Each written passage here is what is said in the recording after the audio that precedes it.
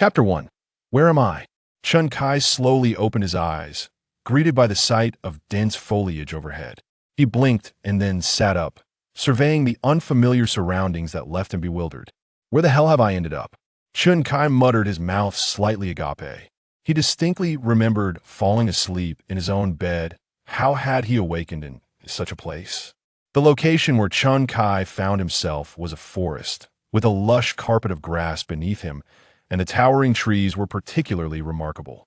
He noticed that each tree was exceptionally tall and robust, reaching heights of several dozen meters, with trunks so thick that it would take 5 or 6 adults to encircle one.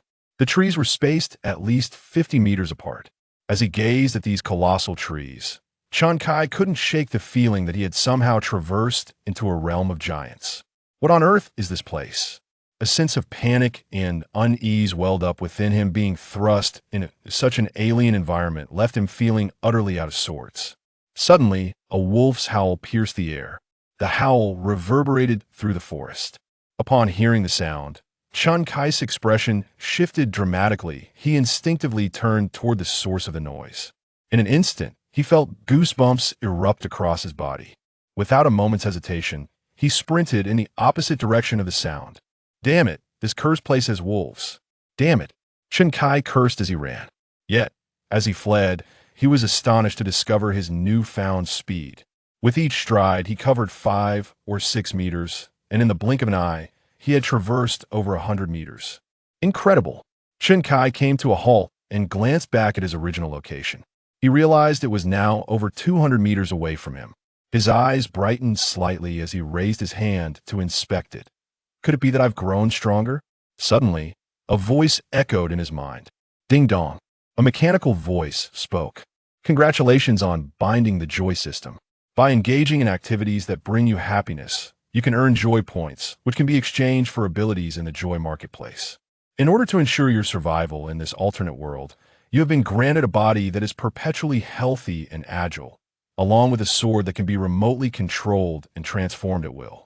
Abruptly, a radiant long sword manifested before Chun Kai. His eyes widened. A system. Have I really crossed over? Indeed, came a mechanical voice. Your original body has perished. You now inhabit another world. What? Chun Kai was taken aback. How did I die? The system fell silent. Suddenly, an unusual rustling sound emerged. Snapping back to reality, Chun Kai turned toward the source of the noise. Before him stood a pitch-black wolf, its eyes fixated intently on him. This creature towered at a height of 2 meters. Rather than a mere wolf, it resembled a monstrous beast. Chun Kai had never encountered such a terrifying creature. Locking eyes with the wolf's glowing green gaze sent a chill racing to his core. Roar! The wolf howled and lunged toward Chun Kai. His gaze immediately landed on the long sword before him. With a mere thought, the sword whirled and struck at the wolf, cleaving in twain in an instant. The wolf's body fell to the ground in 2 severed halves. Seeing the wolf, now split in 2 by the sword, Chun Kai exhaled in relief. Thank goodness for the weapon the system provided, otherwise I would have been done for. Suddenly, Chun Kai noticed that the wolf's body was emanating a white light. Perplexed by this phenomenon, he wondered what is happening. As the white light intensified, the wolf's corpse transformed into a glowing orb. The orb floated toward Chun Kai, eventually coalescing into a card shape. As he gazed at the card hovering before him, he blinked and reached out to take it. Name: Shadow Wolf. Level: Intermediate Monster. The card bore an illustration that unmistakably depicted the very wolf he had just vanquished. Cards? Chun Kai stroked his chin thoughtfully. So, monsters in this world become cards upon being defeated? Suddenly, he heard footsteps approaching. Startled by the sound, Chun Kai turned to investigate. A young girl appeared, carrying a basket as she walked toward him. Upon seeing Chun Kai, she halted, her large eyes filled with curiosity as she regarded him. Chun Kai was taken aback by her appearance. She was clad in scant strips of animal hide that accentuated her lithe and graceful figure, her waist delicate enough to be clasped by a single hand, exuding an alluring charm. Her face was exquisite, with large, bright eyes that sparkled with beauty. Long, jet black hair cascaded naturally over her snow-white shoulders.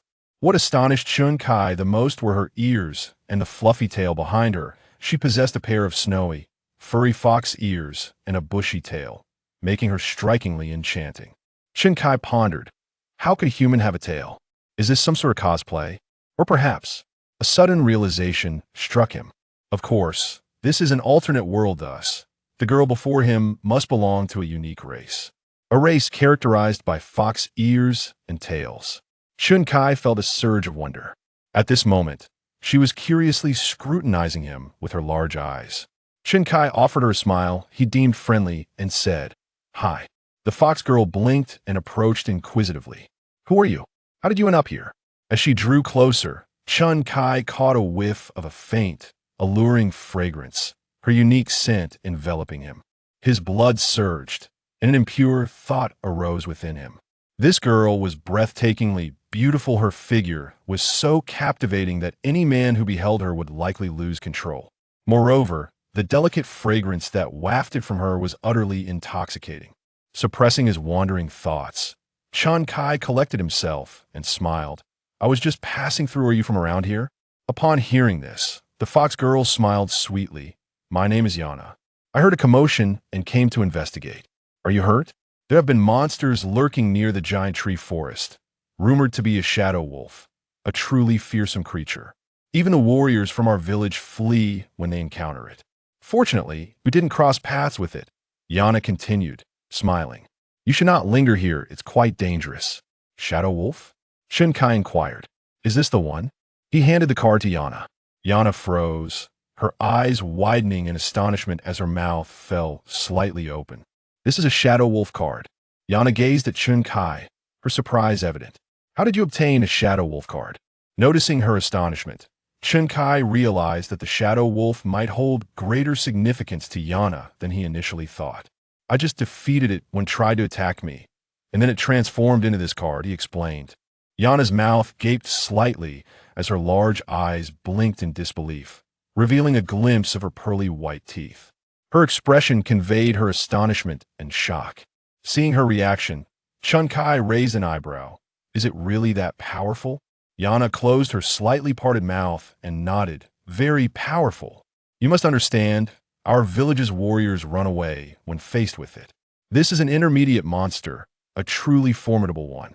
As she spoke, her tail flicked playfully, circling around Chun Kai as she examined him from head to toe with curiosity. "You don't seem very strong. How did you defeat it? Did you use a sword?" Yana noticed the sword floating beside Chun Kai, and her curiosity piqued. "Why is that sword floating?"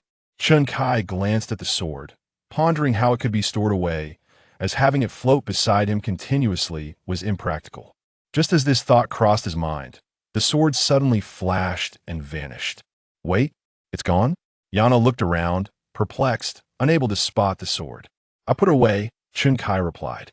Yana blinked, her eyes sparkling with intrigue as she turned to him. "How did you do that?" "It just disappeared in an instant." "How magical! Are you a magician?" She regarded Chun Kai with keen interest. "A magician? Is there such a thing in this world?" Chun Kai wondered, equally intrigued.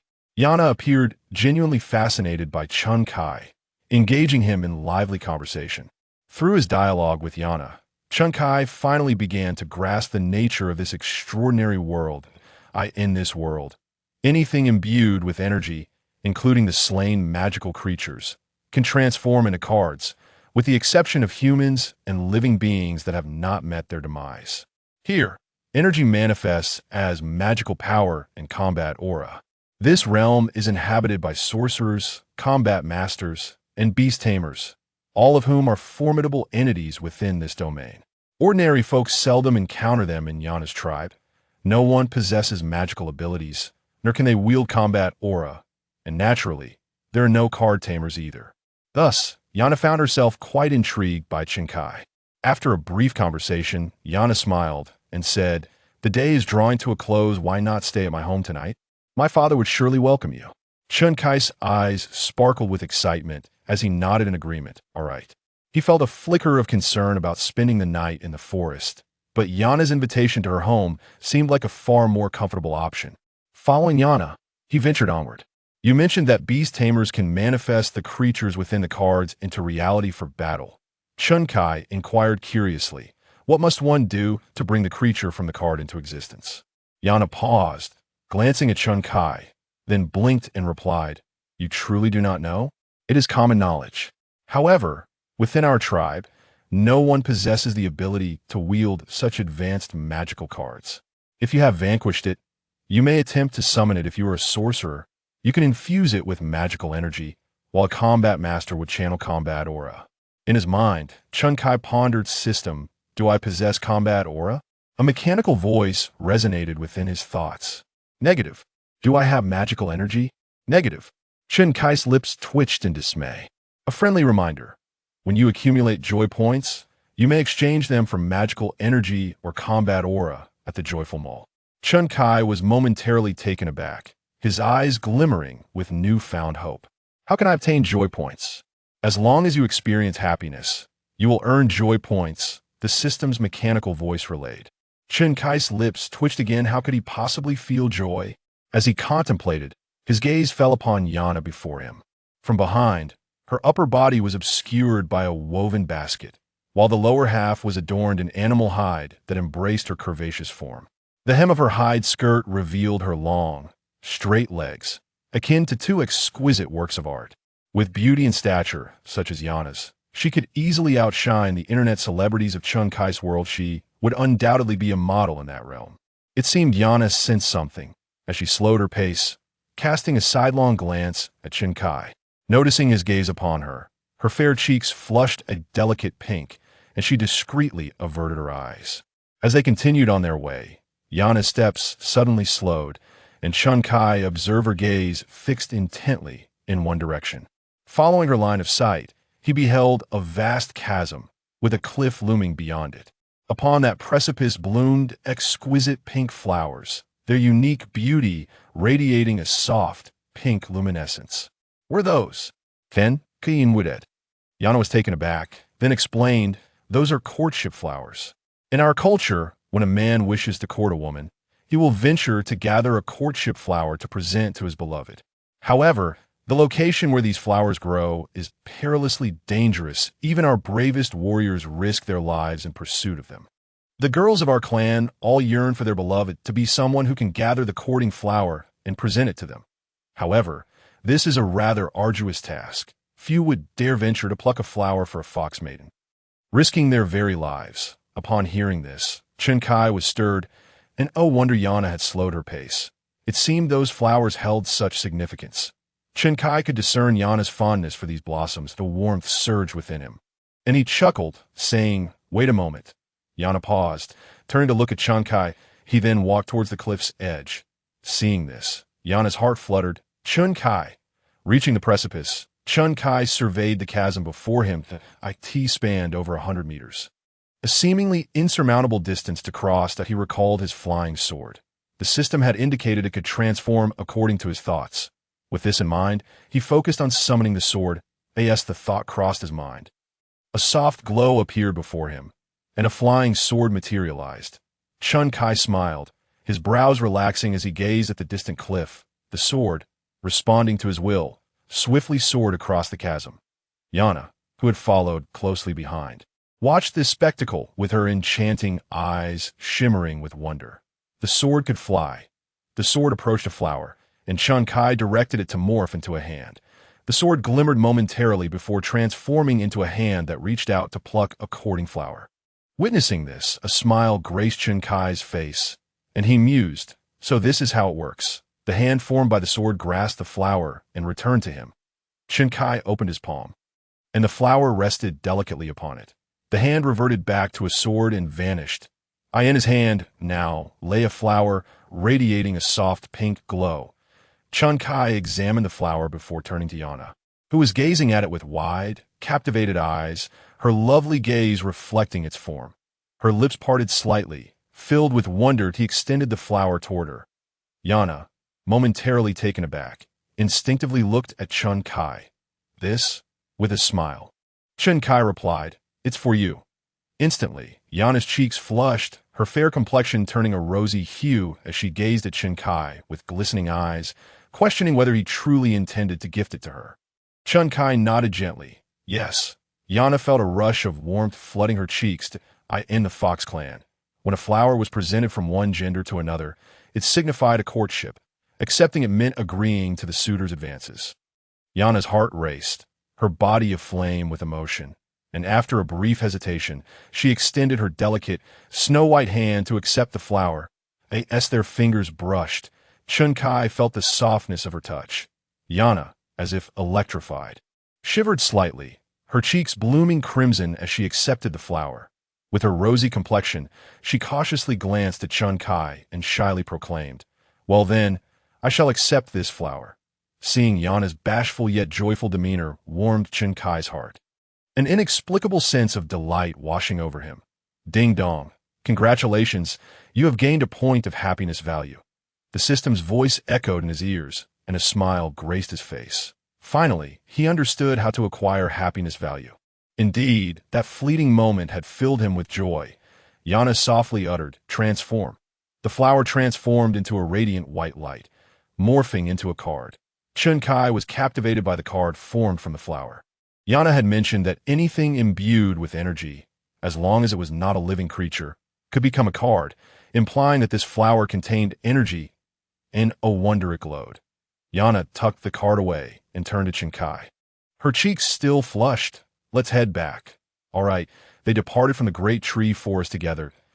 As they exited the forest, Chun-Kai felt a sudden brightness before him. He beheld the setting sun in the west, casting its golden light, and realized they stood upon a cliff. Below, crude huts constructed from wood and leaves formed a primitive settlement. "That is my tribe." Yana smiled at Chun-Kai. He nodded slightly, his heart filled with contemplation. The tribe appeared remarkably primitive, with its inhabitants clad in scant furs that scarcely offered protection. Yana. Suddenly, a figure rushed toward them in haste. Chun-Kai focused his gaze and recognized a petite fox maiden running their way. Yana's expression brightened as she exclaimed, "Tali, what brings you here?"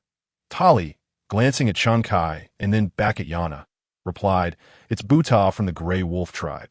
He has come again, specifically asking for you to accompany him." At this, Yana's smile faltered, her expression shifting to concern. She furrowed her brow and turned to Chun-Kai, anxiously stating, "The Grey Wolf tribe is our neighboring clan. They're stronger than us. Each year, we must offer tributes to them, and their young often come to select fox maidens to take back as playthings." Upon hearing this, Chun-Kai understood. The Grey Wolf tribe had their sights set on Yana. Realizing this, Chun-Kai frowned, a sense of displeasure rising within him. "They wish to take you, but they must first consult me." Yana felt warmth in her heart at his words, her gaze toward Chun-Kai softening. Tali, sensing the shift, appeared puzzled. "Yana, who is he?" "Never mind that now. You must leave quickly before Buta sees you, or it will be troublesome." With that, Tali approached. "Let me carry your basket." "You go ahead." She helped Yana remove the bamboo basket filled with wild fruits and vegetables from her back. "Ah, so you were here." "Yana," a voice interrupted. Chun-Kai turned to see a man with a look of excitement striding toward them. Clad in furs, he bore gray wolf ears and a bushy tail. His face lit with enthusiasm as his eyes fixated on Yana, licking his lips as if she were a delectable feast. "Oh no, it's Buta." Tali's expression changed, a hint of fear crossing her face as she looked at Yana. "Yana, hurry." Yana glanced at Buta, fear evident in her gaze, then turned to Chun-Kai, as if seeking his guidance. At that moment, Buta approached, calling out, "Yana, come back to the Grey Wolf tribe with me. Let me make you a true woman and show you what pleasure is like." Ha. The commotion had drawn the attention of many Fox clan members, who now looked at Yana with pity as Buta sought to take her away. The Fox clan was among the weakest of the beastfolk, while the Grey Wolf tribe was significantly stronger.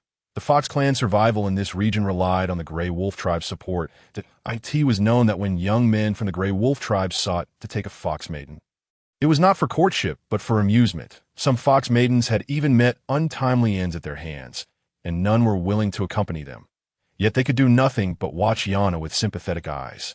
Seeing Yana's expression of confusion and unease, Chun-Kai steeled himself. With a decisive motion, he pulled Yana close, wrapping his arm around her slender waist, drawing her into his embrace. Yana was taken aback for a moment before looking up at Chun-Kai.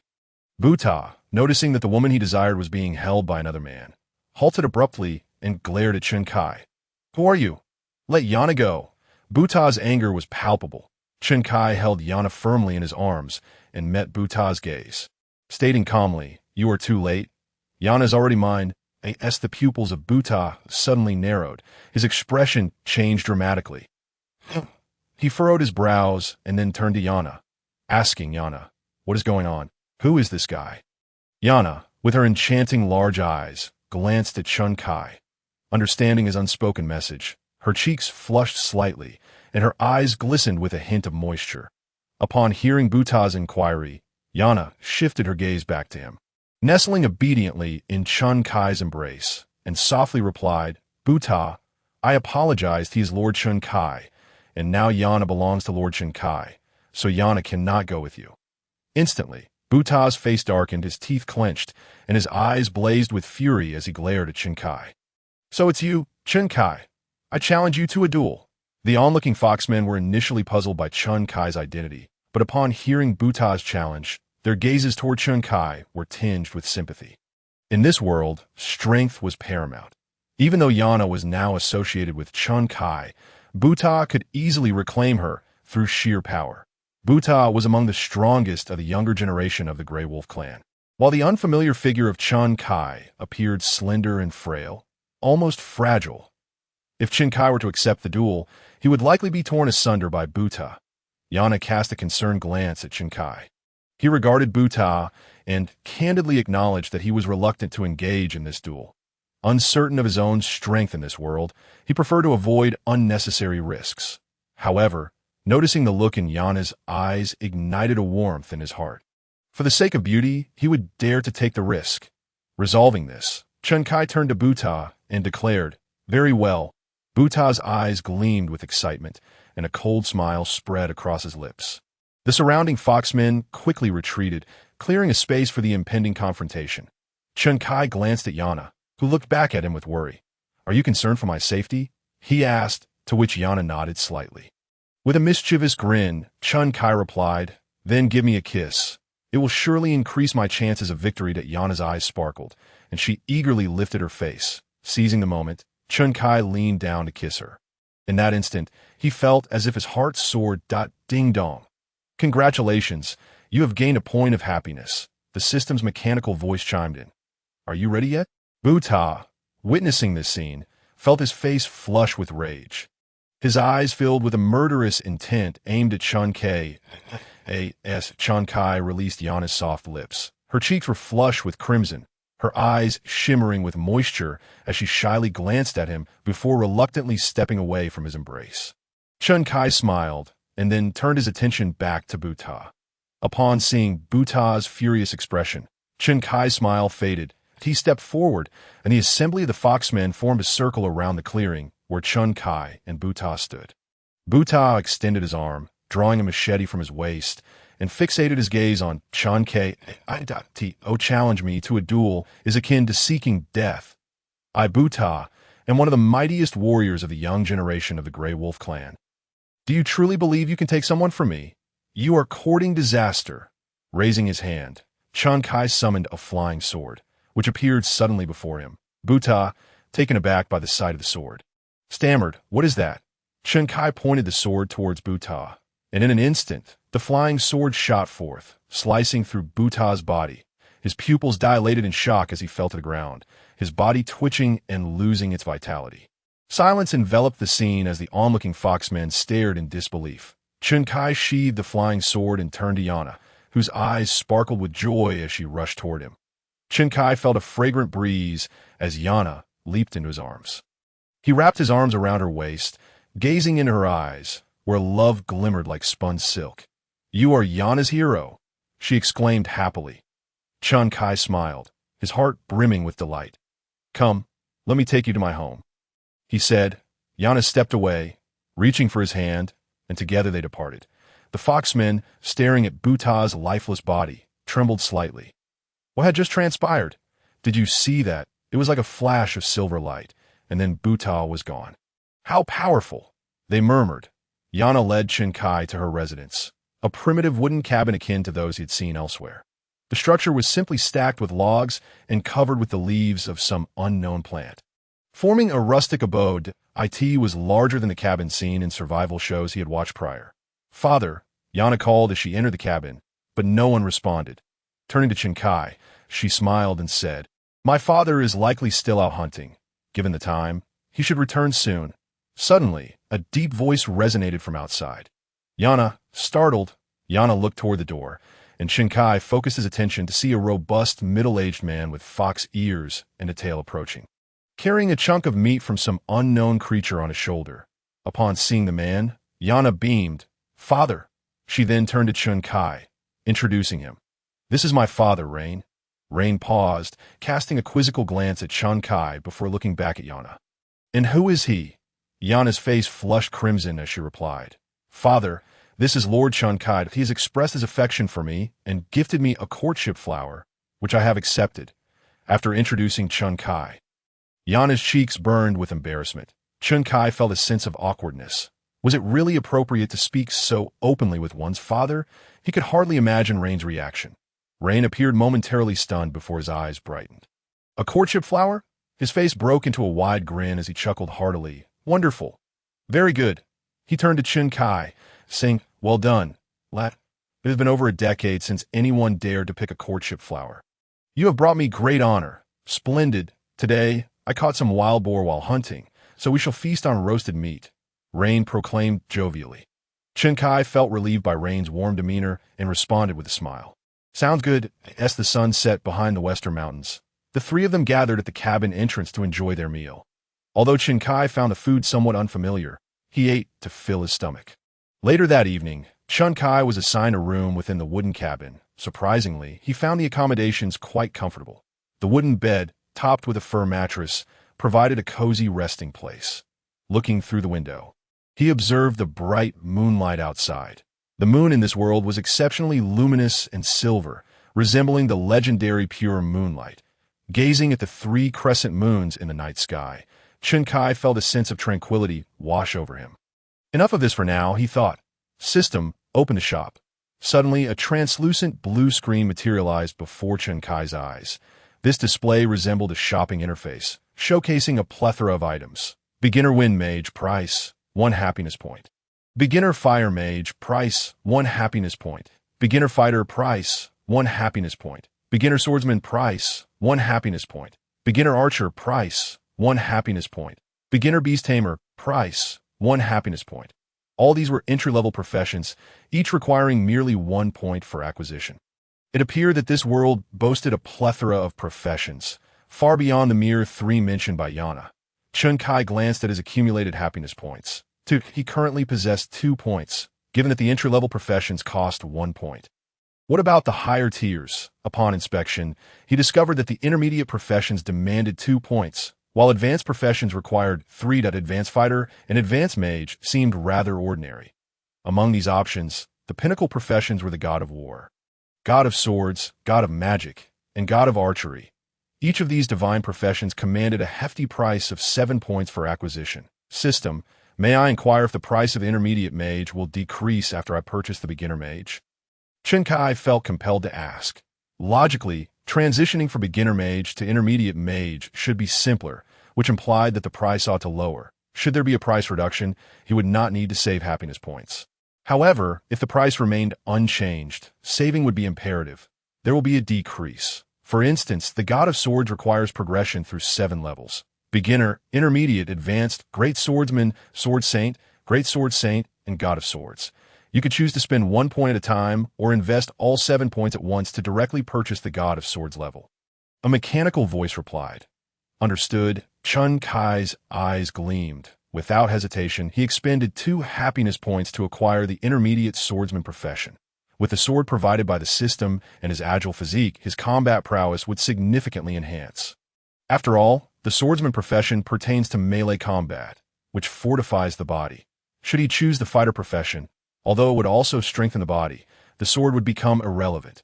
If he opted for the mage profession, physical enhancement would be impossible. Thus, Chinkai promptly selected the swordsman without a moment's hesitation. Upon completion of the purchase, a warm current surged from his dantian, enveloping his entire being. He raised his hand. Observing it closely, he felt an overwhelming power within him, as if it could erupt at any moment. This what it means to be an intermediate swordsman. Remarkable. Chun Kai withdrew his gaze, lying back on the bed, staring at the unfamiliar ceiling, contemplating how to acquire more happiness points. It seemed that ordinary joy would no longer yield points. Only those moments of sudden elation could suffice, just like that kiss with her. The sensation felt as if his very soul was about to soar. The thought quickened his heartbeat. As a man who had been single for over 20 years, this was the first time he had been so close to a girl's presence. Chun Kai took a deep breath, turned over, suppressing his impure thoughts. He pondered. Now that he had arrived in this world, what should he do? As he considered the diverse customs and cultures of this otherworldly realm, a smile graced his lips. If Chun Kai wished to unify this world, he believed that, with the system's assistance, he could undoubtedly achieve it. He contemplated becoming a villain, realizing that no one in this world could thwart him. Yet, at this moment, Chun Kai yearned to be a traveler, wandering freely to explore the unique cultures and peoples of this world, that he surmised could be quite intriguing. Having merely encountered a fox girl from the fox people today was already an exhilarating experience. Surely, this otherworld harbored even more fascinating races. Knock knock suddenly. A soft rap echoed at the door. The sound. Chun Kai snapped back to reality, rising to his feet and approaching the door to open it. Upon doing so, his eyes widened in surprise, and he thought to himself, "My goodness!" Before him stood a freshly bathed girl, her appearance delicate and enchanting. Moonlight streamed through the window, illuminating the room. Chun Kai could clearly discern the girl's features. It was Yana, donned in a scanty outfit of animal skin, accentuated by a minuscule skirt. Her waist was slender enough to be clasped with a single hand, while the remarkable curvature of her chest caused the animal skin to stretch dramatically. Her lustrous black hair was tied back, revealing a long, graceful swan-like neck and delicate collarbones beneath. Beautiful, truly breathtaking. She had evidently just bathed, appearing far cleaner than during the day, exuding a delightful fragrance. Yana's cheeks flushed, and she shyly gazed at Chun Kai, saying nothing. Yet her face wore an endearing smile as her large eyes met his. Feeling the warmth radiating from Chun Kai's gaze, she softened, nestling into his embrace. Her small face hidden against him, too bashful to meet his eyes. Chun Kai swallowed hard. The impure thoughts he had previously quelled surged back, and his head felt as if it were on fire. Without further ado, he lifted Yana into his arms, shutting the door behind them. The following morning, Chun Kai awoke, staring at the unfamiliar ceiling above. He blinked, his awareness gradually returning. Rising, he sat up and ran his fingers through his slightly disheveled hair. Glancing at the empty bed beside him, Yana had evidently already awakened. Chun Kai relaxed his brow, musing, "It seems the people of this world rise much earlier than I do." System. Open mall, an enchanting shopping interface materialized before Chun Kai. Upon seeing it, his pupils constricted, and a smile broke across his face. His previously depleted happiness points had transformed from 0 to 10. Chun Kai promptly purchased the God of Swords level, the instant he acquired it. He felt enveloped by a warm current of energy. This sensation was akin to basking in sunlight on a frigid winter's day, exceedingly pleasant. As the warmth gradually dissipated, Chun Kai slowly opened his eyes, raising his hand to feel the surging energy coursing through him. That energy must be the fighting spirit. "Comfortable," Chun Kai exclaimed, stepping down from the bed, ready to venture outside. Suddenly, the sound of the door creaking open reached his ears. Chun Kai paused, turning toward the entrance. A captivating figure stood before him. It was Yana. Upon seeing Chun Kai, she momentarily froze, her cheeks blushing slightly. "You're awake." "Indeed," Chun Kai replied with a smile. Yana approached him. Gently leaning into his embrace, he wrapped his arm around her waist, tenderly drawing closer, inhaling her fragrant scent. In a soft, gentle voice, Yana murmured, "There's trouble outside." Chun Kai's brows furrowed. "Trouble?"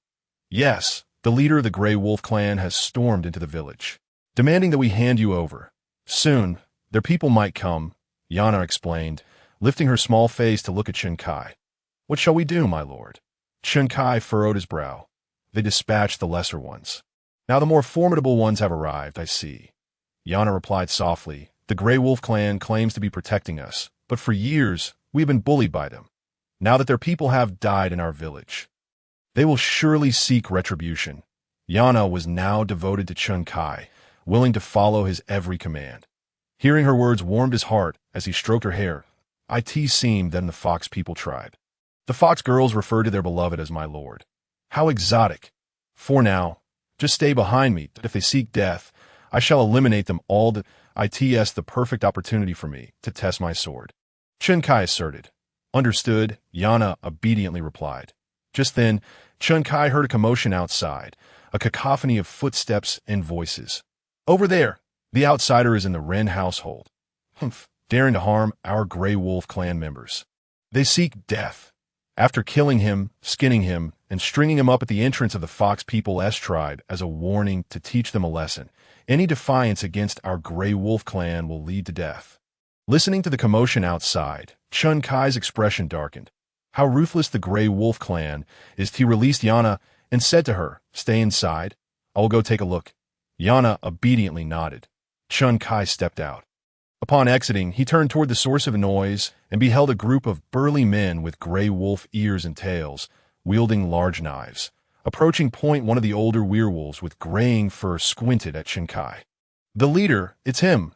A young werewolf beside the old one raised his machete, pointing it at Chun Kai. The elder narrowed his eyes, saying, capture him first. Understood. A throng of Grey Wolf clan members immediately began to run towards Chun Kai. Aside from the clan leader who remained stationary, more than 30 robust Grey Wolf warriors charged at him. Chun Kai raised his hand, a long sword appearing in his grasp. With a swift motion, he swung the sword, unleashing a golden beam that transformed into a towering lion before him. Upon witnessing the lion formed from the sword's light, the advancing Grey Wolf warriors changed their expressions. The lion roared, and charged ferociously at the Grey Wolf clan members. With resounding booms, the ground beneath was upheaved. In an instant, those at the forefront of the Grey Wolf clan were engulfed by the lion's form, turning into a mist of blood in the blink of an eye. As the lion dissipated, the battlefield lay in ruins, with the charging Grey Wolf warriors now nothing but remnants.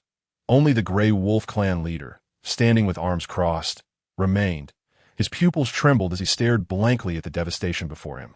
His mouth slightly agape, his legs quaked, as if he had seen a ghost.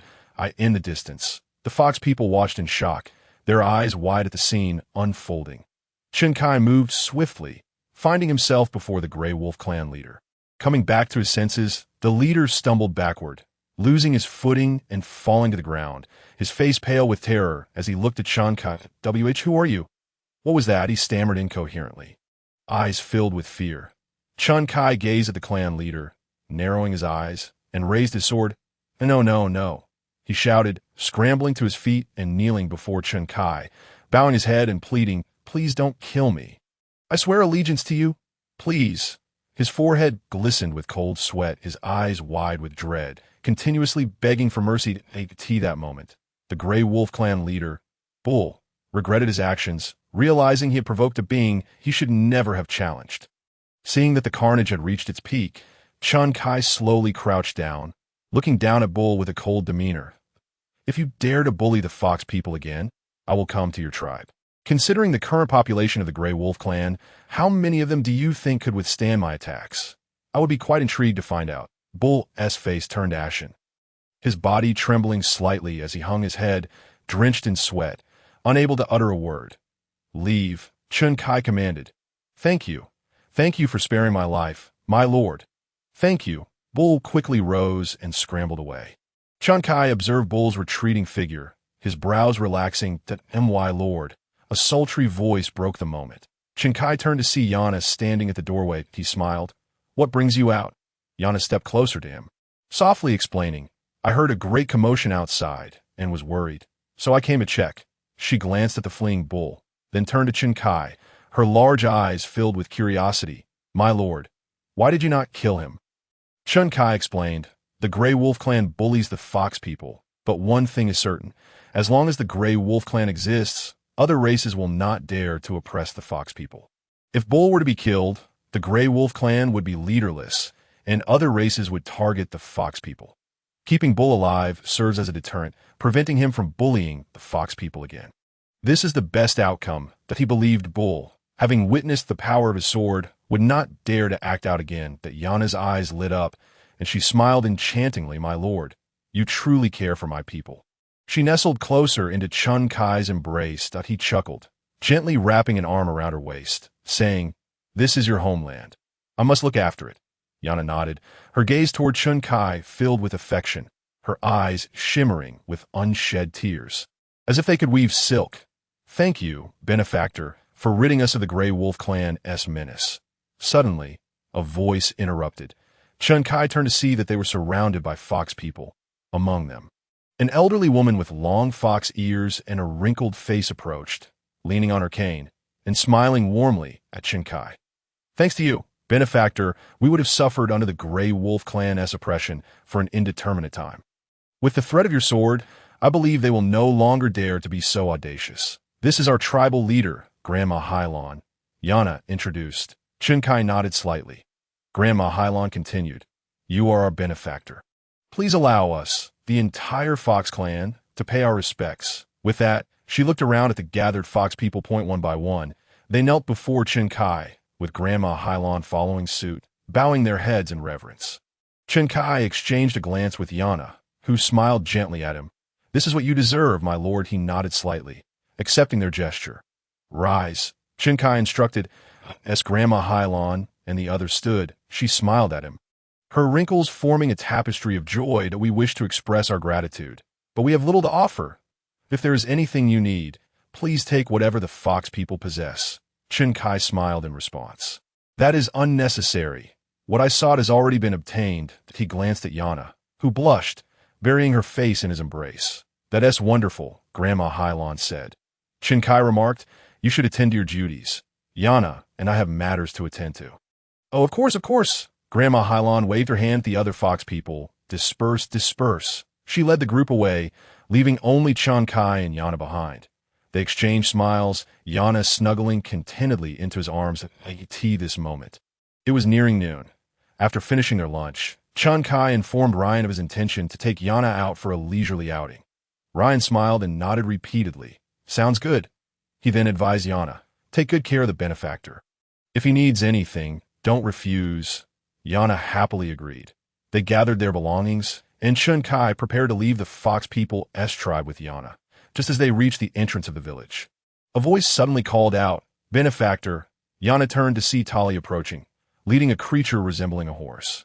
Although it bore a resemblance to a horse, it sported a single horn on its forehead and was laden with various goods. Tali looked at Chun Kai with a smile. "Benefactor, Grandma Hylon knows you are leaving and asked me to bring you this unicorn. It will make your journey easier. There are also provisions on it for the road." Understanding dawned on Chun Kai, and he nodded. "Thank you. In this world, there exists no mode of transportation quite like the automobile. Thus, when one needs to travel, utilizing the existing livestock as steeds is undoubtedly the most suitable option." Grandma Hylon has shown considerable thoughtfulness. Chun Kai allowed Yana to ascend first, then mounted his unicorn, tugging at the reins, which fortuitously drew Yana gently into his embrace. Her cheeks flushed with a rosy hue as she shyly glanced up at Chun Kai. He smiled and said, "Let us be on our way." The unicorn swiftly galloped forward, racing towards the horizon. Although Chun Kai was unaware of their destination, it mattered little to IT that moment. He intended merely to explore this world, to wander like a traveler, going wherever the journey might lead. Moreover, riding a unicorn with a captivating fox girl nestled in his arms rendered the experience far from dull. When there was nothing to occupy his time, he would travel. When boredom struck, he would engage in delightful diversions with her. Time passed swiftly, and 2 days later, in the afternoon, Chun Kai and Yana found themselves resting within a tranquil forest. A campfire flickered gently, casting a warm glow. Chun Kai sat before the flames, with Yana nestled against him. Nearby, skewers of meat were propped up by the fire, the result of Chun Kai's encounters with wild beasts along their journey. To his astonishment, Yana possessed remarkable survival skills, adept at butchering game, kindling fires, roasting meat, and foraging for wild fruits. She was truly an ideal companion for both domesticity and adventure. Suddenly, Chen Kai's ears perked up, drawing his attention towards an approaching sound. "What is it?" Yana, still immersed in the warmth of their closeness, remained oblivious to the disturbance. Chen Kai focused on a particular direction. Someone was approaching. Yana followed his gaze. Soon, Chen Kai discerned the sound of footsteps, those of a unicorn accompanied by a person.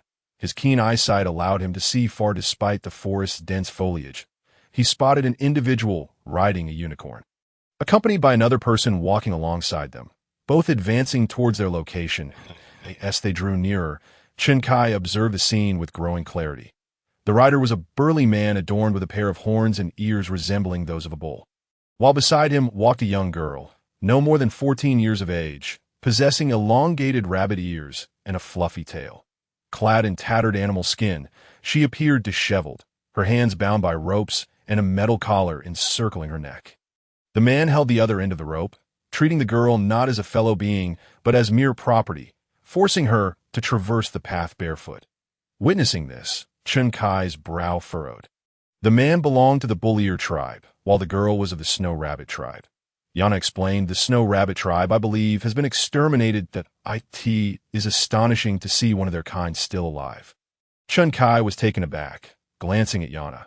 "Indeed," she continued, "the snow rabbit tribe is unique, with skin as white as snow and delicate features. Their diminutive stature has attracted many powerful and twisted beastmen who seek them as companions. The lion tribe, under the guise of protection, treated the snow rabbits as mere playthings. When the snow rabbits rebelled, it incited the lion tribe's wrath, leading to their annihilation. Afterward, some members of the snow rabbit tribe managed to escape." Pausing momentarily, Yana added, "I've heard rumors that in the black market, there are traffickers dealing in beast women, and the snow rabbits are exceedingly rare, fetching high prices. That it seems that bull-ear man is treating the snow rabbit girl as mere merchandise." Chen Kai exhaled deeply. This world resembled a medieval version of his own, where human rights were non-existent, and life was as disposable as straw, with people treated as commodities. Gradually regaining his composure, Chen Kai turned his gaze towards the bull-ear man, who was now approaching. The burly figure dismounted from his unicorn and proceeded to tie the snow rabbit girl to a nearby tree. Her hair was in disarray, and her eyes reflected despair as she peered through the tangled strands at Chen Kai and Yana. Regarding them as though they were specters to her, they were as good as dead. After securing the girl, the bull-ear man strode towards Chen Kai. As he drew closer, Chen Kai realized the man's imposing stature.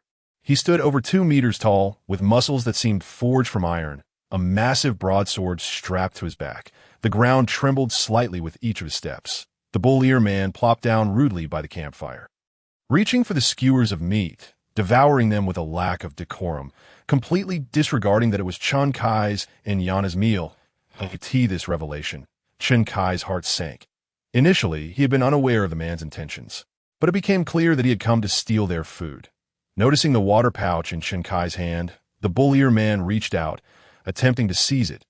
Instinctively, Chen Kai pulled the pouch closer, evading the man's grasp. The bull-ear man's eyes narrowed.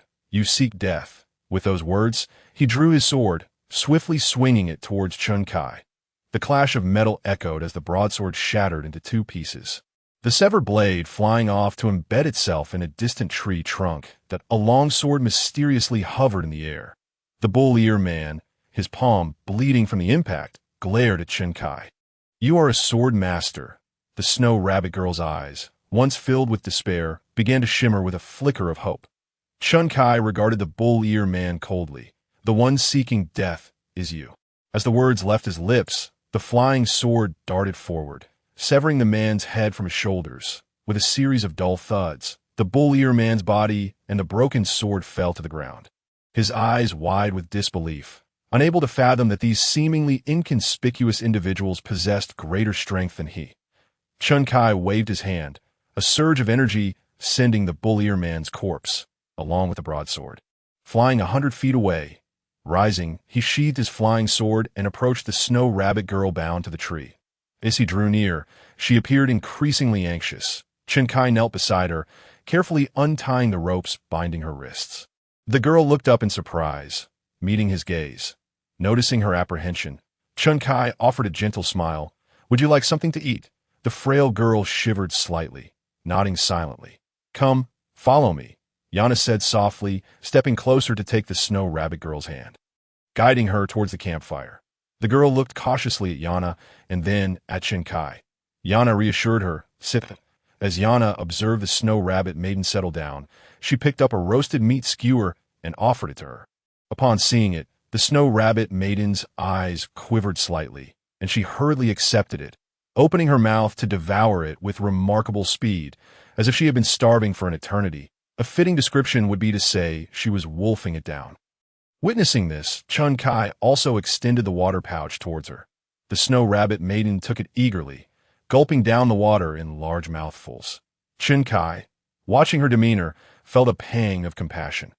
Although he understood that the snow rabbit maiden's petite form was natural, seeing her in such a state of thirst and hunger tugged at his heartstrings. She was covered in dirt, her entire body obscured by grime, leaving only her pair of clear, beautiful eyes visible amidst the filth. Observing her condition, Chun Kai rose to his feet. With a swift gesture, he conjured a wooden bucket out of thin air, using wood magic. Then, with water magic, he filled the bucket with water. Finally, employing fire magic, he warmed the water to a comfortable temperature. This was a result of Chun Kai's recent efforts, having exchanged the remaining joy points for practical spells. Though merely basic magic, it sufficed for everyday use. Chun Kai turned to Yana and suggested, you should eat as well. First, fill your stomach. Once she is finished, we can give her a bath and provide her with some clean clothes. That beast from the bull-eared tribe is dead. If we leave her behind, she won't survive out here. She must accompany us, and it's unacceptable for her to remain in such a filthy state. Yana smiled and replied, Chun Kai's gaze drifted to the distant corpse of the bull-eared man. This world was indeed chaotic. Perhaps it was a manifestation of exotic charm. He picked up the roasted meat and resumed eating. After their meal, Yana beckoned the snow rabbit maiden to take a bath and changed her into fresh clothes. Once everything was arranged, Yana brought the snow rabbit maiden to Chun Kai and cheerfully announced, she has all cleaned up, my lord, take a look. Chun Kai nodded slightly and examined the snow rabbit maiden. At that moment, he felt a flicker of brightness in his eyes. Indeed, her beauty was astonishing. It was no wonder the snow rabbit clan faced extinction. Now, having bathed, Chun Kai could truly appreciate her appearance. Her skin was exquisitely delicate and pristine white, akin to congealed fat, with scarcely a flaw in sight. Her face was oval-shaped, with large, clear eyes whose irises glimmered a profound blue, reminiscent of the most exquisite sapphire. Her petite nose was perfectly shaped, leading down to a small mouth that resembled a cherry blossom. Her long, snow-white hair flowed healthily and smoothly. Though petite and slender, her proportions were impeccable. Her waist could be encircled by a single hand. Her beast hide clinging slightly to her rounded hips, and her legs were long, straight, and as white as snow, resembling finely carved ivory sculptures. She was truly a masterpiece, an exquisite work of art skillfully crafted by an artist's hand. It was hard to fathom that this enchanting girl, resembling a princess from a painted scroll, had just moments ago been the dirty child who had traversed the wilderness barefoot. The snow rabbit maiden sensed the warmth in Chun Kai's gaze and felt a twinge of anxiety. Lowering her head slightly, Chun Kai noticed her unease and felt a moment of surprise. He had perhaps lost his composure. Clearing his throat, he composed himself and gently reassured her, do not be afraid. I harbor no ill intentions toward you, that if you feel unsafe here, you're free to leave at any time. For this child, who had endured such torment, Chun Kai was willing to extend his utmost kindness. If she chose to follow him, he could protect her in this wilderness. If she opted not to, he would respect her decision to depart. The snow rabbit maiden trembled slightly, cautiously raising her delicate face to meet Chun Kai's gaze with her large eyes.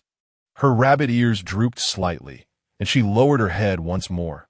With her head bowed and her snow-white hands crossed in front of her, she appeared utterly at a loss. It seemed she was quite young. Chun Kai, with warmth in his voice, inquired, do you have somewhere you wish to go? Are there companions waiting for you elsewhere? If so, I can escort you to them. After all, Chun Kai had nowhere else to be, and if she had companions, it would be convenient to take her there while he enjoyed the journey and the scenery along the way. The snow rabbit maiden shook her head gently, visibly trembling, seemingly too afraid to speak. It appeared she had been so tormented by the bull-eared tribe that she had lost the confidence to voice her thoughts. The shake of her head signified a lack of friends. Or was there something else at play? Chun Kai said softly, "Do not be afraid. You can speak freely that I am not like them. I will not harm you." Yana gently caressed her back, providing comfort. "I escaped from the tribe and was on the run with my father. Later, my father died, and I was left alone. Then, I was captured again." Her voice was a typical lowly tone, melodious and sweet. She finally spoke, "I do not know where to go next. I have no idea what to do. My family, are all gone." She suppressed her sobs, her lips quivering as she raised her face, her eyes glistening with tears, gazing cautiously at Chun Kai. "See, can I cry?" Chun Kai furrowed his brow. She was even afraid to weep. He replied, "Yes, you may cry. Here, you can do whatever you wish." With that, she began to sob, her shoulders trembling as she cried. Yana embraced the snow rabbit maiden, soothing her with gentle words. It's all right. The snow rabbit maiden nestled her small head against Yana's bosom, weeping profusely. Chun Kai silently observed this scene, his brow knitted. He could not fathom the depths of her suffering. Her tribe was gone, her family deceased, leaving her utterly alone. After a moment, he glanced at the snow rabbit maiden, who had cried herself to sleep, and sighed helplessly. Turning to Yana, "We shall rest here for the night." Yana nodded slightly. Machum. They would take a day to recuperate, then continue their journey the following day. With an additional member, they also had an extra unicorn. Chun Kai rode one unicorn while Yana and the snow rabbit maiden shared another. After 2 days of travel and communication, Chun Kai learned the snow rabbit maiden's name was Mia. Mia was timid and reticent, but gradually, with Yana's encouragement, she began to regain some vitality and even engaged in conversation with Yana. Through their exchanges, Chun Kai gathered information. The bull-eared tribesmen had intended to take Mia to Leader Town, a place bustling with various individuals who gathered to trade a multitude of goods. Upon hearing of this town, Chun Kai expressed a desire to visit. Yana was familiar with Leader Town, but had never considered going there. Upon learning of Chun Kai's interest, she offered her guidance. However, upon hearing of Chun Kai's intention to go to Leader Town, Mia fell silent again. During dinner that night, Mia suddenly asked Chun Kai, "Lord Chun Kai, are you going to Leader Town to sell me?" Mia clearly summoned great courage to voice this question, her eyes shimmering with tears and her lips trembling with fear. Observing Mia, who sat by the campfire yet still trembled with anxiety, Chun Kai smiled helplessly. He had been puzzled by her return to silence, only to discover the reason now that he raised his hand and smiled. "I swear by my honor, I will never sell Mia. I will protect her and ensure she becomes a joyful, hopping little rabbit." Upon hearing this, Mia's large eyes seemed to light up, her previously drooping ears perked up. The anxious expression on her delicate face gradually softened, a faint smile gracing her lips, as if Chun Kai's words about becoming a happy rabbit had amused her. Chun Kai felt a warmth in his heart at Mia's smile, inexplicably filled with joy. "Ding dong, congratulations, you have gained a point of joy." Chun Kai was taken aback by the system's notification, pondering, is this really possible? Making the unhappy Mia happy, in turn affecting my own mood? He chuckled, realizing it could indeed work this way. As night fell, Mia lay on the fur mat, eyes closed. Though seated on the mount, traveling still consumed her energy. After a long day of journeying, she was understandably weary. Suddenly, Mia felt a gentle touch on her hand. She opened her eyes, and upon glancing around, discovered Chun Kai lying right in front of her. Mia, with her charmingly large eyes, blinked innocently, a hint of curiosity dancing within her gaze. Chun Kai revealed a gentle smile and extended his hand, that in his palm rested a delicate flower, crafted entirely from icy snowflakes, adorned with a pair of crystalline rabbit ears. Upon seeing this enchanting bloom, Mia noticed the drooping rabbit ears gradually perk up, her eyes sparkling with intrigue. "What is this?" Chun Kai chuckled. "Isn't it beautiful?" Mia nodded in agreement. "It's lovely, and the rabbit ears remind me a bit of myself." Chun Kai smiled warmly. "It's a gift for you, not a gift for me." Mia's large eyes reflected the silvery moonlight, creating a breathtaking spectacle. "Indeed," Chun Kai affirmed as he handed the crystalline flower to Mia. She cautiously extended her slender hand to accept it. Chun Kai spoke softly. "This is a rabbit flower I crafted just for you using magic, perfect for a little bunny like you." Mia gazed at the rabbit flower in her hand, then lifted her face to look at Chun Kai, her delicate features graced with a sweet, joyful smile. That I in this world. Merely existing was a rare privilege, especially for Mia, who belonged to a tribe even more vulnerable than the Foxkin. From birth, they endured relentless bullying and oppression. Concern from others was a rare commodity, save for her family. Yet, at this moment, Mia truly felt the warmth of another's care, and this man before her, a formidable and powerful individual, was a magician, a being revered and almost godlike to the Snow Rabbit tribe. Yet this divine figure had utilized his precious magical abilities to create a magical flower, solely to present it to her and win her affection. In an instant, Mia felt enveloped by a comforting warmth, radiating through her entire being. As she gazed at the gentle face so close to her, her heart swelled, and she instinctively leaned forward to plant a soft kiss on Chun Kai's lips, before quickly hiding her face in his embrace. Chun Kai, momentarily taken aback, felt a rush of joy. "Ding dong, congratulations, you've gained a point of happiness." Mia nestled her petite frame closer into Chun Kai's arms. Completely enveloped by his warmth, her cheeks flushed a rosy hue, and he could even sense the rapid beating of her heart. Chun Kai, feeling her delicate form and the warmth emanating from her, slowly placed his large hand on her small back, gently caressing and soothing her. His intent in bringing her the flower that evening was to cheer her up, knowing it would also uplift his own spirits. However, he hadn't anticipated that his efforts might have gone a tad overboard. "Oh well," he thought, not wishing to dwell too much on it. This feeling was quite delightful. After all, he chuckled inwardly, pleased to have earned that point of happiness. The effort he put into elevating his water magic to intermediate level to craft the icy flower had not been in vain. Cuddled in Chun Kai's embrace, Mia gazed at the crystalline flower in her hand, her expression radiating contentment. She recalled her mother's words. "Mia, when seeking a partner, ensure you find a man who will cherish you." A warmth enveloped her heart as she whispered softly, "Mother, Mia has found him." The night passed in silence. As dawn broke the next morning, Yana stirred from her sleep, feeling a twinge of soreness in her body, causing her to furrow her brow slightly. After a brief moment, she opened her eyes and surveyed her surroundings, only to find that Chun Kai was absent from her side. Looking around, she noticed that Chun Kai, who had spent the night with her, was now lying next to Mia, who resembled a small creature nestled within his arms. Yana paused for a moment, then smiled softly as she began preparing breakfast.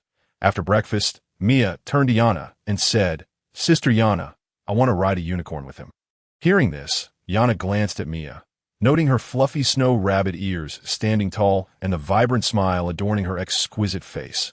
Witnessing Mia's youthful exuberance, Yana's eyes sparkled with delight, and she responded, "All right, to be candid."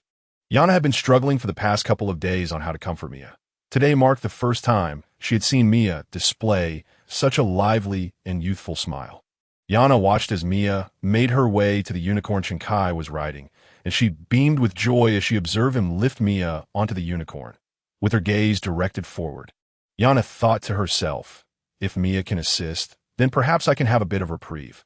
Chun Kai looked down at Mia, who sat in his embrace like a genuine little rabbit, joyfully leaning to the side. Occasionally, she would glance up at him, her eyes filled with warmth and happiness.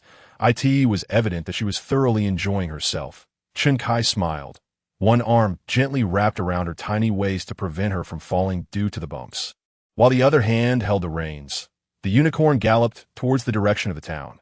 Before long, they could see the distant walls, which appeared to be 8 or 9 meters high. That was the town of Litarl. Yana spoke up. "When I was young, I accompanied my father there to sell furs." "Let us go," Chun Kai said, and the three of them passed through the town's grand entrance. Upon entering the town, they decided to continue on foot. Mia followed closely beside Chun Kai, her large, adorable eyes darting around in wonder. Chun Kai noticed that the town was bustling with people of all kinds, predominantly beastfolk, with no sign of humans. During his previous conversation with Yana about humans, she had responded, "Humans? What are humans?" Clearly, the beastfolk had never encountered humans, and perhaps in their eyes, Chun Kai was merely a peculiar-looking beast man. Suddenly, a voice rang out amidst the crowd, "Snow Rabbit Girl." As the exclamation echoed, people began to look around, their gazes converging upon, is it really the Snow Rabbit Girl? My heavens, it truly is. Wasn't it said that the Snow Rabbit tribe was annihilated 6 months ago? How can there still be a Snow Rabbit Girl? It was said that the Snow Rabbit Girls were pure white, akin to exquisite works of art. Now, witnessing Mia, it was evident that the rumors held true. Goodness, she's so white and beautiful. Not only is she fair, but look at that delicate face. Truly exceptional. Mia, sensing the predatory stares of the crowd, grasped Chun Kai's arm and hid behind him, wishing to evade their gaze. Chun Kai, irritated by the unwanted attention, furrowed his brow slightly. However, he knew that resorting to violence was not an appropriate response. Suddenly, a figure stepped in front of Chun Kai, causing him to halt. He focused his gaze and found himself confronted by a towering, muscular man, standing at 2 meters tall, with a long, tawny tail and a face adorned with a thick tuft of brown fur. "That the lion man," Yana whispered, her voice tinged with unease. The lion man squinted his eyes, looking down at Chun Kai from his height. "How much for the Snow Rabbit Girl?" "I want her."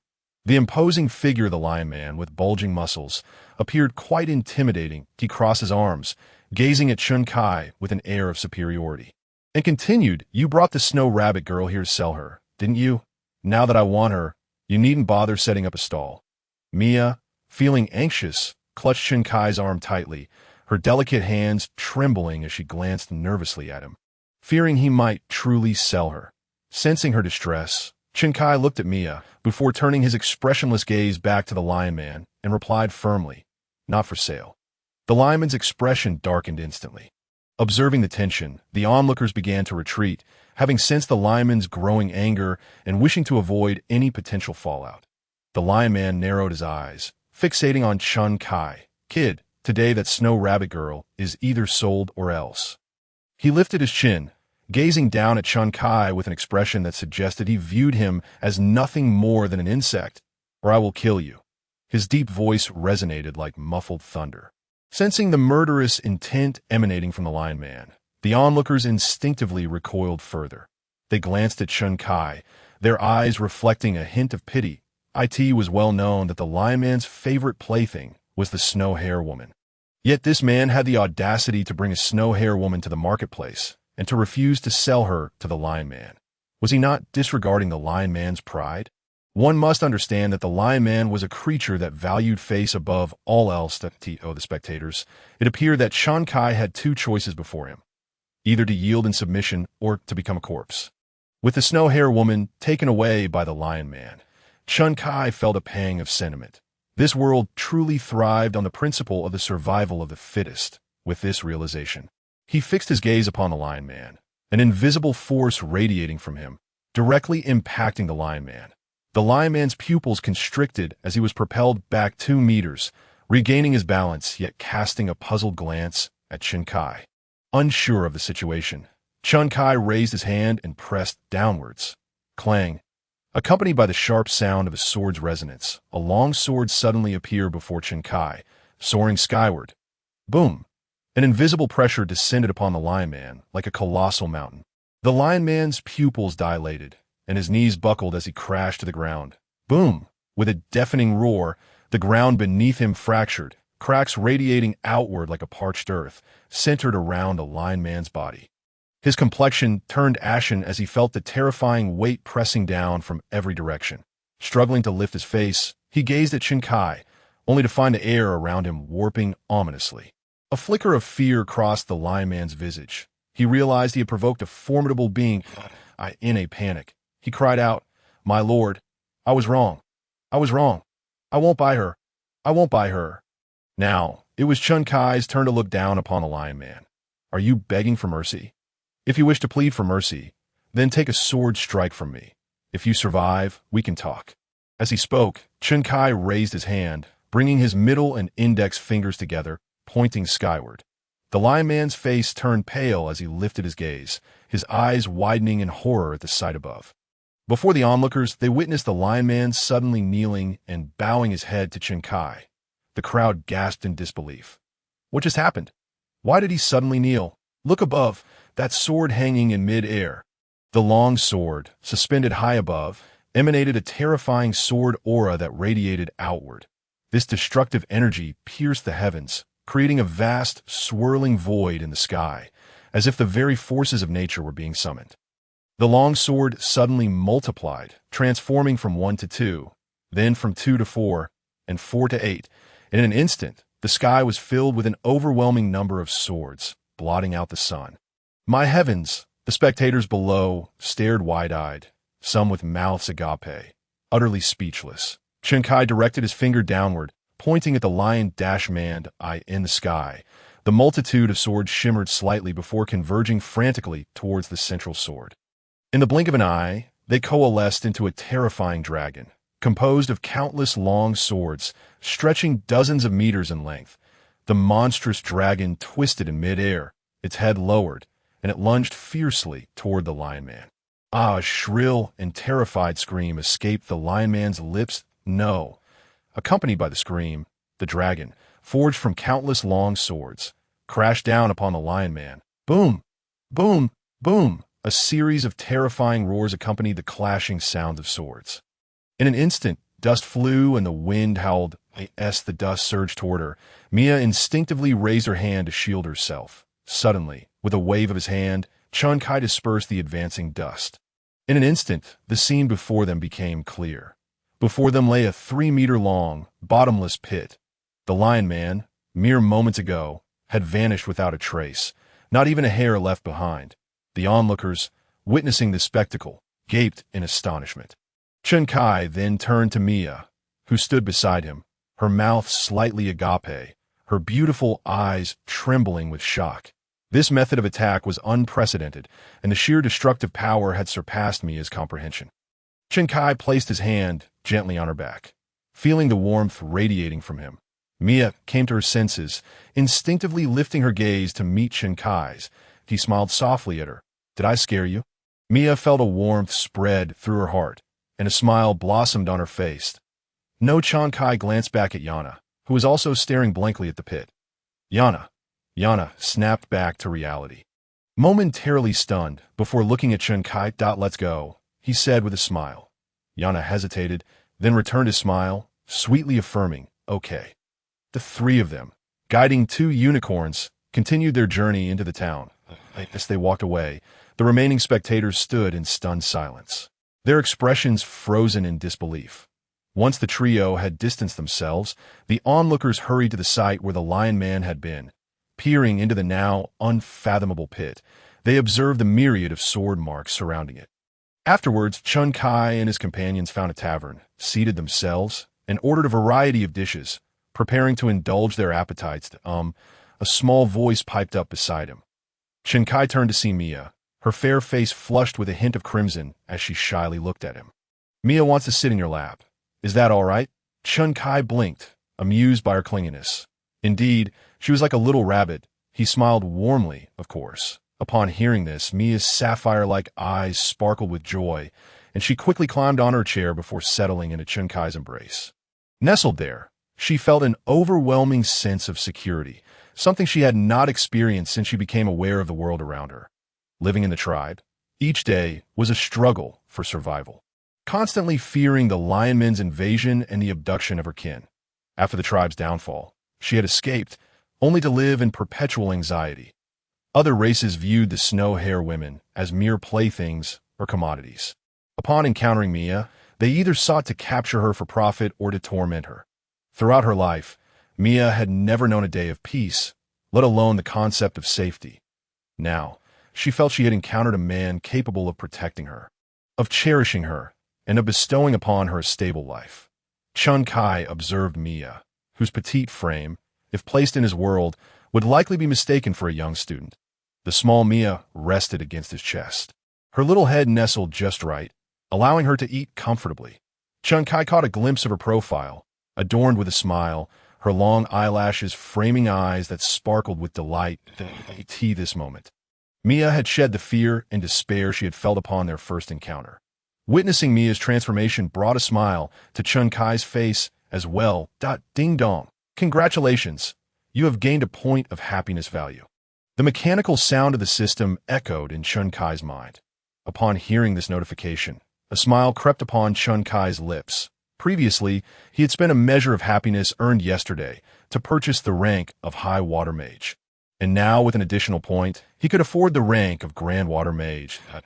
In this world infused with magic, the ability to wield it was indeed quite fascinating. However, due to the peculiarities of his current location, Chun Kai had yet to witness any magic or encounter a fighter wielding battle chi. After acquiring the rank of Grand Water Mage, he dismissed further thoughts and prioritized the more pressing matter of satisfying his hunger. While dining, he noticed that several patrons in the tavern were discreetly observing him, or more precisely, staring at Mia nestled in his arms. Yana had mentioned that the price of Snow Rabbit Girl was quite high in the Orc black market. A Snow Rabbit Girl was essentially a walking gold coin, hence the lingering gazes. Although Chun Kai had demonstrated formidable strength of the market, not everyone had witnessed it. Inevitably, there were those who were unaware of his prowess and might harbor ill intentions towards Mia. Chun Kai chose to ignore them. If someone dared to provoke him, they would soon discover the sharpness of his blade. Suddenly, a voice broke through the murmur of the tavern, capturing Chun Kai's attention. He turned to see the speaker, who was gazing towards the entrance of the tavern. Following the stranger's line of sight, Chun Kai observed 5 burly men entering through the door. The men bore long brown tails and thick manes reminiscent of lions. Leading the group was a middle-aged giant, towering at nearly 2 meters, his muscular frame marked by prominent veins. He wielded a massive sword that matched his height, clad in animal hide, revealing 3 old scars across his chest. It was evident that these formidable figures belonged to the Lionkin tribe, with the imposing leader being Cass, the Lord of Riedel Town, as Yana had informed him. Cass scanned the surroundings, his gaze settling on Chun Kai. Narrowing his eyes, he strode purposefully towards him, while the other 4 positioned themselves at the entrance, as if guarding against any potential escape.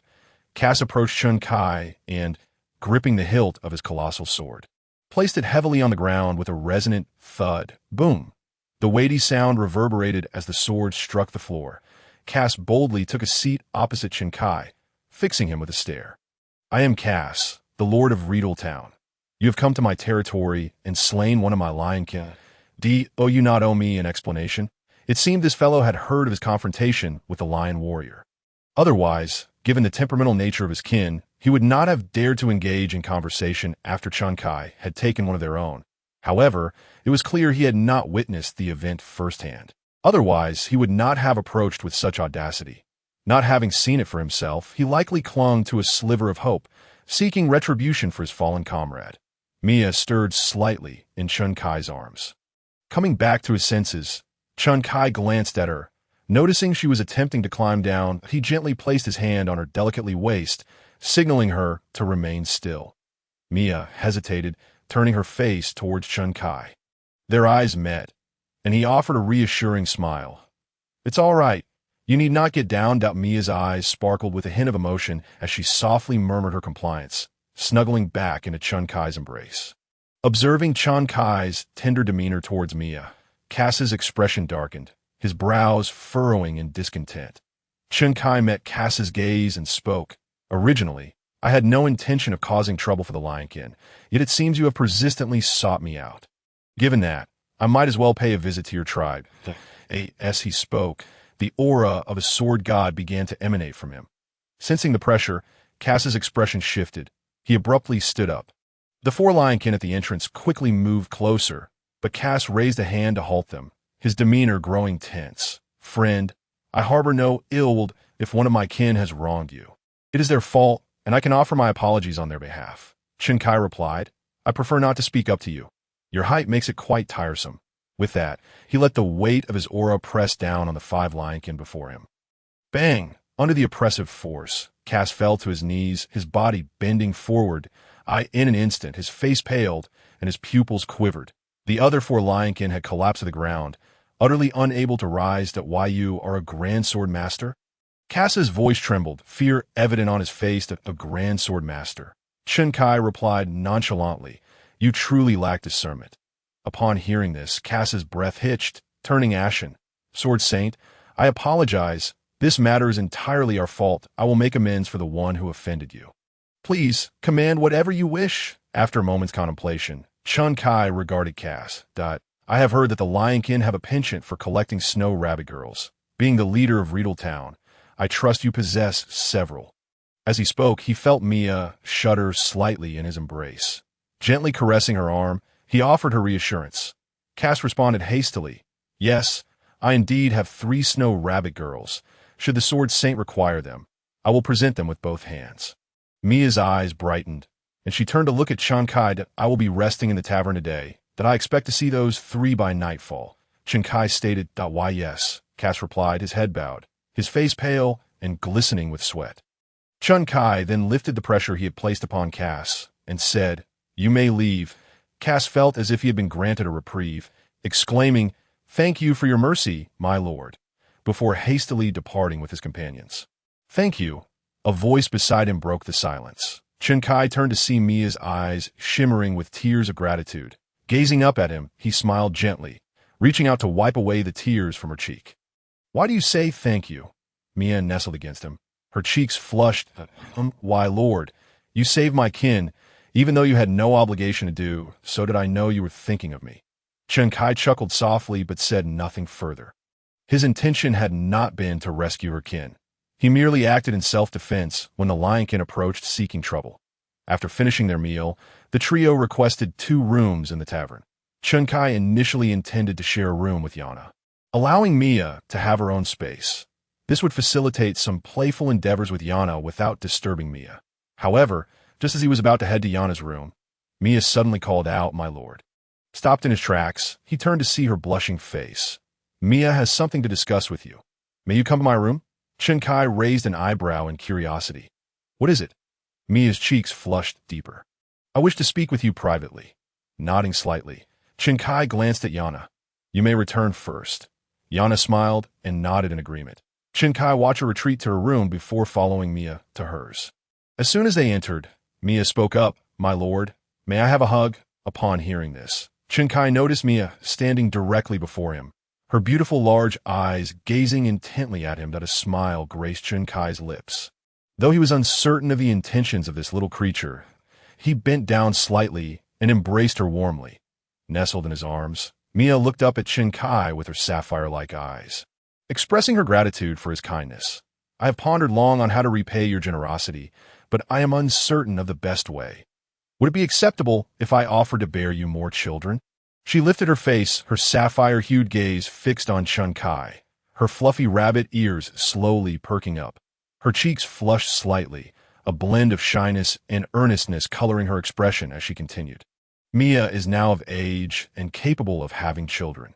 Chun Kai was taken aback and chuckled softly, gently setting the little one down on the bed. He gazed at Mia's lovely face, her enchanting eyes captivating him. With a tender touch, he caressed her cheek and softly replied, Let us set aside the notion of children for now, that I do not wish for you to feel obligated to repay me. I would never want to coerce you with the weight of gratitude. If your choice to be with me stems solely from a desire to repay a debt, then perhaps it is best to reconsider. As he withdrew his hand and prepared to rise, a pair of tiny arms suddenly encircled his neck, preventing him from leaving. Chun Kai paused, taken aback by the sight of her small face. Mia's cheeks were flushed, her eyes shimmering with longing as she declared, Mia wishes to remain by your side for all eternity. It is not out of obligation. I truly adore you. Dear Chun Kai. Listening to Mia's heartfelt confession, warmth surged through Chun Kai's heart, a wave of inexplicable joy enveloping him. The door to the room had not yet closed. That moment, Chun Kai raised his hand, exerting a gentle force upon the door, causing it to close softly as he settled into the room. The sun hung low in the sky, and by the time 3 moons illuminated the night, a knock resonated at the door. Knock, knock. Chun Kai snapped back to reality and turned towards the entrance. Who is it? Master, it is I, Yana. Cass has sent for the 3 snow rabbit girls, came Yana's voice from outside. Chun Kai glanced at the sleeping Mia, her eyes shut in peaceful slumber. He rose cautiously, careful not to disturb her, and opened the door to find Yana smiling at him. Chun Kai smiled back. he noticed three small girls standing beside Yana. Though referred to as girls, their petite stature was a characteristic of the snow rabbitkin. Clad in garments fashioned from animal hides, they appeared both new and clean. Each possessed a pair of fluffy ears atop their heads and a soft, furry rabbit tail at their backs. They stood at approximately 1 meter and 30 centimeters tall, their skin as white as snow. Although their looks were not as striking as Mia's, they were still quite charming. Upon closer inspection, he noted that the three snow rabbit girls bore an uncanny resemblance to one another. "Are you triplets?" he inquired. "Yes," Anna nodded. "I am the eldest, Lena is the second, and Nana is the youngest. Aside from the three of you, are there any other snow rabbit girls confined with you?" Anna answered respectfully. "There were others, but they have since been taken away. For some time now, it has only been the three of us that it appeared that Cass had not deceived him." However, Chen Kai found it peculiar that these three exhibited a calm demeanor, lacking the despair and fear that Mia had displayed upon their first encounter. They remained tranquil, even when discussing their kin being taken away. "Very well, it matters not," Chen Kai thought. "Dismissing the details, I have instructed Cass to bring you to me in order to rescue you. You are now free. Should you wish to leave, you may do so at any time." Anna was taken aback, exchanging glances with her sisters. "Master, we are now yours. Please do not abandon us," she implored one by one. The three girls knelt before Chen Kai, declaring, "We will do anything you require, as long as you do not forsake us. We are willing to serve you in any capacity." These three diminutive figures knelt before him. Chen Kai nodded slightly. "Very well. If you wish to accompany me, then you shall, for tonight. Rest with Yana. We have a journey to continue tomorrow." The sisters rose, expressing their gratitude. "Thank you, Master.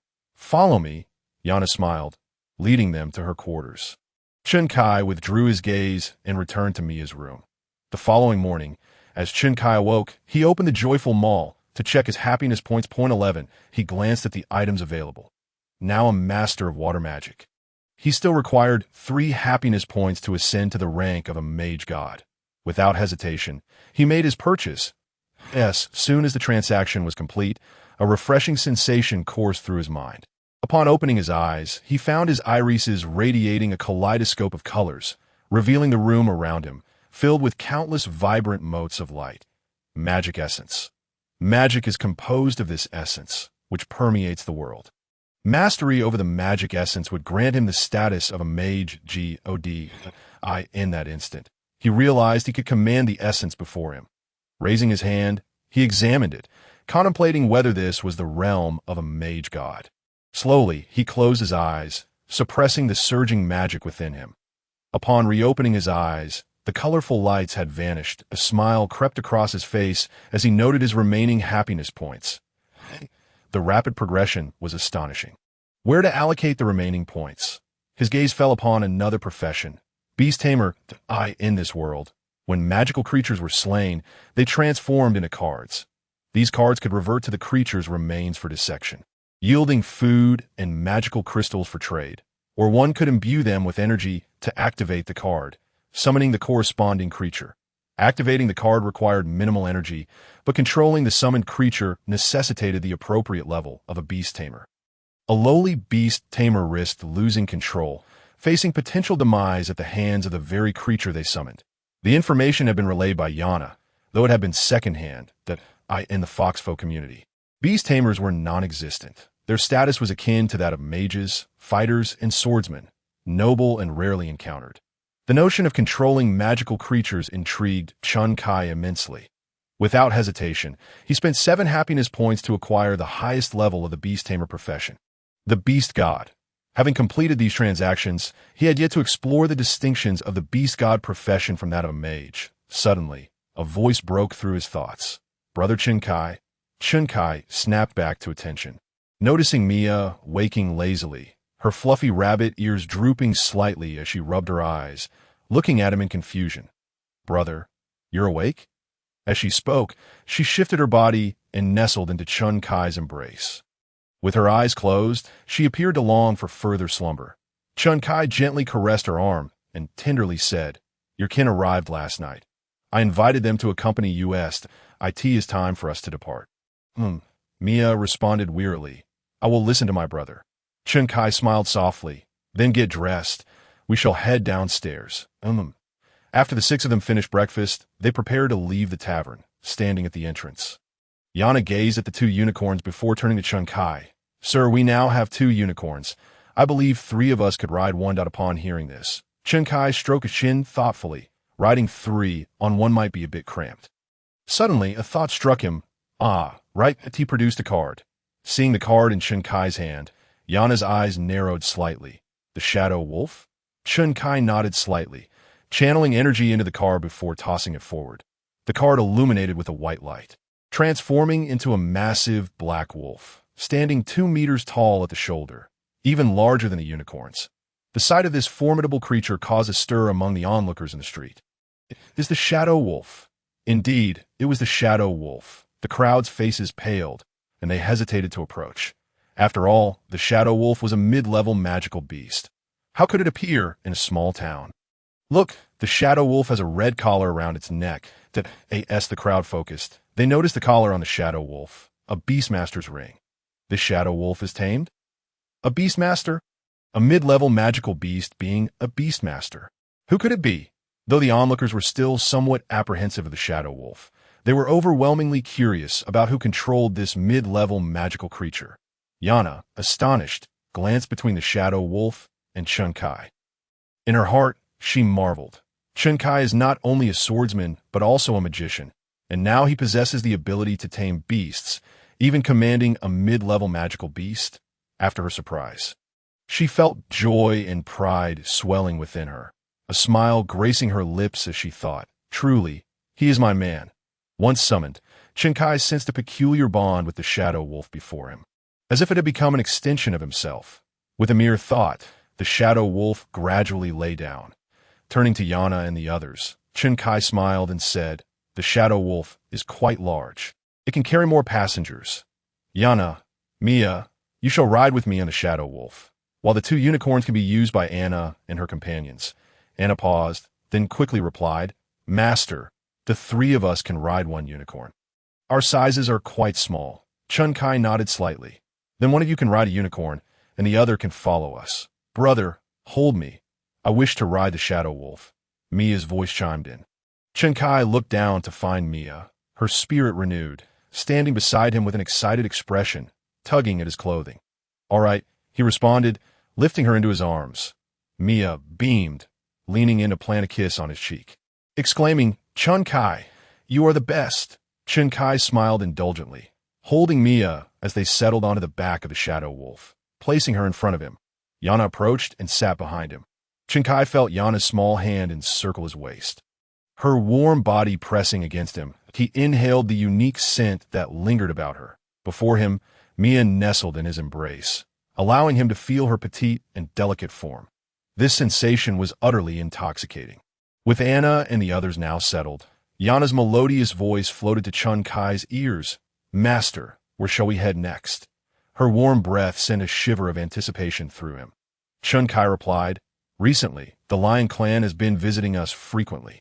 This time, we shall take the initiative to visit them. We are heading to the Lion Clan's tribe. Mia's expression turned slightly anxious at the mention of the Lion Clan, lifting her gaze to Chen Kai.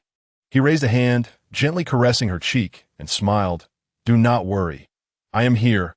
The Lion Clan has caused you so much pain. It is time they paid a price. Mia's eyes sparkled with a hint of excitement as she softly replied, I will listen to my brother. Chen Kai wrapped an arm around Mia's slender waist, leaning closer to whisper in her ear, You are so obedient. Mia nestled against him, her cheeks flushed, exuding an air of innocence. With their destination confirmed, though Yana was unaware of the Lion Clan's precise location, Mia and Anna were well informed, guiding Chen Kai along the way. The three mounts swiftly departed from Reedle Town, racing towards the Lion Clan's territory.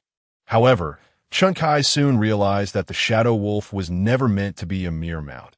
Its powerful muscles rippled as it ran, while one might not feel much when riding it alone. Having a beautiful woman pressed against his back and a delicate girl nestled in his arms made riding the Shadow Wolf an exquisite torment. Mia seemed to sense the tension, her cheeks flushing as she occasionally glanced at Chen Kai, her eyes hazy with shyness, as though on the verge of overflowing with emotion. Time passed swiftly, and dusk began to settle. The six of them found a suitable spot to camp. Yana prepared dinner while Anna and the others assisted. Chen Kai located a clear patch of ground, raised his hand, and struck it against the earth. Vines emerged, intertwining and swiftly transforming into two wooden huts. At this sight, Yana and the others stared in astonishment. Magic! Yana's face lit up with pride. Truly, you are remarkable. Master Chen Kai. My family's hut is smaller than this. My father took several days and hired many people to build it. Yet, Master Chen Kai accomplished this with a single spell. Chen Kai did not respond to Yana. Instead, he lifted Mia and turned to Yana. Yana, come in with me. Let Anna and the others handle the cooking, that I have something to discuss with you. Yana complied, setting aside her task and following Chen Kai and Mia into the hut. Anna and the others exchanged glances, unsure of what Chen Kai wished to convey to Yana. Let us prepare dinner, Anna suggested. Approximately 2 hours later, as Anna and the others gathered around the campfire, they heard the sound of the wooden door opening and saw Chen Kai emerge from the hut. Noticing the three women watching him, Chen Kai smiled. Is dinner ready? Anna quickly stood up. Master, it is ready. Chen Kai glanced at the roasted meat skewered beside the fire, nodding slightly before sitting down and beginning to eat. Anna, puzzled, inquired, Master, where are Yana and Sister Mia? Chen Kai coughed lightly. They grew weary from the journey and decided to rest. After speaking, he quietly continued eating, clearly not wishing to elaborate further. Seeing Chen Kai's reticence, Anna and the others remained silent. Watching him eat, Chen Kai noticed their demeanor. Have you eaten? Anna lowered her head, her expression respectful. Master has not eaten. We dared not eat. They not only refrained from eating, but also stood instead of sitting.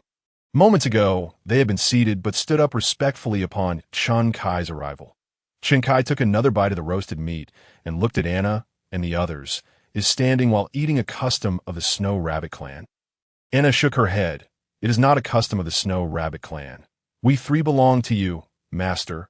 Without your command, we have no right to sit and dine with you in the morning. They were able to sit and dine with Chen Kai because he granted them permission to do so. Now, in the absence of his command, they could only obediently stand at it. Was then that Chen Kai realized why Anna and the others did not display the same despair and fear as Mia had when she first met him. Perhaps, to Anna and her companions, Chen Kai's rescue from the clutches of Cass was merely a change of ownership. Upon this realization, Chen Kai silently took a couple of bites of meat and declared, There are no such rules here in my presence. You are free to sit and eat as you wish. Please, sit and enjoy your meal. Yes, Anna responded, glancing at her two younger sisters. The three of them then gathered around the campfire, cautiously beginning to eat. Halfway through their meal, Chen Kai suddenly spoke. I intend to head to the lion tribe to rescue your that time. I will help you establish a tribe where you and your people can live without being someone else's playthings.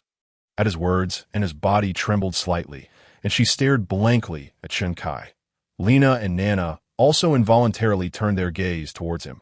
Chen Kai, fixated on the campfire, had his face illuminated by the flickering flames. His eyes bright and resolute. While chewing on the roasted meat, he continued, As long as I am here, you shall not be anyone's playthings. Listening to Chen Kai's words, Anna's eyes quivered slightly, her lips parted, and a glimmer of tears welled up in her gaze. Members of the Snow Rabbit tribe, Anna and her sisters, like Mia, had known no peace since their birth. Each day was fraught with fear until they were eventually captured by Cass. From that moment on, they became playthings of the Lion tribe. They had never imagined that someone would treat them kindly. In their eyes, all men viewed them merely as objects. Yet this godlike man before them claimed he would save them and provide them a place to call home. At that moment, a spark of light flickered in Anna's once dull blue eyes. After finishing his meal, Chen Kai stood and announced, I have prepared another cabin for you. You shall sleep there tonight and rest well. With that, he stepped away, returning to his own cabin under the watchful eyes of the three girls. Anna watched him leave. Sister, he is a good man, came Lena's voice from beside her. Anna snapped back to reality and turned to see her second sister, Lena, whose cheeks flushed with excitement, resembling a child who had just glimpsed hope. Nana chimed in, eldest sister. He is quite kind to us. I have never encountered anyone as good as him." Hearing this, Anna nodded in agreement. "Indeed, he is different from the men we have met before." As she spoke, her gaze drifted toward Chun Kai's cabin, her eyes sparkling as if she glimpsed a glimmer of hope. The journey to the lion tribe was still a considerable distance away and would take time. Chun Kai's party followed the main road, encountering a few people along the way. However, upon seeing the shadow wolf ridden by Chun Kai, they recoiled in fear, avoiding him as if he were a ghost. Of course, with Yana and Mia present, the journey was far from dull. At times, it was even exciting. Anna noticed a peculiar pattern. Every night, after setting up camp, Chun Kai would take Yana and Mia into the cabin. And the following day, both would appear quite fatigued, especially Mia, who spent her days nestled in Chun Kai's embrace, asleep. Thus, 3 days passed, and on this particular night, as Anna lay sleeping, the sudden creaking of the door startled her awake. She opened her eyes. "Sister," Anna turned to find Lena and Nana also awake, both anxiously watching her. Anna glanced toward the entrance. Illuminated by the moonlight, she could see a shadowy figure but could not discern who it was. Her complexion paled slightly, anxiety creeping into her expression. "Who is it?" Lena and Nana hid behind Anna. "Ts me," came Chun Kai's voice.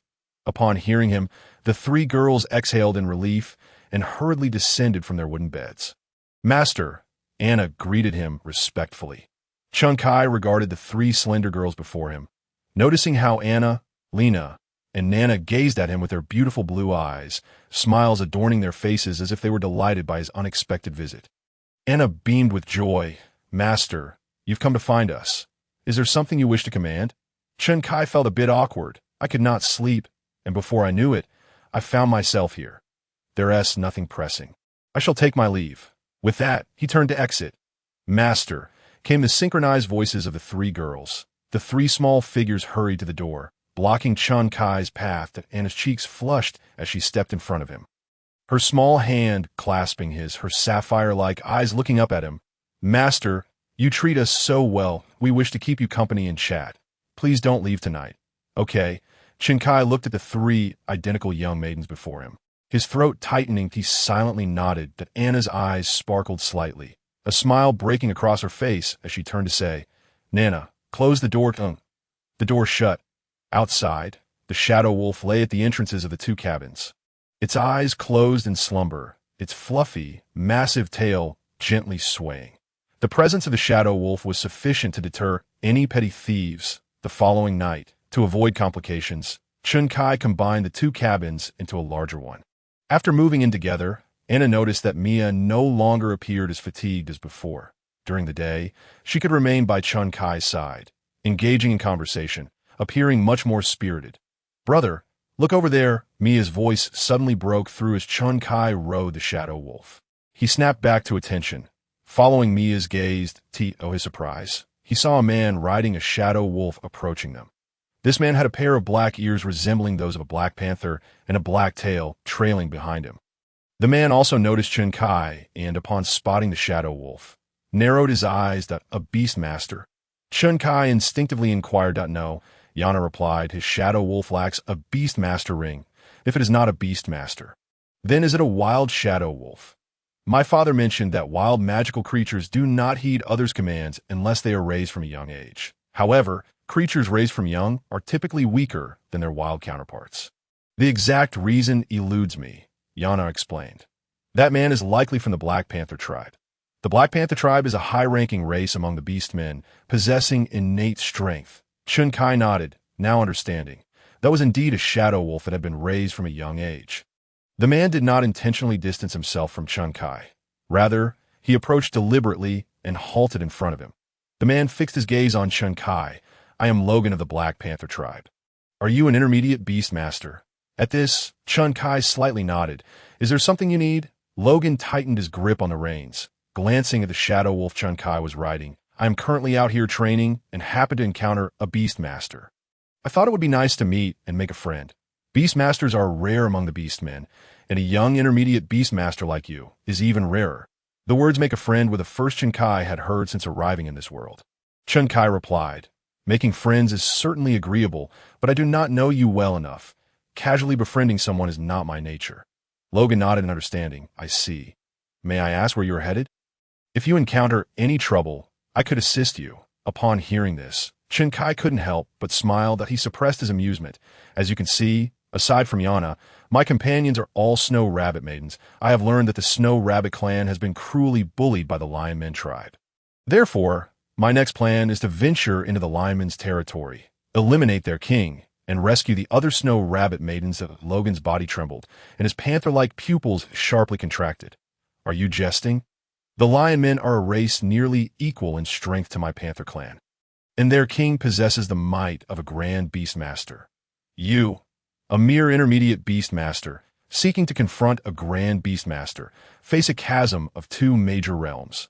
The disparity between an intermediate beastmaster and a grand beastmaster is akin to that between an ant and a human. Chen Kai chuckled. Are you afraid? Logan's expression darkened as he replied sternly. Afraid? The word fear does not exist in my vocabulary. If you dare, then I shall accompany you. With that, Logan pulled the reins, guiding the shadow wolf to trot alongside Chen Kai. Chen Kai raised an eyebrow, bemused by the single-mindedness of his companion. That wasn't your intended destination in the opposite direction. Will joining me to the lionman's tribe not cause any trouble? Logan glanced at Chen Kai and replied nonchalantly. I initially planned to explore the vicinity of Retail Town for potential finds. But encountering a beastmaster of your caliber piques my interest. That I am eager to see how you intend to slay the Lion King. Chen Kai smiled faintly. Suit yourself. Brother, look over there. It's so beautiful. A voice interrupted the conversation, drawing Chen Kai's attention to Mia, who was gazing at the right side. Following her line of sight, he beheld a vast sea of crimson blossoms, though it lay a good 50 meters away from the official road. Beside the vibrant floral expanse flowed a long river. Mia lifted her face, beaming at Chen Kai. Brother, can we go over there to take a look? Her rabbit ears twitched, and she appeared particularly lively at that moment. Chen Kai affectionately ruffled her hair, smiling. Of course, the scenery there is delightful, and there is a water source that we can gather some water and admire the flowers. Chen Kai's primary purpose in this world was to travel. Visiting the lionman's tribe was merely a detour along the way. After all, what is a journey without the beauty of nature? Mia beamed. You're the best, brother.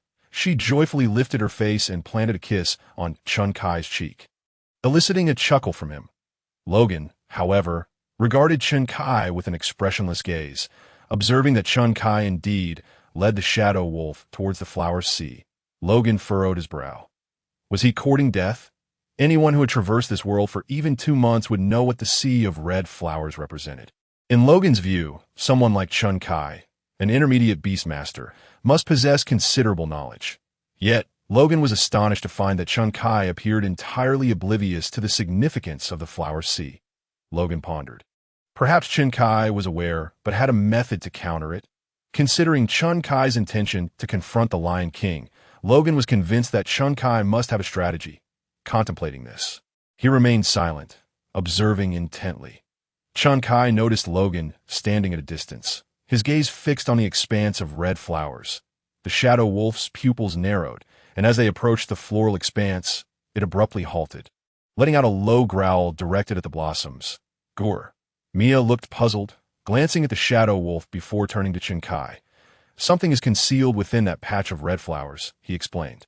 Concealed? Mia inquired, curiosity piqued. Chen Kai raised his hand, summoning an ice spike that Logan's eyes widened slightly at the sight.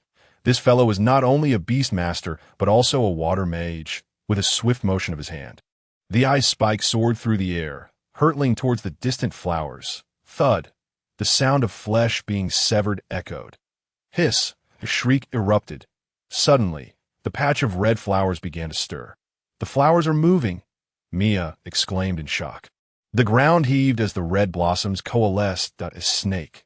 Mia's expression paled as she beheld the creature before her.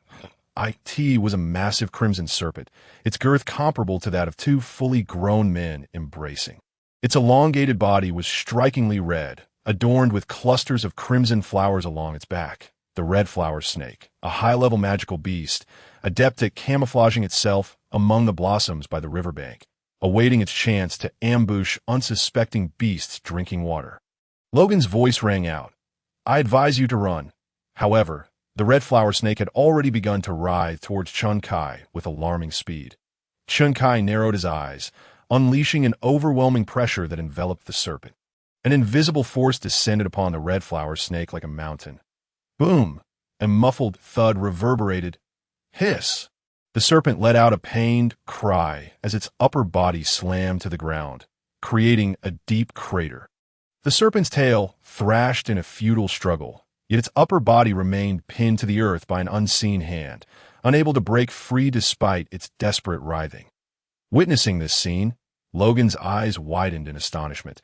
Such pressure could immobilize a high-level magical beast.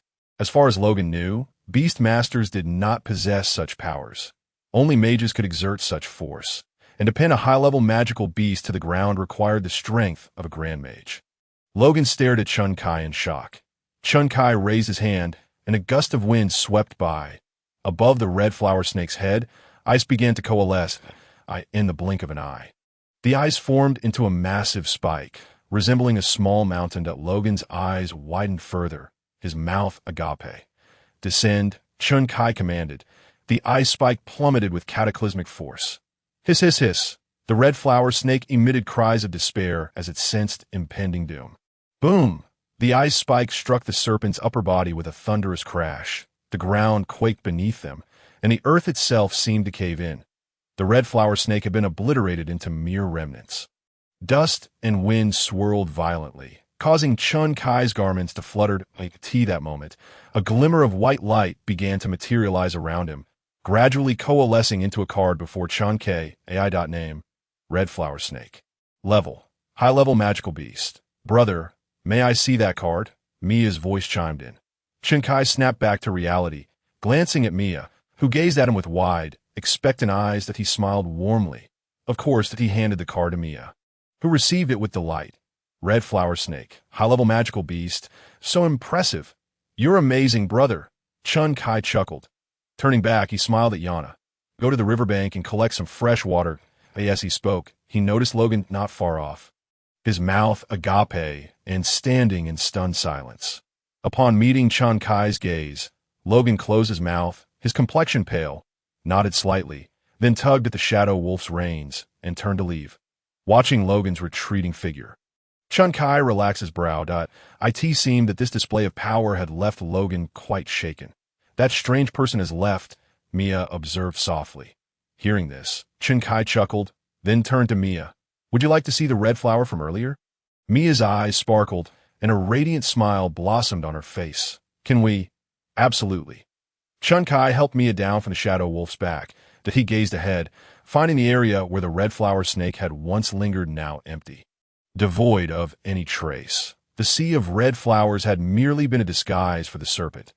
Chun Kai retrieved the red flower snake's card, infused it with energy, and tossed it forward. The card soared, emanating a brilliant white light. As the light brightened, it transformed into the likeness of the red flower snake. Mia's eyes widened in awe as she instinctively turned to Chun Kai, exclaiming excitedly, Brother, can you even control high-level magical beasts? Upon hearing this, Chun Kai smiled lightly and remarked, I can master anything. He commanded the red flower snake, which gradually coiled its body and slowly burrowed into the ground. The vibrant blossoms on its back unfurled delicately, transforming in the blink of an eye into a lush array of radiant red flowers. Chun Kai stepped into the floral expanse, surveying his surroundings. One could not deny the remarkable camouflage of the red flower snake. It was strikingly lifelike. These blossoms were indeed shaped like flowers, and as he traversed the sea of red, a subtle fragrance wafted toward him. Sunlight filtered through the canopy, illuminating the petals, making them appear even more vivid and beautiful. Mia approached Chun Kai, glancing around with her eyes reflecting a crimson glow, a smile gracing her face as she exclaimed, How beautiful! This sea of flowers is truly enchanting. As she spoke, Mia turned to face Chun Kai. Upon seeing her, Chun Kai's eyes sparkled slightly. While Yana was distinguished by her flawless, mature form, Mia's allure lay in her ethereal skin. As a member of the Snow Rabbit tribe, Mia was enveloped in a pristine whiteness. Her long hair cascaded like freshly fallen snow, her complexion unblemished, standing amidst the vibrant red flowers. The striking hue accentuated her alabaster skin exquisitely. Her rabbit ears and fluffy tail added an exotic charm, creating a picture of perfection. Noticing the warmth in Chun Kai's gaze, Mia's cheeks flushed slightly. She stepped closer to him, softly calling, "Brother Chun Kai." His heart warmed at her words, and he extended his arms, embracing her tenderly. The petite Mia nestled into the crook of Chun Kai's arm, drawing her delicate face close to his. She cupped his face in her small hands and leaned in. Planting a gentle kiss on his lips, Chun Kai felt a surge of warmth within him. "Ding dong, congratulations! You have gained a point of happiness." Mia snuggled like a little rabbit in Chun Kai's embrace. Her small head resting against his chest, she gazed at the blossoming flowers, a smile illuminating her face. These flowers were remnants of the high-level magical creature, the red flower snake, which had transformed into a card upon its defeat. Chun Kai saw no need to waste his strength summoning the red flower snake via the card, yet he chose to do so solely for Mia to behold her beloved floral sea. She could sense the affection Chun Kai held for her, bringing her immense comfort. Yana returned from the river, carrying 2 bulging leather pouches filled with water. She noticed Anna, Lena, and Nana by the flower sea, all staring in one direction. Yana followed their gaze and spotted the vibrant red blossoms along with Chun Kai, and Mia thought a smile graced her lips as she called out, "Lord Chun Kai." Both Chun Kai and Mia turned to her. Yana cheerfully announced, "The water is ready to in response." Chun Kai nodded slightly, turning to Mia with a smile. "Let us go. It's time for us to depart."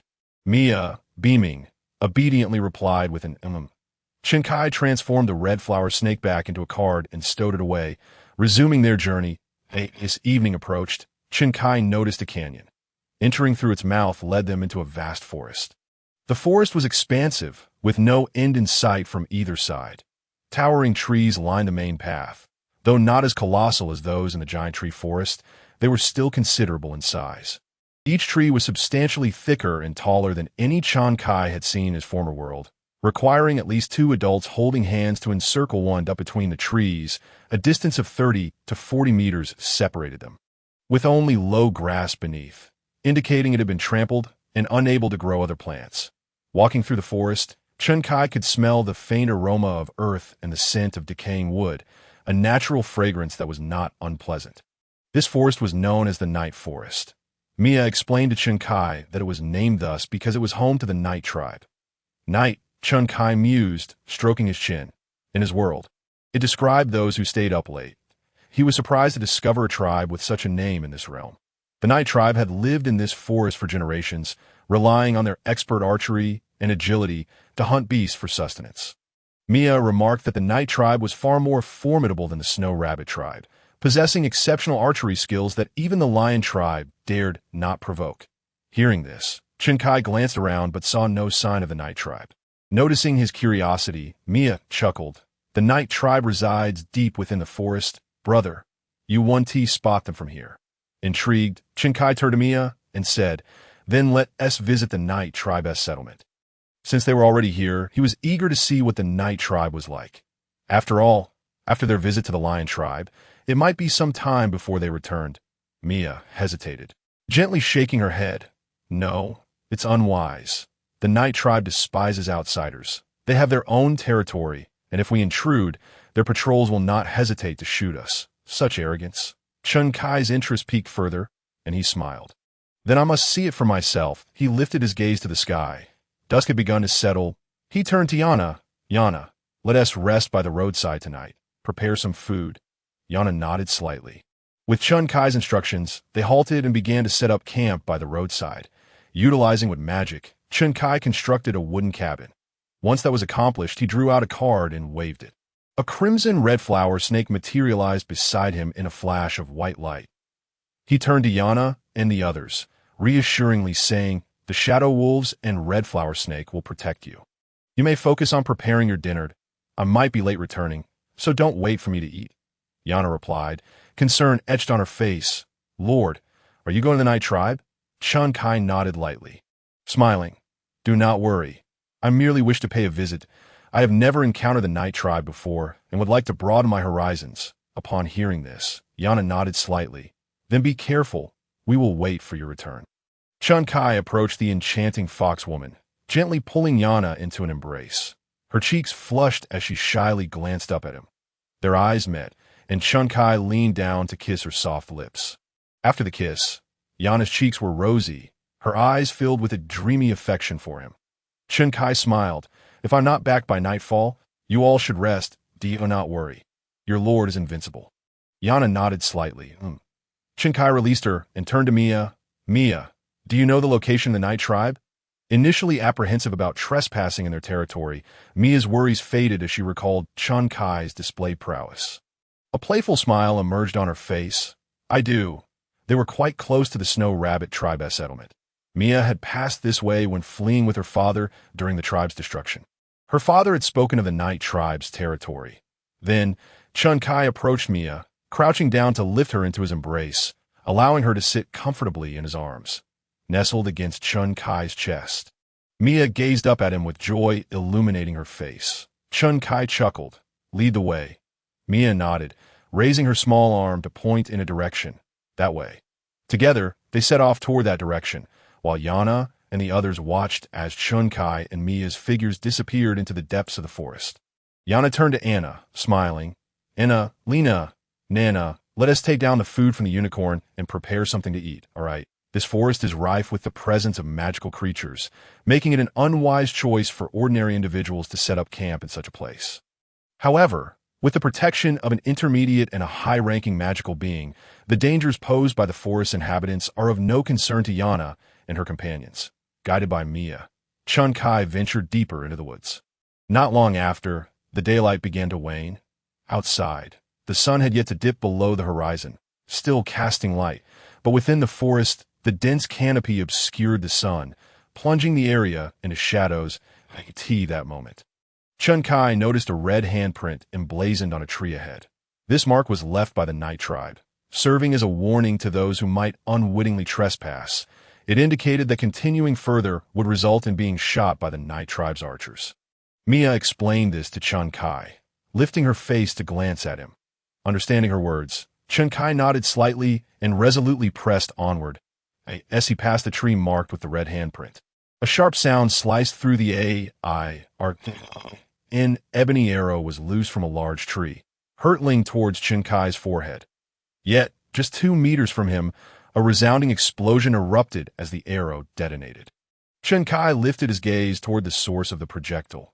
From the shadow of the tree, a figure emerged, its green eyes glinting ominously. It's a night person.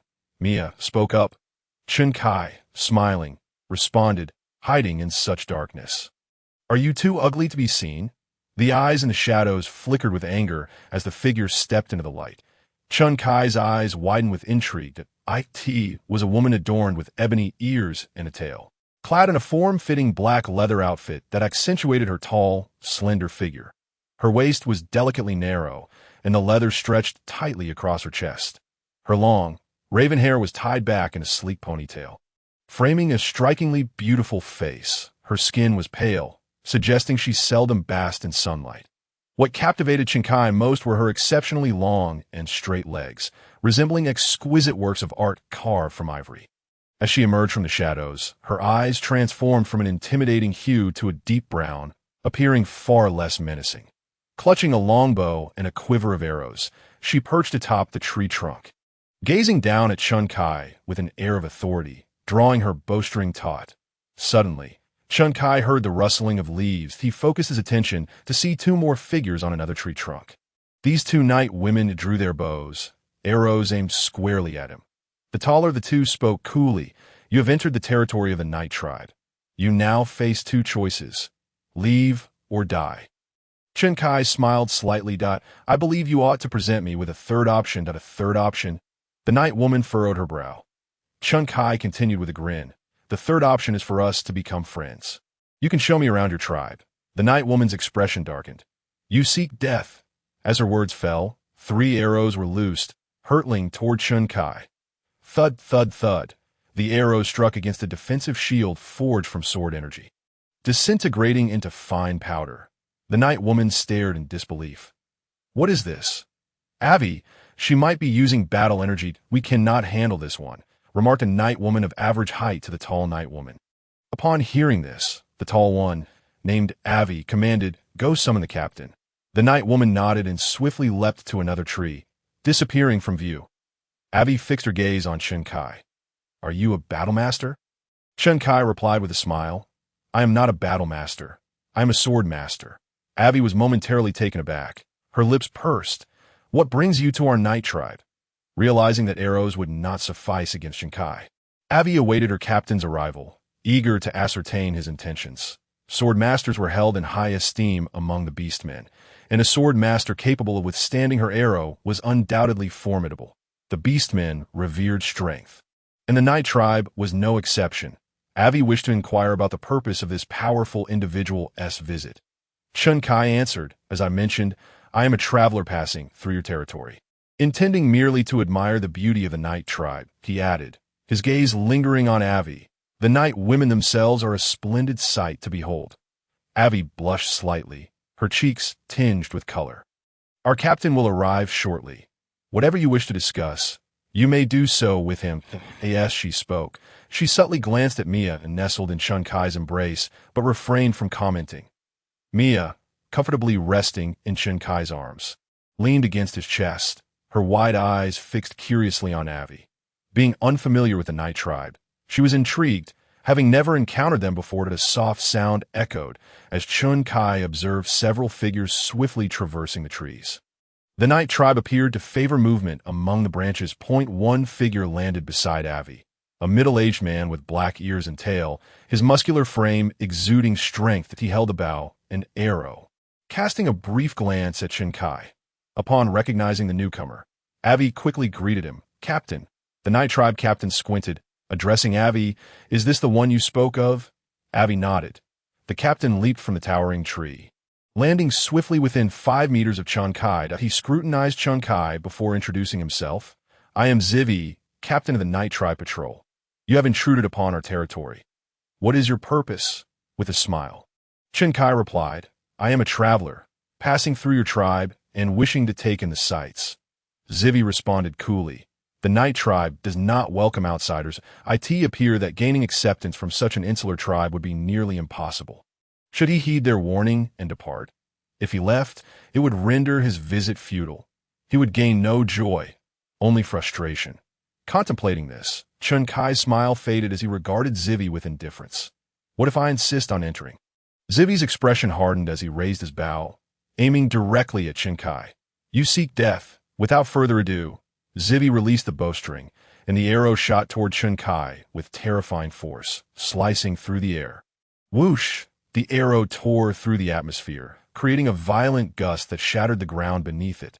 This projectile, imbued with immense power, hurtled toward Chen Kai, realizing that Zivi was at least an archer of high caliber. Comparable to a senior sword master, Chen Kai recognized the captain's formidable status within the night tribe. With one arm wrapped around Mia, he raised the other, summoning a long sword that materialized before him. Slicing through the arrow mid-flight. Boom! The arrow exploded, reduced to mere fragments by the sword's energy. Zivi's pupils contracted, his expression shifting dramatically. The sword master. A grand sword master? His voice trembled with astonishment. The sword hovered in midair, its tip aimed at Zivi. Chen Kai remarked, So, you are a high-ranking archer, and oh wonder you are so arrogant. That let's see if you can withstand my strike. Should you manage, I shall take my leave. With that, Chen Kai waved his hand. The sword split into 2, then 4, rapidly multiplying amidst their astonished gazes. In an instant, countless swords floated around Chen Kai. He pointed upward, declaring, Resound! Countless swords emitted a resounding clamor as they swiftly coalesced above. These myriad blades converged to form an eastern dragon, measuring over 100 meters in length. The dragon, composed entirely of swords, exuded an overwhelming aura of destruction. Beside it, Ivy gazed in astonishment at the magnificent sword dragon, her eyes trembling and mouth slightly agape, a visage filled with shock. Chen Kai pointed toward Zivi, commanding, Go! The dragon descended from the heavens, roaring as it surged towards Zivi. No, Zivi shouted, raising his hand in a futile attempt to halt the advancing dragon. Suddenly, the entire sword dragon halted just a meter above his head. Zivi's complexion turned pale as he collapsed to the ground, his legs weakened. The gathered members of the Night Clan stood frozen, staring at the spectacle as if they had encountered a ghost. Suddenly, a couple of Night Clan members snapped back to reality. Two of them hurried to assist Zivi, instinctively glancing up at the sword dragon with trepidation before hastily retreating. All the Night Clan members quickly turned and fled, not daring to linger, as if fearing Chun Kai would annihilate them alongside Zivi. Chun Kai glanced at Ivy, who, noticing his gaze, pressed her lips together. Sister Ivy, a team member called out. Upon hearing this, Ivy nodded and joined her comrade in retreat. Brother, you have frightened them, Mia's melodious voice chimed in. Hearing this, Chun Kai turned to Mia, a smile forming on his lips. If I did not act thus, they would not respect us. Mia beamed, suddenly leaning in to plant a kiss on Chun Kai's cheek. You are so imposing, so handsome, brother. Mia loved seeing such a powerful sibling. She exclaimed joyfully. The orcs revered strength, and for Mia, the snow rabbit girl, this was no exception. Let us proceed. I imagine no one will dare obstruct us now, Chun Kai declared, leading Mia forward. The petite Mia nestled in the crook of Chun Kai's arm, her curious gaze wandering around them as they ventured deeper. Indeed, this time, they encountered no Night Clan members attempting to impede their path.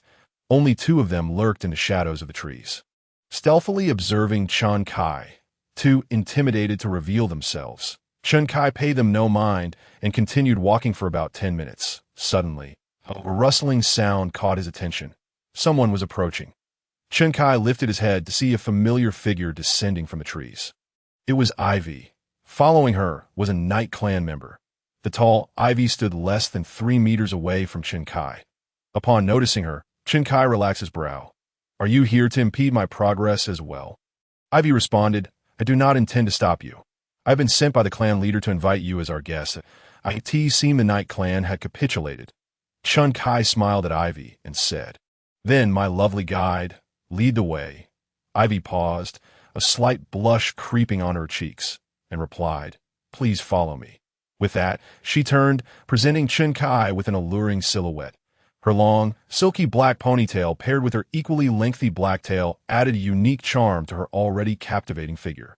Chun Kai followed Ivy's lead toward the Night Clan settlement. Upon arriving, he observed numerous members of the Night Clan. Their homes, constructed of wood, were more exquisite than those in Yana's homeland. These wooden abodes were intertwined with the towering trees, with one side formed by the trunk itself. Some homes stood at the base of the trees, while others were built into their trunks. Chun Kai noted that the Night Clan members generally possessed slender and tall physiques. Among them were children bearing Night attributes, who curiously stared at the newcomers. He also spotted several youthful Night maidens perched on the wooden houses in the trees, swinging their legs and gazing in wonder at Chun Kai. He offered them a gentle smile, causing their faces to flush as they quickly scrambled inside, peeking out with their little heads, appearing utterly adorable. It was evident they were intrigued by Chun Kai. A smile graced his lips. You seem quite pleased? A voice interrupted from beside him. Chun Kai turned to find Ivy gazing at him with a sidelong glance. He nodded slightly. Indeed, these little Night maidens appear very charming. He then glanced at the tall Ivy, adding with a grin, and having a beauty as my guide naturally elevates my spirits. Ivy was taken aback, her fair cheeks reddening as she averted her gaze, no longer daring to meet Chun Kai's eyes.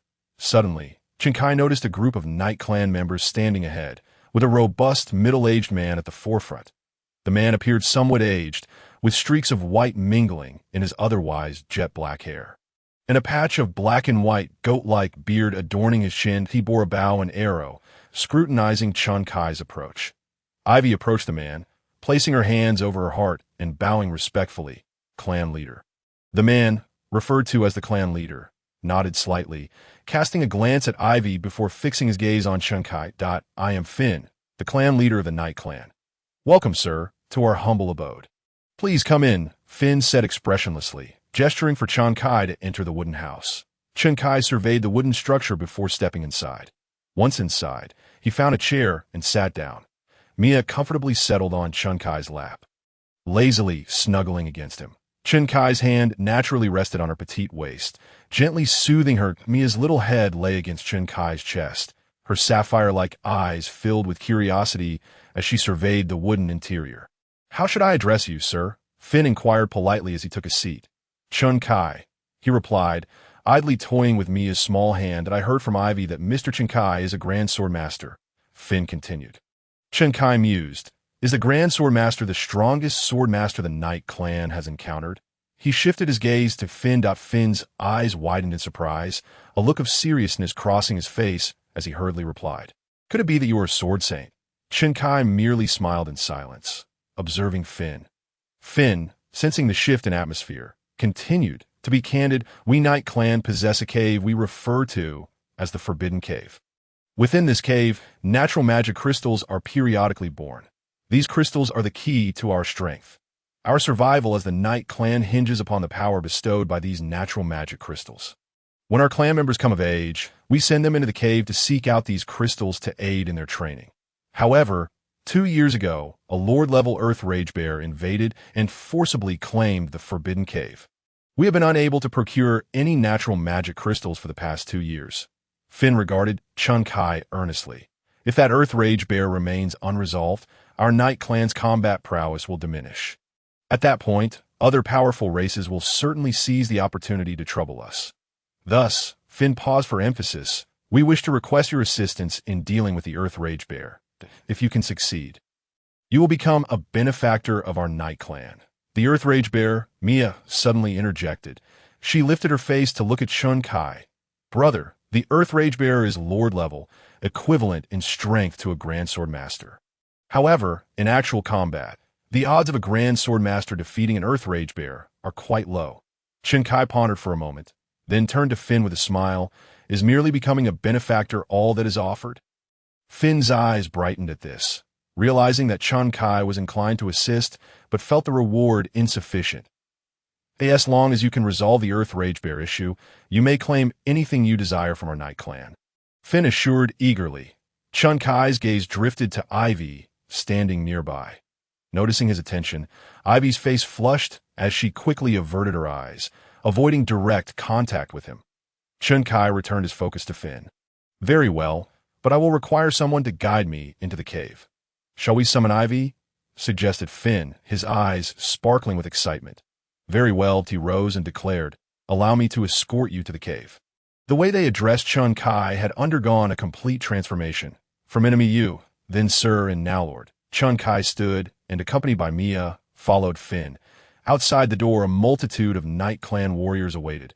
Upon seeing these warriors, Finn announced, "This is Lord Chun Kai, the Sword Saint, who has come from afar to assist us in dealing with the Earth Rage Bear. Initially, there was some misunderstanding between us and the Sword Saint, but that has now been resolved. The Sword Saint is here to help us eliminate the Earth Rage Bear. Make way, everyone, as we escort the Sword Saint to the Forbidden Cave." Upon hearing that Chun Kai would assist in vanquishing the Earth Rage Bear, the warriors' eyes lit up, and they hurriedly cleared a path. Thus, a group departed from the Knight clan village, venturing deep into the forest. Chun Kai intentionally moved closer to Ivy. Noticing his approach, Ivy's cheeks flushed slightly as she softly remarked, "The Forbidden Cave is a sacred site for my people. Our Knight clan warriors undergo a coming-of-age ceremony after reaching adulthood. This ceremony grants them access to the Forbidden Cave to seek out nature crystals. They may choose to keep these crystals for themselves or offer them to the woman they cherish as a token of affection. If the beloved woman accepts the nature crystal, it signifies her agreement. However, for the past 2 years, many adult warriors have been unable to enter the Forbidden Cave due to the Earth Rage Bear's occupation, thus postponing the coming-of-age ceremonies. At this moment, the group gradually came to a halt. Finn gestured towards the cave ahead, saying, "That cave is the Forbidden Cave." Chun Kai looked ahead to see an entrance that stood 3 meters tall and over 3 meters wide. The Earth Rage Bear resided within. Finn continued, directing his gaze at Ivy. "Ivy, please lead Lord Chun Kai." At this point, Finn noticed Mia in Chun Kai's arms and respectfully advised, Sword Saint. The Earth Rage Bear is proficient in earth magic and possesses formidable strength. Making it a difficult adversary, it would be safer for this young lady to remain outside, allowing you to focus without distraction. Chun Kai nodded slightly, setting Mia down to as Mia touched the ground. Her sapphire-like eyes gazed up at Chun Kai. He smiled, saying, "Stay here for a moment while I investigate." Mia nodded, a smile gracing her small face as she replied, "Brother, be careful. Mia will wait here for you to return." Hearing this, Chun Kai waved his hand, enveloping Mia in an invisible barrier. Mia looked at the barrier with curiosity and asked Chun Kai, "Brother, what is this? This barrier will ensure your safety. Do not leave it until I emerge from the cave." He instructed. Mia's smile widened. "Okay." The reason Chun Kai took such precautions was due to his lack of trust in the Night Clan members. After ensuring everything was in order, he motioned for Ivy to lead the way. Ivy guided Chun Kai into the cave. Initially, there was some light, but as they ventured deeper, darkness enveloped them, casting the cave in a shadow. "It's quite dark," Chun Kai murmured, despite his current abilities allowing him to perceive the cave's layout. He still found the darkness disconcerting. "It poses no issue for the Night Clan. If the Sword Saint finds it too dark, we can retrieve torches from outside before proceeding," Ivy offered. Chun Kai chuckled. "I merely find it dark. I can still see. However, I am not accustomed to such obscurity." With that, he raised his hand, and a luminous orb suddenly illuminated the cave. The brilliance of the light brightened the entire cavern. Ivy's eyes widened in surprise. Light magic? Since acquiring the title of Archmage, Chun Kai had mastered various elements: wind, water, fire, earth, wood, lightning, darkness, and light. Naturally, light magic was among them. "Not only are you a sword saint, but also a light mage?" Ivy gazed at Chun Kai, her eyes filled with astonishment. Chun Kai, noticing her amazement, smiled. "There are many facets to my prowess. You may discover them gradually." Ivy paused, her cheeks slightly flushed as she averted her gaze. "I am of the Night Clan, and you are a traveler. You will not stay here long. Our paths may not cross again." Chun Kai was about to tease the tall beauty when a rustling sound interrupted. He turned to see a massive black spider scuttling towards them. A sword flew forth, slicing the spider in two with a swift splat. The creature dissipated into white light, coalescing before Chun Kai. Name: Venomous Spider.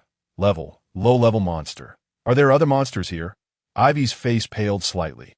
Upon hearing Chun Kai's inquiry, she nodded. "This is the Forbidden Cave. Periodically, it not only produces nature crystals, but also spawns monsters. During our coming-of-age ceremonies, our clan members must risk their lives to explore within. Only true warriors can slay these monsters to acquire nature crystals and complete the ceremony. Only the strongest warriors are deemed worthy to choose their beloved women. Those who are weak often meet their demise within the ceremony." Chun Kai nodded slightly and continued deeper into the cave. Suddenly, he paused, noticing a pitch-black crystal embedded in the cave wall. He extended his hand, and an invisible force extracted the crystal from the rock, bringing it before him. Upon inspection, he found it to be a black rhomboidal crystal, roughly the size of 3 fingers. Ivy exclaimed, "This is a nature crystal." "Transform," Chun Kai commanded. The nature crystal glowed white, morphing into a card. Name: Nature Crystal. Level: medium. A medium nature crystal contains magical power comparable to that of a mid-level monster, Ivy explained. "Having it by your side makes training significantly easier." "Nature crystals appear naturally?" Chun Kai inquired, looking ahead. "Where is the Earth Rage Bear?" Ivy replied, "It is likely in the depths of the cave." As she spoke, she led the way further into the cave. Chun Kai followed closely behind Ivy. Unlike the past, where the Forbidden Cave was teeming with monsters and nature crystals, now the monsters were scarce, and the crystals were few. Ivy murmured, "I recall the cave was once filled with monsters and nature crystals. Now, they seem quite rare." Chun Kai remarked, "With the Earth Rage Bear present, it is understandable that monsters are not abundant, and I suspect it has consumed many of the crystals." Ivy nodded in agreement. Together, they delved deeper into the cave, encountering a few low-level monsters and some low-grade nature crystals along the way. Likely those overlooked by the Earth Rage Bear. They reached the innermost depths. Chun Kai was greeted by a vast chamber. Due to its size, the light from his orb barely illuminated the space. Consequently, he waved his hand, allowing the orb to ascend and enlarge, brightening the entire chamber. Once illuminated, the scene before him evoked a sense of wonder. A massive bear lay curled in the center of the chamber, sound asleep. Beneath and beside the giant bear lay countless pitch-black rhomboidal crystals. Evidently, the collected nature crystals. It appeared that the bear had gathered all the crystals within the forbidden cave, using them as its bedding. The bear was covered in a tough rock-like armor and was enormous. Lying down, it still stood 3 meters tall, its muscles bulging as if solid rock had been affixed to its form. And Wonder Mia mentioned that while others say a Grand Sword Master is nearly on par with a Lord-level monster, a Grand Sword Master stands little chance against such a formidable foe. Seeing it now made the reasoning clear. This creature was adept in earth magic and boasted a body clad in rocky armor and muscular fortitude. Whether it be the Grand Sorcerer, the illustrious Sword Master, or the esteemed warrior, upon encountering this phenomenon, one could only imagine their heads spinning in bewilderment. Chun Kai was about to motion for Ivy to step back, intending to take action himself. Yet, to his surprise, he discovered that Ivy had already retreated to the entrance of the cavern, maintaining a distance of 7 or 8 meters from him. The corners of Chun Kai's mouth twitched slightly. Truly, she was a seasoned warrior, possessing a keen instinct for danger. His gaze fell upon the colossal bear, and he raised his hand, summoning a small stone which he hurled at the Earth Fury bear. Smack! Ivy, observing from the side, felt her pupils constrict, her mouth agape in astonishment.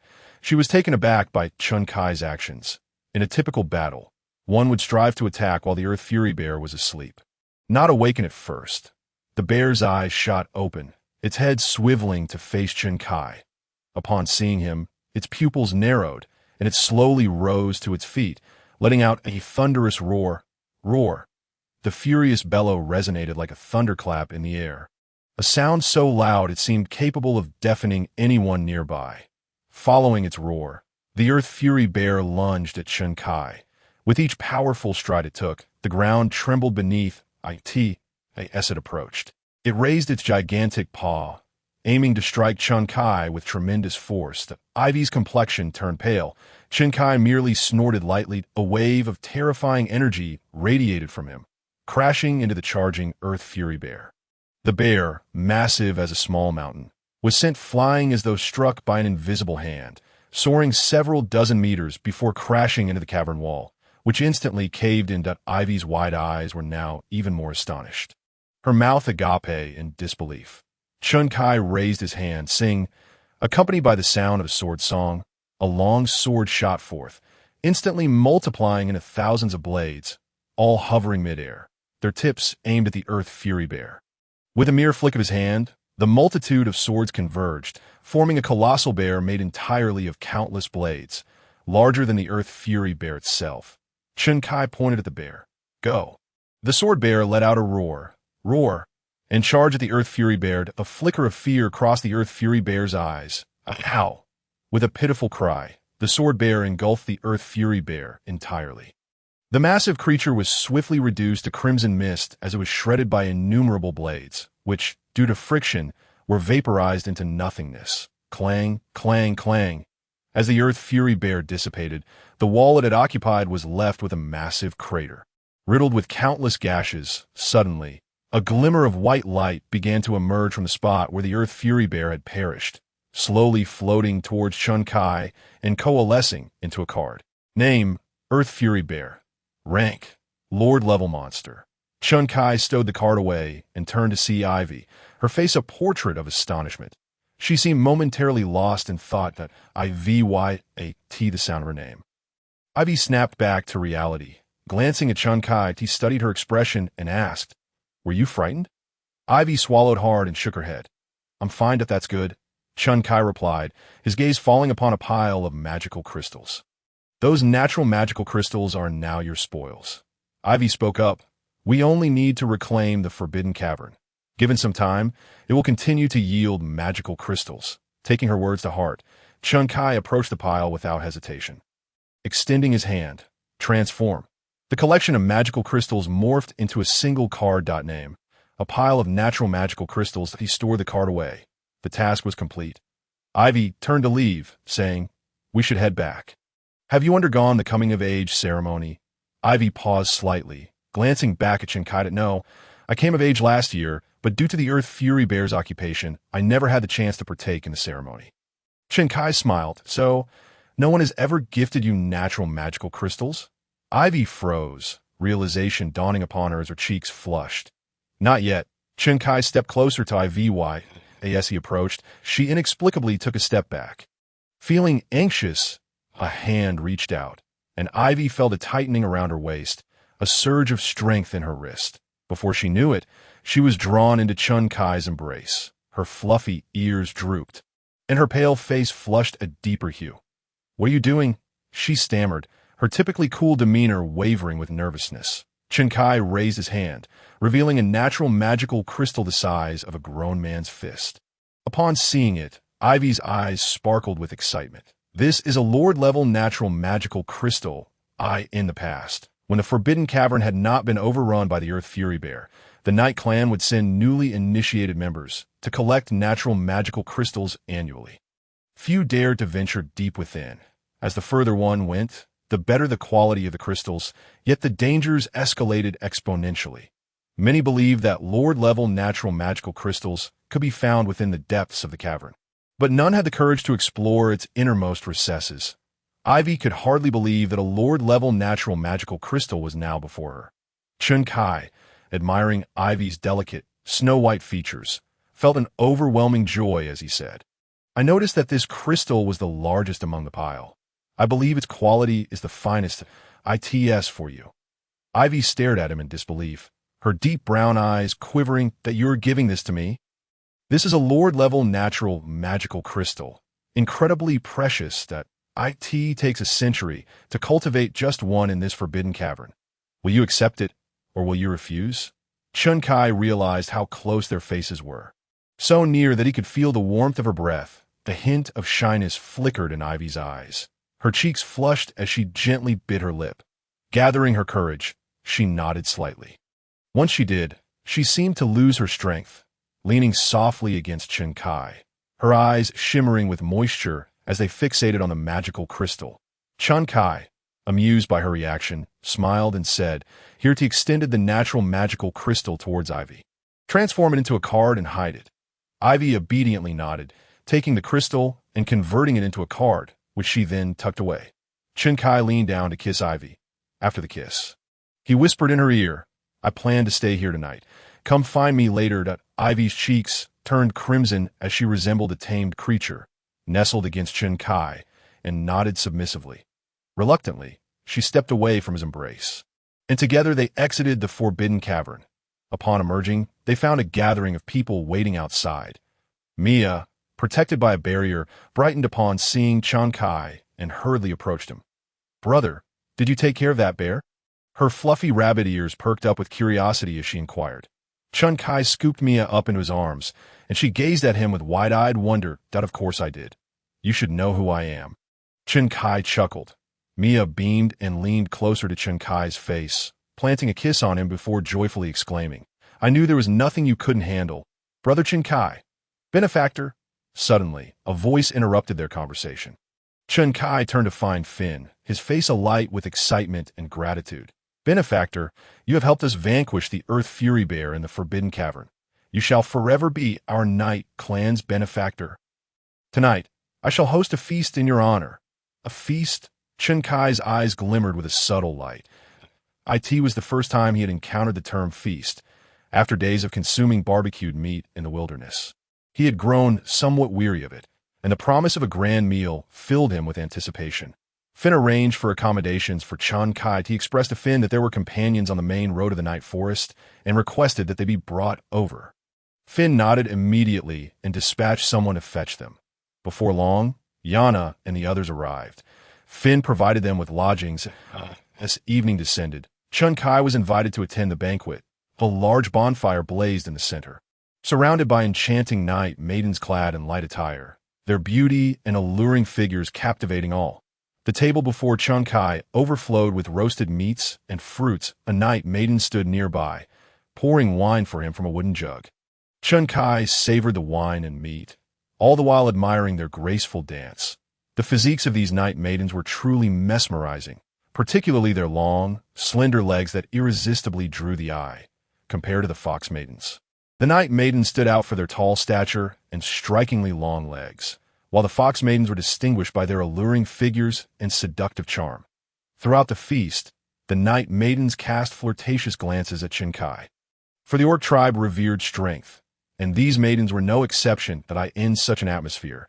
Chun Kai found himself somewhat entranced. "My lord," a sudden voice called from beside him, pulling Chun Kai from his reverie.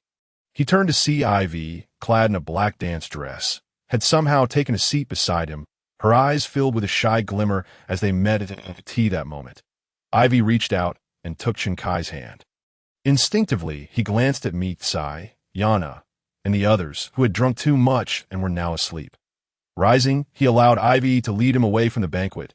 As they left, the shadow wolf lay quietly on the ground, its tail gently wagging as its gaze remained fixed on the slumbering Meat Sai and the others. The red flower snake coiled nearby, its eyes intently watching Yana and her companions, resembling the most loyal of guardians. After Ivy led Chun Kai into a grove, he beheld the trees that surrounded them, illuminated by the moonlight of the deep night. Vines intertwined around the trunks, adorned with clusters of blue flowers that emitted a radiant glow, casting a beautiful light throughout the forest. "Isn't it lovely?" A voice broke the silence. Chun Kai turned to find Ivy, her cheeks flushed, smiling at him. "This is my secret base. Whenever I have worries, I come here to find peace, and my troubles simply vanish." Chun Kai smiled in response, his gaze lingering on Ivy as he took in her appearance that night. Clad in a short black gauzy dress that highlighted her long, proud legs, her tall figure accentuated the perfect curves of her bosom, waist, and hips. The fluffy black tail added an exotic flair, while her long hair was tied back, revealing her fair, swan-like neck. The black dress accentuated the whiteness of her skin, making it all the more striking. Chun Kai felt his heart race, reaching out to embrace Ivy. Ivy blushed, instinctively retreating and evading his touch. With a flushed face, she said, "Not so fast. I wish to dance for you. This is a dance of our night tribe. Please, watch closely. This is a dance I perform only for you." To her words, Chun Kai's brows relaxed, and he replied with a smile, "Right." Ivy beamed. Then, barefoot, she stepped onto the soft grass and began to dance gracefully under Chun Kai's gaze. Her movements were fluid and captivating. Before long, the dance came to an end, and Ivy nestled into Chun Kai's embrace, wrapping her arms around his neck. With her beautiful eyes gazing into his, she spoke with emotion. "The dance I just performed is called the Dance of Devotion in our night tribe. It is a dance that a woman performs for the man she loves, and she can dance it for only one man in her lifetime." Hearing this, Chun Kai felt warmth bloom in his heart, a delightful sensation washing over him. This little wildling was simply too adorable. Just then, a mechanical voice echoed in his ear. "Ding! Congratulations, you have gained a point of happiness." The night passed, a beam of light filtered through the foliage, landing on Chun Kai. Awakened by the light, he frowned slightly and opened his eyes, only to be met with a stunningly beautiful face. Ivy had awoken, and their eyes locked. A playful smile spread across Ivy's face as she raised her small hand to gently trace Chun Kai's cheek, that he smiled back, taking her hand in his. Ivy's cheeks flushed, and she slowly leaned into his embrace like a tamed little creature. Chun Kai stroked her hair, cherishing the moment. "I think I must be on my way," Chun Kai said gently. Ivy paused, lifting her face to look at him anxiously. "Leaving?" With a smile, Chun Kai replied, "I mentioned that I am a traveler. Would you like to accompany me?" Ivy blinked in surprise, her eyes lighting up, and a smile blossomed on her face. "I would love to," Chun Kai chuckled. "That's more like it. Now, rise and prepare yourself for departure." After gathering the belongings, the group assembled at the tribe's exit. Finn soon appeared to see them off. Upon seeing Finn, Chun Kai smiled and remarked, "I remember you saying, Chief Finn, that once I dealt with the Earth Rage Bear, I could take whatever I desired from the Night Tribe." Finn nodded with a smile. "Indeed, I did say that, but so, Sword Saint, have you set your sights on something in my tribe? If so, speak freely, and I shall grant it. Chinkai turned his gaze to Ivy, who had changed back into her animal skin attire. As he did, all eyes fell upon her. Ivy's cheeks flushed, and she slowly turned her face away, avoiding the gazes of everyone, although her fluffy black tail swayed gently behind her, revealing her thoughts. Chinkai withdrew his gaze and looked back at Finn. Smiling, I wish to take Ivy with me. Finn was taken aback for a moment, but then he nodded with a grin. Very well. Ivy, you shall accompany your benefactor. Ivy was momentarily stunned, her face radiant with joy. Yes, for Finn, the prospect of Chinkai taking a member of the Night Tribe was a fortunate occurrence, considering the perilous world they inhabited, where the Night Tribe often faced untimely demise. Coincidentally, we have 2 unicorns here, one ridden by Anna and the other used for carrying goods. But it has not been ridden by anyone. Yana chimed in, smiling. Perfect. Ivy can ride one of the unicorns. Hearing this, Chinkai replied with a chuckle. No need. The unicorns are too small that we have more suitable mounts ahead. More suitable mounts? Yana inquired curiously, glancing at Chinkai. Chinkai produced a card from his belongings. When Ivy caught sight of the card, a flicker of suspicion crossed her eyes. Could it be? Indeed, Chinkai tossed the card forward. It glimmered with a white light, which suddenly expanded. As the light dissipated, a colossal creature appeared before them. Upon its emergence, Finn and the others recoiled instinctively, their expressions shifting to shock and terror. But Finn's face was pale with fear. That is the Earth Rage Bear. The massive creature stood on all fours, towering a height of 5 meters, its body encased in rocky armor, with muscles beneath the stones that seemed as solid as the rocks themselves. Emanating an intimidating presence, it's enormous. Mitsai exclaimed, her eyes wide with astonishment. She turned to Chinkai, grinning. Chinkai, is this our new mount? It looks so big and majestic. That is the Earth Rage Bear, a lord-level beast. Ivy murmured, glancing at Chinkai with wide eyes. Kai, can you tame it? Are you not the Sword Saint? She teased, a playful smile gracing her lips. Mia proudly interjected, Brother, not only does he master the sword, but he also wields magic and commands beasts. My brother is truly capable of anything. Upon hearing this, Ivy glanced at Chinkai, her mouth slightly agape, unable to suppress a blink of astonishment. Chinkai chuckled softly before instructing the Earth Rage Bear to lie down. Under the awestruck gazes of Finn and the others, Chinkai, Mia, Yana, and Ivy all mounted the bear's back while Anna and the others rode the shadow wolves. The 6 departed, leaving Finn in a state of wonder. Perched atop the bear, Ivy gazed longingly at the increasingly distant Night Clan settlement, that if you wish to return, you may do so at any time. A voice chimed in beside her. Startled, Ivy turned to see a stunning fox woman with a captivating smile. My name is Yana, and from now on, we shall be sisters. Should you desire to return to the Night Clan, you may do so freely. Chinkai will not compel you. Ivy nodded softly, acknowledging, I understand. This is my first time leaving the clan, and I find it somewhat disconcerting. Your first time? Yana exclaimed, surprised. Then you must be quite young. Ivy replied, I just came of age last year. Yana paused, then smiled ruefully, her fox tail swaying gently behind her. Seems you must now call me elder sister Yana, for I may be a few years your senior. Ivy hesitated before obediently addressing her, elder sister Yana. Yana beamed at her response and turned to Mia. This snow hare is named Mia, and those riding the wolves are Anna at the front, Lena in the middle, and Nana at the back. As Chinkai listened to Yana and Ivy's light-hearted banter, his spirits lifted. It appeared that Yana had always been this way, welcoming everyone without reservation. With her presence, he felt no need to worry about any discord among companions. Elder sister Yana, are you a beastmaster? Chinkai's ears perked up at a sudden question. I am not. Why do you ask? Yana replied, we currently have 2 beasts under our command. If you're not a beastmaster, then who is controlling the shadow wolf? Yana looked puzzled. Both beasts are under the command of Lord Chinkai. What? Ivy exclaimed, astonished. The notion of a single person controlling 2 beasts, one of which was of lordly rank, seemed implausible. Something amiss? Mia inquired, edging closer with curiosity. Are you unaware? A beast master can only control one beast at a time. To command two simultaneously requires extraordinary skill, but I've heard it said that only those who reach the level of a sword saint can achieve such a feat. Ivy regarded Chun Kai with incredulity. Could it be that Chun Kai is not only a sword saint, but also a beast master? Noticing Ivy's gaze, Chun Kai looked her way and smiled gently. My strength is of little importance. What truly matters is my ability to protect all of you. Ivy was taken aback, warmth spreading through her heart as a smile graced her face. Indeed, she replied. Turning to Yana, so, elder sister Yana, where are we headed? Yana smiled and explained their destination. Upon hearing that Chun Kai intended to confront the Lion Clan, Ivy blinked in surprise, learning that Chun Kai was doing this for Mia.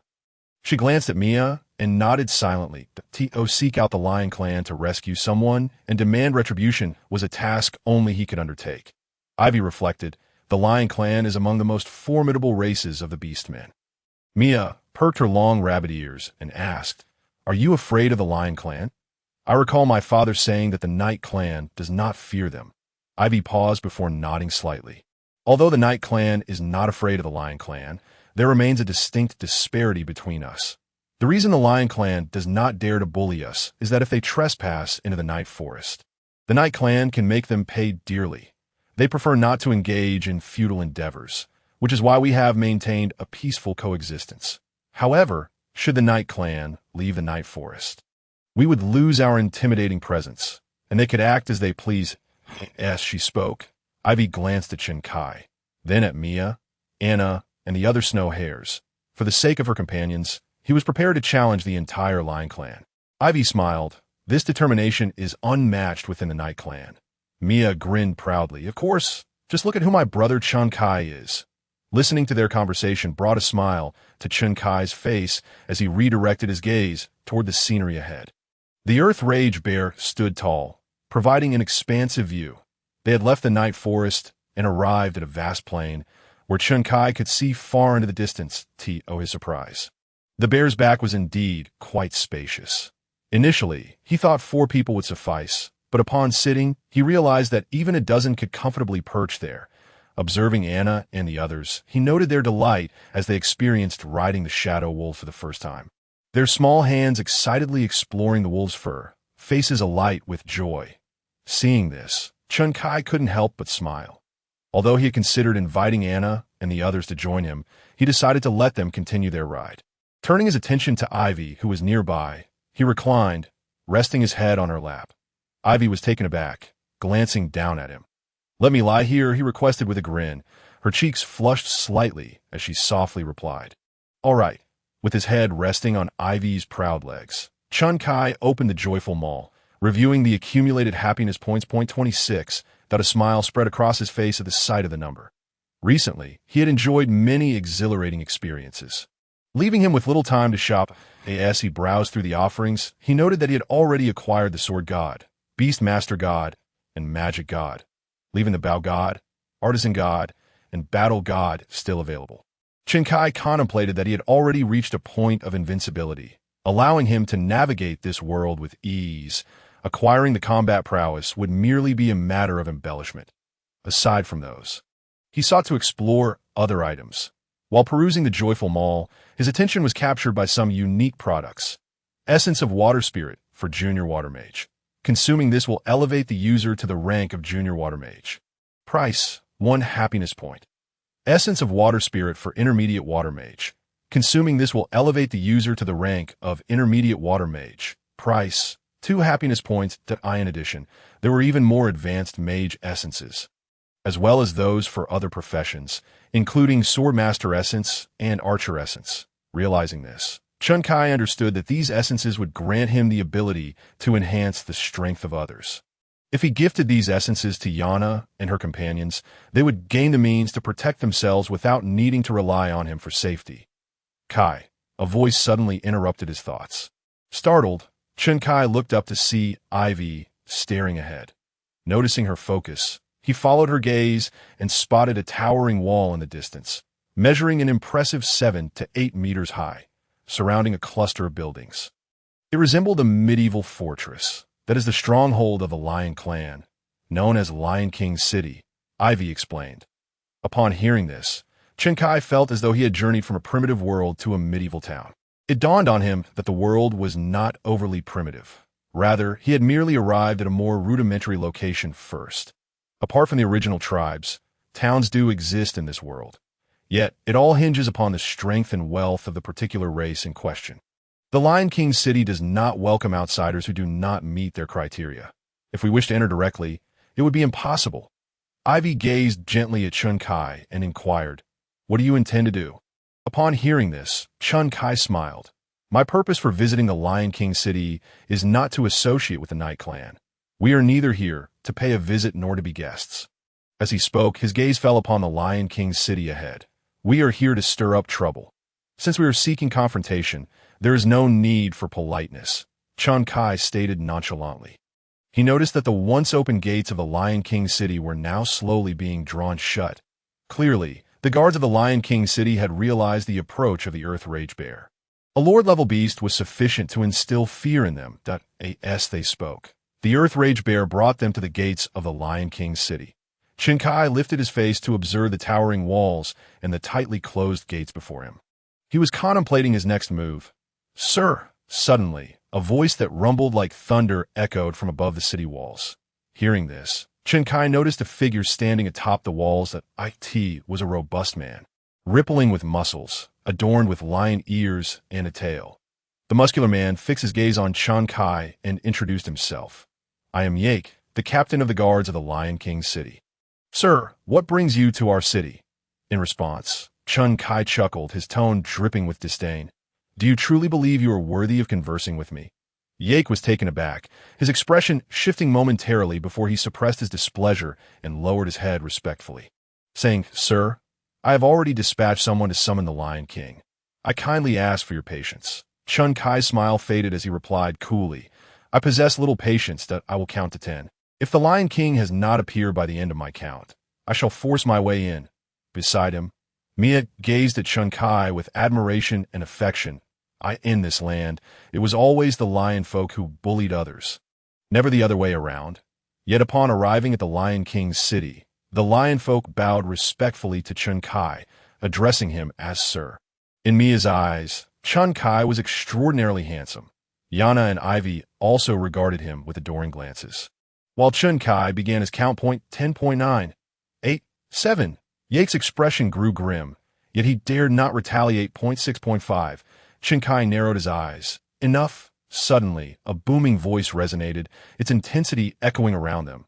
"They're coming," Ivy remarked. "It's the Lion King time." Chen Kai followed the sound and beheld a muscular man, bare-chested, striding toward them atop the city walls. The man stood over 2 meters tall, his muscles pronounced, as if sculpted from stone. His long brown hair framed a fierce visage.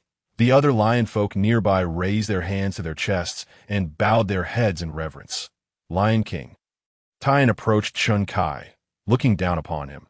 When his gaze fell upon the Earth Rage Bear that Chen Kai rode, his expression darkened. The Lion King possessed the strength of a great beast master. Although this rank was comparable to a Lord-level magical beast, the odds of a great beast master defeating a Lord-level beast in actual combat were slim. Taking a deep breath, Tyan's gaze returned to Chen Kai. "My friend, what brings you to the Lion King's city?" His tone softened, evidently not wishing to provoke a direct conflict with a Lord-level beastmaster. Chen Kai replied, "Mia, stand up and let him see you." Mia hesitated, puzzled, yet complied. Tyan's eyes narrowed with curiosity, unsure of Chen Kai's intentions. Chen Kai continued, "You recognize the Snow Rabbit clan, do you not?" Tyan responded blandly, "I am aware of them. A rather amusing collection of playthings." Unbeknownst to Tyan, Mia pouted adorably. "We snow rabbits are not your playthings." Tyan frowned, casting a glance at Mia. Sensing his ire, Mia's face paled slightly as she hurriedly moved to Chen Kai's side, plaintively stating, "Brother, he's being mean to me." Chen Kai nodded slightly, reassuring her, "Do not fear. I shall restore your dignity." From atop the massive bear, he addressed Tyan. "Mia is my companion, and she has informed me of the despicable actions taken against her kin. I have come to demand a release of all Snow Rabbit clan members." Tyan narrowed his eyes, arms crossed. Indeed, the Snow Rabbit clan exists among the lion folk, but those Snow Rabbit women are trophies of our warriors. I, Tyan, am the king of the lion folk, and, as king, I must protect my people, not seize the spoils of my kin. Upon hearing Tyan's words, the young lion folk atop the walls brightened with excitement. Someone shouted, "Lion King Tyan! Lion King Tyan!" Encouraged by the shouts around him, Tyan's expression turned smug, a smile creeping onto his lips before he coldly regarded Shinkai. "Kid, I know not from where you hail, but do not grow too arrogant. Do you truly believe that because you possess a lord-level beast, you can act with impunity over my lion folk? The honor of the lion folk is not something to be trampled by just anyone. If you seek battle, we of the Lion Clan shall oblige." In response, Chun Kai chuckled, a smile gracing his face. "I knew you would not concede easily, did I? In that case, I shall bestow upon your lion folk a fate akin to that of the Snow Rabbit clan." "A similar fate?" Tyan squinted.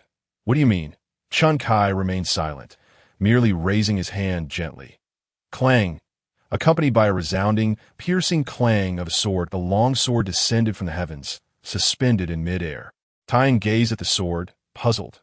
Not a beastmaster, but a sword master. The sword's hilt pointed upward, its tip downward, hovering high above. Tyan squinted.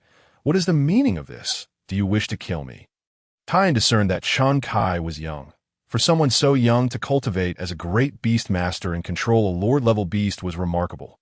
Yet, Tyan did not expect Chun Kai, as a great beastmaster, to possess formidable swordsmanship. Suddenly, the long sword split into two, then into four, rapidly multiplying. Tyan was bewildered. What sort of swordplay is this? The number of long swords continued to grow exponentially, terrifying sword energy coalescing, summoning clouds that spiraled towards them. The sky darkened, and amidst the ominous clouds, a vortex formed, illuminated brightly from within. Below the cloud cover, the long swords multiplied, now numbering in the thousands. A dreadful premonition gripped Tyan as he witnessed the overwhelming number of swords. His expression shifted. The thousands of long swords continued to multiply. In the blink of an eye, the sky above transformed into a dense mass of dark swords, combined. Chun Kai's voice resonated. The long swords seemed to receive some command. Abruptly contracting, clang, clang, clang, accompanied by the shrill sounds of colliding swords, the countless long swords converged into a singular form, instantaneously shaping into a colossal eastern dragon, composed of an infinite number of swords. The head of this colossal Easter dragon was as large as the entirety of Lion King's city. Half of its body emerged from the clouds, while the other half, being excessively long and robust, remained concealed within the billowing mist. Its elongated whiskers danced in the wind, and upon closer inspection, one could discern that these whiskers were composed of countless swords. Beholding this behemoth, reminiscent of a world-destroying divine beast, the youthful lion folk, who had just been shouting Lion King Tane and rallying behind his decisions, now sat paralyzed on the ground, their faces etched with terror and despair. What is this? What is this? Within the confines of Lion King's city, the lion folk ceased all activities, standing motionless in the streets, gazing vacantly at the sky, transfixed by the sword-formed Eastern dragon. This the apocalypse. The lion folk stared blankly, their hearts heavy with hopelessness and impotence. Chun Kai slowly lowered his hand, pointing downward. "Halt! Lord Sword God, please cease." Lion King Tane's voice resonated. Chun Kai snapped back to reality and glanced at Lion King Tane, who, now filled with horror and despair, crouched at the edge of the city wall, extending his hand in a futile attempt to stop him. Witnessing Lion King Tane's complete loss of the initial arrogance, replaced by a visage of utter hopelessness, Chun Kai could not help but chuckle, saying, "What troubles you? Wasn't it you who insisted I continue my audacity? Wasn't it you who proposed battle?" Lion King Tane's complexion turned ashen as he hastily replied, "It is my folly. I was unaware that the Sword God had descended upon my kin. Offending the Lord Sword God is Tane's error, a result of my rashness and ignorance. I shall immediately arrange for the Snow Rabbit clan to be released and presented before you. I shall do it at once." Lion King Tane swiftly kicked a nearby lion folk, exclaiming, "What are you lying around for? All of you, every single one. quickly relay the Lord Sword God's command. Every snow rabbit in Lion King's city must be sent out. Should anyone dare to keep even a single snow rabbit female, I shall have their head. Yes, yes, yes. The lion folk, upon hearing these words and witnessing the massive creature looming over them, dared not hesitate, hastily scrambling to comply. Lion King Tane turned to Chen Kai with urgency. Lord Sword God, I shall ensure that all snow rabbit females are released and brought to you. Not a single one shall be left behind. Not one. With that, he dashed a few steps forward, lost his balance, fell to the ground, then quickly rose and hurried inside. Lion King Tane, in a state of panic, had completely shed his earlier regal demeanor. Ha ha! Mia laughed. Brother, look at how terrified he is that her words. Chun Kai smiled, gradually sitting down and embracing Mia, leaning down to plant a kiss on her petite lips. He then observed the blush of joy and happiness on Mia's face, which in turn filled him with happiness. Ivy, glancing at Chun Kai and Mia, lifted her gaze to the enormous, terrifying sword-like creature hovering above Lion King's city. Ivy's mouth slightly parted as she pondered what level of sword master could achieve such a feat. A sword saint? Impossible! A sword saint could not attain such power, a great sword saint. It was said that a great sword saint could level a mountain with all their might, yet this spectacle exceeded even that. With these thoughts, Ivy involuntarily looked at Chun Kai. It is the sword god. Only the legendary sword god could wield such cataclysmic power. Ivy's heart raced, her cheeks flushed, an inexplicable sense of joy swelling within her. Her man is a sword god. Before long, within half an hour, Chun Kai heard the sound of the door opening. The gates of Lion King's city creaked open, followed by the sight of countless smaller snow rabbit folk emerging. A quick glance confirmed that all these snow rabbits were female. Not a single male was to be found. Clearly, during the fierce conflict between the lion folk and the snow rabbit clan, all male snow rabbits have been slain, with none left behind. Anna and her companions dismounted from the shadow wolves, awaiting their kin. The snow rabbit females gathered around Anna and her companions, streaming out of the city. This continued for over an hour until no more snow rabbits emerged. Lord Sword God, a voice suddenly called out. Chen Kai turned to see Lion King Tane had returned to the city wall, his face a mask of respect and trepidation. Lord Sword God, all of the Snow Rabbit clan have been delivered to you. Now, there are no snow rabbits left in Lion King City. Chun Kai cast a glance at Tane, then surveyed the gathered snow rabbit females, estimating their number to be around 300.300. Chun Kai furrowed his brow and looked at Tane. You invaded the snow rabbit clan and captured only 300 females.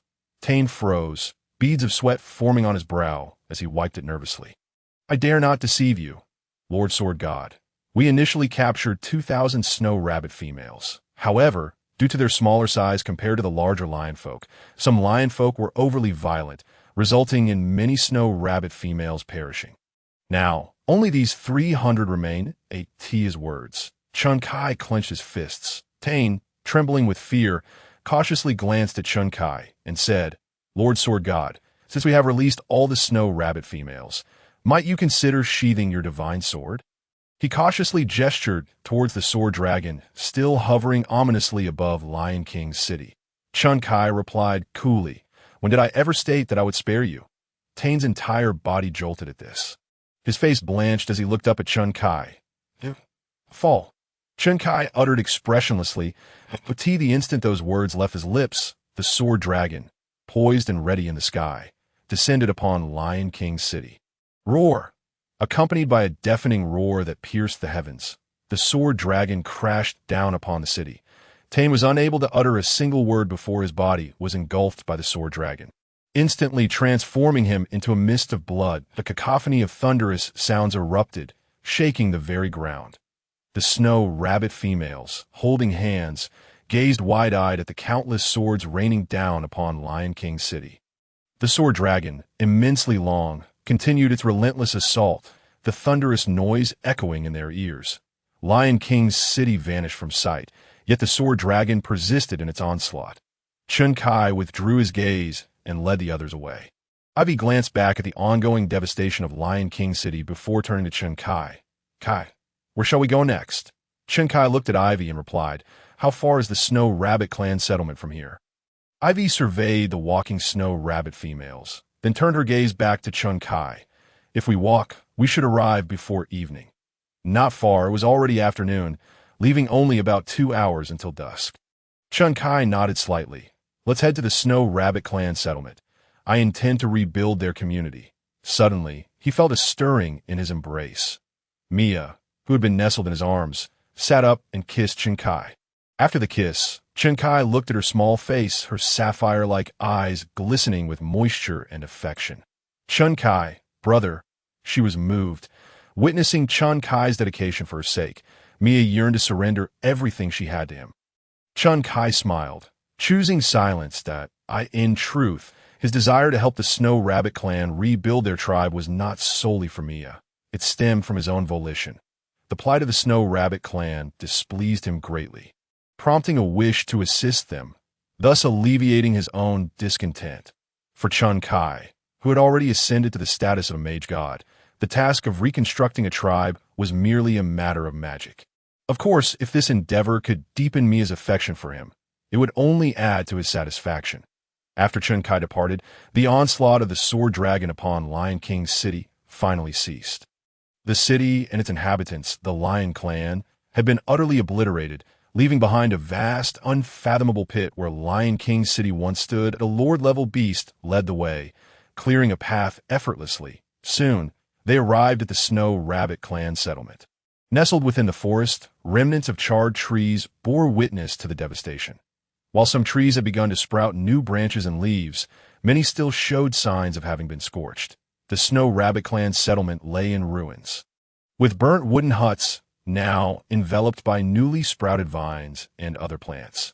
The area was desolate, with only the skeletal remains of the Snow Rabbit Clan's members serving as grim evidence of the atrocities that had transpired. Observing this scene, Chun Kai dismounted from the back of the Earth Rage Bear, gazing at the devastated settlement before him. Perhaps, before the invasion by the Lion Clan, this place had been as hospitable and simple as that of the Fox Clan. Now, however, all that remained were bones and desolation. Rebuilding the tribe would not be an easy task. Ivy turned to Chun Kai and remarked, "We can only proceed step by step. We must first clean this place." In response, Chun Kai turned and said, "No need. You all step back behind me." Ivy and Yana exchanged puzzled glances but complied, retreating obediently. Chun Kai surveyed the desolate settlement, raised his hand, and with a wave, the ground suddenly trembled. The earth appeared to come alive, writhing and consuming everything in its path, pulling it underground in the blink of an eye. The once chaotic and dilapidated terrain transformed into a smooth expanse of yellow earth. The sight left the girls present in awe. Ivy blinked, exclaiming, "This is earth magic." Chun Kai raised his hand slightly, causing the flat surface to sprout wooden beams at a visibly rapid pace, interlocking and overlapping to form new wooden huts that emerged in rows before them. Ivy's mouth fell open, her eyes wide with astonishment. Is this what magic? After creating the huts, Chun Kai glanced around and pointed at a spot. The ground swiftly sank, forming a deep pit from which water suddenly surged, transforming into a well. Chun Kai then identified another location, waving his hand to cause a cluster of trees to be swallowed by the earth. Shortly thereafter, new plants sprouted from the ground, growing into trees that quickly bore fruit. It dawned on Ivy that Chun Kai had utilized wood magic to create an expansive orchard. Having completed these tasks, Chun Kai turned to observe the Snow Rabbit women behind him. Their ears were perked up, and their large eyes shone with admiration as they gazed at him. Mia's fluffy rabbit ears stood tall, her sapphire-like eyes brimming with adoration and pride, her face adorned with a smile that radiated joy. It was evident that Mia was elated. Chun Kai smiled and said, "Now you have water, food, and shelter. You can live well here from now on." "Thank you, benefactor." Anna and the others chimed in cheerfully. The remaining Snow Rabbit women echoed, "Thank you, benefactor." Chun Kai regarded the petite, charming Snow Rabbit women, their eyes sparkling with hope. His heart warmed. "Congratulations, you have gained a bit of happiness." A mechanical voice resonated in Chun Kai's mind. He reflected that his efforts in rebuilding the tribe were not in vain. Nodding slightly, he turned to Yana. "It's almost time. Prepare some food. We shall stay in this tribe for the night." Upon hearing this, Yana smiled and nodded. After dinner, night fell. Brother, Chun Kai heard a voice beside him in his dreams. He opened his eyes to behold an exquisite little face. It was Mia. Upon seeing Chun Kai awake, she beamed and kissed him, saying, brother, I have something to tell you. Come with me. With that, she hopped off the bed, standing gracefully with an air of mystery. Curiosity piqued, Chun Kai followed suit and descended from the bed. Mia, noticing his compliance, smiled and led him outside. Following the bouncy little rabbit, Chun Kai left the settlement and ventured into the forest. In the distance, he spotted a flicker of firelight. As he approached, he discovered a campfire being set up by the fire. A group of freshly washed snow rabbit women stood gracefully, awaiting his arrival. After bringing Chun Kai over, Mia joyfully announced, "Sisters, I brought brother Chun Kai." Chun Kai, observing this, felt perplexed. With a smile, he queried, "It's late, and you all have had a tiring day. What brings me here?"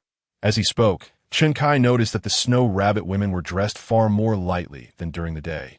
Their leather garments mere strips a couple of fingers wide, and their skirts quite short. Their attire seemed to purposefully showcase their most perfect selves to him, adorned with fluffy rabbit ears and trailing soft tails. Their snow-white skin glistened under the moonlight, resembling exquisite works of art. They stood before Chun Kai in neat formation, evoking thoughts of dance skirts. "Master," a voice called out. Chun Kai turned to see Anna, Lena, and Nana standing there. Anna stepped forward, her fair cheeks tinged with a slight blush. "The kindness you have shown to our Snow Rabbit clan is beyond what even our 200 sisters could repay, even if we were to sacrifice our lives. Therefore, we thought that tonight, our sisters would dance for you, hoping you would enjoy it." With bare feet, Anna and the others began to dance under Chun Kai's gaze. The bright moonlight bathed the Snow Rabbit women, enhancing their already breathtaking beauty. Though there was no wine, the sight of their dance was far more intoxicating. Grateful for the Snow Rabbit women's goodwill, Chun Kai did not refuse. He sat down, quietly admiring this rare spectacle. Mia joined in, dancing alongside her sisters in the enchanting moonlit performance. Midway through the dance, Anna approached Chun Kai and extended her hand. Understanding her intent, Chun Kai smiled, placing his hand in hers as he rose to join the Snow Rabbit women in their embrace. In the blink of an eye, the next morning arrived. A beam of sunlight filtered through the forest leaves, casting light upon Chun Kai's face. Feeling the warmth, he furrowed his brow and slowly opened his eyes. Upon doing so, he was met with the sight of Mia's beautiful face. Her playful smile greeted him as she exclaimed, "Brother, you're awake." Chun Kai chuckled. "You all certainly kept me on my toes yesterday." Mia was momentarily taken aback as she playfully rolled her eyes at Chun Kai, saying, "We certainly haven't troubled you. Brother, do you know?" Mia smiled as she continued, "That dance from yesterday is known as the Dance of Devotion among our Snow Rabbit tribe." Dance of Devotion? Mia nodded slightly, her smile widening as she explained, "Indeed, within our Snow Rabbit tribe, if a female snow rabbit takes a liking to a male, she will bring him out and dance this dance under the moonlight. This dance can only be performed for one person in a snow rabbit's lifetime. If she dances this dance, it signifies that the snow rabbit is willing to devote everything to that man." Chun Kai was taken aback. Mia chuckled, "They are now yours, brother, as long as you say the word. They will do anything for you." Chun Kai was utterly unprepared for such implications surrounding the dance. He dismissed the thought and stood up, dressing quickly. Yes, he did. He glanced around and noticed that the female snow rabbits had already departed. "Let us go, it's time for us to return." Mia replied cheerfully. As Chun Kai and Mia walked, he noticed a tattered bee-skin skirt lying nearby. He averted his gaze and led Mia back to the Snow Rabbit tribe. Upon returning to their dwelling, Chun Kai opened the joyful maul to check his happiness points. 53. It had been 26 yesterday, and now it was 53. A satisfied smile spread across his face. It seemed the gratitude of the female snow rabbits had indeed earned him a considerable amount of happiness points. Chun Kai reflected on how, in a moment of inspiration, he had wiped out the entire lion tribe to rescue over 300 female snow rabbits. It had not been in vain. The rewards were plentiful. After all, it was about rebuilding the tribe, and Chun Kai wanted to ensure that the snow rabbits could thrive within their community. He had spent 5 days in the Snow Rabbit tribe. After 5 days, he decided it was time to leave. Upon hearing of Chunkai's departure, the group of female snow rabbits came out to bid him farewell. Anna, Lena, and Nana, come here, Chunkai called out. Anna and the others looked at him with confusion. Master, Anna said, gazing at Chunkai with her big eyes. Chunkai explained, I would like you three to remain in the tribe and protect your sisters. Anna was taken aback, her eyes trembling. Master, I wish to stay by your side and do not want to leave you. Lena feels the same as Oda's Nana. The three had anticipated following Chunkai, but were surprised that he wanted them to stay behind. Their eyes were filled with reluctance and unease. Chunkai reached out, gently stroking Anna's hair, and said tenderly, You three are the ones I trust most in the Snow Rabbit tribe. I feel more at ease knowing you will protect this tribe. Besides, I will return. He caressed Anna's small face. Anna bit her lip, feeling a pang of sadness, but she nodded, We will obey our master. Seeing the tears glistening in Anna's eyes made Chunkai feel a twinge of reluctance. However, he had made his decision from the very start when he first encountered the three of them. He wanted them to be the protectors of the tribe. Extending his hand, he said softly, Take this. The three girls extended their hands. As Chunkai reached out, 3 beads of different colors fell into their fair hands. The 3 girls looked up at Chunkai in unison. Master, what are these? Anna asked in confusion. Chunkai explained, Anna's is the essence of water, Lena's is the essence of wood, and Nana's is the essence of earth. After consuming the essence of water, you will become a water mage. The essence of wood will turn you into a wood mage, and the essence of earth will transform you into an earth mage. Upon hearing this, everyone present was astonished. Ivy looked at Chunkai in disbelief. Anna exclaimed, Master, this. Chunkai smiled and said, Since I have rebuilt the Snow Rabbit tribe, I do not wish for it to be destroyed again. In this region, the most powerful are the great fighters that if you remain as you were before, stronger races will take advantage of my absence to bully you. The great fighter is on par with the realm of great mages. With 3 great mages among you, I can rest easy. Furthermore, Chunkai glanced at the Earth Rage Bear beside him and then looked at Anna, saying, I will leave this Earth Rage Bear for you as well, to protect your tribe. Anna blinked in surprise. Master, Chunkai urged, Eat it that I will watch you consume the essences, and then we will depart. Anna looked at Chunkai, her eyes filled with gratitude and reluctance.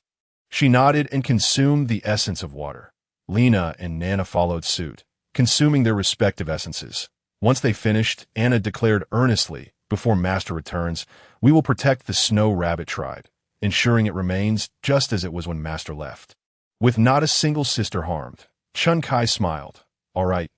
He turned around and summoned the Shadow Wolf.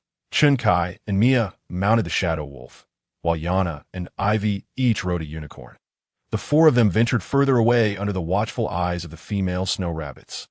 The snow rabbits gazed at Chunkai's departing figure, their eyes filled with reluctance, until he vanished into the depths of the forest. Only then did they reluctantly withdraw their gazes. Anna turned to Lena and Nana.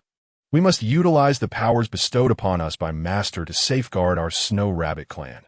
Lena and Nana responded in unison, riding the Shadow Wolf with Mia nestled in his arms.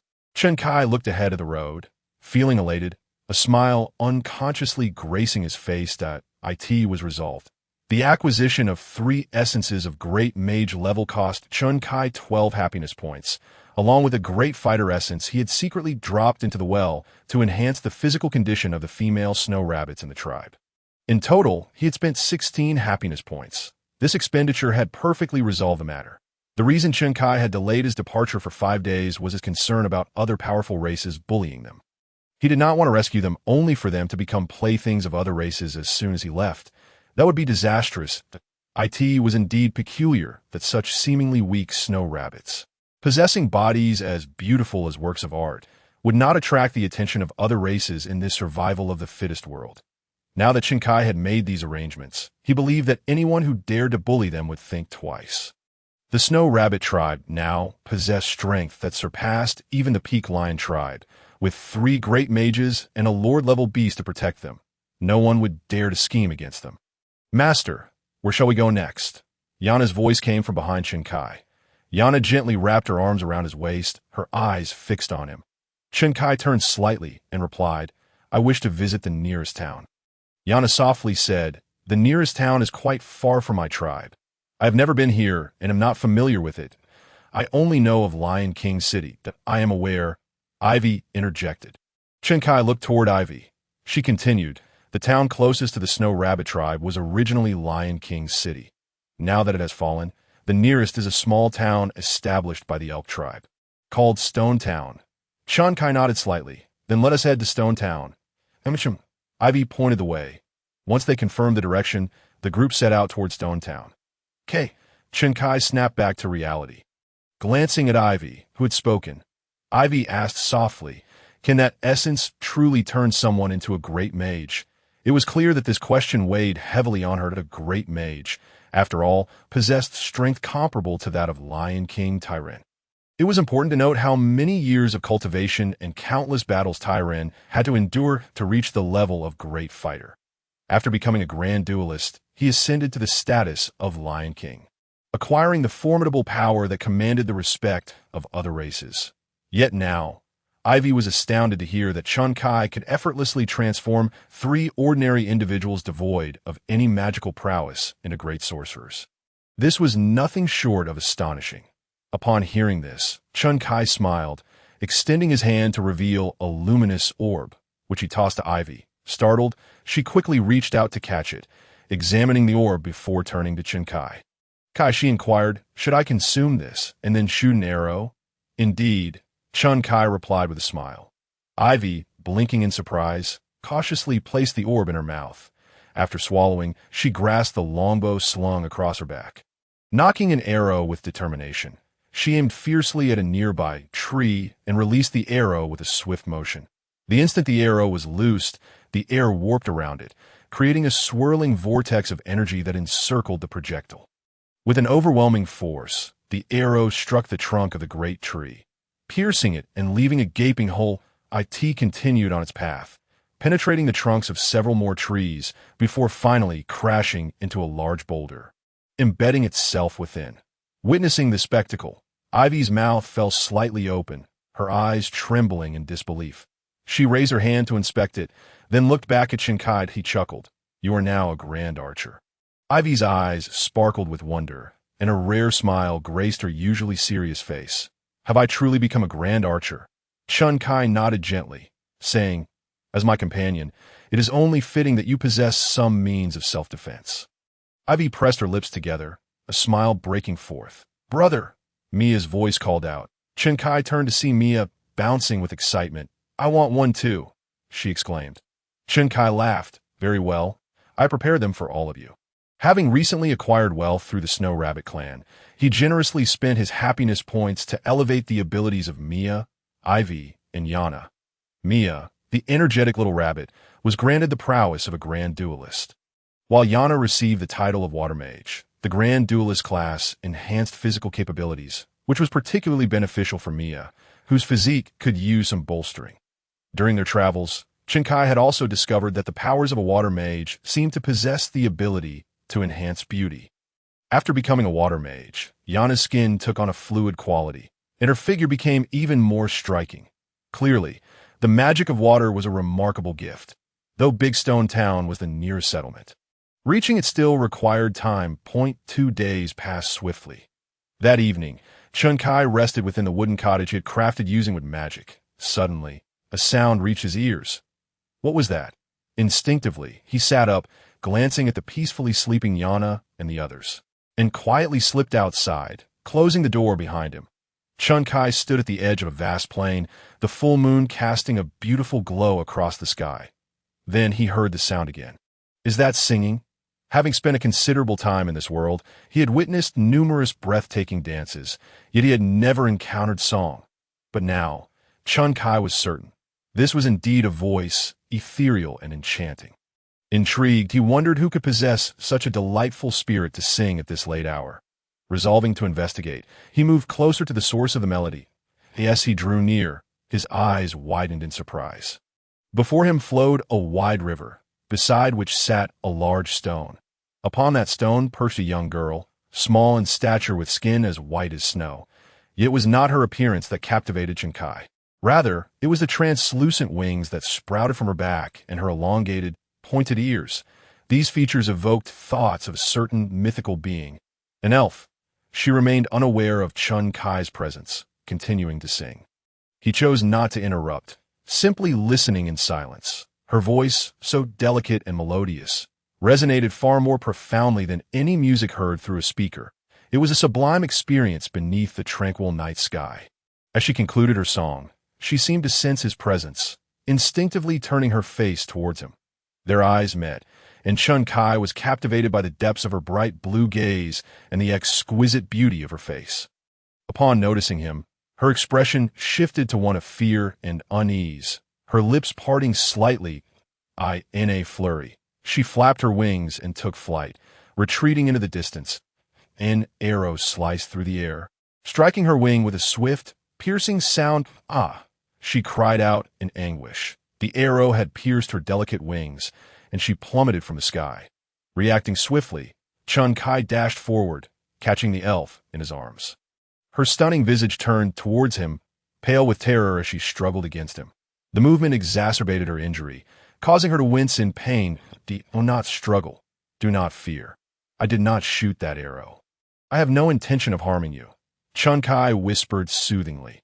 Upon hearing his words, the elf furrowed her brow, her tear-filled eyes gazing up at him with a pitiful expression. That moment, footsteps echoed nearby. Chun Kai turned to see three men approaching.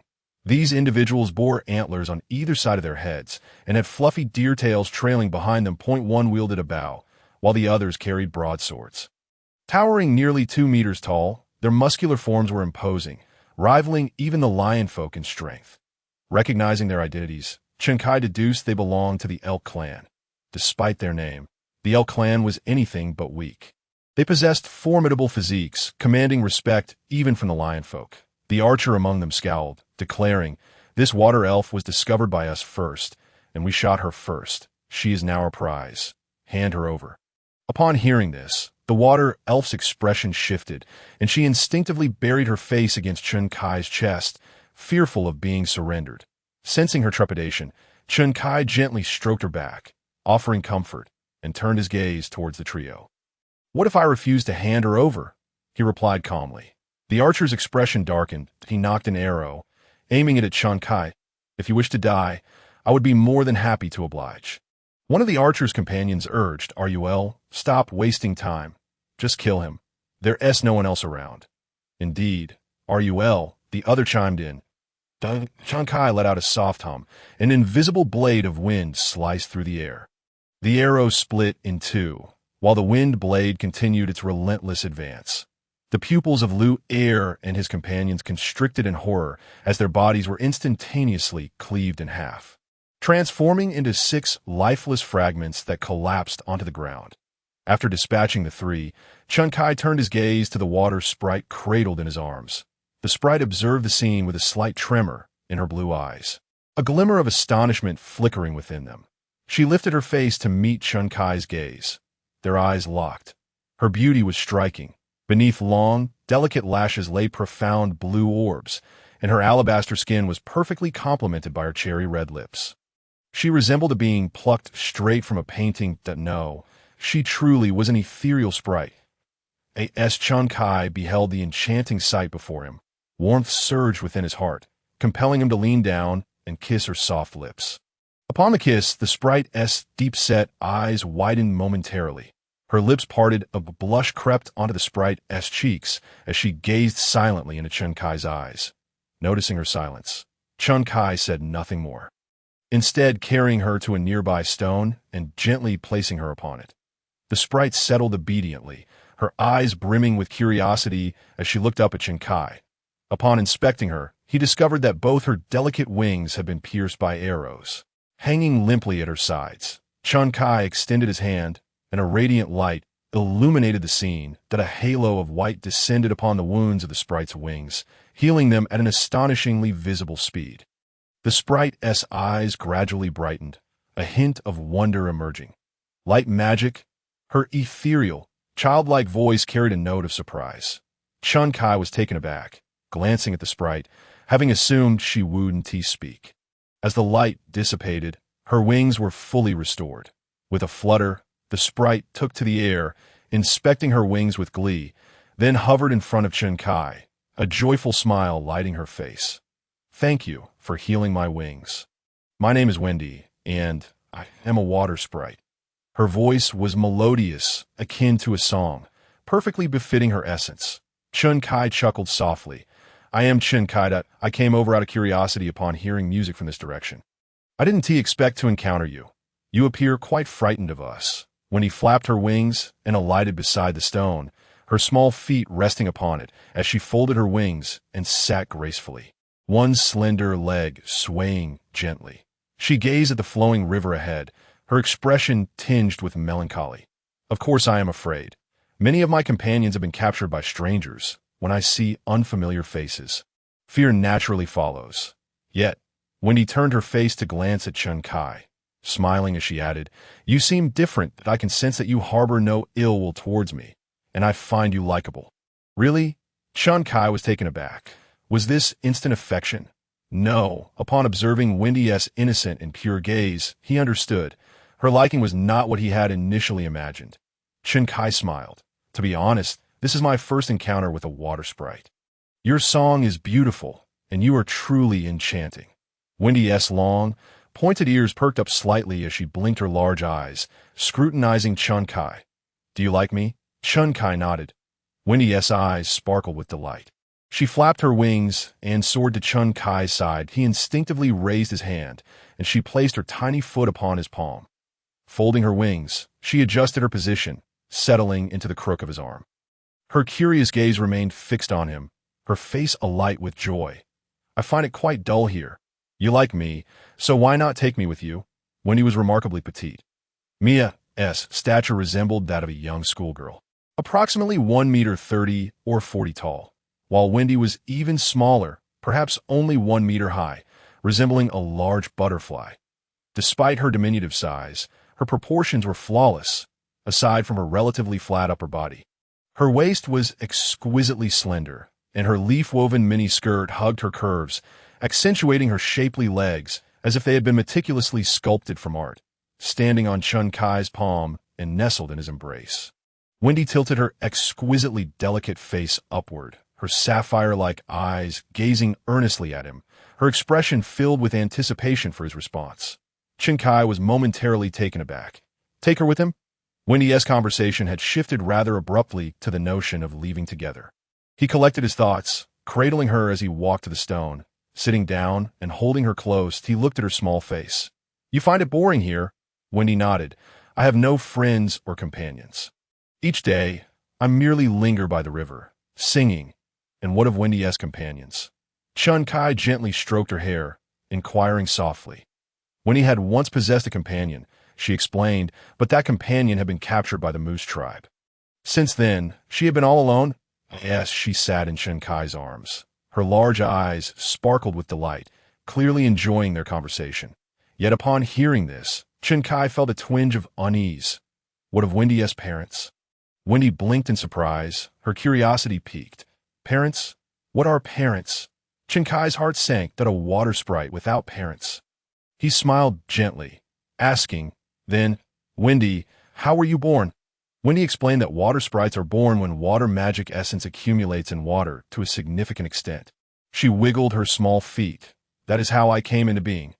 Chen Kai experienced a wave of fascination, marveling at the adorable creature before him and how she had come into existence. No wonder she felt lonely. "If I wish to take Wendy with me, can she come?" he asked gently. Wendy's eyes brightened, her gaze full of hope. "Of course. However, as a water sprite, you would need a medium-grade water magic crystal to form a contract with me." Enabling me to accompany you at a contract? Chen Kai had not anticipated such a stipulation. Wendy nodded, her slender legs swaying as she explained. "The sprite contract must be established for me to accompany you. If the contract is not formed and I leave my birthplace, I would perish." Upon hearing this, Chen Kai recalled Wendy's earlier mention of her companions being captured by the Moose tribe. Implying they had perished, he quickly pushed aside these thoughts and asked tenderly, "Where might I find a water magic crystal?" Wendy pointed toward the expansive river with her delicate finger. This river is home to many water-based magical creatures, including medium-grade ones. By defeating a medium-grade creature, you can obtain the corresponding magic crystal. After a brief pause, when he turned to Chun Kai, if you cannot procure one, that is fine. Even if it means I cannot accompany you. You can always return to see me, that I can sing for you. Her words. Chun Kai smiled, his gaze shifting to the river as a thought crossed his mind. The river surged, as if alive. Suddenly, a massive fish was ejected into the air. This fish measured over 2 meters in length, its mouth lined with razor-sharp teeth, and its dorsal fin was as sharp as a sword. Upon witnessing this creature, Wendy exclaimed in shock, "It's a high-grade magical creature, the fongfish." In an instant, the river conjured a colossal hand of water that grasped the fongfish and crushed it with tremendous force. Splatter! The fongfish was reduced to mere pulp, its essence transformed into glimmering particles, drifting slowly toward Chun Kai. Wendy watched in awe, her mouth agape as she gazed at Chun Kai. Water magic. Chun Kai accepted the card that represented the fongfish. Name: Fongfish. Level: high-grade magical creature. Disassemble. Chun Kai spoke up. The card split into two. One was a magic crystal of the sharp-toothed fish, while the other depicted the corpse of the sharp-toothed fish. Chun Kai stored away the card depicting the fish's corpse and proceeded to materialize the magic crystal. A blue magic crystal materialized in Chun Kai's hand. He extended the crystal towards Wendy. Her eyes sparkled with excitement as she reached out her small hand to cradle the spherical water-type magic crystal, then turned to Chun Kai with a smile. This is a high-level water magic crystal, even more advanced than a mid-level one. Hearing this, Chun Kai wrapped his arm around her slender waist and asked, "Then can we form a contract?" When he nodded vigorously, she placed the spherical magic crystal on her fair thighs, then raised her hands above it. Hovering over the water magic crystal, the soft blue light began to glow. Suddenly, a magical array, invisible to Chun Kai, illuminated from the water magic crystal. Wendy lifted her face towards Chun Kai, her expression brimming with joy, and asked, "What is your name?" Chun Kai gazed at Wendy's artful form and replied, "Chun Kai." "All right, then Wendy wishes to form a partner contract with Chun Kai." Wendy voluntarily becomes Chun Kai's partner, sharing his thoughts and loving what he loves. Wendy's ethereal, childlike voice resonated softly. As her words faded, the array radiated a blue aura, and a gentle breeze swept through, lifting Wendy's deep blue hair gracefully. The contract array merged into the high-level water magic crystal, which absorbed the contract and transformed into a beam of blue light that entered Wendy's body. Chun Kai felt a faint connection with Wendy. Wendy lifted her face to look at Chun Kai and smiled, saying, "Now it's perfect. From now on, Wendy belongs to you. Wherever you wish to take Wendy, she shall go. Whatever you desire of Wendy, she will comply." This was the first time Chun Kai had witnessed such a contract, and he found it quite intriguing. Hearing Wendy's words, he glanced at her, his gaze lingering on her delicate lips. "Anything I desire, I can do." Wendy seemed to sense something, her cheeks flushing a soft pink. "Yes, whatever you wish, Wendy is capable of." The following morning, a beam of sunlight filtered through the window of the wooden cabin, warming Chun Kai's face. Feeling the light, he slightly furrowed his brow and slowly opened his eyes. He discovered he was lying alone in the wooden cabin. Yana and the others had presumably gone out to prepare breakfast. Chun Kai accessed the joyful marketplace to check his happiness points.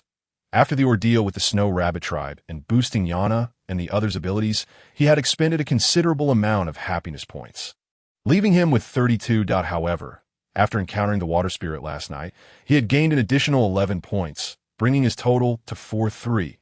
As he contemplated how to utilize these points, he sat up and sensed something hanging around his neck. Lowering his gaze, he saw a blue diamond-shaped crystal pendant adorning his neck. The sight of the pendant reminded him of the previous night, and a smile crept across his face as he murmured, "Wendy." The pendant glimmered slightly. And suddenly, a figure appeared before Chun Kai. It was Wendy, the water spirit resembling a large butterfly. Wendy fluttered her wings, surveying her surroundings before her eyes landed on Chun Kai, a smile blossoming on her face. "You reawake?" Folding her wings, she descended into the room and examined it. "Where is this?" Chun Kai reached out and lifted Wendy into his embrace. She settled on his lap, tilting her head to observe him with her curious eyes.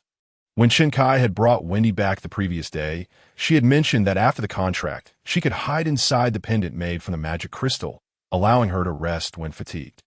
Chen Kai had allowed her to rest in the pendant while he carried it back. "Brother Chen Kai, breakfast is ready," came Mia's voice from outside.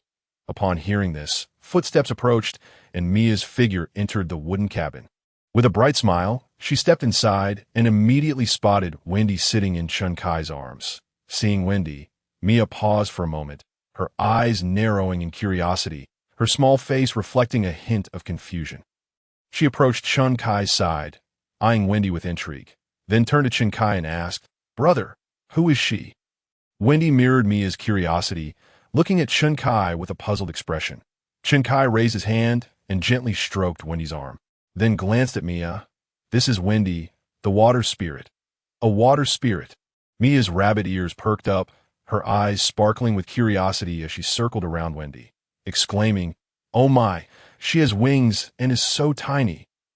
"This is truly a water spirit. I've always heard that in certain waters, where water magic is abundant, water spirits are born, that I never expected to see one in person." As Mia circled Wendy, the latter appeared somewhat apprehensive, instinctively inching closer to Chen Kai. Chen Kai noticed the unease on Wendy's small face and tightened his embrace around her shoulders. Feeling Chen Kai's warmth, Wendy glanced at him. Chen Kai smiled reassuringly. "Don't be afraid. Mia means no harm. She is not a bad person." Mia blinked in realization, aware that she had startled Wendy, and playfully laughed.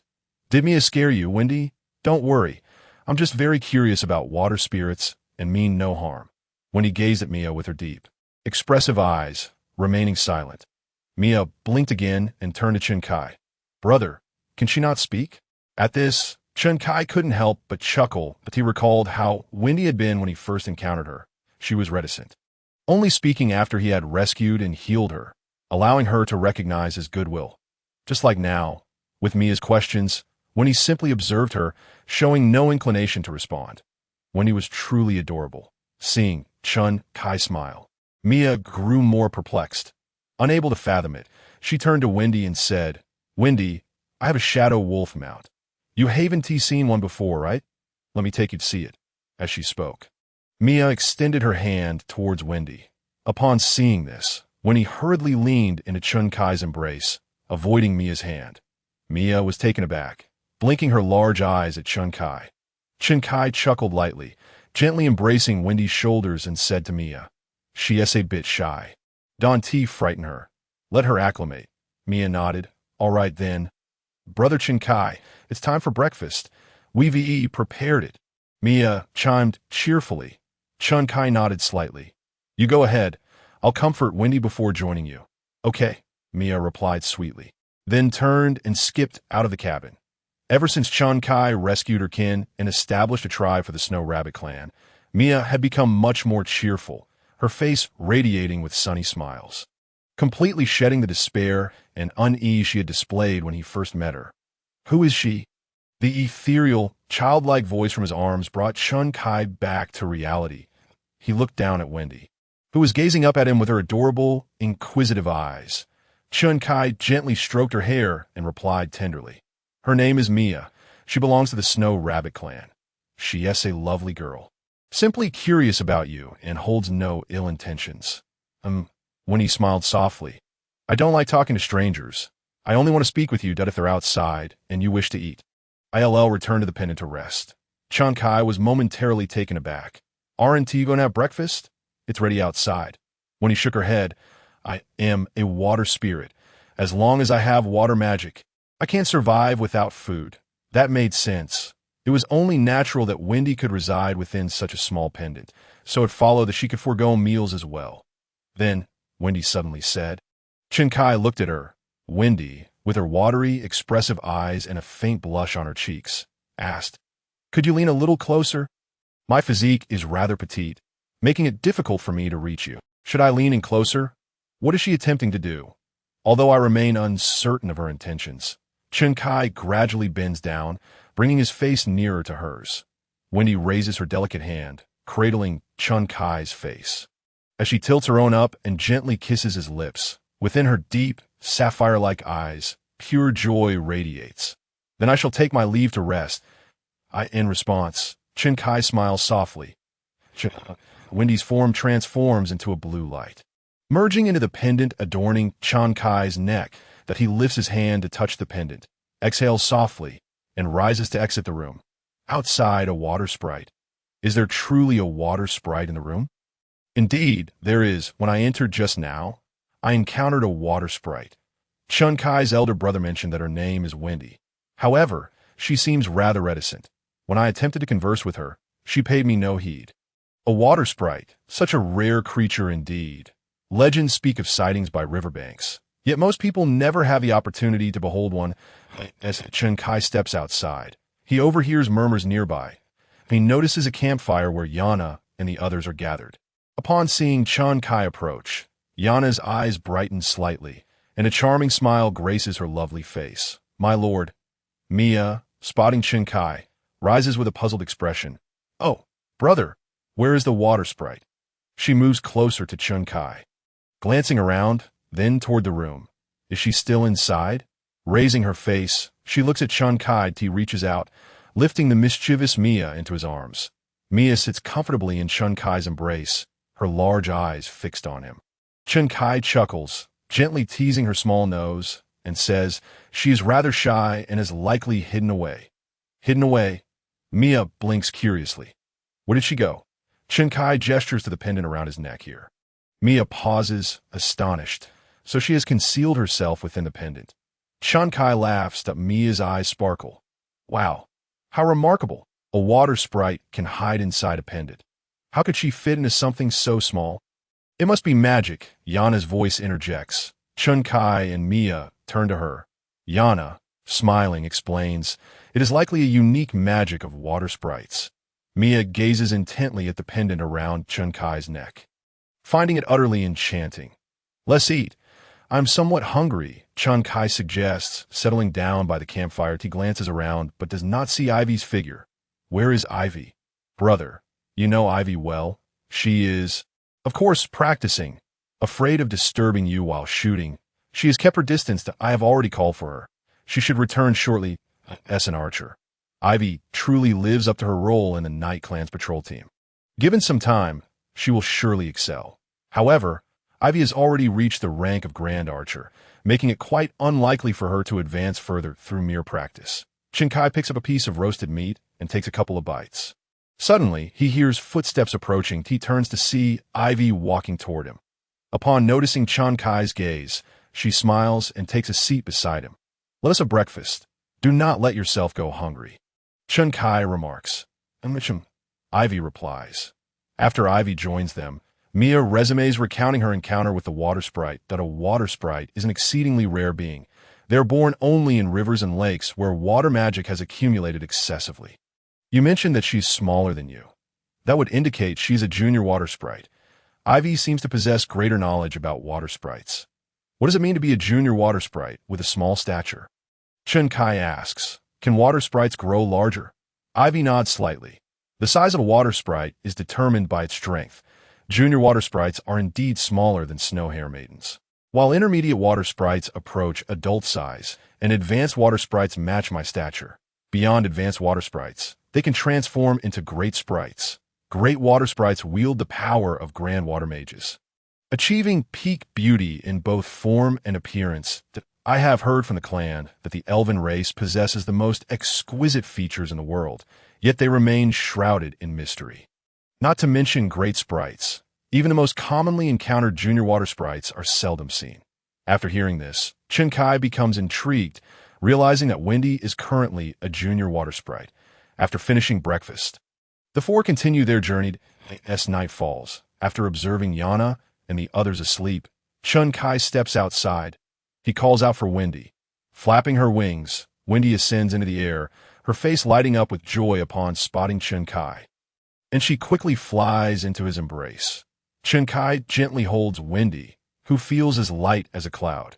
She lies in his arms, tilting her face upward to plant a kiss on his cheek, exclaiming, Wendy missed you. Hearing this, Chun Kai smiles, settling onto the grass, and cradling Wendy in his arms, he raises his hand, revealing a brilliant blue orb, which he presents before her. Upon seeing it, Wendy's deep blue eyes widen in astonishment. What a rich aura of water magic. What is this? It is not a magic crystal, is it? Chun Kai, smiling, responds. Do you wish to become a great sprite? Upon hearing this, Wendy eagerly replies, of course, all sprites can grow stronger after their birth. Becoming strong is essential to protect oneself and those dear to them. If Wendy becomes stronger, she can protect you. Chun Kai chuckles, as he has always been the protector in this world, seldom hearing others express a desire to safeguard him. This item will allow you to transform into a great sprite. Wendy gasps. How can that be? She blinks her adorable eyes. For a water sprite to become a great sprite is exceedingly difficult.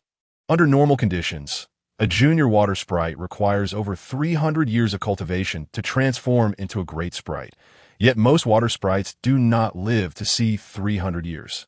The challenge is immense. For Wendy, as a junior water sprite, the prospect of becoming a great sprite seems nearly impossible.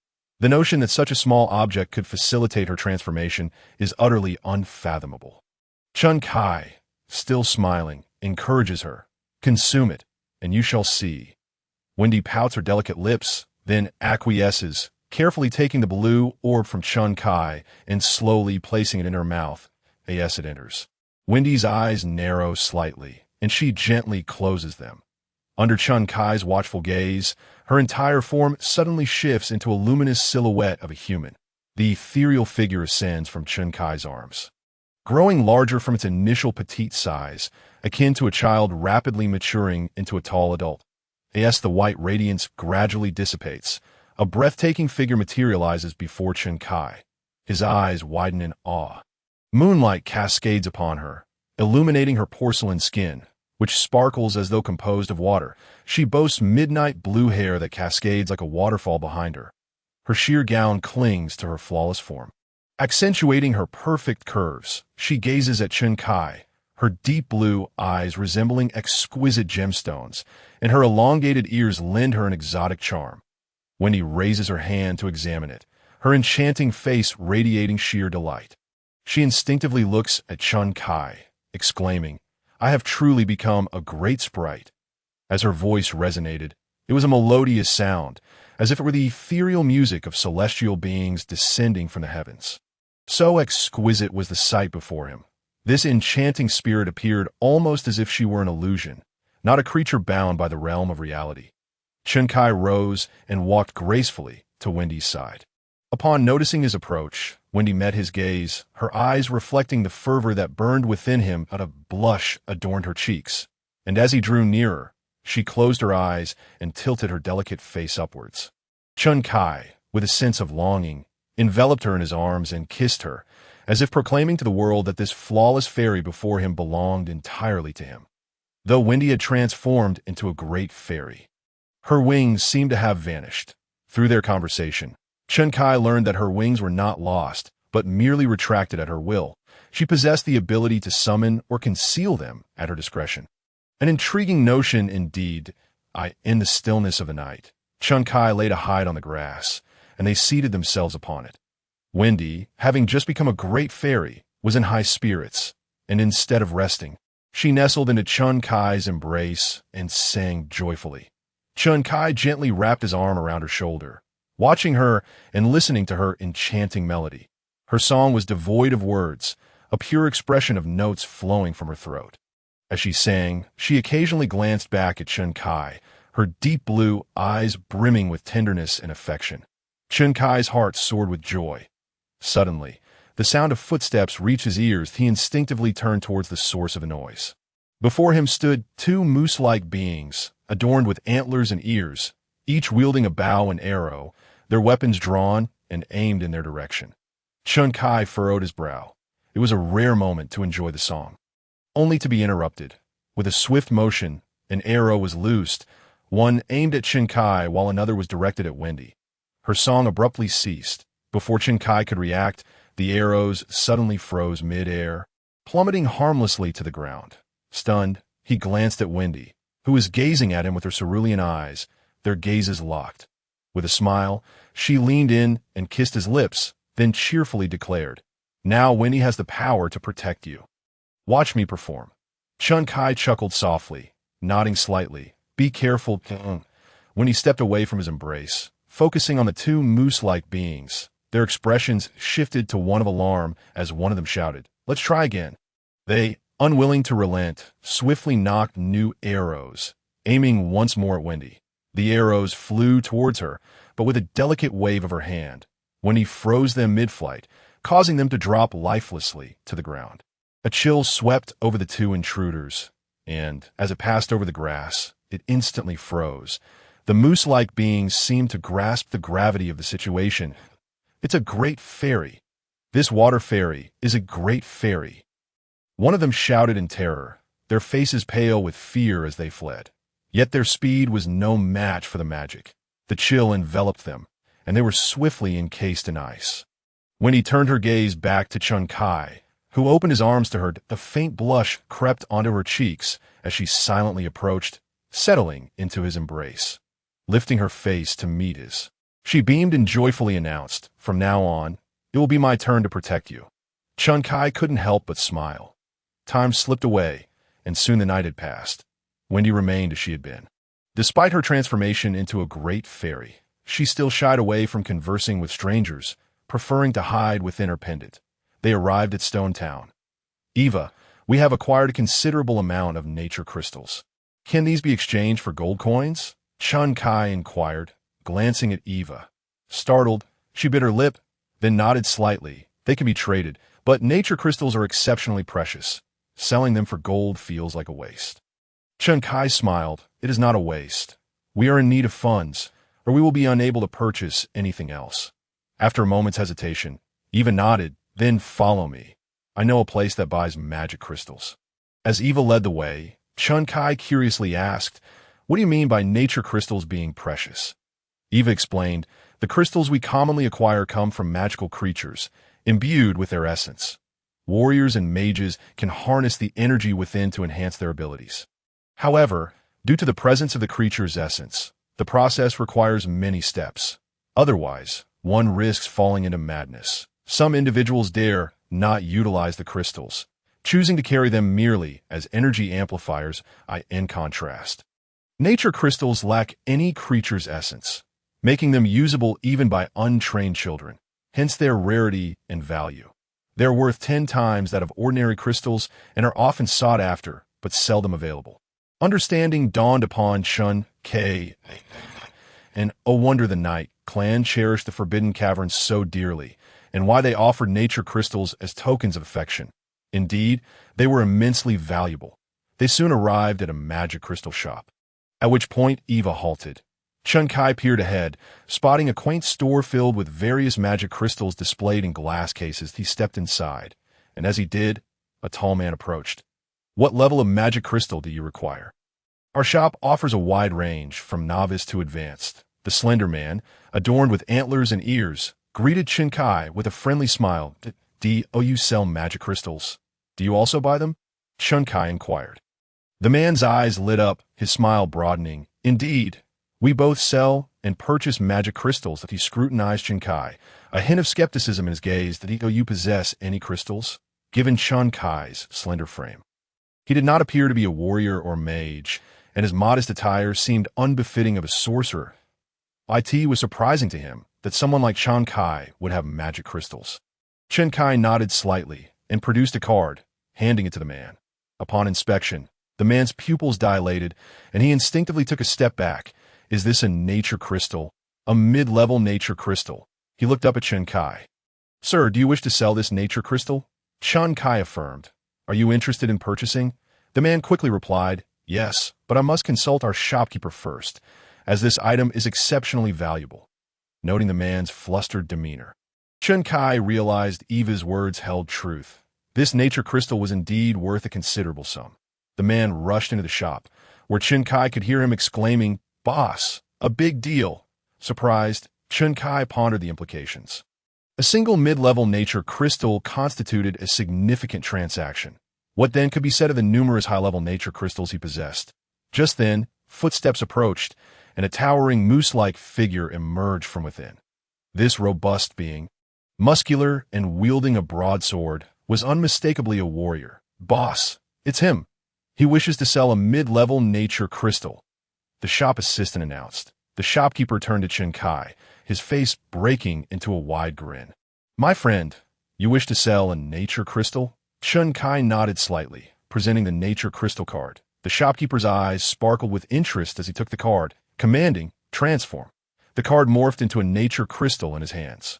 Seated, the shopkeeper examined the crystal meticulously before looking back at Chen Kai, his expression serious. "This nature crystal is of exceptional quality. I can offer you 500 gold coins. What do you think?" 500 gold coins. Before Chen Kai could utter a word, Yana beside him could not help but exclaim in a hushed tone. Clearly, this sum was quite substantial for her. "That's unacceptable." However, another voice interjected. All eyes turned towards the speaker. "Ivy," she remarked, "the intermediate natural magic crystal has a market value of 600 gold coins.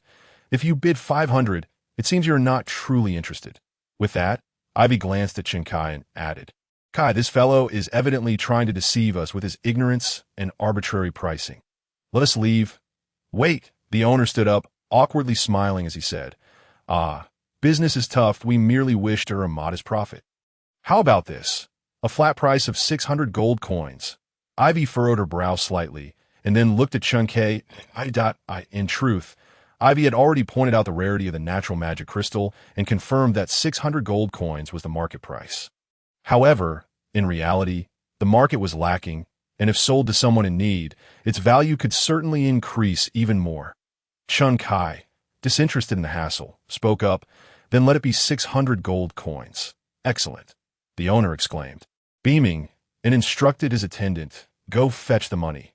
The attendant nodded and hurried into the back room. The owner smiled, "Please wait a moment, esteemed guest." Chen Kai nodded slightly. As he pondered, Chen Kai realized that since arriving in this world, he had yet to purchase anything and had consequently not dealt with gold coins, leaving him uncertain about the pricing in this realm. Furthermore, he had recently accumulated a number of items, such as cards, which were becoming cumbersome to carry. Perhaps it would be wise to obtain a means of storage. With this thought, a spark of inspiration struck Chen Kai. Right? He opened the joyful mall within the marketplace. A particular item caught his eye: concealed storage ring. It contains a space for storing items and will autonomously hide within the flesh. Price: 1 point of joy value. Upon seeing this, a smile spread across Chen Kai's face as he promptly purchased the storage ring. He felt a slight chill in his finger and, upon inspection, discovered that a storage ring had mysteriously appeared on his finger, seamlessly blending into his flesh. That moment, Chen Kai noticed the attendant emerging from the back room. Holding a card, he handed the card to the owner, who examined it before passing it to Chen Kai. "Here, this represents 600 gold coins." Chen Kai took it and inspected Name. Gold coin card. "Quantity: 600 coins." Chen Kai stated, "Transform." The card shimmered and split into 2 cards. Name. Gold coin card. Quantity: 300 coins. The original 600 coin card had now become 2 cards of 300 coins each. With a flick of his hand, Chen Kai stored the 2 cards within the storage ring. Making them disappear, he turned to the owner, who was intently examining the natural magic crystal. "No problem. We shall take our leave now." The owner snapped back to reality. Smiling, "Certainly, certainly." Chen Kai withdrew his gaze and departed with his companions. "Ivy, is there a clothing shop in Dashi Town?" Chen Kai inquired. Upon hearing this, Ivy nodded. "Yes, I will take you there." All right. Having witnessed Ivy donning a delicate gauzy dress and the architecture of Lion King City, Chen Kai understood that this world offered more than just primitive animal skin garments. Thus, he brought Yana and the others to Dashi Town with the intention of purchasing a few outfits for them to wear.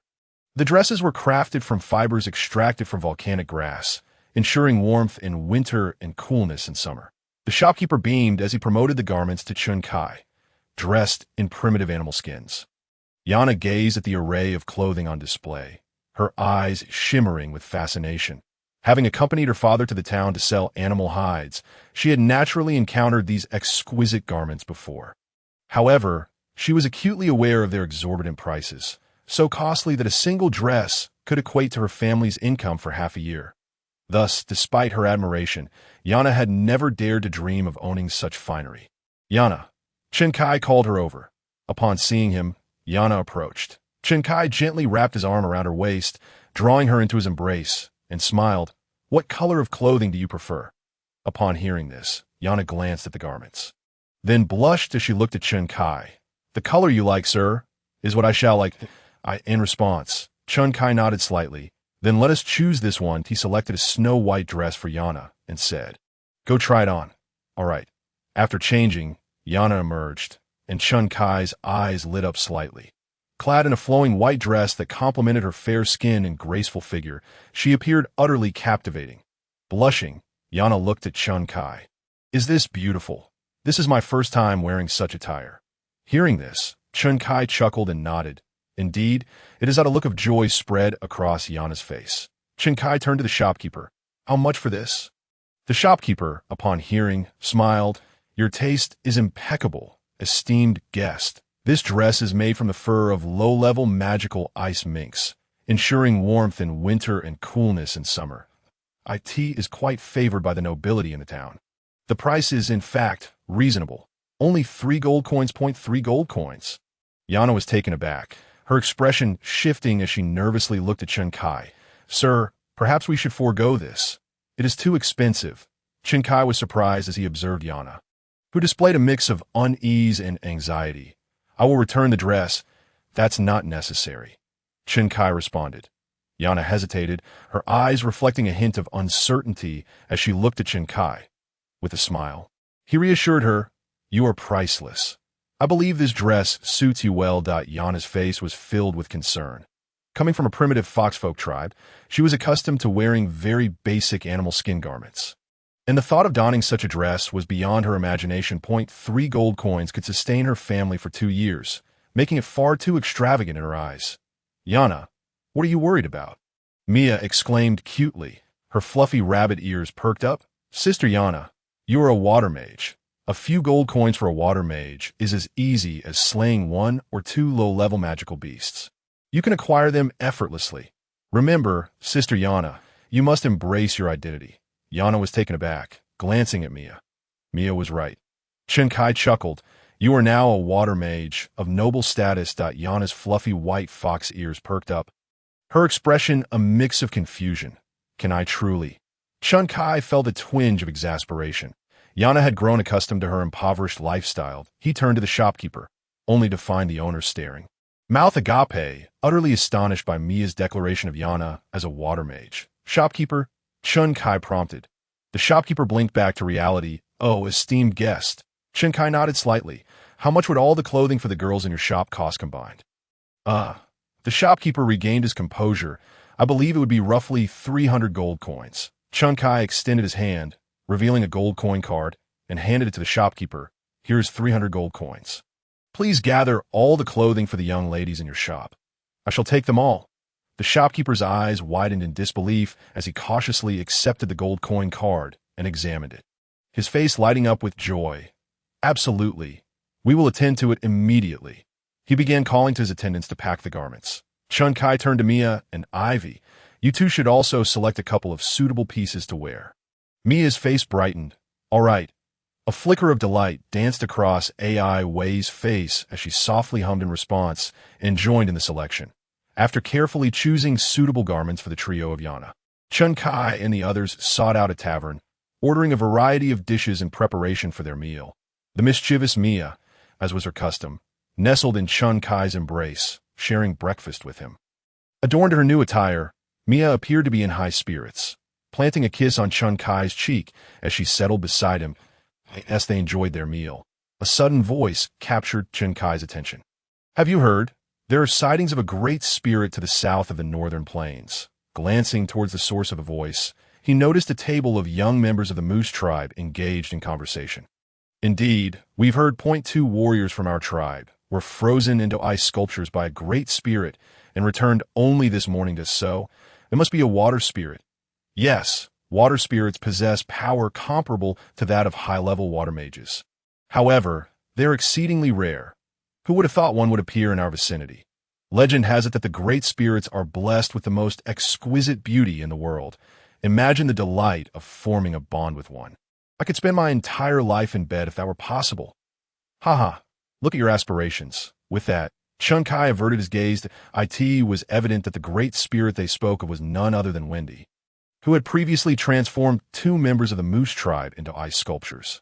Look over there. The snow rabbit maiden. It is said that the snow rabbit maidens are petite, with skin as white and luminous as snow, making them the perfect playthings. However, since the annihilation of the snow rabbit tribe, most of them have become the toys of the lionkin, and sightings have become rare.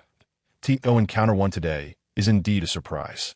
Her complexion is truly captivating. Speaking of the snow rabbit maiden, have you heard about the events in Lion King City? Of course, such significant news is hard to miss in a single night. Nothing remained of Lion King City. Not even a hair. What a spectacle. Indeed, that day the sky was filled with swords, which transformed into terrifying beasts that blotted out the sun.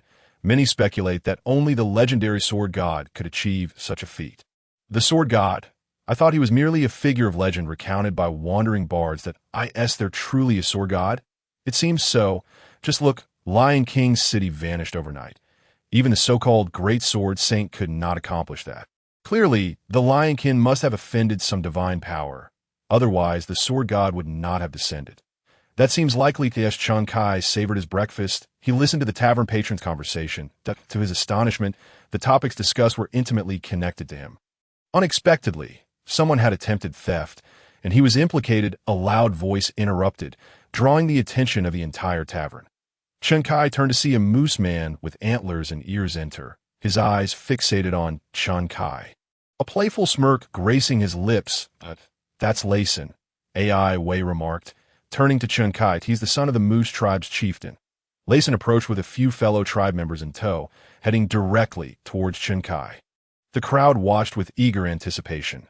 Layson proclaimed, "Someone has stolen my belongings. Are you the culprit? Such audacity! Layson is the chieftain's son, and you dare to steal from him?" Layson strode confidently to Chun Kai, pulling out a chair and taking a seat before him. "Hand over what you have taken," he demanded, his gaze fixed on Chun Kai. Realizing that trouble had arrived, Chun Kai was curious about Layson's intentions. "You claim I've stolen your belongings. You must first enlighten me on what exactly I've taken." Layson chuckled, narrowing his eyes. "You have pilfered my precious natural magic crystal." Gasps erupted from around the tavern. The natural magic crystal was a highly coveted energy source for cultivation, usable even by those untrained in the arts. Had he really stolen such a treasure? Layson smirked at the murmurs from the crowd, his gaze unwavering on Chun Kai. "Return my natural magic crystal, or do not blame me for being uncivilized." With a loud thud, he slammed his palm on the table. The table shuddered under the impact. Chun Kai understood immediately. Clearly, the owner of the magic crystal shop had informed Layson of his possession, leading to this unfounded accusation. Being the chieftain's son, Layson's words would undoubtedly carry more weight than his own. "Hey!" A voice rang out. It was Mia, her cheeks puffed in indignation. "Layson, I assenti it.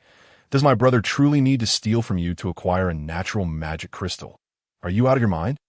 Layson raised an eyebrow, eyeing Mia, a snow rabbit maiden. "A mere plaything, and you think you can speak to me?" Mia's eyes narrowed, and with a swift motion, she leaped onto the table, delivering a resounding slap to Layson's face. Layson's body was propelled several meters away as though struck by a carriage. With a thud, he crashed against the wall, leaving a dent in the surface. "Wow," he gasped, blood spilling from his mouth and staining the floor. The tavern patron stared in disbelief. Layson, if memory served correctly, was a mid-level fighter. Yet this snow rabbit maiden had sent him flying over 10 meters with a single strike. What incredible strength! Mia, barefoot and standing atop the table, glared in the direction Layson had flown. "If you dare to insult me, be prepared for the consequences." Layson, gritting his teeth against the pain, wiped the blood from his mouth and turned to his 3 lackeys. "What are you 3 doing? Attack her!" The 3 henchmen snapped to attention and charged at Mia. Mia, unimpressed, huffed disdainfully, raising her delicate hand. A gust of wind swept through, causing her clothes to billow and her twin tails to dance. Suddenly, an overwhelming pressure descended upon the 3 attackers. They collapsed to the ground, unable to move under the weight of the force. "Why are you 3 kneeling? Get up!" Layson commanded. Young master, it's the pressure. This snow rabbit maiden is a fighter. At least a great fighter. One of the henchmen managed to utter, struggling against the force that Lason's eyes widened in disbelief. This petite snow rabbit maiden is a great fighter. Without hesitation, Lason knelt before Mia, banging his head against the floor. Great fighter, sister, please spare me. I was wrong. I will never do it again. He glanced at his subordinates. You three, beg for mercy as well. The three henchmen quickly followed suit, pleading, great fighter, sister, spare us. We were wrong. Mia smirked, her lips curling upwards. If you four wish to live, then be gone. Lyson's expression shifted dramatically, as if he had received a reprieve from death. He hastily turned around and fled with his companions, the four of them darting out of the tavern in unison. Mia scoffed, when my brother slaughtered the Lion King city. Where were you? Do you really think you are worthy of having my brother steal for you? Useless. Upon hearing Mia's words, the patrons of the tavern stared wide-eyed, their mouths agape, as though they had encountered a ghost. After Mia finished her furious proclamation, she returned to Chun Kai, who lifted her from the dining table and settled her back into his embrace. Brother, how did I perform? She inquired. Chun Kai smiled and replied, not bad. Here, let me reward you. He gently grasped her chin, lifting her face before leaning down to plant a kiss on her lips. This reward caused Mia's cheeks to flush, her face radiant with delight, clearly relishing the gesture. Following this, undisturbed, the four finished their dinner and departed the tavern. As they left, the patrons inside remained in a daze, watching the quartet's retreating figures. One voice broke the silence. Did you hear that? That snow-hair girl just said that man is the one who massacred Lion King City. Goodness, that tall, slender man. Could he be the legendary sword god? Oh my, what sort of company was I keeping in the same tavern? Since the tavern had no rooms available, and it was already evening, when Chun Kai and his companions exited, they decided to find an inn to stay for the night and set off for another destination the following day. As night fell, Yana and the others were fast asleep. Chun Kai stepped outside, and the streets of Dashi Town were deserted. However, this world boasted 3 moons, and tonight was a full moon, bathing the entire street in a bright glow. Chun Kai picked up the pendant around his neck, intending to let the reclusive, Wendy wander for a bit. Suddenly, a terrified voice pierced the night. No, help me. Though the sound was faint, Chun Kai, now a sword god with heightened senses, could hear it distinctly. In an instant, his body moved, vanishing from his position. When he reappeared, it was on another street, where he saw a male moose person pinning a smaller girl down in an alley. The girl struggled in fear, crying out, "No, please spare me. I beg you." The male moose person wore an excited expression. "Stop struggling. Just give in." Taken aback, Chun Kai could hardly believe he was witnessing such an event. Without hesitation, he advanced, exerting his strength upon the male moose person.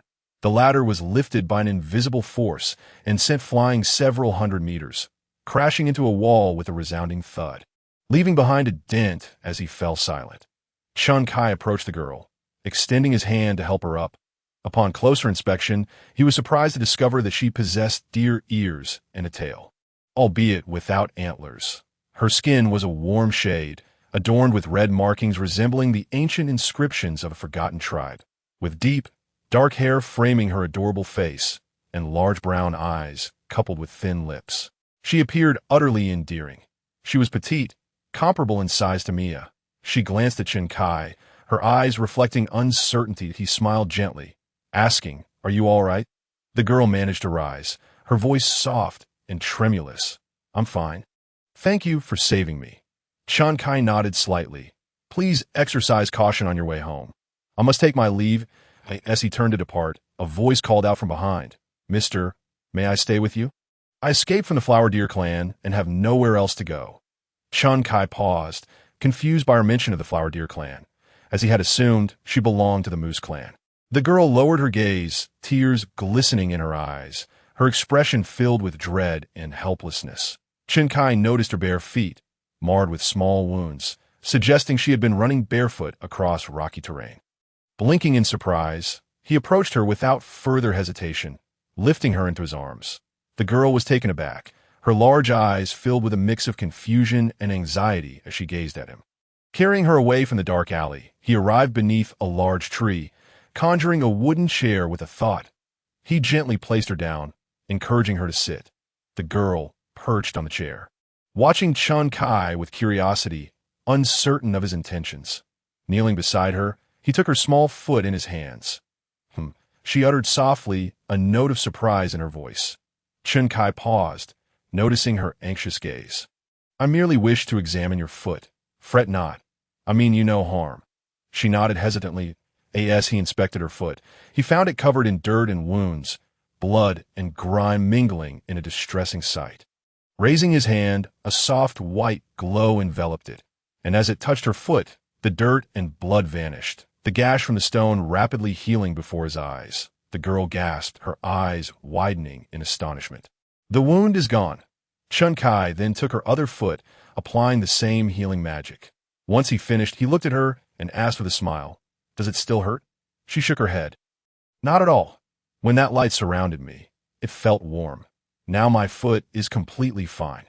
After a brief moment of contemplation, Chun Kai raised his hand again, summoning a pair of brown shoes, crafted from plant fibers using wood magic. This was a first for him. He had never attempted to conjure such an item before, but he couldn't bear the thought of her walking barefoot on the stony ground. Gently, he helped her into the shoes. As he did so, he remained blissfully unaware that a hint of something unusual flickered in her eyes, and a faint blush crept across her cheeks. Once he completed this task, he turned to her. Smiling, "Step down and see if the shoes fit." She complied, hopping off the chair's stand, walking a few steps before turning to Chun Kai. "These shoes are soft and much more comfortable than the ones I used to wear." Chun Kai knelt slightly, finding it more fitting to be at her level since she was quite small and appeared uncomfortable with her head lowered. Observing her charming face, he remarked, "That's wonderful." During their conversation, his attention was once again drawn to the markings adorning her skin. Her complexion was a natural warm hue, smooth and delicate, radiating youthful vitality. The markings enhanced her beauty rather than detracting from it, adding an exotic flair. However, this was his first encounter with a girl bearing such markings in this world. "What do these markings signify?" Chun Kai inquired, curiosity piqued. The girl hesitated before explaining, "These are the totem tattoos of our flower deer clan. They convey specific meanings." Chun Kai stroked his chin, intrigued by the concept of totem tattoos, which he had never encountered before. The girl glanced at him, hesitating before asking, "Mr. Mage, could you take me in?" Upon hearing these words, Chun Kai observed the unease reflected in the girl's eyes. He endeavored to present a gentle smile. "If you wish for my shelter, you must share the reasons with me." Sophie was taken aback. She bit her thin lips, her anxiety palpable as she glanced at Chun Kai. "It is like this. Our Hualu tribe is considered a naturally weak race among the beastmen. The sole reason our Hualu tribe has survived until now is due to the protection of the elk tribe, allowing us to exist peacefully in this world. Repay the elk tribe. Each year we must offer them certain tributes, among which includes 10 Hualu maidens for the amusement of their warriors." As she spoke, Sophie trembled slightly, as if haunted by a horrifying thought. Tears glistened in her eyes as she raised her hand to wipe them away. "But every time a Hualu maiden is sent out, the next day we receive back 10 lifeless bodies. Every single one perishes. This year I am among those being sent to the elk tribe, and I am terrified, so I escaped." Sophie did not wish to die. Chun Kai furrowed his brow. Despite both tribes sharing the character deer in their names, the Hualu tribe was in fact a victim of the elk tribe's oppression. The thought of sending 10 delicate maidens like Sophie to meet such a grim fate was utterly reprehensible. Observing Sophie, trembling in fear and shedding tears, Chun Kai felt a pang in his heart. He reached out his large hand to brush away the tears from her cheeks and spoke softly, "Do not be afraid. As long as I am here, no one shall bully you." His words. Sophie lifted her tear-stained face to gaze at Chun Kai. He smiled gently, extending his arms to lift her in a tender embrace. As Sophie lay in Chun Kai's arms, she looked up at him. Her eyes brimming with tears, he cheerfully said, "From now on, I will protect you." "Sophie, is that agreeable?" Sophie was momentarily stunned, her eyes brightening slightly as she murmured in agreement. Then she nestled her small head into Chun Kai's embrace and slowly closed her eyes, as if she had found a safe harbor. Chun Kai regarded the sleeping Sophie in his arms. He initially intended to take her back to the inn, but reconsidered. Sophie had just fled from the Hualu tribe and was understandably frightened. She required a secure place to rest. Going to the inn would force her to confront Mia and the others, which would only lead to chaos and further distress for her. With this thought in mind, Chun Kai opened the joyful mall, recalling that there was something within that could resolve his current predicament. Item name: Independent World. Function: a self-contained space capable of sustaining life in its own realm. Price: 10 happiness points. Chun Kai had seen this item before, but dismissed it due to its high cost. However, now that he possessed a considerable amount of happiness points, spending 10 was not a significant concern. With such an independent space, if there were no restful places in reality, he could retreat to this realm for respite. Chun Kai purchased the Independent World as soon as he acquired it. He felt a surge of new information flood his mind. With a thought, he and Sophie vanished from their previous location. Chun Kai experienced a brief sensation of disorientation as the surroundings transformed. Moments ago, he was encircled by the structures of Dashi Town, and now he found himself upon a vast plain. With horizons stretching endlessly in all directions, he raised his gaze to the sky, which was adorned with a multitude of stars and 3 moons suspended in the air. Was this truly the independent world, a realm apart? It felt somewhat surreal. Shrugging off the feeling, Chun Kai looked down at Sophie, only to discover she had unknowingly drifted into slumber. He surmised she was simply exhausted. After fleeing from the Hualu tribe and narrowly escaping violence in Dashi Town, it was only natural for her to seek rest. With another thought, a wooden cabin materialized on the plain, but he carried Sophie inside, gently laying her on the wooden bed before quietly stepping outside. Once outside, Chun Kai surveyed this independent world. According to the information he received upon purchasing it, he had the ability to alter the appearance of this realm at will. Let us give it a try, he mused, raising his hand and pointing towards the distant plain. There should be a river over there. As he spoke, a river suddenly appeared, with water flowing gracefully within it. He then glanced toward another section of the plain. There should be an orchard over there. Instantly, a sprawling grove filled with fruit-laden trees took shape in an area that had previously been barren. Chun Kai reflected that spending those 10 happiness points was indeed worthwhile. Turning back to the wooden cabin, he realized it was time to return and prepare some provisions for Sophie. With that thought, a table appeared before him, laden with 2 bags of water and an assortment of fruits. In the next instant, Chun Kai vanished from the independent world, returning to reality. The following morning, as he slept, Chun Kai felt a warmth on his lips. Slowly opening his eyes, he was greeted by a delicate face. Mia, who had stolen a kiss, looked at him with playful eyes. Mia smiled brightly. "Brother, you're awake." Chun Kai couldn't help but smile back, gently caressing her cheek. "So early, and you're already causing mischief. Aren't you worried you won't be able to get out of bed?" Mia blushed slightly. "Brother, you're being naughty. I just wanted to wake you. The sun is already high." She sprang from the bed, and Chun Kai chuckled as he sat up as well. In the room, Yana and Ivy were already waiting, both wearing smiles as they regarded him. Chun Kai cheerfully said, "Let us go have breakfast first." Given they were in Dashi Town, breakfast would undoubtedly be at the tavern, as they enjoyed their meal. Ivy turned to Chun Kai. "Kai, where are we headed next? Do you have any plans?" In response, Chun Kai glanced at Ivy. "Ivy, are you familiar with the Hualu tribe?" Ivy nodded slightly. "Yes, I know. The deer tribes have many branches. Besides the elk tribe, there are several others, including the Hualu tribe." "Why do you mention them, Kai?" Chun Kai took a bite of meat. Chewing thoughtfully, "Are you aware of the tributes the Hualu tribe must offer to the elk tribe each year?" Ivy nodded again. "I've heard. The Hualu tribe is under the protection of the elk tribe, shielding them from oppression by other powerful races, but the cost of providing food, treasures, and 10 Hualu maidens annually."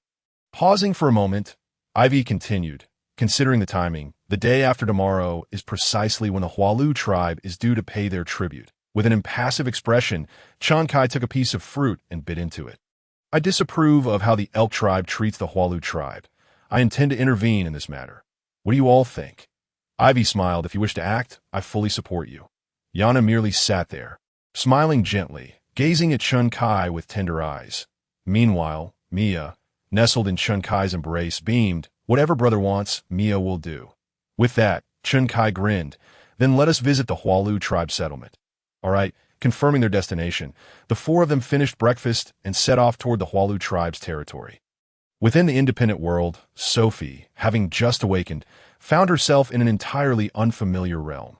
She recalled meeting the man the previous night, and upon waking and not seeing him, she wondered if she might still be dreaming.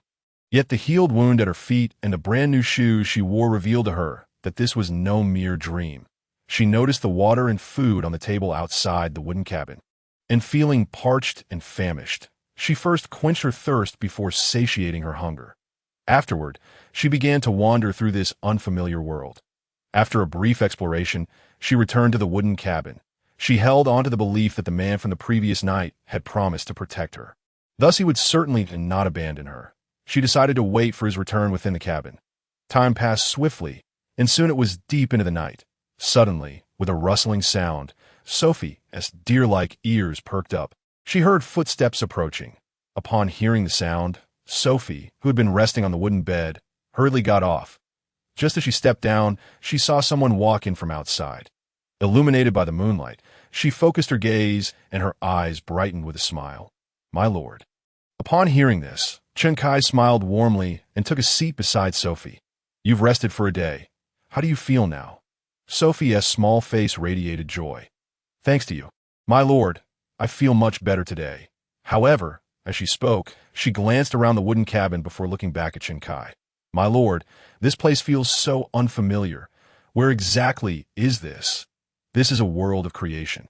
Chun Kai replied gently, in this realm, you can live freely, without fear of being captured by the deer tribe or bullied by the moose tribe." To his words, Sophie's eyes sparkled with delight, as if they held starlight. "Why, lord, are you a god?" Chun Kai chuckled softly. "No, I'm not a god. I am merely someone who wishes for you, Sophie, to have a place to reside." Sophie's deer-like ears perked up slightly. Her cheeks flushed, and her eyes brimmed with joy. "Then why are you so kind to me, my lord?" "Why?" Chun Kai gazed upon her innocent and pure face, extending his hand to gently caress her cheek, and replied with a smile, "Because you are adorable." Sophie's face turned even redder. She slowly shifted her body, nestling into Chun Kai's embrace.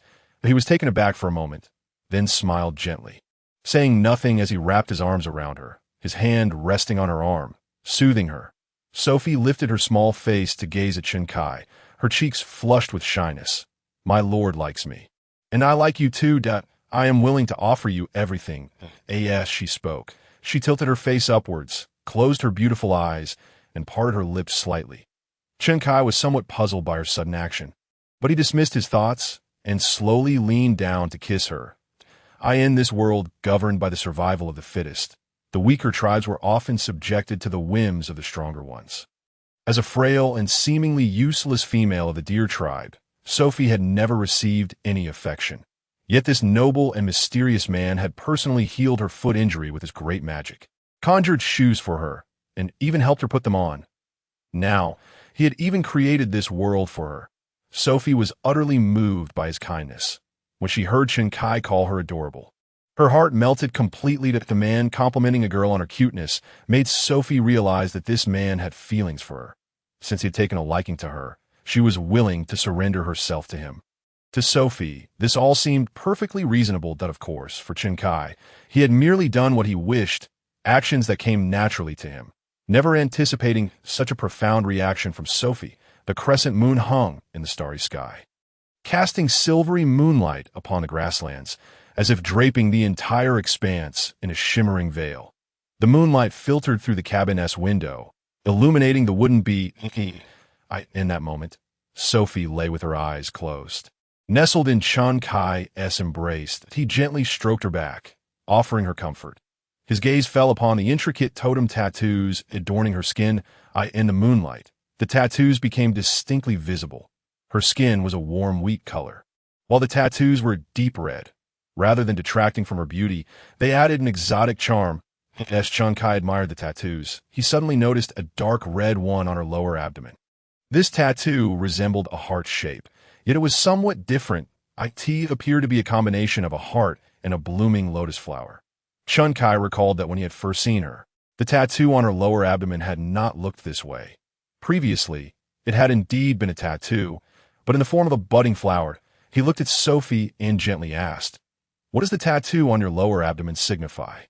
At his words, Sophie's cheeks flushed, and she buried her face deeper into his embrace. In a sweet voice, she replied, "The bodies of dear maidens bear totem tattoos, which convey certain messages. The tattoo on my lower abdomen is called a slave mark. Normally, it appears as a bud. If it blooms, it signifies that the dear maiden has found a lover." Chun Kai blinked in surprise.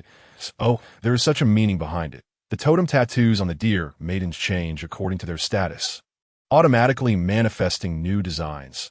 The deer tribe truly is an intriguing race. Chun Kai stayed with Sophie until she fell asleep, and only then did he leave this isolated world. The next day, a ray of sunlight streamed into this realm, penetrating the wooden cabin's window and illuminating the bed. Sensing the light, the deer maiden fluttered her eyelashes and slowly opened her eyes. She looked around but did not see Chun Kai's presence. A hint of disappointment flickered in Sophie's eyes. That godlike man seemed quite busy. Lowering her gaze, she glanced at the intricate patterns on her lower abdomen, her cheeks reddening as a sweet smile graced her face. Meanwhile, nearby, Ivy's voice rang out, awakening Chun Kai, who had been playing with Mia. Chun Kai regained his focus, noticing Ivy gazing ahead. Following her gaze, he saw makeshift wooden huts constructed from timber and leaves, as well as members of the deer tribe moving about outside. The male members sported antlers and deer ears, with tails behind them, while the females had deer ears and tails but lacked antlers. Just like Sophie, their skin tones range from deep to light wheat shades, none of them particularly pale. Various totem tattoos adorn their bodies, some in shades of gray, others in black, and some, like Sophie's, in red. Why do they have such strange patterns on them? Mia inquired, her curiosity piqued. Upon hearing this, Ivy explained, the deer tribe is named so because of the totem tattoos on their bodies. These tattoos change based on their current status. For instance, girls who have yet to engage in intimate relations will have tattoos on their lower abdomen shaped like buds if they have experienced such relations. The bud tattoos will transform into flowers. How fascinating, Mia exclaimed, unable to contain her amazement. Chun Kai, however, thought back to the totem tattoos he had observed on Sophie the night before. Ivy's explanation was indeed accurate. Stop! Suddenly, a voice interrupted Chun Kai's thoughts. He commanded the shadow wolf to halt and looked ahead. There stood a male member of the deer tribe, holding a spear and looking apprehensively in their direction. He glanced nervously at the shadow wolf before addressing Chun Kai. Mr. Beastmaster, the deer tribe does not welcome outsiders. Chun Kai chuckled lightly. Not welcome? But what if I wish to enter? What can you do about it? The deer tribe man's expression shifted, anxiety evident on his face. Mr. Beastmaster, our deer tribe is under the protection of the moose tribe, that if you force your way in, it will offend the moose tribe. What are the moose tribe to me? Chun Kai replied nonchalantly, if they dare to act arrogantly, I would not hesitate to annihilate the moose tribe. Upon hearing this, the man from the flower deer tribe momentarily froze, instinctively glancing back at his fellow guard. The two exchanged a bewildered look, uncertain of how to proceed. Observing their confusion, Chun Kai relaxed his brow and calmly stated, Summon your chieftain to speak with me. Yes, replied the flower deer man, relief washing over him as if granted a reprieve. He hurriedly added to his companion, You stay here and keep watch. I will fetch our leader. The other guard's expression soured, his face contorting into a grimace, yet he could only nod in acquiescence. As Chun Kai watched the flower deer man enter the village, he stroked his chin thoughtfully. The flower deer tribe was indeed frail, riding his shadow wolf. He appeared to others as merely an intermediate beast master. This rank, while not particularly high, seemed to instill such terror in the two guards that they trembled visibly. This clearly indicated the tribe's lack of strength, comparable to that of the fox people and the snow rabbit tribe. Turning to the remaining flower deer guard, Chun Kai inquired, What is the strongest warrior of your tribe's rank? The guard, startled by Chun Kai's query, stammered before quickly responding, Our strongest is our chieftain, an intermediate swordsman. Very well, Chun Kai acknowledged, glancing at Mia. Mia, what was the rank of your strongest warriors during your resistance against the lion people? Mia, caught off guard by the question directed at her, perked up her rabbit ears and looked puzzled at Chun Kai that we do not have a rank. Chun Kai's lips twitched at this response. No wonder Mia claimed that the Snow Rabbit tribe was the weakest among all the beast races.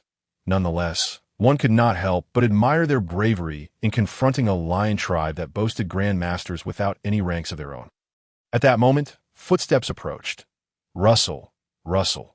Chun Kai turned towards the sound, and soon enough a robust, middle-aged man from the Flower Deer tribe appeared, adorned with antlers and tribal tattoos, wielding a broadsword, followed by a group of young Flower Deer warriors. This man was undoubtedly the chieftain of the Flower Deer tribe, Andrew. Although he was stocky, he was still far inferior in stature compared to the youth of the Elk tribe, as Andrew emerged. He cast a glance at Chun Kai, noticing the shadow wolf, and furrowed his brow. He then addressed Chun Kai again. I am Andrew, chieftain of the Flower Deer tribe, and an intermediate swordsman. Friend, we do not welcome outsiders. Please leave. Suddenly, laughter erupted, drawing everyone's attention to Mia. Upon seeing all eyes on her, she stifled her laughter, cleared her throat, and gazed pitifully at Chun Kai. Brother, don't you think this is amusing? Those two guards were so frightened speaking to us. And now this chieftain boasts of being an intermediate swordsman, commanding us to leave as if he could actually defeat us. It's utterly hilarious. Chun Kai could only smile helplessly, reaching out to ruffle her arm. You should show some respect. After all, he's the chieftain. It's not polite to laugh like this. Oh, I see. Mia replied, giggling. Then Mia won't laugh. However, the exchange between Chun Kai and Mia only deepened Andrew's scowl. Stand aside, he bellowed, drawing his broadsword and fixing his gaze on Chun Kai. You are insulting me. He glared at Chun Kai. Come down and duel with me. Witnessing Andrew's fury, Mia's cheeks puffed up like a hamster's cheeks. And she burst out laughing, puffed. Ha! She held her stomach, her laughter filling the air, her rabbit ears standing on end. Chun Kai felt a wave of exasperation wash over him. Yet those unaware of the situation would not grasp Mia's amusement. While those privy to Chun Kai's prowess could hardly contain themselves at the sight of an intermediate swordsman challenging a sword god to a duel, that Andrew's face flushed red with rage. Enough! Chun Kai swiftly lifted Mia into his arms, leaning down to silence her laughter with a kiss. With her mouth sealed, Mia found herself momentarily speechless. After the kiss, her eyes shimmered with a dazed expression as she gazed at Chun Kai. He playfully pinched her little nose and said, He is challenging me to a duel. You shouldn't laugh. Mia obediently agreed, her rabbit ears gradually drooping as she assumed a demure demeanor. Chun Kai turned his attention back to Andrew, who was seething with indignation. Come down and duel. Chun Kai smiled faintly. There is no need for me to descend to engage you. With that, he joined his index and middle fingers, pointing at Andrew. Andrew felt his breath catch, an overwhelming sense of pressure enveloping him in that moment, causing every hair on his body to stand on end. That it was an instinctive fear of death that all living beings possessed. Chun Kai pressed his fingers downward. An invisible force, as weighty as a mountain, bore down upon Andrew in an instant. Boom! Andrew fell to the ground as though struck by a mighty force. Boom! With a muffled thud. The ground around him sank a meter deep. Above him, the air twisted and warped under the weight of the pressure. The nearby young warriors of the Flower Deer tribe stared in wide-eyed astonishment. Instinctively retreating, too frightened to approach. Crushed beneath the oppressive force, Andrew found himself immobilized, his face buried in the earth as he struggled to utter, Great Lord, spare me, spare me.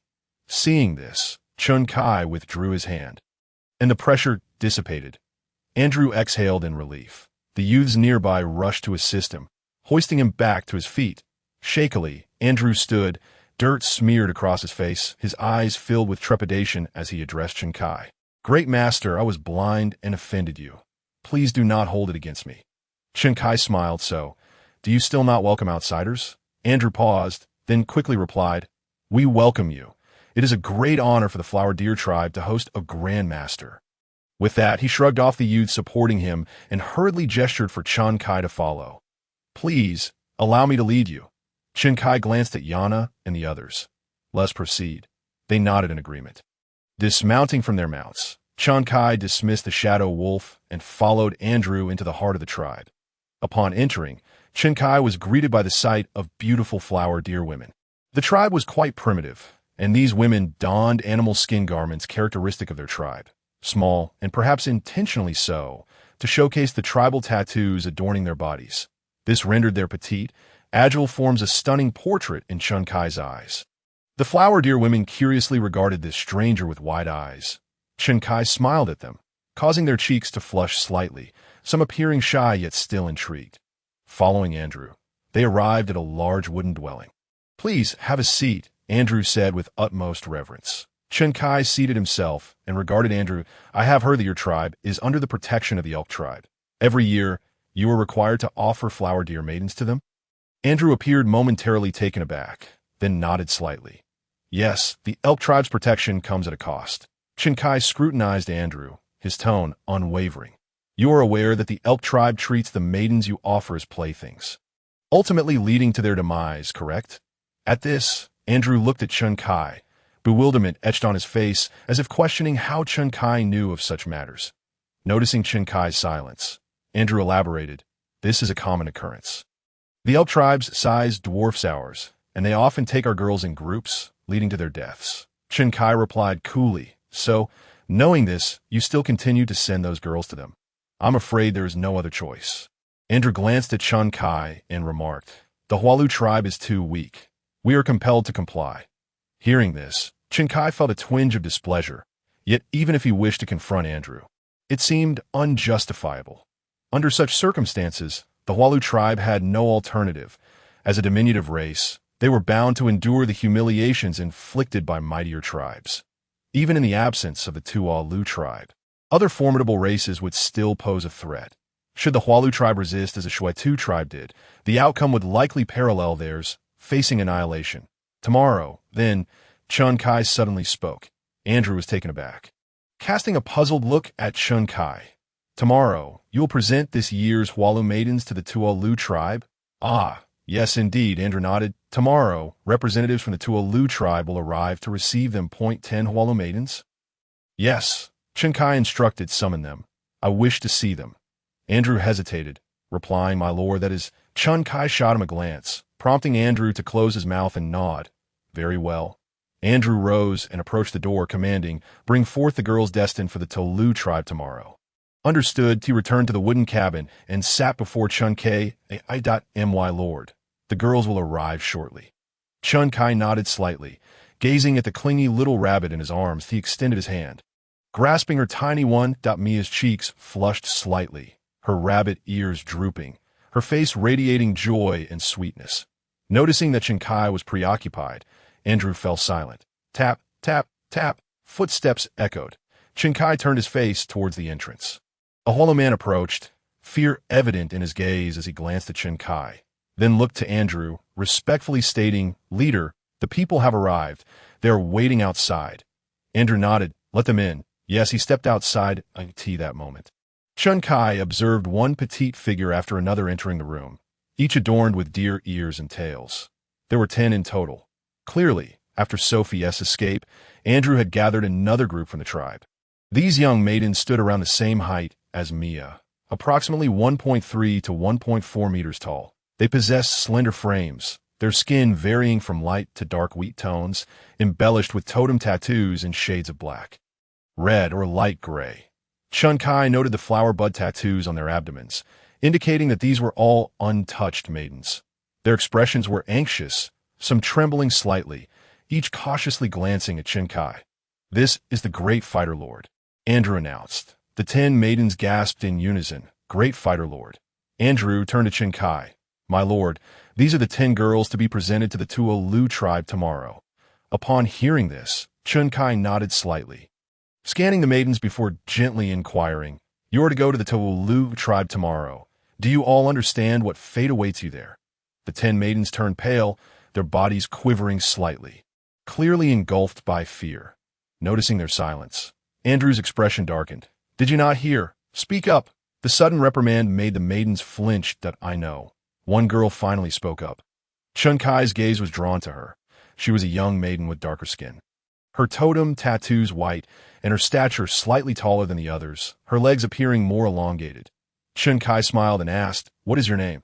The girl hesitated, her face filled with apprehension. "My lord, I am Manlin." Chen Kai nodded. "You understand the consequences of going to the Tualu tribe. Why would you still choose to go?" Manlin froze, her complexion paling. "It is the demand of the Tualu tribe. We have no choice but to comply. If we anger them, the Hualu tribe will be doomed." Her voice was soft, yet tinged with palpable fear. Chen Kai smiled gently. "Fear not. I offer you 10 maidens a choice. Would you be willing to come with me? If you choose to accompany me, I can guarantee your safety. Will you accept?" Manlin hesitated, her dear ears perking up slightly. She quickly lifted her face to meet Chen Kai's gaze. Her violet eyes sparkling with newfound hope. Andrew's expression changed abruptly. "My lord, this." Chen Kai furrowed his brow and shot Andrew a warning glare. Andrew's countenance shifted, his intended words swallowed back down. "I am willing." A voice suddenly echoed. Chen Kai looked towards the speaker, one of the 9 standing in line. "I am willing too." Another voice chimed in soon. Several more followed suit. Chen Kai's smile widened as he focused on Manlin. Only to find her silent. "Oh, you not wish to join us?" he inquired, perplexed that Manlin's eyes reflected uncertainty as she bit her lip. "If I leave with my lord, I may avoid death, but my tribe will surely choose another sister to take my place. Should the others refuse to go, and the Tualu tribe becomes angered, my kin will—" Chen Kai's heart fluttered as he gazed at Manlin, his expression softening considerably. Her thoughts were far-reaching, a depth not typical for someone of her age, truly commendable. He chuckled softly. "You are correct. Thus, I intend to stand in for the Tualu tribe and protect the Hualu tribe." Andrew trembled at the implication. "But my lord, the leader of the Tualu tribe is the great sword master." "And what of it?" Mia interjected, her brows furrowing adorably as she glared at Andrew. "My brother protects your tribe. Is that not sufficient? You say nothing when your own kin are bullied, yet when someone steps in to aid you, you have much to say. My brother is the sword god. Do you know of him? The Lion King's city knows him well. With a single stroke, he obliterated the entire city. The sword god protects each of you Hualu maidens. You ought to kneel and give thanks rather than grumble. It is truly vexing." Andrew's pupils dilated, shock etched across his face as he gazed at Chen Kai. "Why, you are the sword god? Did you bring down the Lion King city?" Andrew was left dumbfounded. Realizing something, he hurriedly stood, pulled out a chair, and knelt before Chen Kai, bowing his head vigorously. "I, Andrew, pay my respects to the sword god. It is all my fault for being blind, not recognizing the arrival of the sword god. I beseech your forgiveness." Mia huffed in satisfaction. "Now that is more like it." She turned to Chen Kai, smiling. "Brother, that resolves the matter." Chen Kai chuckled helplessly, playfully tousling her little nose. "Very well." He then turned his attention back to Manlin, who gazed at him in astonishment. "You are the sword god, my lord." Chen Kai affirmed. "Then, will you come with me?" Manlin's violet eyes glistened with tears, her face blossoming into a joyous smile. "Yes, yes. Manlin is willing. Manlin is willing." Chen Kai beamed. "That is wonderful." With a mere lift of his hand, the 10 Hualu maidens vanished in a thin air. Mia blinked in surprise, rising to look around before directing her curious gaze at Chen Kai. "Brother, what have you done?" Chen Kai regained his focus, glancing at Mia. "I've transported them to a place more suited for them. This land is unfit for the Hualu tribe." Mia's face reflected curiosity and confusion, as if she had many questions to ask. Chen Kai, however, ignored her and turned to Andrew, who looked astonished as he stared at the vanished maidens. Noticing Chen Kai's gaze, Andrew lifted his face, addressing him, "My lord." Chen Kai replied, "To protect you, there is a price." Andrew paused. "What do you mean?" Chen Kai stated matter-of-factly, "I am not like the Tualu tribe. I require neither treasures nor sustenance. I simply ask that each year you provide me with 10 Hualu maidens." Andrew was taken aback. Chen Kai smiled. "What? Is that too difficult for you?" Andrew's complexion fluctuated between pale and flushed as he nodded slightly. "Certainly, it is an honor for them to serve the sword god." Chen Kai's gaze fell upon an adjacent open space. He raised his hand and waved, and a teleportation array materialized on the ground. Simultaneously, Another teleportation array emerged on the surface within the independent world. Once the array was prepared, Chinkai turned to Andrew. I shall take this room. Every year, you will bring the flower deer maidens to this teleportation array, ensuring they stand properly, and they will be transported to my side. Andrew nodded in understanding. Yes, Andrew comprehends. Chinkai replied. That is good to hear. You may leave now that we intend to stay here today. Tomorrow, when the Moose Clan arrives, you may come to summon me. Understood that Andrew's face turned pale as he stood, respectfully bowed to Chinkai, and then departed. Chinkai watched Andrew's retreating figure, his brows relaxing. That fellow is truly exasperating. Mia glared at the door through which Andrew had exited and exclaimed in frustration. That guy only bullies his own kin. Look at how those girls trembled at his shout. He frightened them terribly. As she spoke, Mia lifted her face to Chinkai, kissed his cheek, and laughed. You're so clever. Brother, if those girls were to remain with the Flower Deer clan, they would either be killed by the Moose clan or bullied to death by the wicked members of the Flower Deer clan. To rescue those girls with the annual tribute demand. Truly, you are remarkable. Hearing this, Chinkai smiled. Mia is quite astute. Mia nodded, her smile radiant. Of course, Mia and you are one and the same. Chinkai chuckled. So mischievous. It seems I must impose a proper punishment on you today. Mia playfully grinned. Mia is not afraid of your punishments, brother. Chinkai's brows unfurled, his expression cheerful as he waved his hand. The wooden door of the cabin slowly closed. The 10 flower deer maidens who had vanished in a thin air reappeared within Chinkai's independent world. Upon arriving in this realm, they were initially bewildered. But soon they encountered Sophie. Sophie was alone in the independent world when she suddenly found herself facing 10 maidens. These 10 flower deer maidens were Sophie's sisters from the Flower Deer clan, and a smile instantly graced Sophie's face. The 11 girls gathered together, chatting animatedly. After Sophie explained the situation, Manlin and the others began to grasp the general circumstances. Through Manlin, Sophie also learned of the events occurring outside. Realizing that Chinkai had specifically ventured to her tribe to rescue her sisters, Sophie's affection for him deepened at that moment. A figure abruptly materialized in the space. The appearance of this figure drew everyone's gaze, and it was none other than Chinkai. Upon seeing the 11 before him, he broke into a smile. Sophie rushed to greet him. Master, in response, Chinkai looked at Sophie, extended his hand to gently stroke her back, and asked softly, how are your 10 sisters faring? Are they able to adapt to this place? Sophie paused, replying, Sophie is unsure. Chinkai chuckled. Indeed, this is something I should inquire of them. With that, he glanced at the other 10 flower deer maidens. They exchanged glances amongst themselves. At this juncture, Manlin stepped forward, expressing, Thank you, Master, for rescuing us. We find this place quite agreeable that I believe my sisters can adapt here. Chinkai nodded slightly. That is reassuring.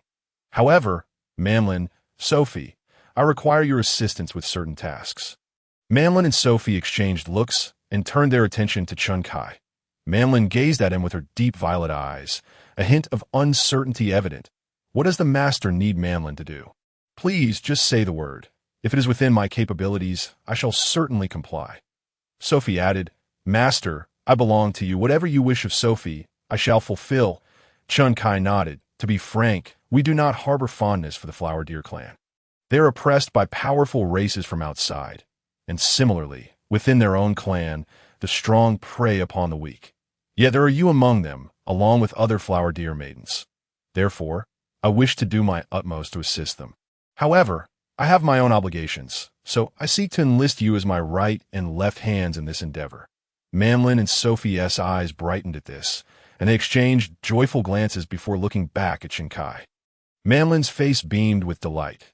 Manlin will heed the master's commands. Sophie wore a smile, her deep crimson eyes glistening with joy. She remained silent, for she had already pledged everything to Chinkai. Chinkai remarked, I intend for you to protect the Flower Deer clan. Should you deem it necessary, you may bring any maidens in need of rescue to this world. Sophie hesitated, a look of confusion crossing her face. Master, but Manlin and I lack sufficient strength. Chinkai smiled gently. I am well aware of this, which is why I will bestow upon you adequate power, enough to stand fearless even against the mightiest sword master of the Moose clan. As he spoke, Chun Kai raised his hand, producing two orbs that flew towards Sophie and Manlin. The orbs hovered before them. Sophie looked at Chun Kai, who explained, "Once consumed, you will attain the level of a great sword master." These two essences of the great sword master had cost Chun Kai 8 points of happiness value. Fortunately, through Sophie, he had also gained 11 points, marking a small profit if he managed to handle this situation adeptly. He felt he could similarly acquire a significant amount of happiness value, akin to rescuing the Snow Hare maidens. The two girls' eyes sparkled as they reached out to grasp the orbs. However, Manlin hesitated. Looking at Chun Kai, "Master, Manlin is uncertain if she is deserving of such treatment. I fear I may not fulfill the mission you bestow upon me. Perhaps there are others more deserving than I." Her deep violet eyes reflected her unease and a tinge of worry, fearing she might fail to accomplish Chun Kai's task. In response, Chun Kai smiled, asking then, "Manlin, may I pose you a question?" Manlin's deer-like ears perked up as she raised her face. Focusing intently on Chun Kai, he gazed into her eyes and asked, "Would you be willing to give me everything you have?" Manlin paused, feeling a warmth spread across her cheeks, a blush creeping in as she hesitated momentarily before nodding. To dedicate everything to the sword god is Manlin's fortune. "I am willing." Chun Kai smiled. "Then you are now mine. Since you are mine, do not entertain foolish thoughts, nor belittle yourself. You are deserving of all this world has to offer because you belong to me." Manlin's heart steadied, her violet eyes shimmering with newfound determination. Manlin will certainly fulfill the task entrusted to her by Master. With that, she consumed the essence of the great sword master. Sophie, witnessing this, followed suit and consumed her own essence. In an instant, waves of sword intent surged around them, creating ripples that stirred the air, whipping up a tempest as their hair flowed in the wind. Sophie and Manlin felt the transformation within themselves. Exchanging glances before averting their gaze, they reined in their sword intent, and the swirling wind subsided. Behind them, the 9-flower deer maidens watched in astonishment, mouths agape. Chun Kai nodded slightly, extending his hand to conjure 2 pitch-black long swords that flew into the hands of Sophie and Manlin. They accepted the swords and turned to Chun Kai. "These are swords I crafted using magic. Their hardness should suffice for your needs." The swords were composed of magic condensed to the level of a divine mage, adequate for their use. Having said this, Chun Kai raised his hand. On the plains ahead, a massive shadow wolf materialized. This shadow wolf stood 3 meters tall at the shoulder and glared at Sophie with evident ire.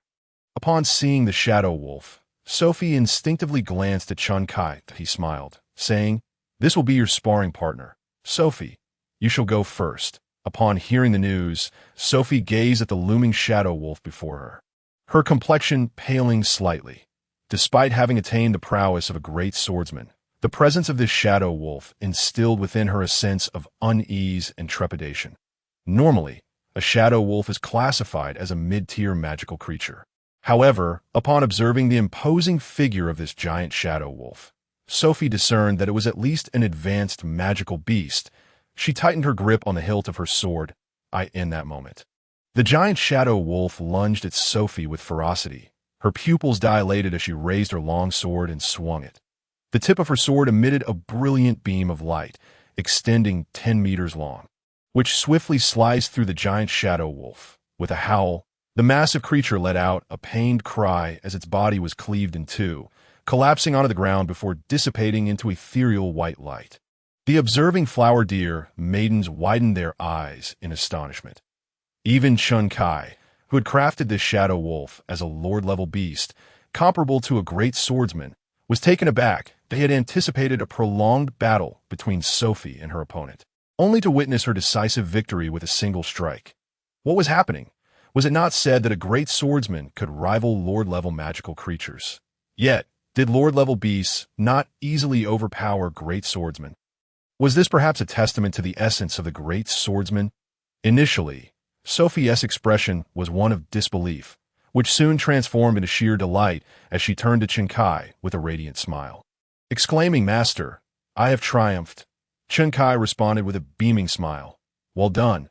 However, he pondered whether the great swordsman created from the essence of a great swordsman differed from a true great swordsman.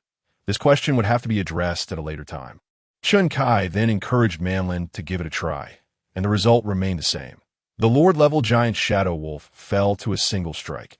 Having confirmed their strengths, Chun Kai conjured a portal connecting the independent world with the real world. Briefly explaining to Sophie and Manlin how to use the portal to exit the independent realm before returning to his original world. The following morning, a knock at the door roused Chun Kai from his slumber. He opened his eyes and slowly sat up, glancing at Yana and the others, who were still peacefully asleep. Drawing his gaze away, he made his way to the door. Upon opening it, he found Andrew, the leader of the Flower Deer tribe, standing there, his face pale and filled with apprehension. Sword God, the Moose tribe is approaching, he exclaimed, visibly anxious to eye in response. Chun Kai smiled. Understood. Sophie, are you ready to emerge? As his words fell, a figure materialized before him. Sophie, bearing a dark sword on her back. Upon her arrival, Sophie regarded Andrew, furrowing her brow momentarily before her eyes brightened as she turned to Chun Kai, her face breaking into a smile.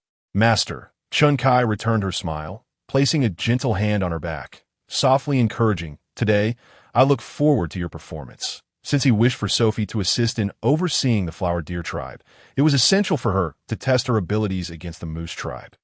Sophie nodded, her deer ears perking up slightly as she declared, I will not disappoint you, Master. Chun Kai chuckled. Sophie, Andrew interjected, his brow furrowing. What are you doing here? He was puzzled, having thought Sophie had fled. Chief, suddenly, a young flower deer rushed towards them. Panting heavily, Chief, the Moose tribe is here. Andrew's expression shifted dramatically as he instinctively looked to Chun Kai. Sword God. Chun Kai urged, what are we waiting for? Lead the way. Andrew's eyes lit up, and he nodded eagerly. Yes, yes, he set off, guiding Chun Kai and Sophie outside. Yes, they walked. Sophie trailed beside Chun Kai, who noticed a hint of tension and unease in her demeanor, although her strength had been validated against the giant Shadow Wolf. The prospect of facing real adversaries still unsettled her. After all, transitioning from a frail flower deer made into a great swordsman was a monumental shift, one she could not readily adapt to. Chun Kai reached out, resting his hand on her back. Sophie felt the warmth radiating from his touch, causing her to stiffen momentarily before relaxing as she met his gaze. Chun Kai smiled reassuringly. Relax, I am here for you. Sophie's cheeks flushed slightly as she responded softly. After calming her, Chun Kai continued following Andrew forward. Upon reaching the entrance of the tribe, Chun Kai spotted 5 Moose tribe members mounted on unicorns. Accompanied by a unicorn cart, at the forefront stood a young male from the Moose tribe. As Chun Kai approached, the young man squinted at him. The chief has arrived, called out some of the young flower deer upon noticing Andrew's approach. They parted to create a pathway, greeting him with respect. Chief, Andrew nodded silently. The leading Moose tribe youth tugged at the unicorn's reins, looking down at Andrew with an air of superiority. Andrew, where are the tributes we requested? In previous years, you always left them at the entrance for us to collect, did you not?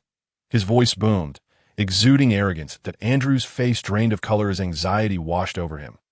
He glanced at the young Moose leader before turning to Chun Kai and Sophie. The Moose youth noticed Chun Kai and Sophie trailing behind Andrew, narrowing his eyes.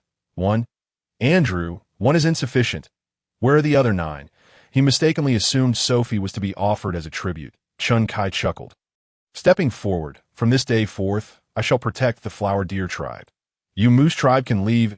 As Chun Kai's declaration resonated, the group of Moose youths stood momentarily stunned, exchanging incredulous glances. They erupted into laughter. The leading Moose youth regarded Chun Kai with a mocking grin, disdainfully retorting, What are you? Do you truly believe you can tell the Moose tribe to leave? At this, Chun Kai's smile faded slightly. Suddenly, an overwhelming pressure radiated from him, rippling outward. Boom! The ground reverberated with a deafening sound. The leading Moose youth turned to the noise behind him, and his eyes widened in horror at the sight before him. All his comrades, their unicorn mounts, and the unicorn cart had been crushed to the ground by an unseen force, the cart reduced to splinters while his companions lay in a grotesque state. Witnessing this scene, the Moose youth's face turned ashen, his body going limp as he fell from his unicorn. What? What is happening? He stammered, struggling to rise, his expression one of sheer terror, as though he had seen a ghost. In an instant, all his companions had perished. Suddenly, realization dawned upon him, and he whipped around to face Chun Kai. The latter regarded him with an indifferent gaze, akin to observing a lifeless entity. The moose youth, now pale as a ghost, hastily flipped over and knelt before Chun Kai, fervently bowing his head. "My lord, I was wrong. Please spare me. Grant me my life. I will do anything you ask. Just please spare my life." Andrew, observing from the side, could not help but swallow hard, instinctively glancing at Chun Kai. The moose youth, unaware of the unfolding situation behind him, was oblivious to the fact that Andrew had witnessed the entire scene. In that brief moment when Chun Kai's smile vanished, the leading moose youth's fate had been sealed. Andrew realized that when Chun Kai had contemplated his death, it required merely a thought. He had merely chosen not to kill him at that time. The recollection of how close he had come to death sent shivers through Andrew's body, filled with dread. Chun Kai looked down at the kneeling Andrew and inquired coolly, "What is your name?" The moose youth's expression shifted, and he lifted his gaze to Chun Kai. "I am Rooter." Chun Kai acknowledged. "Rooter, fight her." As he spoke, Chun Kai extended his hand and gently patted Sophie on the shoulder, then declared, "As long as you defeat her, you may leave." In that instant, all eyes turned towards Sophie. Upon hearing this, Rooter looked at Sophie, and his eyes instantly sparkled with hope, as if he could see a chance for survival. Andrew, somewhat bewildered, thought, "Is the sword god really asking Rooter to fight Sophie? I senti that tantamount to sending her to her doom." Noticing the gaze of everyone upon her, Sophie felt a surge of nervousness. A gentle hand rested on her back. Chun Kai's soothing voice reached her. "Do not worry. As long as I am here, you may wield your sword without concern." Sophie nodded slightly and stepped forward. Rooter rose to his feet, glanced at Sophie, then turned to Chun Kai. "If I defeat her, can I leave?" Chun Kai nodded slightly. Rooter affirmed, "Understood." With determination in his eyes, he charged at Sophie. Seeing this, Sophie raised her hand and pushed forward into the void. An invisible sword intent manifested as a wave of pressure. As it emerged, it stirred the air around Sophie, forming a fierce whirlwind that enveloped her, causing her hair to billow upwards. At the moment Sophie thrust her hand forward, the pressure slammed into Rooter. His pupils constricted as he was propelled backward by an unseen force. He flew 5 meters before crashing to the ground, rolling several times before coming to a halt. Struggling to rise, Rooter looked at Sophie in terror. Pressure. Andrew, unable to contain his disbelief, also turned to Sophie, his expression filled with astonishment. Sophie moved with grace, drawing her longsword. With a flick of her wrist, a 10-meter-long sword light shot forth towards Rooter. Rooter's pupils dilated in surprise. This swoosh. In an instant, Rooter's body was cleaved in two. Andrew's eyes widened in disbelief. A 10-meter sword light. He gazed at the petite figure before him, incredulous that he could hardly believe that the Sophie who had recently feared being offered as a tribute could so effortlessly slay a mid-tier fighter, and that she could unleash a 10-meter sword light with a single stroke. A 10-meter sword light. Andrew recalled that even the sword light of the Elk Clan's chieftain, a grand swordsman, barely reached 6 meters. Suddenly, realization struck him. He turned sharply to Chun Kai. It was him. He had assisted Sophie in becoming a swordsman, and not just any swordsman, but a grand swordsman, in just 2 days. The sword god. Was this truly the sword god? With such ease, he transformed a delicate girl into a grand swordsman. The envoy from the Elk Clan had already perished. Surely, those from the Elk Clan would not let this go unpunished. Chun Kai remarked, casting a glance at Andrew.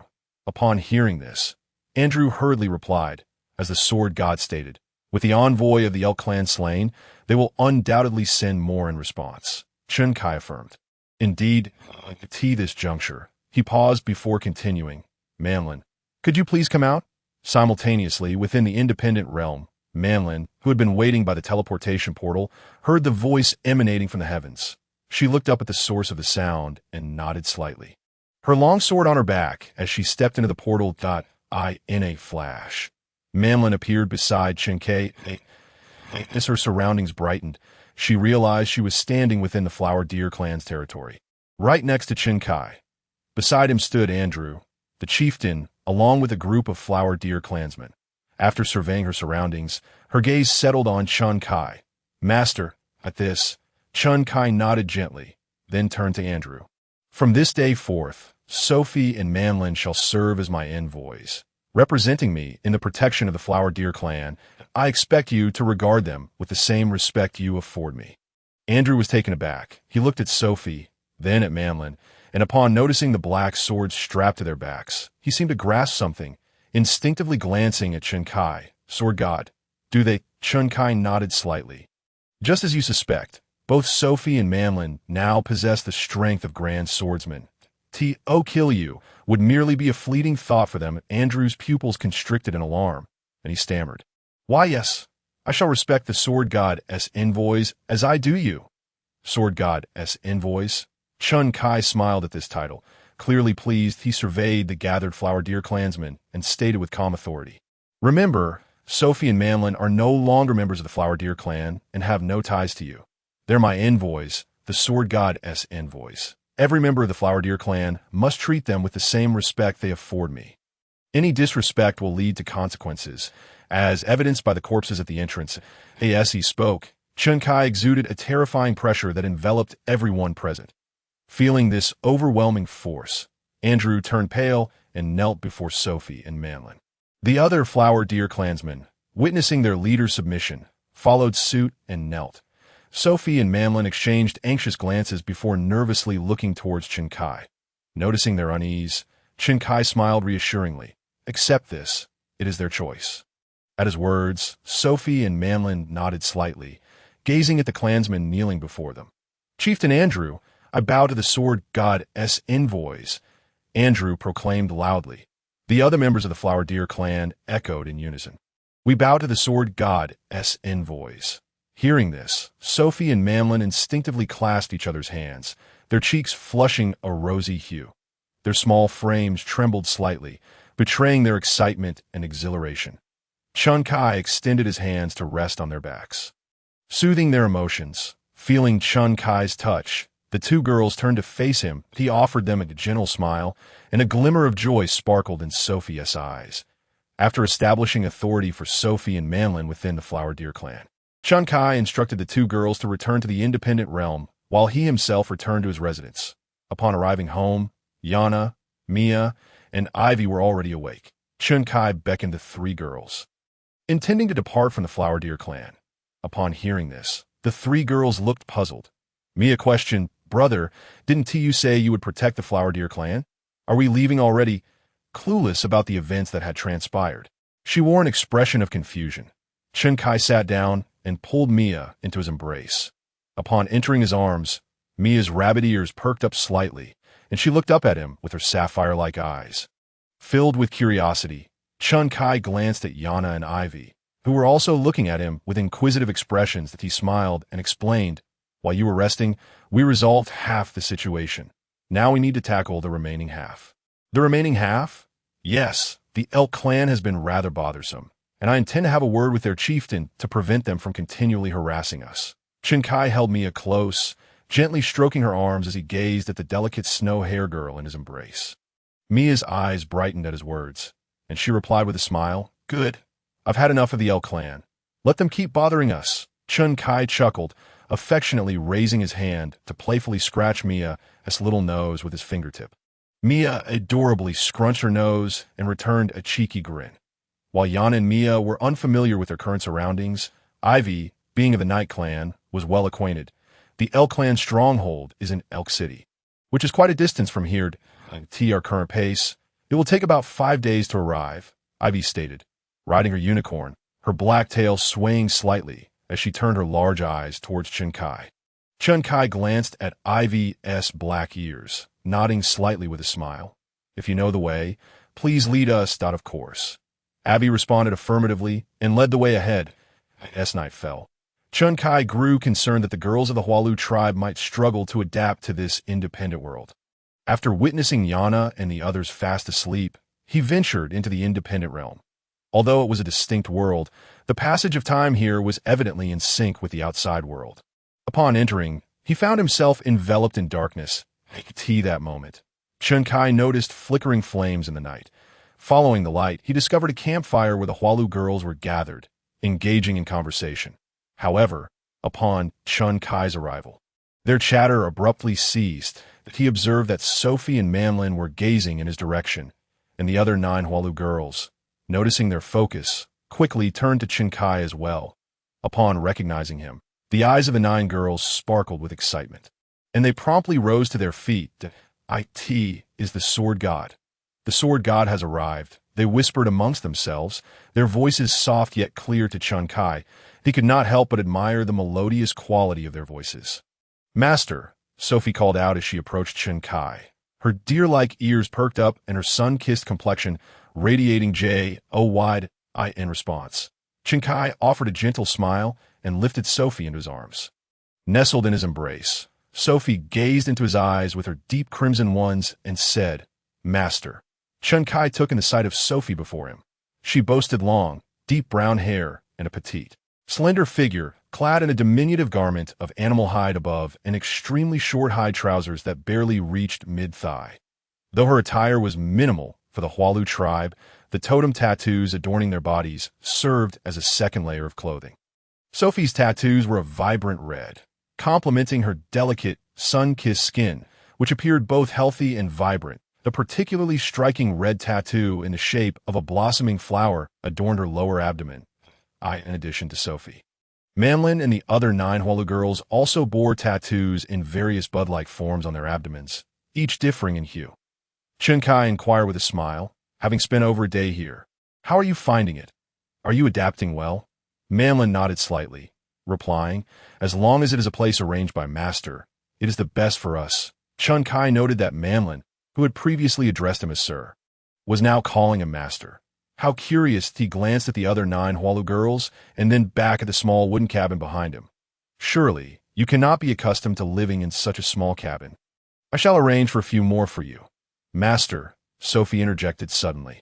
Chun Kai paused, turning to her, with a rosy flush on her cheeks. Sophie smiled and suggested, if Master is going to help us build our abode, it would be best to construct a larger wooden house.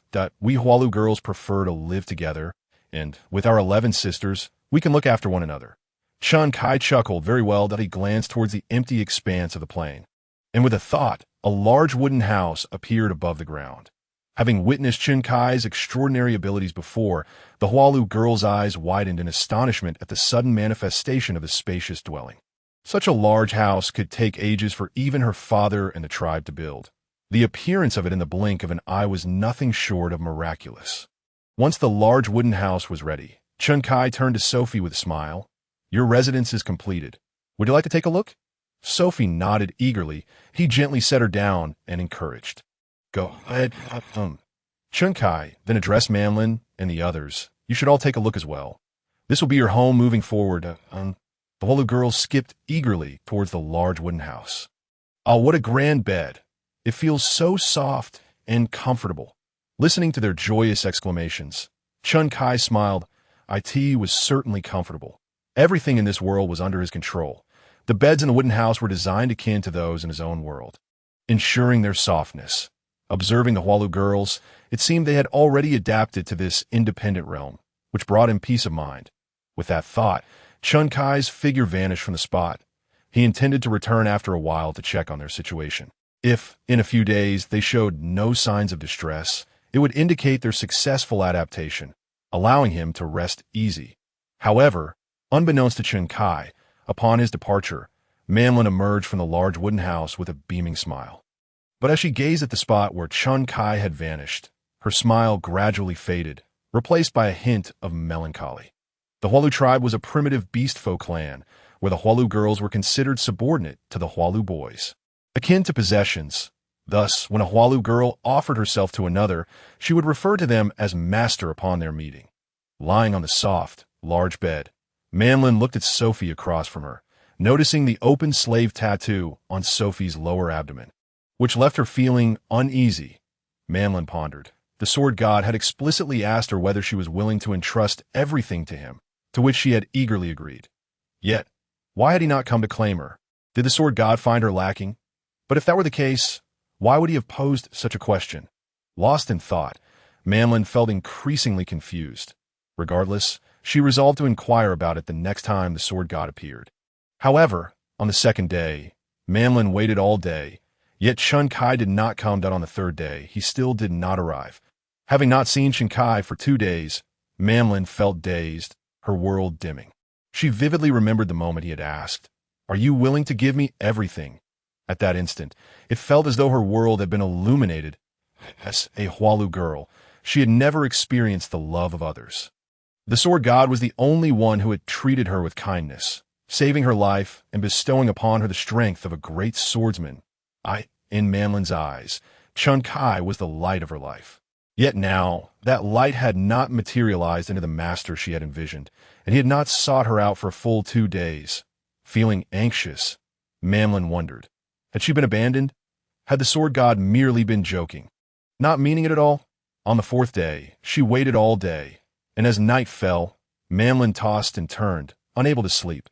She stepped outside barefoot, wandering on the grass, moving away from the large wooden house. She sat on the grass, hugging her knees, her dear ears drooping sadly as she wept. The more she thought, the more sorrowful she became. Mamlin, just as she was lost in her tears, a voice suddenly resonated from behind her. Hearing that longed-for voice, Mamlin's body trembled slightly. She ceased her crying and hurriedly wiped the tears from her face before cautiously turning around to, her surprise, she found Chun Kai sitting beside her, watching her intently. Their eyes met. Chun Kai, observing Mamlin's tear-streaked face, appeared puzzled. What was the matter? Could it be that Mamlin was struggling to adapt to the environment of this independent world and, unable to voice her discomfort, was reduced to silent tears? If that were the case, it would be quite serious. Chun Kai reached out, gently brushing away the tears from Mamlin's cheeks, and softly inquired, "Why are you crying?" His voice was tender, akin to a warm hand soothing the pain in Mamlin's heart, making her realize she had been mistaken. The sword god had not abandoned her. He still cared for her. In a sudden rush, Mamlin threw herself into Chun Kai's embrace, sobbing as she expressed her grievances. "Master, why? Why did you ask me to give you everything, and then leave me all alone? I promised to give you everything. Yet you've ignored me and left me to suffer alone." Upon hearing Mamlin's words, Chun Kai, who had been resting his hand on her back to comfort her, froze mid-motion. What? He was bewildered. What did she mean? This girl, after Chun Kai departed from the independent world, intended to return in a couple of days to observe whether they had acclimated to the life in this realm. After all, while the independent world bears a resemblance to the external environment, there exist certain disparities. He harbored concerns that they might struggle to adapt, yet he feared that a mere day or 2 would not suffice to discern any difference. Thus he deliberately waited 2 days before coming back. Upon his return, he was met with the sight of Mamlin weeping alone on the grass, and he initially assumed it was due to her inability to adjust to this world. Little did he expect that Mamlin's tears were shed for an entirely different reason. As he gazed at the sobbing Mamlin in his embrace, he realized that the customs of the Flower Deer clan were utterly distinct from his own understanding. Regardless, he decided to take action. Extending his arms, he lifted Mamlin and held her close, nestled in his embrace. Mamlin's eyes were brimming with tears, and she gazed at him with a rain-drenched, pear blossom-like expression, her gaze reflecting confusion. She noticed that the gaze of her sword god master gradually descended to her small mouth. Filled with fervent intent, Mamlin froze for a moment, her cheeks flushing slightly. "Master." Chun Kai pressed his lips against hers, silencing her voice. Recently, Sophie had also observed that Mamlin was not in her usual spirits and was aware of what weighed on her mind. Thus, Sophie had attempted to comfort Mamlin, assuring her that her master would seek her out. However, Sophie soon realized that her efforts to console Mamlin were in vain. Mamlin still wore a troubled expression. Burdened with unspoken worries, Sophie felt somewhat helpless, as she was not Mamlin's master and had no insight into his thoughts. That dawn, just like any other day, the Flower Deer maidens gathered to forage for the day's sustenance in the orchard. In this independent world, there were rivers and orchards aplenty. The orchards were vast, brimming with an array of fruits that seemed endless, to ensure an ample supply of food for the following day. They would rise early to pick fruits and then share their bounty. Sophie, look at Manlin. She appears to be in good spirits today, a voice chimed in from beside her. Sophie snapped back to attention. Glancing at her companion, and followed her gaze, there stood Manlin atop a tree trunk, plucking fruits with a radiant smile, a faint blush adorning her cheeks. She tossed a fruit to a companion below, cheerfully exclaiming, Luoya, catch it well. Luoya caught the fruit, grinning. Just throw it. I can catch it. Manlin responded with a cheerful, all right. That as Sophie observed the joy illuminating Manlin's face, she felt perplexed. She recalled that just the previous night, Manlin had been consumed by sorrow, appearing utterly disinclined to converse. How could it be that after just one night, Manlin was now filled with laughter and cheer? Suddenly, Sophie noticed the white totem tattoo on Manlin's lower abdomen. It should have been in the form of a bud, yet it had transformed into a blooming white lotus. Sophie blinked, and a flash of realization struck her, followed by a smile. Oh, that was it. When her companion inquired, what is it? Sophie glanced at her friend. Helen, did you not see? Manlin's slave mark. Helen's dear ears perked up slightly as she turned her head to observe Manlin. Upon seeing her, she was momentarily taken aback, her face etched with confusion.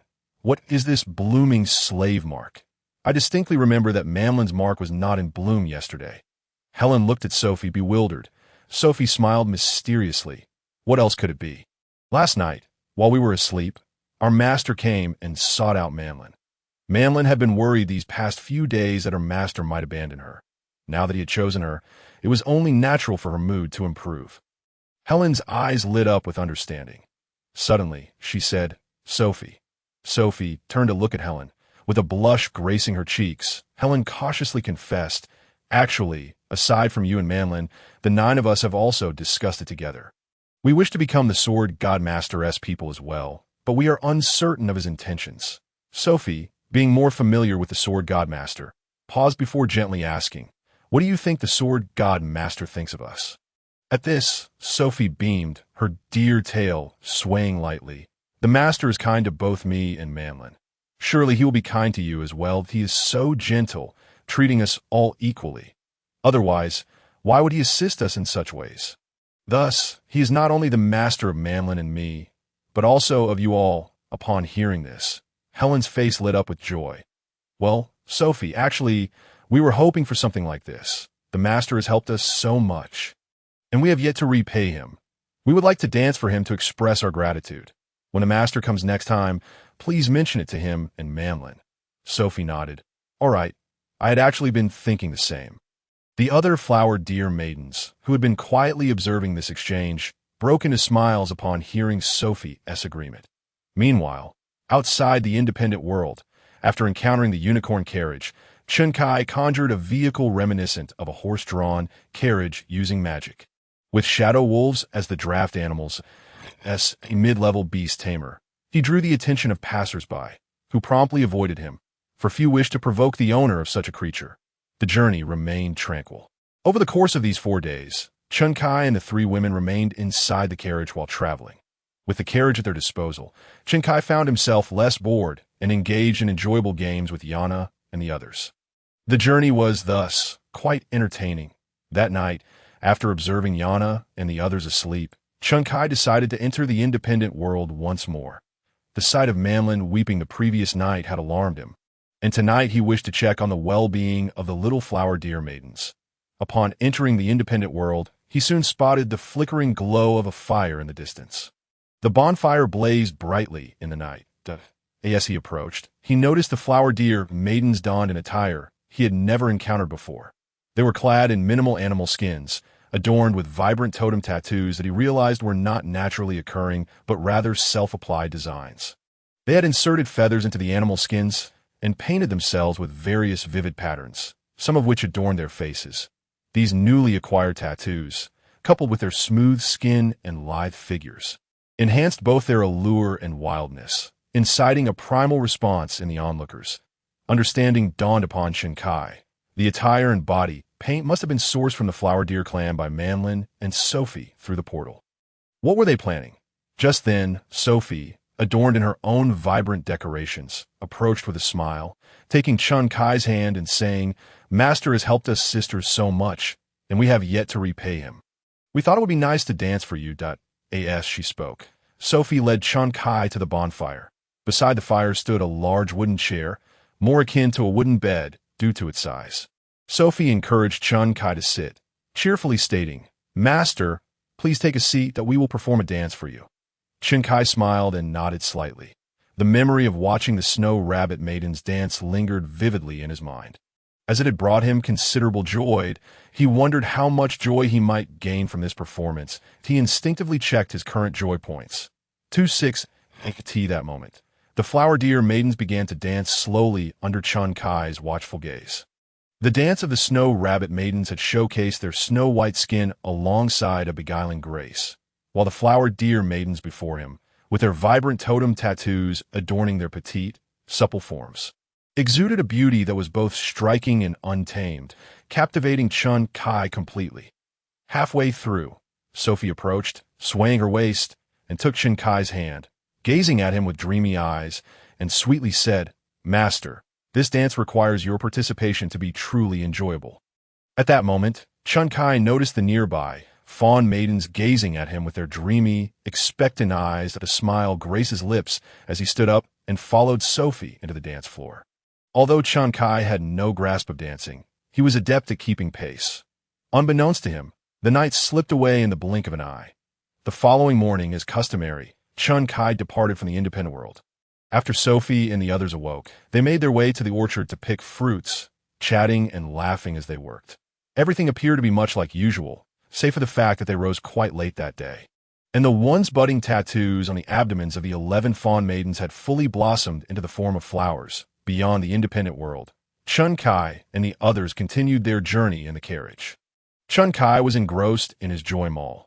The happiness index of his joy mall had been at 26 points the previous night, but now it had risen to 57 points as he beheld this increment.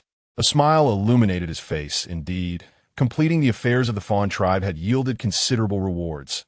Ahead lay the city of Elk. A voice, belonging to Ivy, interrupted Chun Kai's reverie. He snapped back to attention and peered out through the front door of the carriage. In the distance, towering walls could be seen, encircling the city. Unlike Lion King City, the entrance to Elk City bustled with activity and vibrancy. Elk City, as opposed to Lion King City, primarily thrived on trade. Ivy's ears perked up as she glanced at Chun Kai and explained, "Elk City is divided into inner and outer sections. The inner city houses the powerful of the Elk tribe, while the outer city serves as a commercial hub. Boasting the largest marketplace in the region where a variety of goods are exchanged, there's even a mercenary guild present." Suddenly, Ivy added, "When it comes to mercenaries." Chun Kai paused, slightly taken aback by the term. Mercenaries? This word was familiar to him, as he had often encountered it in his previous world. Yet it was evident that the mercenaries in this somewhat primitive realm differed significantly from those he knew. Ivy nodded. Mercenaries are groups of individuals who register as such, allowing others to hire them to resolve various issues. The higher the rank of the mercenary, the more costly their services. The Mercenary Guild collect a small fee for facilitating these tasks. Chun Kai stroked his chin, feeling the stubble that had grown unnoticed, pondering aloud. So, one could hire a Grand Sword Master to perform tasks on their behalf. Ivy's black ears twitched as she shook her head. Grand Sword Masters are typically sovereigns in their own right and seldom lack for wealth. Of course, I have heard of Grand Sword Master mercenaries, but their identities remain shrouded in mystery, and even if one were willing to pay, they might not accept the job. True enough, Chun Kai mused at the Grand Sword Master level. If they seek riches, they could simply hunt high-level magical beasts for a bounty without the hassle of mercenary work. As they conversed, the Shadow Wolf carriage arrived at the gates of Elk City. However, due to Chun Kai's preference for comfort, the carriage had been made somewhat larger than usual. It was evident that allowing the Shadow Wolf to pull such a carriage into Elk City would be impractical. Chun Kai commanded the Shadow Wolf to halt and turned to Ivy and the others, saying, "Let's disembark." That moment, the Shadow Wolf carriage had already drawn the attention of many onlookers. As the carriage came to a stop, people began to glance in their direction. The mid-level beast tamer was indeed a rare sight, and using a beast to pull a carriage was even more uncommon. Curiosity abounded regarding the identity of those seated within. "Look, they're getting off," one exclaimed. "How peculiar. What race lacks a tail?" "I don't know," another responded. "Wow, it's a night elf," someone else remarked, captivated by her long legs. "I heard that the night elves never intermingle with outsiders. But clearly that's just a rumor. Look at that night elf. She's with that man." "Indeed, the legs of night elf are truly enchanting," another chimed in. "And is that a foxskin? Quite impressive as well. I've heard their figures are stunning." And it appears to be true. Good heavens, such fair skin and an adorable face. "Is that a snow rabbit?" A voice exclaimed. "I thought all snow rabbit women were claimed by the lionkin. Who would have imagined that someone could possess a snow rabbit woman?" After the extermination of the snow rabbit tribe, many were indeed captured by the lionkin. With Lion King City reduced to ashes by a single strike from an unknown sword god, those captured snow rabbit women likely perished beneath that blow. How fortunate to witness a snow rabbit here today. Ivy perked her furry black ears, frowning slightly at the chatter around them. Chun-Kai disregarded the idle gossip, transforming the shadow wolf carriage back into a card and leading the three maidens into Elk City. He surveyed his surroundings when suddenly he felt a gentle warmth in his hand. Turning his head, he discovered a small hand clasping three of his fingers. This tiny hand belonged to a girl with a pair of rabbit ears. Mia. Upon catching his gaze, Mia flashed a playful smile. Chun-Kai chuckled, reciprocating by enveloping Mia's small hand in his palm. Her rabbit ears perked up, and a rosy hue graced her cheeks, betraying a hint of delight. Hand in hand with Mia, he led Ivy and Yana towards the inner city. However, just a few steps in, a figure blocked his path. Chun-Kai halted and looked forward to see a robust man with fluffy black ears and a matching tail. A member of the Black Panther tribe, Ivy's voice informed him. The Black Panther tribe? Chun-Kai recalled Logan, the one he had previously encountered who wished to befriend him, also belonging to that tribe. Was he that the son of the Black Panther tribe leader, Harrison? Indeed, it is him. I've heard that Harrison is now an A-rank mercenary, wielding the strength of a high-level fighter. Just the other day, he hunted a high-level magical beast, the desert wolf, and collected his bounty from the mercenary guild. Who would dare provoke someone capable of slaying such formidable beasts? Given his age and prowess, it could be said that Harrison was destined to become the next leader of the Black Panther tribe. Now, as Harrison obstructed the path of that young man, was there some enmity between them? It's hard to say. Let us observe, Chun-Kai thought as he listened to the surrounding murmurs and scrutinized Harrison. After blocking Chun-Kai's way, Harrison fixed his gaze on him, suddenly breaking into a smile. "No need to be so tense, my friend. I harbor no ill intentions. I've heard Logan mention you." Chun-Kai was taken aback, glancing at Harrison. "This guy is a friend of Logan?" Harrison continued with a grin. "Logan mentioned that recently, a man of unknown race, accompanied by a foxkin and a snow rabbit, sought vengeance against the lionkin for the snow rabbit tribe. I assume he was referring to you, Dut. I mean no harm. I simply happened to see you here and thought I would come over and make your acquaintance," recalling what Logan had said. As Harrison spoke, the onlookers cast curious glances at Chun-Kai. This beast tamer, who was he? Even the high-level fighter Harrison referred to him as friend. He appeared so fragile, as if a gust of wind could topple him. It was hard to discern any formidable traits about him. How strange, Chun-Kai mused, casting a sidelong glance at Harrison. Is it customary for your Black Panther tribe to seek friendships so readily? Ah, Harrison laughed heartily. Having one more friend is certainly better than having one more enemy. There is no harm in having more friends. Moreover, Logan mentioned that those who fight for the weak are worthy of friendship. At this, Harrison paused, fixing his earnest gaze on Chun-Kai. However, there is something I personally find rather intriguing. Logan informed me that you ventured to Lion King City due to your snow rabbit companion, seeking retribution on her behalf.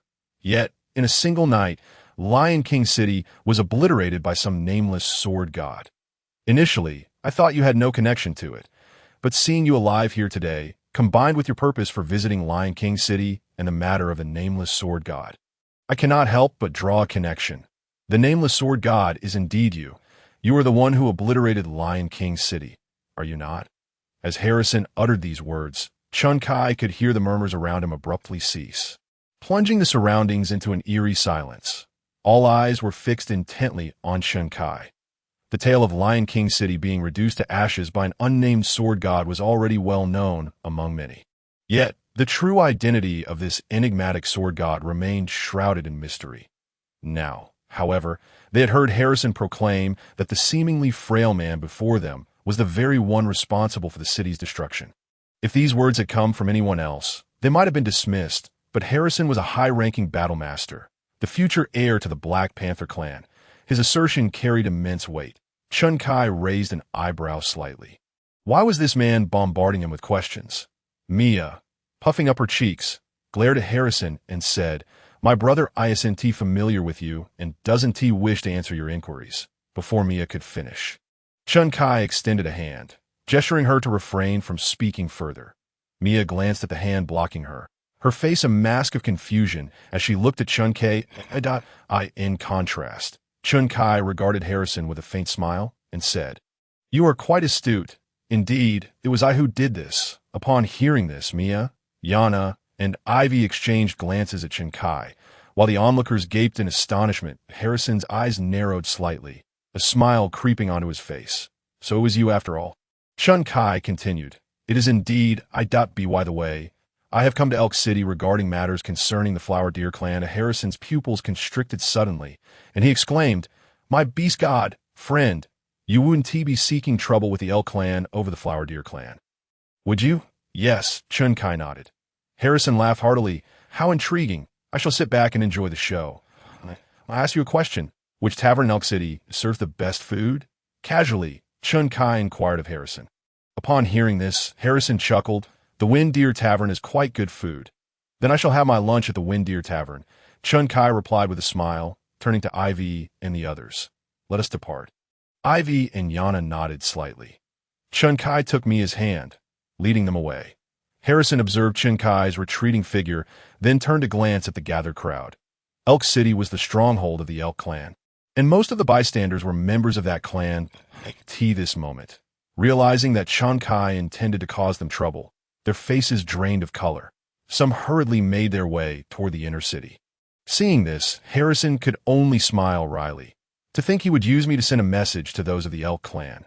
Simon, the leader of the Elk clan and the master of Elk City, was the one they intended to reach. Chun Kai and the three women soon arrived at the Wind Deer Tavern and ordered some food. "Brother, why did you answer that person's questions?" Mia asked. Puzzled, he was quite bothersome, blocking our way and questioning us in front of so many people that it feels strange to respond to someone like that. Before Chun Kai could reply, Yana interjected, "Little Mia, I believe the adult had a purpose in his actions." Mia paused, looking at Yana. With a smile, Yana explained, "Our objective in coming to Elk City is to meet the leader of the Elk clan and converse with him. However, locating him is not a simple task. He may not be present or might be elsewhere. But if the adult reveals his identity as the nameless sword god and then claims he has come to seek trouble with the Elk clan, how do you think the leader would react?" Mia's eyes brightened slightly as she responded, "If I were the leader of the Elk clan, I would directly seek out my brother and discuss whether he might spare the Elk clan." "Precisely," Yana smiled. In that case, we would not need to search for him ourselves." Mia's eyes sparkled with admiration as she looked at Chun Kai. "Brother, you are so clever." Chun Kai smiled noncommittally. "Let us eat."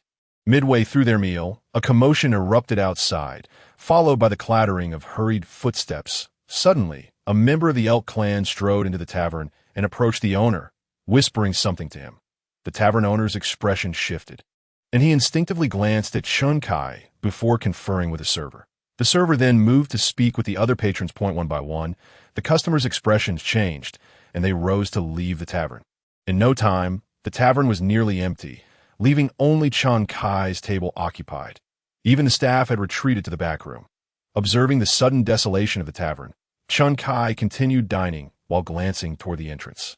One by one, members of the Elk clan entered, led by a burly middle-aged man with a scruffy beard, antlers, and deer ears. Towering above 2 meters, he was muscular, rivaling the stature of the Lion King 10 he had encountered in Lion King City. Truly, he was the leader of the Elk clan, a figure not to be trifled with, even by the Lion clan. As the leader approached Chun Kai, the other Elk warriors stood back, silently observing the unfolding situation. The leader pulled out a chair and sat down slowly, regarding Chun Kai with a serious expression. I am Simon, the leader of the L clan. Lowering his voice, Simon said gravely, I have heard you wish to settle accounts with my L clan regarding the Flower Deer clan. Noticing Simon's composed demeanor, Mia turned to Chen Kai and said, Brother, he likely does not believe your identity. In response, Chen Kai smiled, reaching out to gently stroke Mia's hair. That is to be expected. In such circumstances, I would doubt anyone else as well. Mia beamed. Then shall I challenge him? Simon furrowed his brow at this suggestion. Chen Kai chuckled, I would rather not. After all, he is a grand sword master, and I fear he might injure you. This. Chen Kai raised his gaze to Simon. Rise, as the words left his mouth. A resounding sound of swords clashing echoed through the air. A long sword abruptly materialized before Chen Kai, launching itself towards Simon. Simon's pupils constricted sharply. Ever vigilant, he raised his hand, sending a card soaring into the air, which instantly transformed into a massive broadsword. Grasping the broadsword, he positioned it defensively before him. Clang, with the sound of metal meeting metal, Simon felt a terrifying force emanating from a blade, pushing him backward against his will point. One step back turned into two, and before he knew it, he was forced to retreat a third time. Thud! Simon's back collided with the wall, creating a dull thud as a dent formed, but he could see the long sword embedded in his broadsword, its force still unabated. Yet, Simon felt the pain in his hands, the muscles straining under the pressure of the blade. Despite exerting all his strength, he was horrified to find himself unable to dissipate the overwhelming force. Observing this scene, Chen Kai smiled faintly. It seems my strength was a tad lacking. Let us amplify it. Simon's pupils constricted. A faint crackling sound captured Simon's attention, and he saw a fissure appear on his broadsword. His eyes widened in disbelief. Thud! The broadsword in Simon's hand shattered into two pieces with a resounding crack. Simon lost his sword, and at that moment, the flying sword was aimed directly at his face, less than 20 centimeters from his eyes. Simon's complexion instantly turned as pale as paper. The other members of the Moose tribe, witnessing this scene, were left in a state of confusion. In their eyes, their esteemed chieftain was an invincible entity, yet now, this seemingly frail man had defeated their chieftain with a single move. The long sword that hovered before Simon suddenly vanished in a thin air. Simon's face grew even paler as he glanced at Chen Kai, who was still seated at the dining table. Chen Kai wore a smile. Watching Simon with an amused expression, Simon's expression shifted slightly as he hurriedly stepped forward and knelt on one knee before Chen Kai. The other Moose tribe members, seeing their chieftain kneel, quickly followed suit and knelt before Chen Kai. Cold sweat beaded on Simon's forehead as he proclaimed loudly, I, Simon, chieftain of the Moose tribe, pay my respects to the sword god. Whatever the sword god requires of me, please do not hesitate to command. Upon his arrival, Simon had heard from his tribesmen that this individual was the nameless sword god who had destroyed Lion King City. Yet he had initially been skeptical. However, Chen Kai's display of power had made him a believer.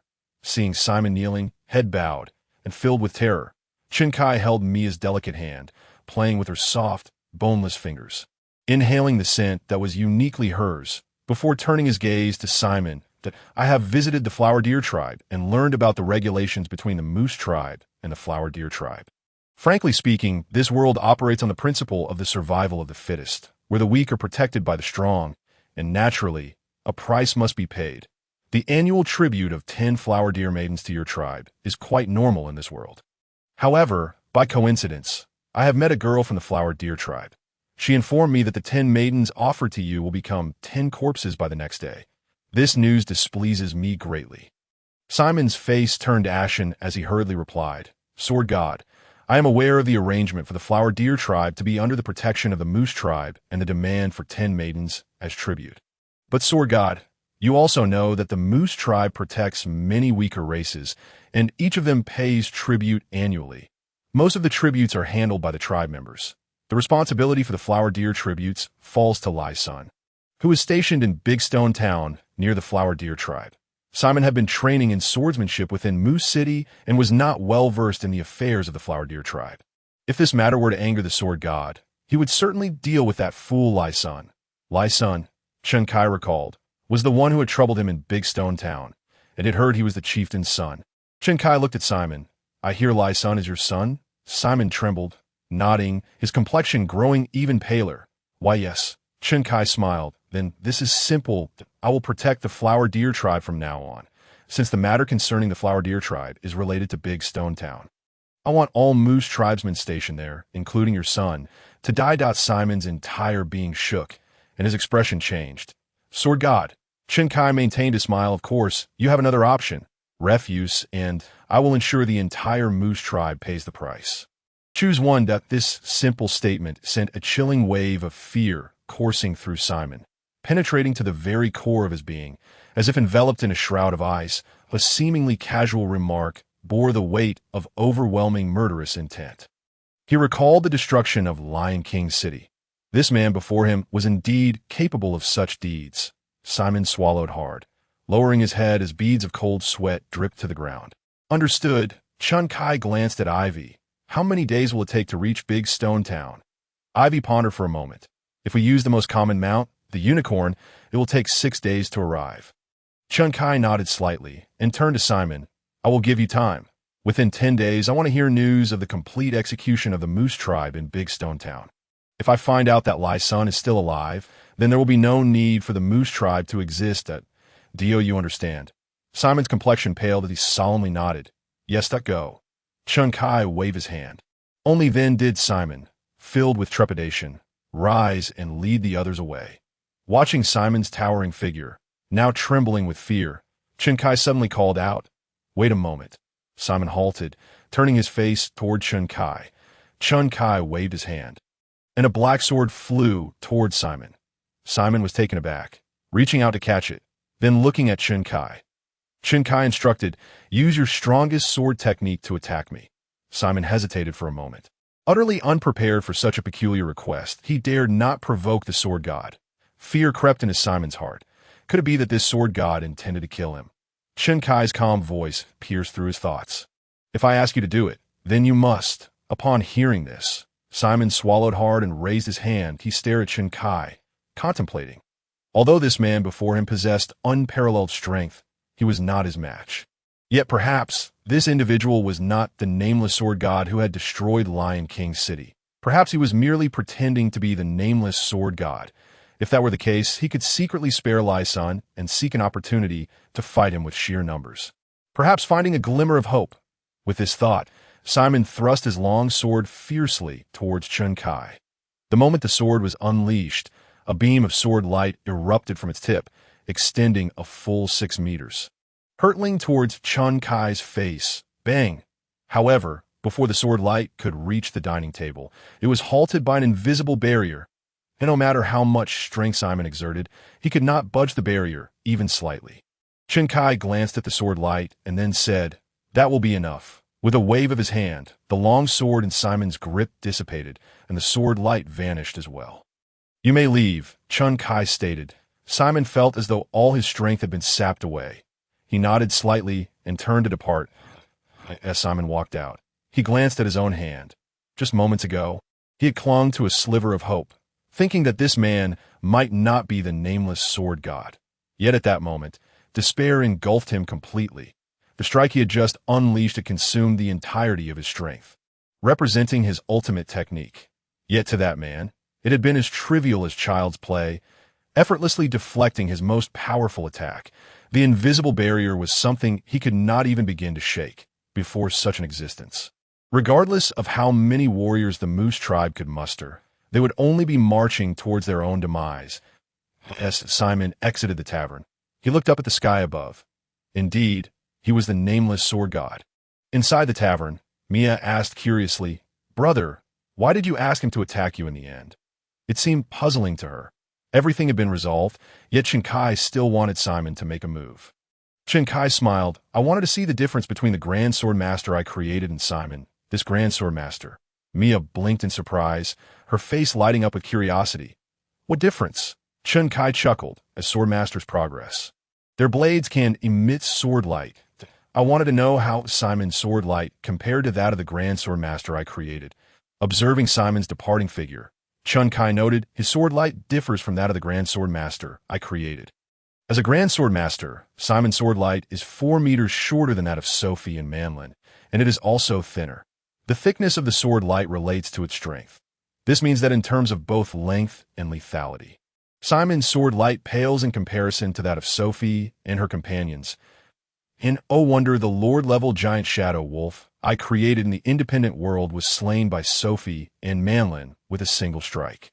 It seems that even within the realm of Grand Sword Masters, there are distinctions in strength that, if we were to categorize Grand Sword Masters into 4 levels, beginner, intermediate, advanced, and peak, it appears Simon falls into the beginner to intermediate category, while Sophie and Manlin are peak Grand Sword Masters.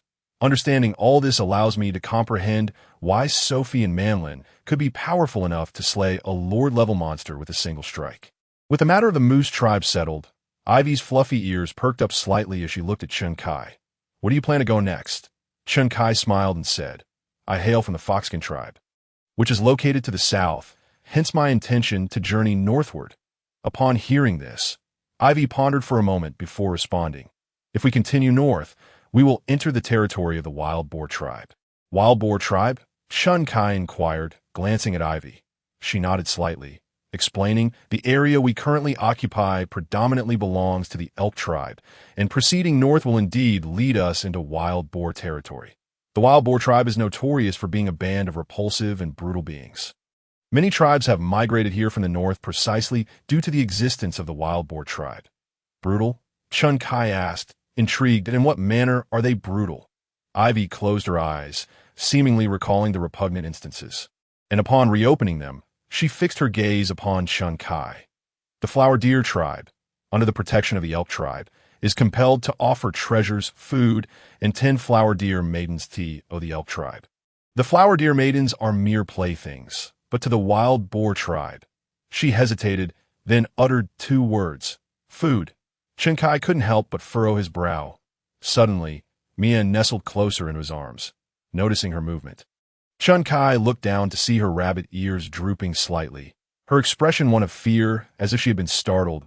A smile crossed Chun Kai's face as he extended his hand to gently stroke Mia's arm. Feeling the warmth of his touch, Mia lifted her face to look at him. Chun Kai reassured her, "They cannot defeat you." Mia paused, pressing her lips together, her drooping ears gradually perking up as she smiled faintly. Chun Kai then turned to Ivy, smiling as he said, "In that case, let us proceed to the Wild Boar tribe in the north. It would be preferable for a tribe like the Wild Boars not to exist." Ivy looked momentarily taken aback, her gaze fixed on Chun Kai. "Are you planning to annihilate the Wild Boar tribe?" Chun Kai chuckled lightly. "It depends on the situation." Ivy murmured, "The Wild Boar tribe has been continuously expanding their territory. I have heard that they have been engaged in warfare with the Jackal tribe in recent years." Warfare. This was the first time Chun Kai had encountered such a term in this world. In his understanding, the populations of the various tribes were not vast, making the notion of war seem far-fetched. However, he quickly reconsidered. Even in his own world, villages of a mere few hundred could engage in battle, and the same could apply here. Indeed, the numbers of the Wild Boar tribe far surpassed those of other tribes, and they were frantically expanding their territory in pursuit of food to the south. They were held in check by the warriors of the Elk and Lion tribes, while to the north lay the territory of the Jackal tribe, in the eyes of the Wild Boar tribe. The Jackal tribe was the weakest among the 3, which is why they chose to engage them in conflict. However, this had been ongoing for 2 years now. Chun Kai rubbed his nose, contemplating that if he continued north, he would be entering a region embroiled in warfare that IT promised to be anything but tranquil. Nevertheless, having determined his destination, Chun Kai had no intention of altering his course after resting for a night in Elk City. He and his companions set out, riding the Shadow Wolf cart northward. In reality, sitting in the cart drawn by the Shadow Wolves was not uncomfortable at all. Chun Kai had employed water magic on the wheels to mitigate the bumps, rendering the ride smooth. Additionally, he had expanded the cart to resemble a small bedroom, complete with a bed and chairs. Being inside felt as cozy as residing in a room, with the breeze from outside adding to the comfort. Coupled with the company of 3 lovely companions, the journey was indeed quite pleasant. As time passed, evening fell. Suddenly, a rustling sound outside drew Chun Kai's attention. He opened his eyes. The sound of footsteps mixed with the clanking of armor reached his ears. Peering through the window of the wooden cabin, he noticed flickering flames outside. Roar, a low growl resonated from beyond the door, unmistakably the roar of a shadow wolf. Someone was approaching. Ivy's voice broke through his thoughts, and he turned to see that she had awakened, now standing and retrieving her bow. Yana and Mia were still resting. Swish! A sound of something slicing through the air pierced the silence. Ah! A cry of anguish erupted. One of the shadow wolves was in distress. Upon hearing this, Chun Kai and Ivy promptly stepped outside. The sight that met them made Chun Kai furrow his brow. Before them stood a group of burly men clad in armor. Unlike the pure muscle of the elk and lion tribes, these individuals were muscled yet enveloped in layers of fat, their skin dark and adorned with short black pig ears, while a pig tail swayed behind them. They were equipped with armor. Some bore large swords on their backs, while others wielded bows and arrows, each bearing a fierce countenance. It was evident there were around 20 of them, members of the wild boar tribe. Ivy spoke up, noting that 3 wild boar archers had their arrows aimed at the shadow wolf, which was now pierced with arrows and bleeding profusely, displaying evident pain. As Chun Kai and Ivy emerged, the wild boar tribe's gaze shifted to them. Upon spotting Ivy, their eyes gleamed with a tinge of greed. At that moment, a wild boar male, distinguishable by his more elaborate attire, stepped forward and proclaimed, "Kill the shadow wolf. That man must die, but the woman shall be kept." Upon hearing this, Chun Kai raised his hand, causing the shadow wolf to transform into a card. Just then, one of the wild boar tribe members, who had already drawn an arrow aimed at Chun Kai, released it, sending it hurtling toward him. Simultaneously, Ivy swiftly nocked an arrow and released it. The 2 arrows collided midair, and Ivy's arrow, imbued with formidable force, obliterated the wild boar's arrow into dust. Continuing its trajectory, Ivy's arrow struck the wild boar archer, piercing through him, and in a single motion, it also penetrated the 2 wild boars behind him, leaving them with gaping holes. Thud, thud, thud. The 3 corpses fell to the ground in unison. The remaining wild boars, upon witnessing this, had their pupils dilate with rage, shouting, "Kill!" Some drew their great swords, while others knocked arrows to their bow. As arrows rained down upon Chun Kai and Ivy, the sword-wielding wild boars charged forward. Chun Kai's expression hardened as he waved his hand. A wind blade, spanning several meters in diameter, swept across the 20 or so wild boars before him. In an instant, their bodies were cleaved in 2. The battle concluded, leaving more than 20 corpses strewn across the ground. Looking at the fallen wild boars, Chun Kai was taken aback, never expecting his first encounter with the wild boar tribe to be so brutal. "Truly savage," he muttered. While he had encountered domineering tribes before, the wild boar's immediate inclination to kill and loot without uttering a word was rare. What a barbaric tribe this is, such is the nature of the wild boar tribe. Ivy remarked, glancing at the bodies. They thrive on burning, killing, and plundering in their eyes. As long as they are hungry, it matters not if they prey upon other tribes, or even their own her words. Chun Kai frowned. What a repugnant race. "Brother," a voice suddenly called from behind Chun Kai. He turned to see Mia, her long rabbit ears drooping and her small hands rubbing her sleepy eyes, standing there. She sniffed the air and adorably scrunched her brows, surveying her surroundings. What a strong smell of blood. What happened outside? Behind Mia, Yana gazed intently at the pile of wild boar corpses. Chun Kai approached Mia and lifted her effortlessly into his arms. Nestled against him, Mia looked up with her big eyes. Chun Kai smiled. "It's nothing. Just a bunch of fools looking for trouble. It has all been resolved." Mia leaned closer to Chun Kai's face, planting a kiss on him before burying her little face into his embrace. "Mia is sleepy, but the smell of blood is so strong that don't worry, I'll handle it." Chun Kai chuckled. "You just sleep soundly." Chun Kai observed Mia, resting with her eyes closed. Appearing obediently at ease, he cast another glance at the corpses not far away. With a firm step, he pressed his foot into the ground, which suddenly opened up, and the pile of wild boar corpses was instantly swallowed by the earth. As the ground sealed itself, nothing remained visible, not even a trace of blood. Chun Kai withdrew his gaze and carried Mia back to the wooden cabin. Ivy, witnessing the now desolate area, felt her heart race. Truly a masterful display of earth magic. After a moment of admiration, she followed Chun Kai back inside to rest. The next day, Chun Kai summoned the shadow wolf. Employing light magic to heal its wounds before resuming his journey to his surprise, he found the roads devoid of travelers. Chun Kai had always traversed the main roads, which typically bustled with people. However, as he drew closer to the territory of the wild boar tribe, the number of people dwindled, and by that day, not a soul could be seen. It seemed the security in the wild boar territory was rather poor. Contemplating this, Chun Kai couldn't help but chuckle wryly. The very existence of the wild boar tribe was the greatest factor contributing to the instability of the region. By afternoon, the shadow wolf cart arrived at a vast plain.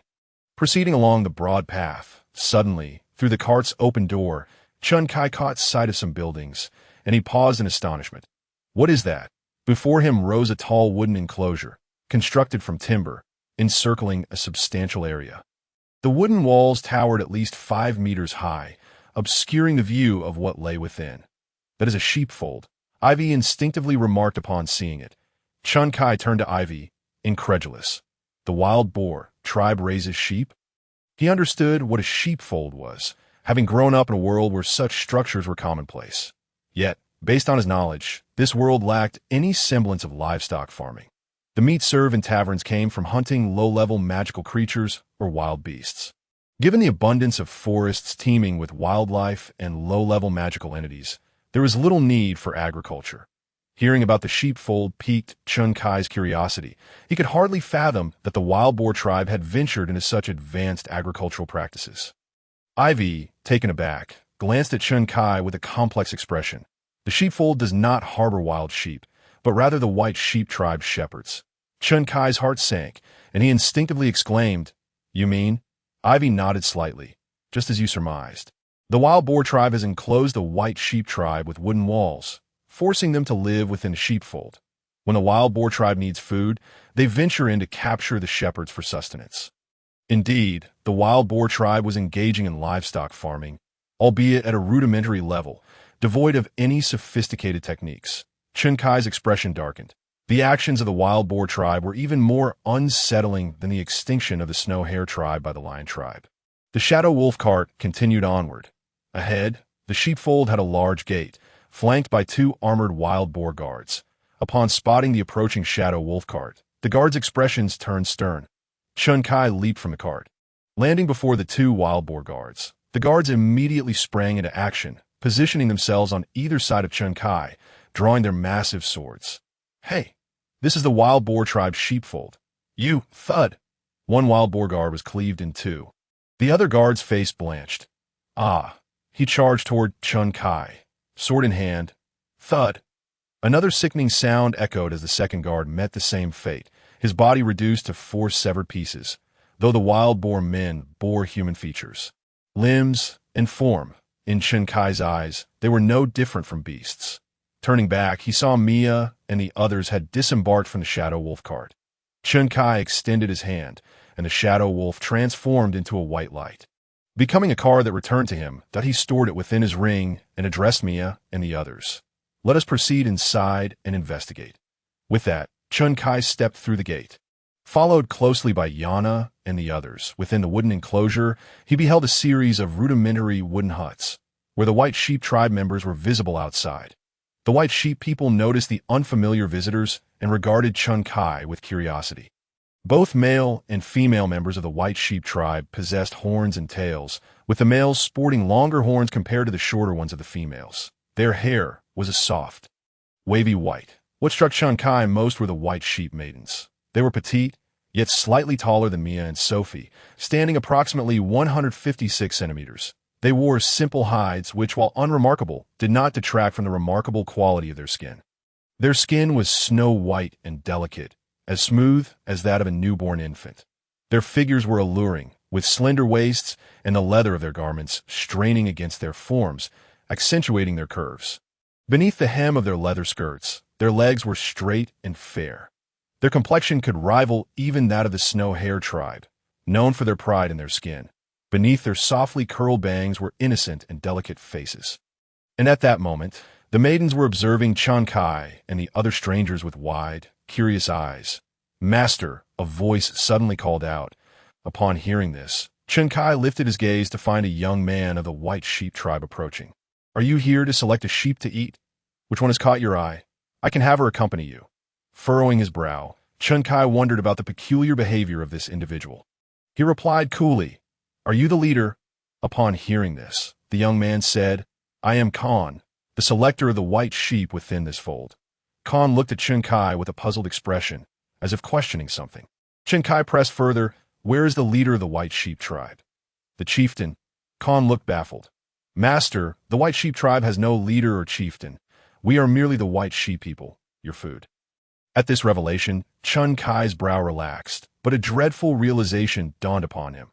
The white sheep tribe had been domesticated by the wild boar tribe, completely losing their original culture and identity, resigning themselves to the role of sustenance for their captors. Scanning the delicate white sheep maidens, he withdrew his gaze and looked back at Khan, then commanded, Gather all the maidens of the white sheep tribe here. Without exception. Khan nodded obediently. Understood, master. He turned to depart. That man is quite strange, Mia remarked, approaching Chen Kai. Chen Kai glanced at her. Mia's rabbit ears were perked up, her expression filled with confusion. Yana nodded in agreement. I find it odd too. He doesn't recognize anyone and calls everyone master upon their arrival. Asking if they wish to select a sheep, that it feels peculiar. Not so strange, Ivy interjected suddenly. Mia and Yana turned to Ivy. Ivy's tail swayed gently as she observed Khan's retreating figure. The white sheep tribe has been kept by the wild boar tribe as food for over 50 years now. The current white sheep tribe is no longer what it used to be.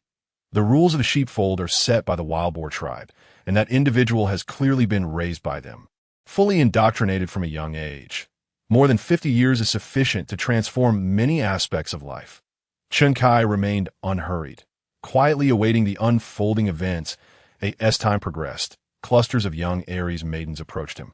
Gathering before him, they obediently lined up in neat rows, standing there with curious, wide eyes fixed upon Chen Kai. Faced with such a multitude of young Aries maidens, Chen Kai could not help but acknowledge that, in terms of appearance, skin, and figure, they were truly exceptional. Their orderly formation before him resembled a breathtaking masterpiece. However, it was beyond Chen Kai's comprehension that the wild boar tribe had cultivated these enchanting maidens as livestock for so many years. Khan stepped forward and spoke. Master, everyone is here. Chen Kai nodded slightly, then glanced at the young maidens.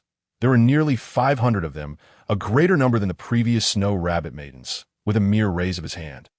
The bodies of the over 500 young Aries maidens vanished in an instant. Chen Kai looked at Khan, surprised to find that Khan displayed no emotional reaction to the sudden disappearance of the maidens. He simply observed the scene with calm detachment. The other curious onlookers from the Aries tribe also watched in silence, devoid of any worry or fear, merely observing as if it were an everyday occurrence. This reminded Chen Kai of the phrase, silent lambs. Sighing, he turned to Yana and the others behind him, saying, Let us go. Mia paused, glancing at Chen Kai with curiosity. What will happen to those Aries people? In response, Chen Kai said nothing, extending his hand to gently grasp Mia's small one as he led her, along with Yana and Ivy, away. Once outside the sheep pen, Ivy remarked, They are no longer human. Mia instinctively looked at Ivy. Not human. Chen Kai turned back to the sheep pen, raising his hand to point at the sky. The clouds above began to churn ominously, casting a shadow over the entire area. Mia looked up to see the sky engulfed in dark clouds, forming a swirling vortex. Beneath this vortex, countless rocks materialized out of thin air and began to coalesce, under the gaze of the onlookers. These rocks formed a colossal mass, akin to a planet, suspended above the sheep pen. The inhabitants of the Aries tribe gazed up at the immense rock with curiosity in their eyes, yet none expressed fear. Chen Kai directed his finger downward, commanding, Fall. Suddenly, the rock plunged through the clouds, hurtling downward with alarming speed. In an instant, flames ignited below due to the friction with the air. Boom! Accompanied by a deafening roar. The massive rock struck the sheep pen. The entire structure shattered with a resounding crack, and the ground immediately collapsed into a vast crater. Dust billowed and shock waves rolled through the air. The wind whipped around, causing Chen Kai's clothes to flutter audibly. Mia, witnessing the scene, appeared dazed, instinctively turning her face toward Chun-Kai. As the howling wind gradually subsided, the sheep pen had vanished, replaced by the enormous rock. Mia looked at the rock and then back at Chun-Kai, asking, "Brother, why did this happen?" Chun-Kai withdrew his gaze, looking down at Mia before lifting her into his arms. He gazed at her small face and smiled. "They're already dead. I buried them to spare them from becoming someone else's food." Mia's eyes held a hint of confusion. She did not understand. Chun-Kai chuckled softly, leaning down to plant a gentle kiss on her lips. As their lips parted, he tenderly remarked, "When you grow up, you will understand." Yana watched Chun-Kai, her face adorned with a smile. Though she did not grasp the full extent of the situation, she supported him unconditionally. Ivy regarded Chun-Kai with a complex expression, then turned her gaze to the sheep pen, now covered by the rock. Ivy stated, "Those Aries people have come to see themselves and their kin as food for the wild boar tribe. Their mindset cannot be altered. If they do not perish, even if the Aries tribe survives in this world, they will pass on the beliefs instilled by the wild boar tribe. They are no longer human. They are merely livestock. We can choose to disregard them, and the wild boar tribe will be pleased to reclaim this food. The best course of action is to grant them a dignified end." Much like what Chun-Kai has done. Upon hearing this, Mia remained somewhat perplexed and inquired, "Then, brother, why did you save those girls?" Before Chun-Kai could respond, Ivy interjected, "Firstly, out of compassion. Secondly, if the Aries girls survive, the Aries tribe will not face extinction." Understanding dawned on Mia, and she turned to Chun-Kai, joyfully kissing his cheek and exclaiming, "Brother, you are both kind and clever." In response, Chun-Kai smiled wryly, "I suppose so." Yet at that moment, his resolve to eradicate the wild boar tribe from this world solidified. The wild boar tribe was, without doubt, a far more despicable breed than the lion tribe. With the issue of the sheep pen resolved, Chun-Kai and Yana resumed their journey aboard the Shadow Wolf carriage, heading toward the wild boar tribe's territory. Meanwhile, Sophie and Manlin felt a twinge of confusion. They had noticed an influx of people in their space, particularly a multitude of young maidens adorned with sheep horns. Sophie immediately recognized that these were the maidens their master had brought in. Realizing this, she and Manlin embraced their roles as leaders and engaged the young Aries maidens in conversation. After gathering the reasons behind their presence, the evening was fast approaching. Due to a lack of accommodations, Sophie and Manlin helped construct some campfires for them. Sophie planned to wait for their master to return before addressing the situation. As night fell, Chun-Kai's figure materialized within the independent space. Upon arrival, he observed numerous campfires scattered across the vast grassland, around which lay a group of sleeping Aries maidens. Clearly, Sophie and the others had prepared these fires for the maidens. Chun-Kai's gaze fell upon the nearest Aries maiden. He could not deny that these young maidens of the Aries tribe were exceptionally beautiful, possessing both remarkable figures and striking features. Seating himself on the grass, he reached out to caress the cheek of one young maiden. She stirred slightly, her eyelashes fluttering as she slowly opened her eyes. Upon meeting Chun-Kai's gaze, she appeared surprised. Their eyes locked, and he beheld her golden irises, which reflected confusion and inquiry. "Master," she uttered, her voice trembling slightly, infused with a touch of fragility. Chun-Kai smiled warmly. "What is your name?" The maiden sat up, curling her body slightly, her large eyes filled with curiosity as she replied, "My name is, what do you usually do in the sheep pen?" Chun-Kai asked softly. "Every day I gather wild fruits with my companions," she answered quietly. Chun-Kai nodded thoughtfully. "Have you ever considered the purpose of your existence?" "To live," Inuo replied. Looking at Chun-Kai, "I am meat. I live to grow up and provide food for my master." Upon hearing this, Chun-Kai regarded Inuo, momentarily at a loss for words. It was evident that from birth, every member of the Aries tribe had been indoctrinated with this belief. After a brief pause, he inquired, "Then, do you wish to be eaten?" Inuo, born for this purpose, saw no distinction between willingness and unwillingness. Her eyes glimmered with confusion, as if she did not fully grasp Chun-Kai's intent. Observing her innocent gaze, he rubbed his nose thoughtfully. With a smile, he asked, "Do you know what it means to eat?" "Yes, I gather wild fruits to eat," Inuo replied. Chun-Kai smiled mysteriously. "That is correct. Eating wild fruits is indeed eating, but eating Inuo is not the same kind of eating." A look of bewilderment crossed Inua's face. What kind is that? I do not understand. Chinkai smiled faintly and said, Well then, if the master wishes to consume Inua, does she consent? Upon hearing this, Inua, perplexed, responded, There is no need for the master to inquire whether I am willing. I was born to serve this purpose. Chunkai shook his head, stating, No, he explained, to consume Inuo requires her acknowledgement.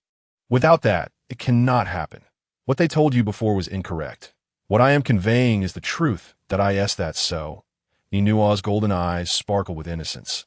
Then, I am willing. Chunkai extended his arms and lifted Inua into his embrace. As she lay nestled against him, her innocent gaze searched his face, filled with a hint of confusion. Utterly unaware of his intentions, a wooden cabin emerged upon the plain, and Chunkai ushered Inua inside.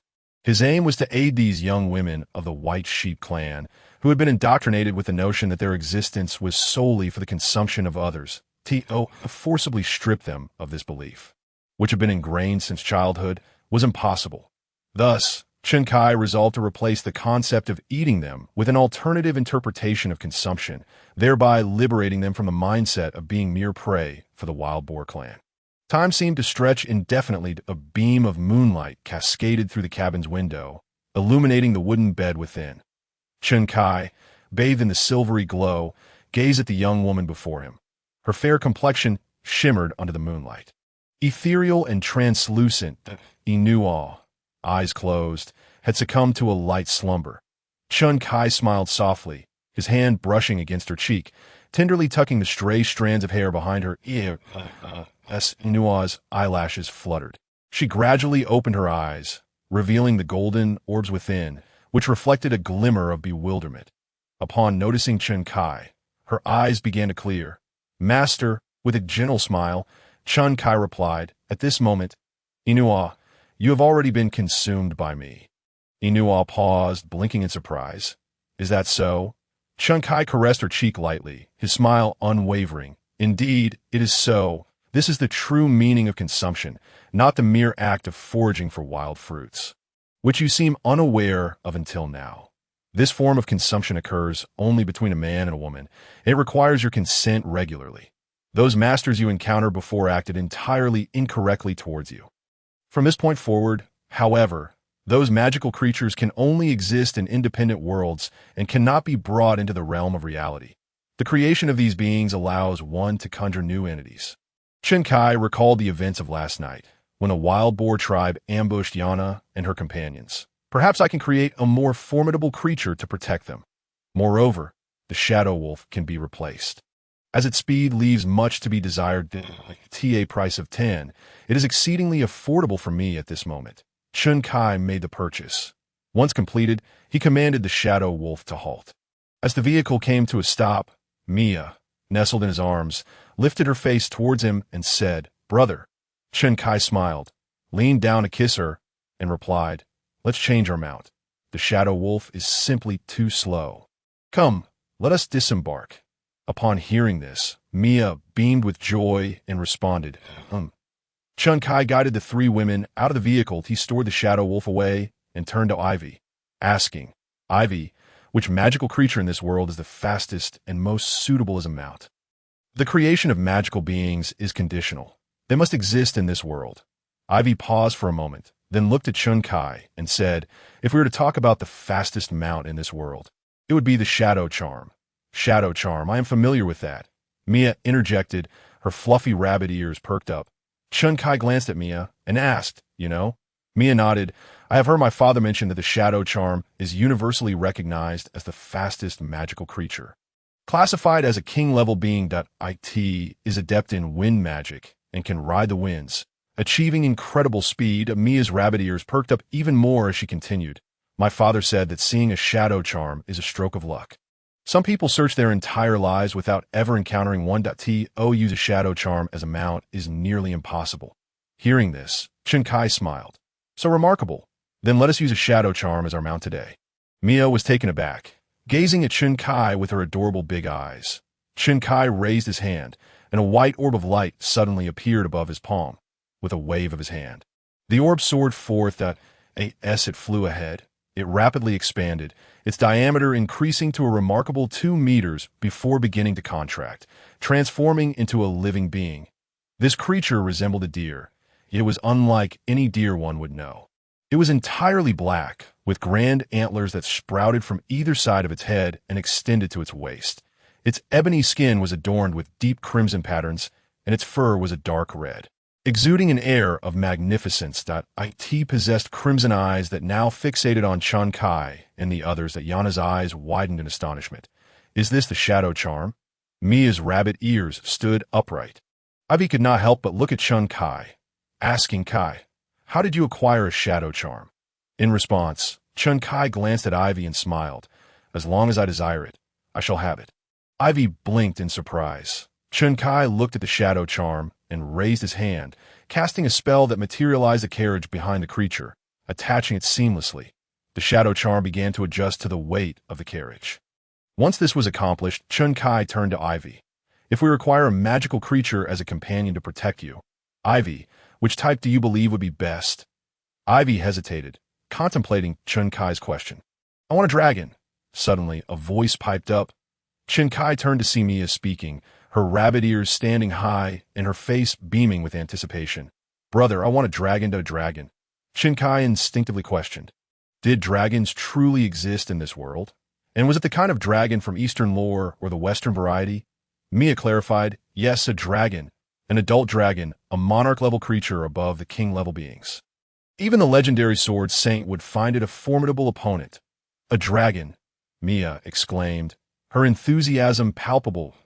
"Do not trouble the gentleman, Mia," Yana said with a playful smile, her snowy white fox tail swaying gently behind her. She then turned to Chun Kai, her smile enchanting as she said, "Sir, dragons are legendary creatures, said to be epic in nature. They are rumored to be immune to magic, and weapons are ineffective against them. However, dragons are mere myths. No one has ever truly encountered one." Chun Kai pondered this. Just because no one had seen one did not mean that dragons did not exist in this world. If something exists in this world, it can be created. With this thought in mind, Chun Kai raised his hand once more, conjuring a white orb of light above his palm. He waved it, and the orb flew forth. As it traveled ahead, it began to expand. Chun Kai observed this with curiosity. The distance this orb traveled seemed excessive. The previous shadow charm had stopped just over 5 meters away before growing. Yet this orb continued to soar nearly 100 meters ahead. Before Chun Kai could contemplate further, the orb was visibly growing larger. From the size of a fist, it expanded to a diameter of 1 meter. Then 2 meters for meters, 5, 6, 7, 10 meters, 20 meters. The orb continued to swell. Chun Kai was astonished by this spectacle. Was it truly capable of becoming this massive? The orb's diameter swelled from a mere fist size to a staggering 50 meters. Chun Kai felt a slight warmth emanating from his hand. He snapped out of his astonishment to find Mia holding his hand, her rabbit ears upright and her eyes fixed ahead with rapt attention. Chun Kai squeezed her small hand, both of them gazing at the orb. Upon reaching 50 meters, the orb began to contract and take shape. Gradually, the form of a creature emerged before them. Suddenly, the brilliance began to fade. The sight of the creature left even Chun Kai momentarily awestruck. "So large," Mia gasped, her small mouth agape. Indeed, it was enormous. The creature towered, standing as tall as a 3- or 4-story building, with a length, including its tail, that was terrifyingly estimated at over 50 meters. Its presence was akin to a small mountain, its body covered in glimmering silver scales that sparkled under the sunlight, reflecting dazzling rays like countless mirrors. This silver dragon stood majestically, its form akin to a divine sculpture, exuding an air of unblemished perfection. Its cold gaze radiated boundless authority, reminiscent of a sovereign ruling over the heavens and earth. Instilling a sense of reverence, a dragon. Mia's face paled slightly, and she grew anxious. Is this truly a dragon?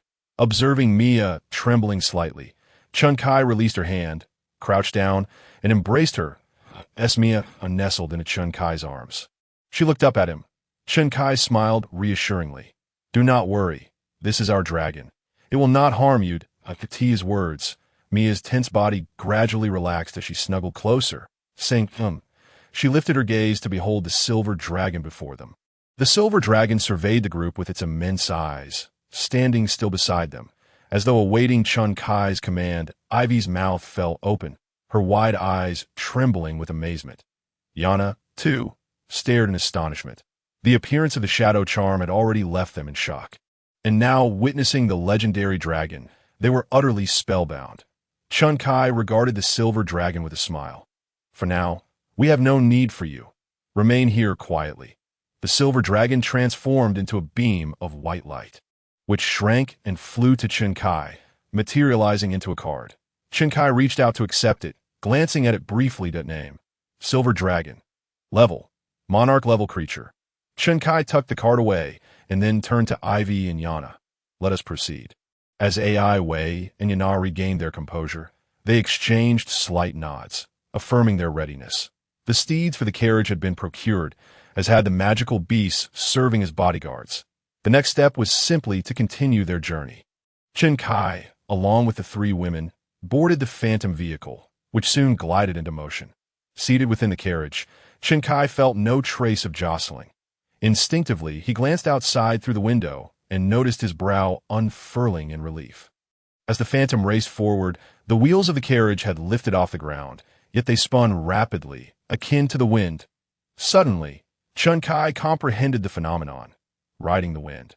The phantom was indeed elevating the entire carriage upon the currents of air, with the wheels rolling behind the wind. And no wonder there was no sensation of bumpiness.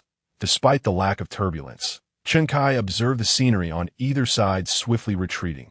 Judging by his estimation, they were traveling at approximately 200 miles per hour, a remarkable speed for any living being. Although the velocity was impressive, the carriage remained devoid of any substantial wind resistance. Clearly, the phantom's wind magic shielded them from the gusts ahead. A smile graced Chun Kai's face. Truly, the phantom was exceptional. He held a deep appreciation for this royal-grade magical beast. Wei remarked, a royal-grade magical beast, if compared to a swordsman, is akin to a sword saint among their ranks. Were it not for this first-hand experience, I could scarcely envision having a royal magical beast draw my carriage. Chun Kai chuckled lightly. If you fancy it, you can take a ride during our meal break. AI Wei momentarily paused, glancing at Chun Kai. Brother, Mia wants a ride too. Mia's playful voice chimed in. Chun Kai looked down at the eagerly expectant Mia and smiled helplessly. I knew you, this lively little one. Would want to join in. Very well. During lunch, you, AI Wei, and Yana may all have a turn. Mia's face lit up with joy. As time passed, Chun Kai noticed the phantom's pace gradually slowing. Peering outside, he realized they had entered a dense forest. The forest boasted a wide, winding path. Were the phantom alone, it could maintain a swift pace. However, with the carriage in tow, any rapid directional changes could prove challenging to manage. AI Wei perked up her black ears, her expression revealing surprise. This is the Lynx Forest. The Lynx Forest? Chun Kai echoed, glancing at AI Wei. She nodded slightly. The Lynx clan, much like our Night clan, prefers to reside within forests, using the terrain to confront adversaries. This forest houses the Lynx tribe, and they are far more formidable than our Night clan. She observed the phantom ahead and continued, I initially estimated we would not reach the Lynx Forest until tomorrow morning. Yet the phantom's speed is astonishing that we have arrived in just one morning. I could see that moment. The phantom slowed to a halt. Noticing the pause, AI Wei turned her gaze toward Chun Kai. As the phantom was his magical beast. Its actions were inherently linked to him. Its stoppage was evidently a command from Chun Kai. Aware of the women's expectant glances, he smiled. Shall we explore the Lynx tribe's settlement? Mia nodded, her rabbit ears perked. Her face brimming with enthusiasm, AI Wei and Yana exchanged glances that AI Wei cautioned. The Lynx tribe are not fond of outsiders. They may not welcome you. Chun Kai disembarked from the phantom, responding to AI Wei's words with a grin. Quite reminiscent of your Night clan. AI Wei momentarily froze, her tail swaying gently behind her. For a tribe to survive in this world, they must employ certain strategies. Deterring outsiders is one such method. With that, AI Wei and Yana joined him on the ground. Chun Kai surveyed the forest before him. The trees towered majestically, their trunks so broad that it would take 3 adults to encircle one. reaching into the clouds. The spacing between the trees was generous, with each tree approximately 20 meters apart. This forest could rival the great tree forest he had encountered among the foxfolk, perhaps due to the presence of magical energies. The trees in this world grew to such impressive sizes. After a moment of observation, he redirected his gaze to AI Way. Are you familiar with the location of the Lynx tribe's settlement? Upon hearing this, AI Way nodded slightly. I can detect the unique scent of the lynx. The stronger the aroma, the closer we are to their settlement. Chun Kai chuckled. Your sense of smell is far superior to mine. AI Wei blushed at the compliment. Then you should be able to discern my scent as well. What does it smell like? Chun Kai inquired, curiosity piqued. AI Wei hesitated, her cheeks flushing, her tail swaying gently as she responded. It has a fragrant aroma. Mia chimed in. I can smell it too. Brother smells wonderful. It's incredibly pleasant. Chun Kai instinctively raised his hand to sniff, detecting no issues. Clearly, the beastfolk possessed a far more refined olfactory sense than his own. Suddenly, AI Wei's ears perked up, and she abruptly lifted her face, gazing intently in a particular direction. Noticing her behavior, Chun Kai followed suit, looking where she pointed. Before them stood a young girl perched upon a tree branch. Her figure concealed by the foliage. Even in the daylight, her features were discernible. The girl had wheat-colored skin and a tall stature, adorned with a pair of lynx ears atop her head and a short, stout lynx tail behind her. Her eyes were a striking yellow-green, and she wore minimal clothing crafted from animal hide.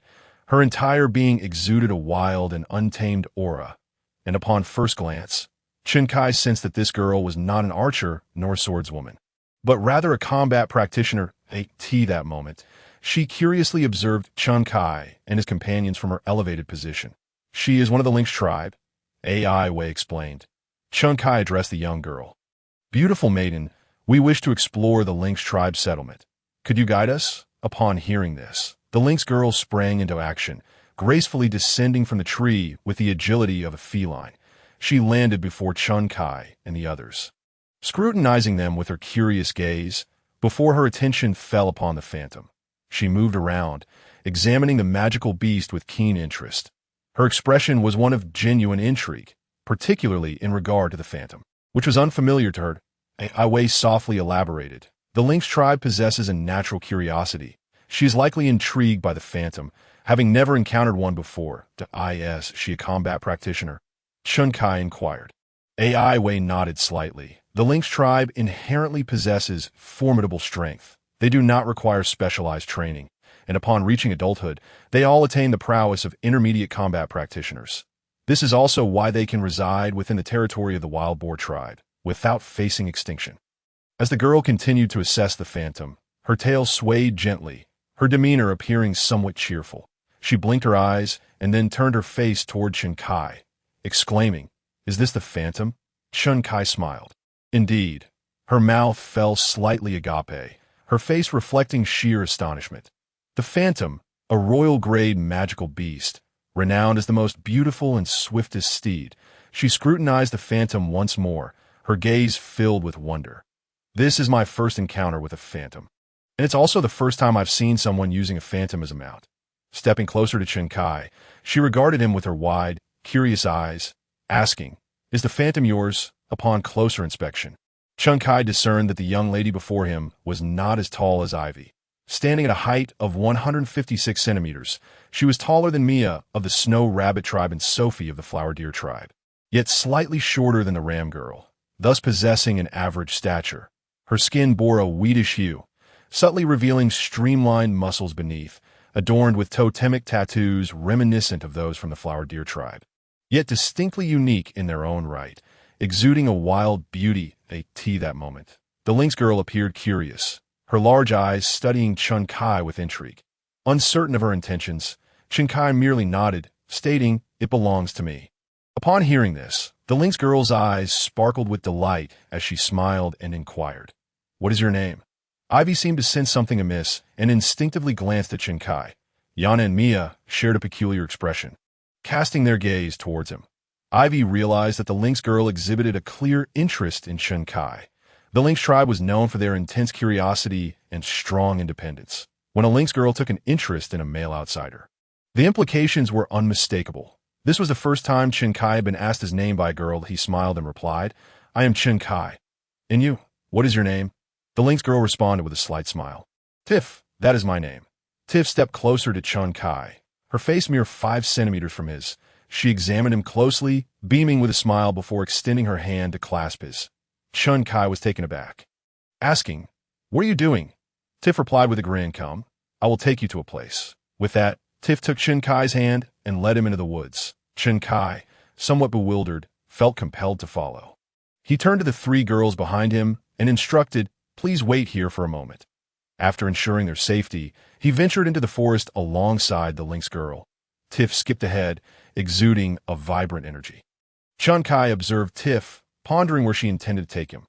"Are you leading me to your tribe?" he asked. Tiff playfully smiled and shook her head. "No, then where? It's better if you come with Tiff." Chen Kai found himself in a state of confusion. Yet, as a traveler, he possessed patience. Moreover, he couldn't help but admire Tiff's slender waist, her smooth, wheat-colored skin, and the way her beast-hide skirt hugged her form, which uplifted his spirits. After walking for about 10 minutes through a somewhat dense thicket, Chen Kai noticed a sudden illumination ahead. "What is this?" Before him lay an expansive clearing, at the center of which stood a large diamond-shaped stone, 3 meters tall and 1 meter wide, covered in an array of incomprehensible totems of various colors. Surrounding the stone was a circle of small stones, each inscribed with their own totems, resembling an ancient altar. A small hand grasped Chen Kai's, drawing him back to the present. He glanced at Tiff, who smiled and said, "Let's go." She led him towards the altar, stopping before the large stone. She raised her hands in prayer. Gazing reverently at the stone, "Mother Goddess, I am Tiff, your child, that I come to seek your counsel. Tiff wishes to unite with this man named Chen Kai. What is your will?" Chen Kai, lost in admiration of the archaic altar, was taken aback by Tiff's words that a question arose in his mind. What? Tiff brought him here because she wished to unite with him, but needed to consult the divine. Yet how could a pile of stones provide her with guidance? As Chen Kai pondered, he suddenly perceived a radiant glow.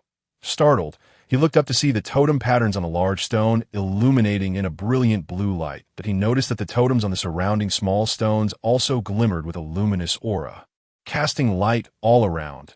Tiff, witnessing the illumination, perked up her lynx ears, her face breaking into a smile as she turned to Chen Kai, exclaiming, "The Mother Goddess has granted her approval." She stepped closer to him, holding his hand, her large eyes sparkling as she cheerfully declared, "The Mother Goddess agrees to our union. Tiff wishes to bear children for Chen Kai." What? Chen Kai was utterly bewildered. This lynx girl was remarkably enthusiastic and assertive. Since arriving in this world, he had always been the one to pursue girls, and this was the first time he found himself the object of a girl's affections. Regaining his composure, he smiled and gently withdrew his hand from hers.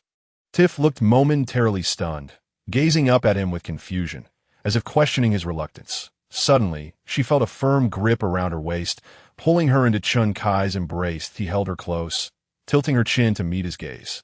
Their eyes locked. Chen Kai observed the slight tremor in Tiff's yellow-green irises, which betrayed her nervousness and uncertainty, her cheeks flushing a delicate pink. But he smiled gently and asked, "Tiff, have you been with a man before?" Tiff's lynx ears drooped slightly as she shook her head. "No, then why do you choose me?"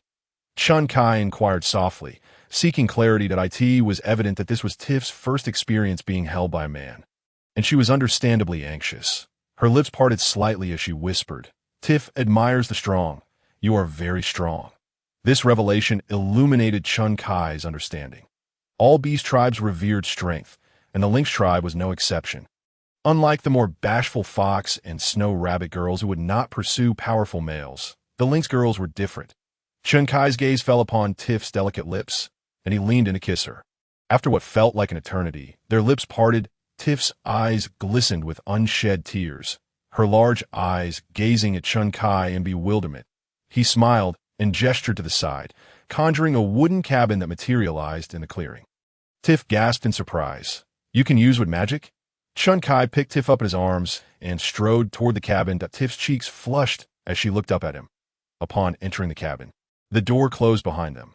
Meanwhile, Ivy, Mia, and Yana waited anxiously, Sister Ivy, we've been waiting for so long. Why hasn't brother returned? Mia, seated in the shadowy vehicle, turned to Ivy with concern. Sister Ivy, do you have any idea where that Lynx girl took brother? Mia had been waiting for over 2 hours, and her unease grew. Upon hearing this, Ivy's tail swayed gently as she approached the shadowy vehicle, stroking its form. If my instincts are correct, the girl named Tiff has taken a liking to Kai. Mia paused in disbelief. She likes brother? Yana, sitting beside her, looked at Ivy with curiosity. Ivy nodded slightly, casting her gaze at Mia and Yana. All beastfolk admire strength in the Lynx tribe. This is especially true, though I am uncertain of their destination. I believe she has indeed taken an interest in Kai. Mia blinked, momentarily at a loss for words. Meanwhile, inside the small wooden cabin beside the Lynx goddess's altar, Kai surveyed the totem tattoos adorning Tiff's body. Noting their resemblance to those of the flower deer tribe while also recognizing their unique characteristics, one such tattoo graced her lower abdomen. However, her totem tattoo resembles an inverted triangle, distinctly different from that of the Hualu tribe. The intricate patterns adorning her body exude a wild beauty that, in contrast, while the Hualu tribe embodies a certain wildness, it is intertwined with an element of flamboyance. Conversely, the totem tattoos of the Lynx tribe lean more towards the untamed. Kai glanced at Tiff's delicate visage, only to find her gazing back at him with her clear, luminous eyes. Their gazes locked. Tiff offered a subtle smile, revealing her pearly canines. Suddenly, Kai heard footsteps approaching from afar. The sound was faint, yet thanks to his heightened senses, he could discern it clearly. Instinctively, he turned his gaze towards the window. Tiff's pointed ears perked up as she too stood and peered outside. It should be my kin, Tiff remarked nonchalantly. Indeed, just as she had predicted, as the sound grew nearer, Kai spotted a figure emerging from the forest. This individual bore lynx ears and a tail. Unmistakably a member of the Lynx tribe, it's Ruger, Tiff said, her brows knitting together at the sight of him. He's a rather bothersome fellow. After Ruger arrived with 2 other members of the Lynx tribe, he surveyed the surroundings as if searching for something, his gaze quickly drawn to the wooden cabin. Upon seeing the cabin, Ruger froze, his expression darkening. Tiff, have you lost your mind bringing an outsider to the mother goddess's altar? Tiff huffed in irritation, her temper flaring as she made to step outside. Kai reached out, grasping her hand. Tiff paused, looking at him in surprise. Kai smiled reassuringly. Put on some clothes first. Allow me to handle this. Tiff blinked in confusion, glancing from Kai to the door. Kai rose from the bed and exited the wooden cabin. When Ruger noticed Kai's silhouette emerging, his pupils constricted slightly, and his demeanor soured. Outsider, you dare trespass in our sacred grounds. You shall pay for this. He is with me, a voice interjected, and Tiff, now dressed, stepped out, her brow furrowed. Moreover, there is no rule stating that outsiders cannot enter the altar. Upon hearing this, Ruger retorted, the mother goddess's altar is the most sacred place of our tribe. While there may be no explicit prohibition, everyone knows it is forbidden for outsiders if he, as an outsider, intrudes, he must face the consequences. Tiff scowled. Ruger, you profess your affections to me, which I did not reciprocate. Now, upon seeing him here with me, you seek trouble. How shameless. At this revelation, Kai understood, and no wonder Tiff had initially described this Lynx man as bothersome. He was persistently pursuing her affections that it became clear why Ruger had aimed to eliminate him upon their first encounter. He viewed Kai as a rival.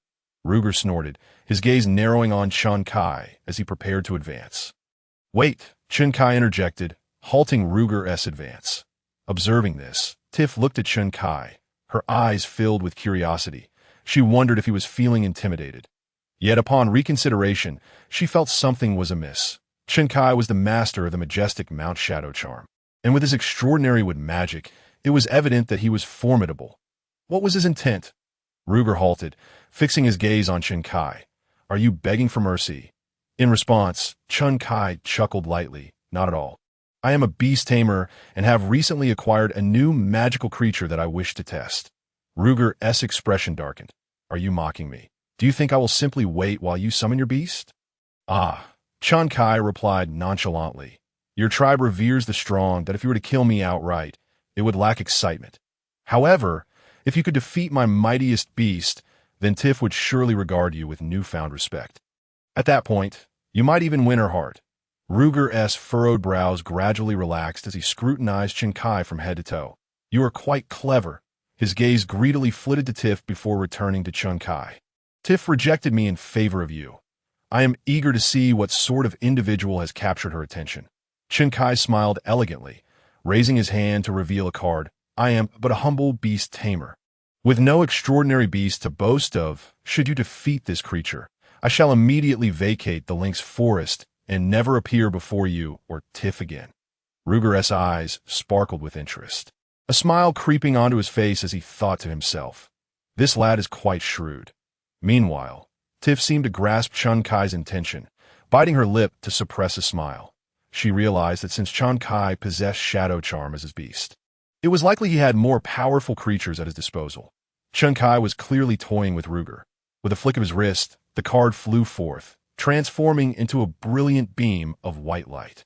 As the light ascended, it rapidly expanded to a height of 3 to 4 stories. Ruger's pupils dilated in shock, instinctively causing him to retreat. As the white light dissipated, Ruger's eyes widened in terror at the sight before him. An immense silver dragon materialized.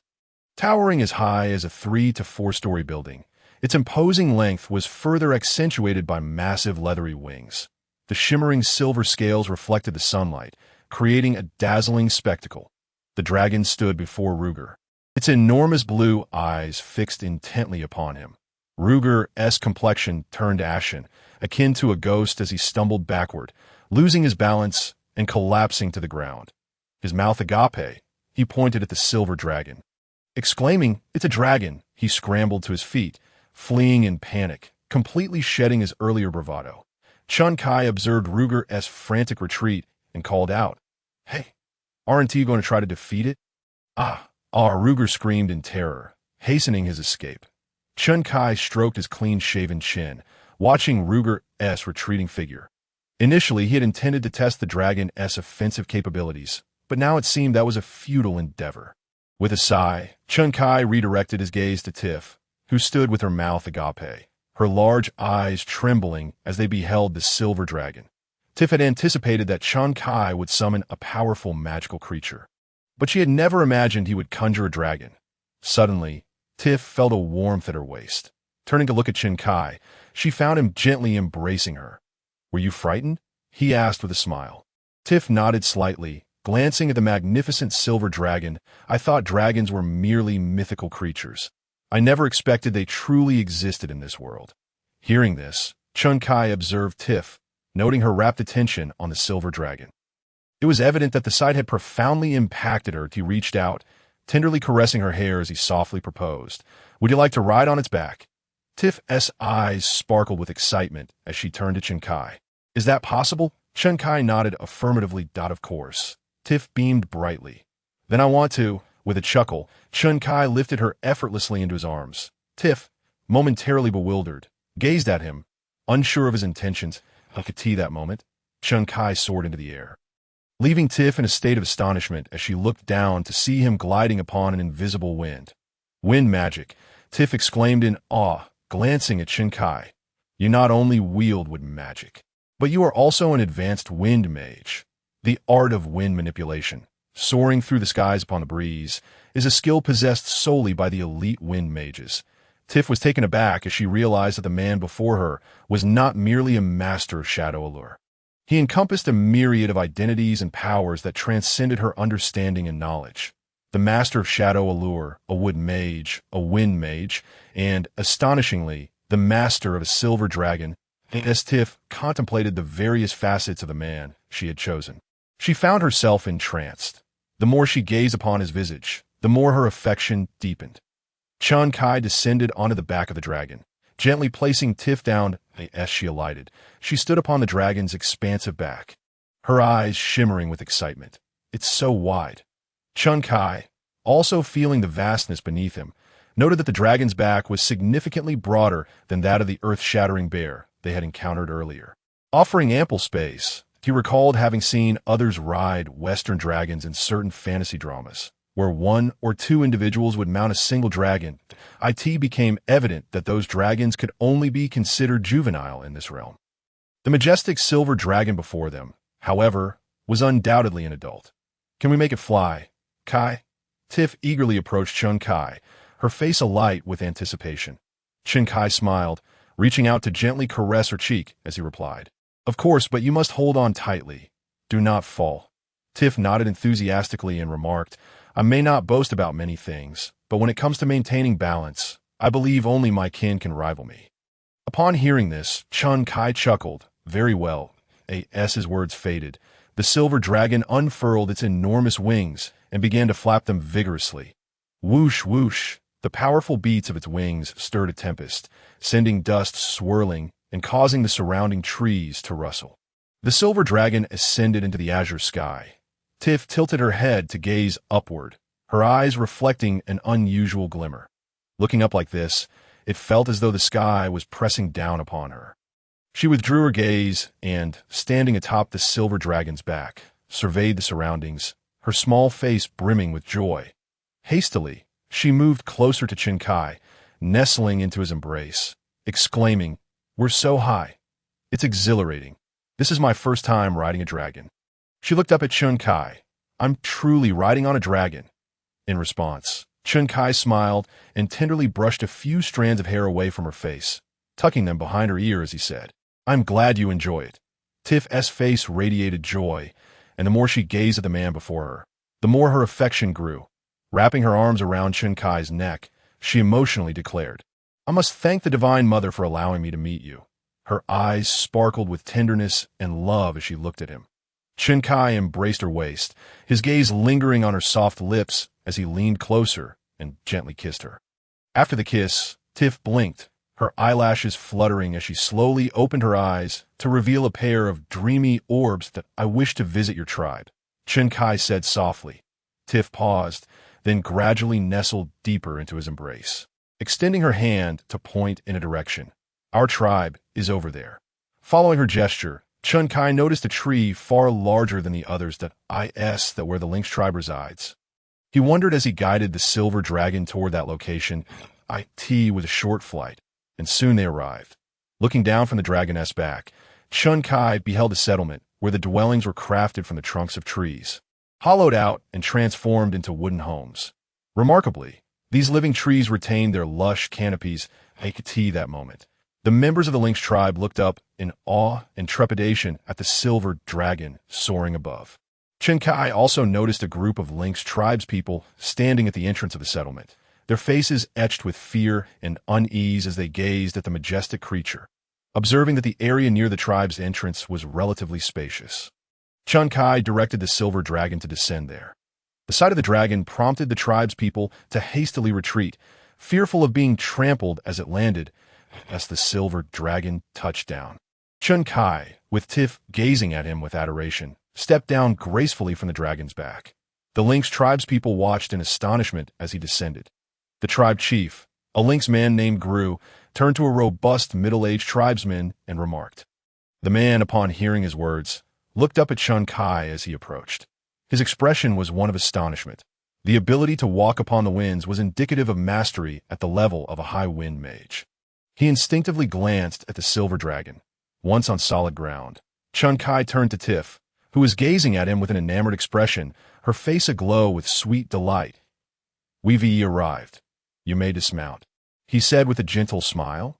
"Okay," Tiff replied obediently, as if she were a delicate child, and Chun Kai set her down with care. He surveyed the gathering crowd of onlookers and soon noticed a middle-aged Lynx man approaching. With his hand placed over his chest, he bowed slightly to Chun Kai and said, "I, On, chief of the Lynx tribe, welcome the Dragon Rider to our midst." "Dragon Rider?" Chun Kai mused, intrigued by this new title. He smiled and replied, "I happened to pass through and heard that the Lynx tribe resides here, so I came to explore." As he spoke, he caught sight of Gru, who, upon meeting Chun Kai's gaze, turned pale and instinctively took a couple of steps back. Chun Kai chuckled softly, shifting his attention back to On. "I would like to stay with you for a night, if that is agreeable." On's expression turned serious as he nodded gravely. "Certainly, It is an honor and privilege for the dragon rider to visit our tribe. Please, make yourself at home. Chun-Kai nodded appreciatively and followed On deeper into the settlement. On continued, tonight, I shall host a banquet in honor of the dragon rider's arrival. Chun-Kai acknowledged this with a slight nod, pleased by the warm welcome. Such hospitality is commendable. Strength indeed brings favorable treatment. And a banquet is a delightful prospect, he added. I have a few companions still outside. Please wait a moment. On halted, looking at Chun-Kai expectantly. Chun-Kai turned to the silver dragon, instructing, go fetch Mia and the others. Upon receiving the command, the silver dragon flapped its wings and soared into the sky once more. Chun-Kai then addressed On, I plan to stay for the night and leave tomorrow. Please prepare accommodations for us. A larger space would be ideal as our party is somewhat sizable. On nodded and called out, Felina at that moment. A lynx maiden approached. Chun-Kai was taken aback, instinctively glancing at Tif. His surprise. Tif and Feline bore an uncanny resemblance. Tif noticed his gaze and explained, Feline is my sister. We are twins. Feline greeted On with a respectful nod. Chief On. On instructed, please arrange a dwelling for the dragon rider and escort him there. Feline nodded slightly, then turned to Chun-Kai with a warm demeanor. Please follow me. Though Feline and Tif looked alike, Feline's demeanor exuded a gentler disposition. Chun-Kai settled into the accommodations arranged by Feline. And shortly thereafter, Mia and the others were brought to join him. As time passed, night fell, and the Lynx tribe commenced their welcome banquet for Chun-Kai. In the center of the square, a lively bonfire blazed. Lynx maidens adorned in traditional animal skin skirts danced gracefully around the flames. Chun-Kai sat at a table laden with an array of delectable dishes, savoring the food while enjoying the enchanting performances. Tif sat beside him, pouring him wine, her occasional glances towards him reflecting the flickering firelight, filled with affection that seemed to weave an invisible thread between them. O dragon rider, my lord. Avon suddenly spoke up. Upon hearing this, Chun-Kai turned to Avon and smiled, saying, just call me Chun-Kai. The title dragon rider is rather lengthy. Avon was taken aback and nodded slightly. Very well, Lord Chun-Kai. May I ask, what race do you belong to? In response to this inquiry, Chun-Kai pondered for a moment, realizing that the people of this world were evidently unaware of the existence of the human race. After some thought, he tentatively asked, have you ever heard of the human race? Avon was momentarily stunned, then reflected for a moment before asking, what is this human race? Chun-Kai scratched his nose, concluding that either the human race did not exist in this world, or the beastmen were simply oblivious to it. He glanced at Avon and remarked, my race is rather rare, so I shall refrain from elaborating. Oh, Avon replied respectfully, indeed, it seems that Lord Chun-Kai is not one of us. However, I have a matter I wish to request your assistance with. Chun-Kai looked at Avon. What is it? Surely, it couldn't be something akin to the troubles with the Nightkin. If it were similar, that would be quite the coincidence. Avon continued, our tribe has been oppressed severely by the wild boar tribe. Many of our kin have perished at their hands, while the combat prowess of the wild boar tribe members pales in comparison to that of our lynx tribe. Their overwhelming numbers, often numbering in the dozens, hundreds, or even thousands, render us helpless. In the past, we lynx tribe could venture beyond the lynx forest, but now, the moment we step outside, we are relentlessly pursued by the wild boar tribe. Countless of our kin have fallen victim to their onslaught. As it stands, our entire race can only cower within this forest, fearful of venturing out. Thus, we seek your aid, for with the might of your silver dragon, the wild boar tribe would be nothing more than mere ants, regardless of their numbers. Chun-Kai was taken aback. He had not anticipated that the favor Avon sought was of this nature. He recalled the atrocities committed by the wild boar tribe against the white ram tribe. Their actions were indeed horrific. As he contemplated this, he noticed the gazes of many lynx tribe members fixated upon him. Tif and Fu Lin were also watching him intently. Chun-Kai withdrew his gaze and turned to Avon, saying, to be frank, I have witnessed many disheartening events since arriving here. Even if you hadn't mentioned it, I would have sought to deal with the wild boar tribe. Upon hearing this, Avon's eyes sparkled with hope, and a smile graced his face. If you can truly rid us of the wild boar tribe, you shall be our savior, and the lynx tribe will forever remember your kindness. Chun-Kai merely smiled noncommittally. Chief, a loud voice called out. Chen Kai turned to see a young lynx man rushing towards them. His expression fraught with urgency. He looked at Avon and exclaimed, "The army of the wild boar tribe is advancing towards us. They will arrive within 2 days." Avon furrowed his brow at this news. "Here they come again." Chen Kai, curious about Avon's reaction, inquired, "What do you mean by again? Has the wild boar tribe's army been here before?" "The wild boar tribe sends their forces periodically." Before Avon could respond, Tiff interjected. Chen Kai focused his attention on Tiff. Tiff explained, "Approximately every 3 years, the wild boar tribe sends thousands of their warriors to attack us. That my father and mother both perished in their assaults." Avon confirmed, "Indeed, while we have managed to fend off their attacks each time, the wild boar tribe is relentless, sending their armies every 3 years without fail. Each battle is exceedingly brutal. I calculated the timing, and it seems we are once again approaching that period." Upon hearing this, Chen Kai's brows relaxed, and a smile spread across his face. "Since the wild boar tribe's army will arrive in 2 days, we might as well stay here for a day or 2 longer. I have just acquired my dragon and am eager to test its combat capabilities." Avon's eyes lit up at this, and he beamed with joy, rising to his feet and raising a cup. "Then on behalf of the entire lynx tribe, I thank you, Lord Chen Kai, for your assistance." With that, Avon raised the cup and downed its contents in one swift motion. Following the conclusion of the banquet, Chen Kai returned to his quarters with Mia and the others to rest.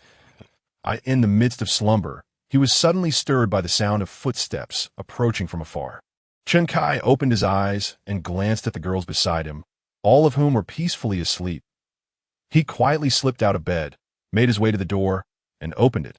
Stepping outside, he was greeted by the playful smile of Tiff, a lynx girl. Tiff grinned mischievously. "I knew you would hear my footsteps." Chen Kai laughed, reaching out to gently poke her nose with his finger. Tiff scrunched her nose in response, then beamed as she took his hand, saying, "Someone wishes to see you. Follow me." Chen Kai allowed Tiff to lead him. They arrived at a wooden hut, where Tiff pushed the door open and ushered him inside. Despite it being the dead of night, the moonlight streamed through the windows, illuminating the interior of the hut, allowing Chen Kai to clearly discern his surroundings. Inside, a girl clad in a skirt made of animal hide stood awaiting them, none other than Tiff's sister, Fu Lin. Upon seeing Chen Kai enter, her cheeks flushed slightly, and she respectfully greeted him, "My lord." Tiff giggled and approached Fu Lin, saying, "My sister wishes to have a word with you." Did a word? What could it be? Chen Kai's gaze fell upon Fu Lin. Her cheeks were tinged with crimson as she looked at him, and upon meeting his gaze, she appeared somewhat bashful. Tiff, playfully nudging Fu Lin from behind, urged her forward. "Come on, sister, don't be shy." Fu Lin, taken aback, stammered, "Sister, what are you doing?" Tiff playfully pushed Fu Lin into Chen Kai's embrace. Instinctively, Chen Kai wrapped his arms around Fu Lin's waist. She froze momentarily before meeting his gaze, and as their eyes locked, 2 rosy blushes blossomed on her cheeks. "And why," Lord Fu Lin began, her voice trailing off. Just then, Tiff's voice broke through. "Chen Kai."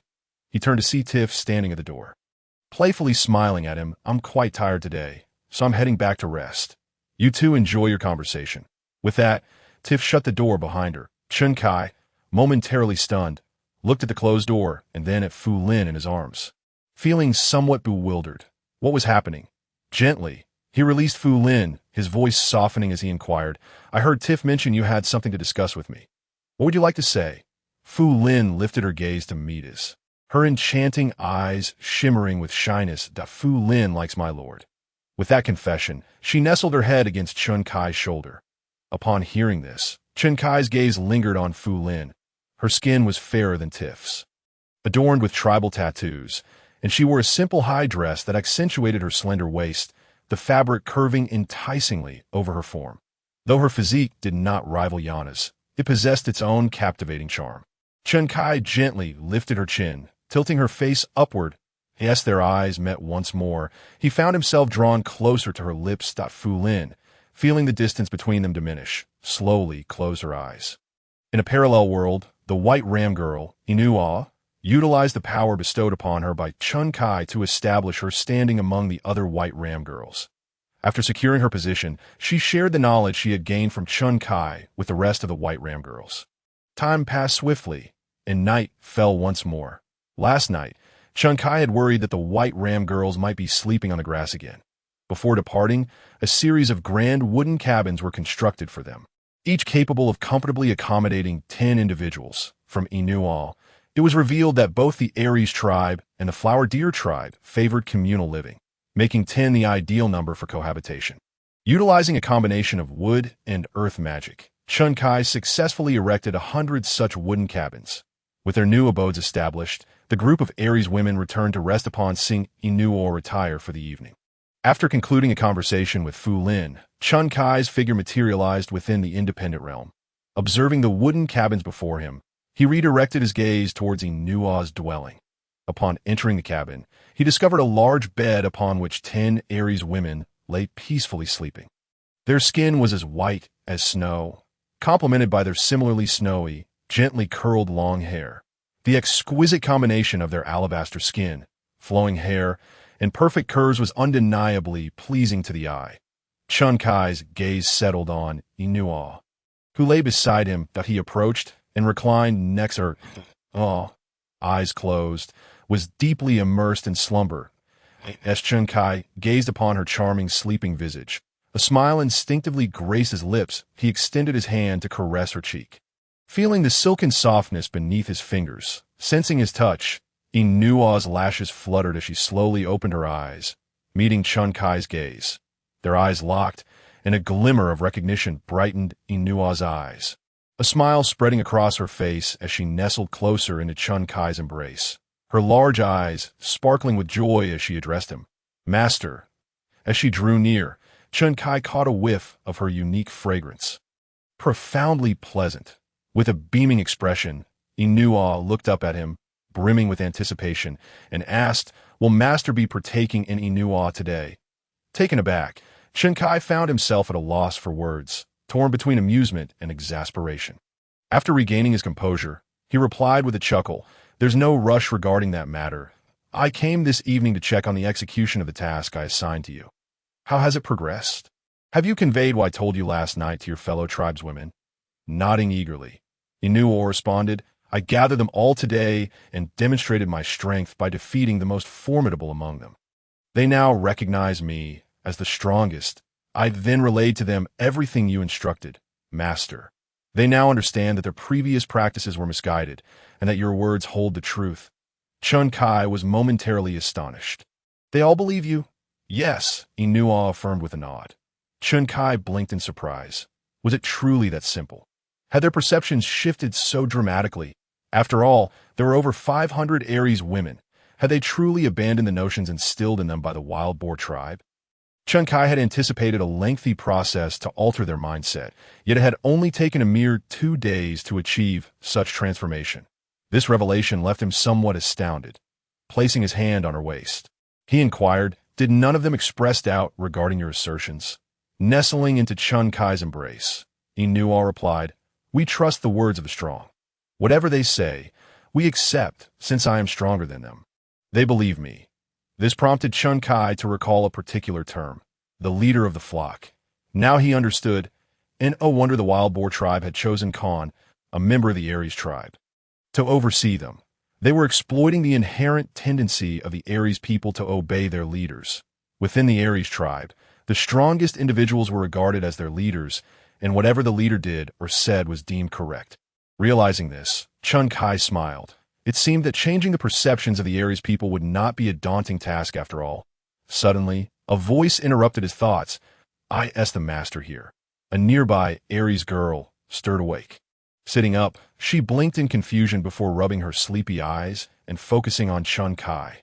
Confirming his presence, she called out, "Everyone, wake up! The master has arrived." Her exclamation roused the other 8 Aries women, who gradually awoke as well. "That I asked the master here. Is he here for food?" "Oh, I just fell asleep." As Chun-Kai observed the increasingly alert Aries women, he too sat up. With the situation unfolding, Inual quickly rose and settled into Chun-Kai's lap. Looking at him, she sweetly declared, "Master, Inual wants to be first." Chun-Kai was momentarily taken aback, glancing at the other Aries women who were now awake and gazing at him with sleepy expressions. A smile spread across his face as he focused his energy on the door, which slowly closed. Over the past 2 days, Shinkai had spent his time in the Lynx tribe, playing with Mia and the others, who were fascinated by the shadow beasts and the dragons, always eager to ride on their backs. Naturally, Shinkai chose to fulfill their desires, spending his days accompanying them in riding and playing. By night, he ventured into the independent realm to demonstrate the differences between the food he advocated and that of the wild boar tribe. Time passed swiftly, and 2 days later, Shinkai found himself seated on the back of a dragon, with Yana nestled close to him. The dragon soared through the skies. Shinkai's gaze fell upon Yana, who wore a simple garment crafted from animal hide, her skin exquisitely white and delicate. The garment hugged her impressive figure, accentuating her curves, and her waist was slender. Adorning her head were a pair of snowy fox ears, and a plush fox tail trailed behind her. Yana's physique was flawless, and after her transformation into a water magic wielder, her skin had become even more radiant, rivaling that of Mia, the snow rabbit girl, or any of the Aries women.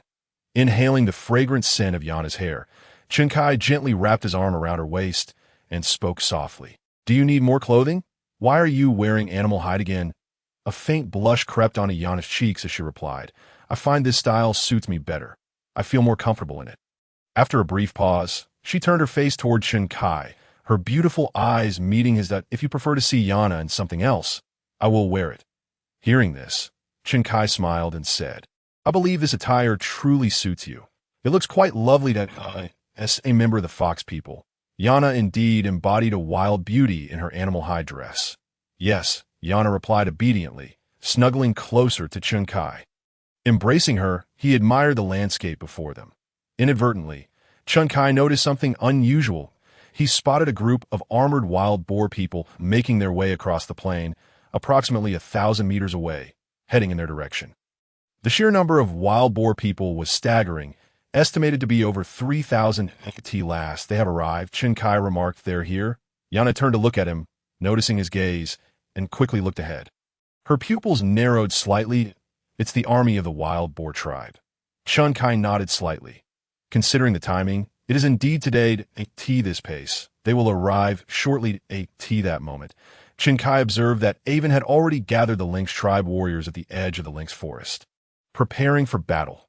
Clearly, Avon and the others were aware of the approaching enemy, and the Lynx people needed to leverage the advantages of the forest to confront the wild boar tribe's army. Thus, they remained at the forest's edge, waiting for the wild boar army to enter the Lynx forest before engaging in combat. After a cursory glance, Shinkai turned his gaze away. "Master, should we assist?" Yana inquired, looking at Shinkai. I in response. Shinkai regarded Yana and smiled. "We remain here for this very moment." "Yana, would you like to witness how the silver dragon engages in battle?" Yana's fox ears perked up, and a smile graced her stunning face. "Yes." With a grin, Shinkai directed the silver dragon toward the approaching wild boar army. Meanwhile, a voice reported, "Chief, the dragon rider is currently playing on the dragon with his companion." I cannot relay the information to him. A lynx approached and spoke to Avon. Avon furrowed his brow and lifted his gaze towards the silver dragon soaring in the sky. He withdrew his focus.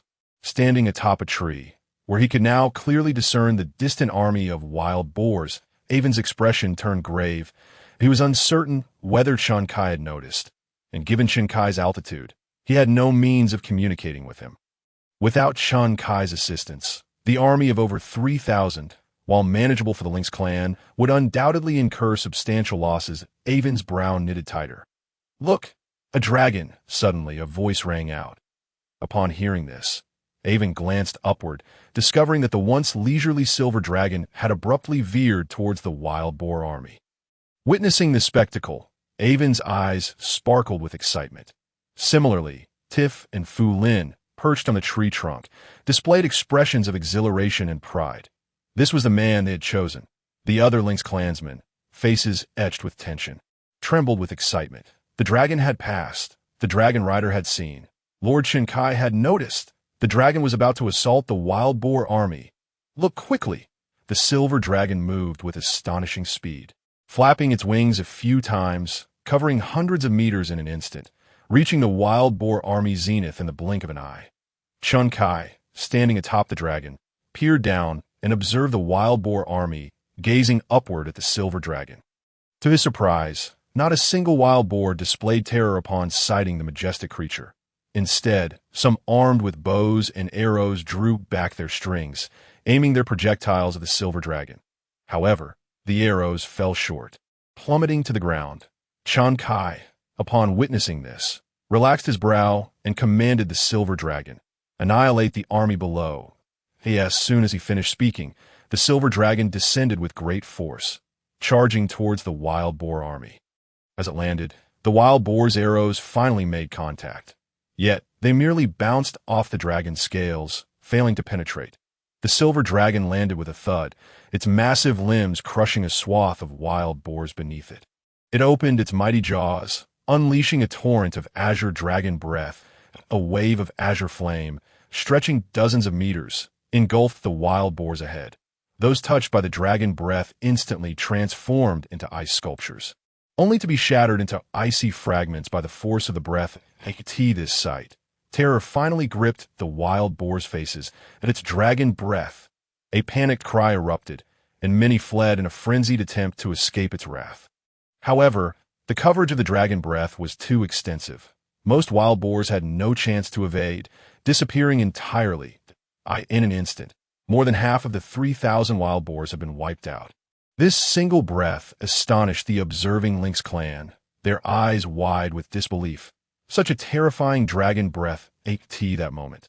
The remaining wild boars regained their composure and hastily armed themselves to attack the silver dragon. Yet, whether arrows or great swords, nothing left a mark on the dragon's scales, nor did they inflict any harm. With a flick of its tail, a multitude of wild boars was reduced to mere pulp. It was noteworthy that this dragon measured over 50 meters in length, with its tail accounting for nearly half of that. The area covered by a single tail swipe was nothing short of terrifying. In just one breath and a single tail swipe, the wild boar army of over 3,000 was reduced to a mere few hundred. The remaining wild boars, faces awash with fear, fled in a frenzy. The dragon flapped its wings and soared once more, exhaling dragon breath as it flew. The breath swept over the fleeing wild boars, instantly turning them into icy remnants. Before long, Chen Kai realized that the 3,000-strong wild boar contingent had been entirely decimated. Having dealt with the army, Chen Kai guided the silver dragon back to where Avon's group awaited. The dragon descended gracefully. Avon, his face aglow with surprise, quickly leapt down from the tree. The other lynx also followed suit. Chen Kai, embracing Yana, gracefully glided down from the back of the silver dragon to the ground. "Lord Chen Kai." Avon approached, his face radiant with joy, his eyes gleaming with gratitude. "Thanks to your intervention, our Lynx clan has been spared tremendous losses today." Avon gazed up at the colossal creature before him, exclaiming, "The silver dragon truly lives up to its reputation as a sovereign-level epic beast. Blades and arrows cannot harm it. Just one breath is sufficient to turn our enemies into ice shards. How formidable." Chen Kai, observing Avon's astonished expression, smiled silently, pondering whether he should reveal that such dragons could be conjured in an instant, by the hundreds or thousands, should he so desire. Chen Kai. Tiff approached briskly, joyfully leaping into Chen Kai's embrace, her face radiant with delight. "Truly, you are the man I have chosen." Chen Kai wrapped his arm around her waist and glanced at Fu Lin, who was also looking at him, her face adorned with a joyful and proud smile. Chen Kai returned Fu Lin's smile briefly, then turned to Tiff, gently tucking back the strands of hair that clung to her cheek, whispering playfully, "The threat posed by the wild boar army has been neutralized. I believe it is time for me to take my leave." Tiff paused, saying, "I wish to accompany you." Upon hearing this, Chen Kai looked at Fu Lin, who stepped forward, adding, "I also wish to join you." Chen Kai smiled warmly at Avon. "What do you think, Avon?" Avon replied with a grin, "Lord Chen Kai is a great benefactor to our clan. If you wish to take anything, please do not hesitate to ask." Tiff and Fu Lin's faces lit up with joy, brimming with anticipation as they turned their gazes towards Chen Kai. Seeing their eager expressions, Chen Kai relented, saying, "Very well, both of you may accompany me." Tiff and Fu Lin exchanged glances, sharing a smile. Thus, Chen Kai's party expanded from 4 to 6 members. Thankfully, his shadowy carriage could comfortably accommodate 6 without issue, initially intending to depart immediately after vanquishing the wild boar army. Chen Kai found himself persuaded by Avon to partake in a farewell banquet. Upon learning of the feast, he decided to delay his departure. That evening, they enjoyed a splendid banquet. The following morning, they set off on their journey. Tiff, how did you come to bear those patterns on your skin? What do they signify? These are totem tattoos. Our Lynx clan naturally bears them. Each totem tattoo carries a distinct meaning. Oh, what does this particular totem tattoo signify? Mia inquired, pointing to the 2 totem tattoos on Tiff's arm. Tiff replied with a smile, "This displays my strength. As a mid-level combatant, I possess 2 horizontal lines. And what about a high-level combatant? Do they have 5 horizontal lines?" Mia was a veritable bundle of curiosity. Not quite. A high-level combatant bears a totem tattoo resembling a canine tooth pattern. What about a combat saint? I am uncertain. I have never seen one. Then what about this one on your abdomen? Mia, ever the inquisitive child, bombarded Tiff with questions, eager to explore every detail about her. The enthusiastic Tiff responded joyfully to Mia's inquiries, and the 2 appeared particularly harmonious. Yana and Fu Lin sat together, both of whom were not particularly loquacious, observing Mia and Tiff as if they were an older sister watching over a younger sibling. Ivy sat quietly by the window, gazing at the scenery outside. Chen Kai, witnessing this scene, smiled. He had previously been concerned about how Tiff and Fu Lin would fare in their interactions with Mia, but it seemed that there was no need for such worries. As noon approached, the shadowy carriage came to a halt as usual. A campfire was ignited, and preparations for roasting meat commenced. The girls busied themselves with the lunch preparations, a task typically overseen by Yana. Mia and Ivy assisted, and now Tiff and Fu Lin had joined the preparations for dinner as well. Clearly, Tiff and Fu Lin were experts in outdoor survival, adept at kindling fires and cooking in the wilderness. Observing this, Chen Kai chose not to interrupt them. Currently, they found themselves in a picturesque gorge. Chen Kai ventured into the entrance of the canyon. Upon entering, the vastness of the canyon unfolded before him. The sound of rushing water reached his ears, and he turned to locate its source, where a magnificent waterfall cascaded down from above. Beneath the waterfall lay a natural lake, sculpted over the years by the relentless flow of water. Chen Kai's attention was drawn to a graceful figure gliding through the water. Intrigued, he cautiously approached, using the dense foliage ahead as cover. As he drew nearer, he discerned that the enchanting swimmer was a young maiden of exquisite beauty. Her form impeccable, she was bathing in a lake, her long, emerald-green hair cascading down to frame her stunning visage. Her skin was as fair as snow, but what captivated Chen Kai's gaze were the scales that adorned her arms. Glistening in the light, her ears, elongated and pointed, were similarly covered in scales. Could she be of the fish folk? Chen Kai mused quietly. Suddenly, the maiden's ears twitched, and she turned sharply to face him. "Who goes there?" Their eyes met, and her expression darkened. "Dare to spy on me bathing? You must be tired of living." Chen Kai felt a wave of embarrassment wash over him. He sheepishly scratched his face and stepped out from behind a tree. Upon seeing his face, the maiden paused, a flicker of curiosity and confusion crossing her features. Chen Kai offered an apologetic smile.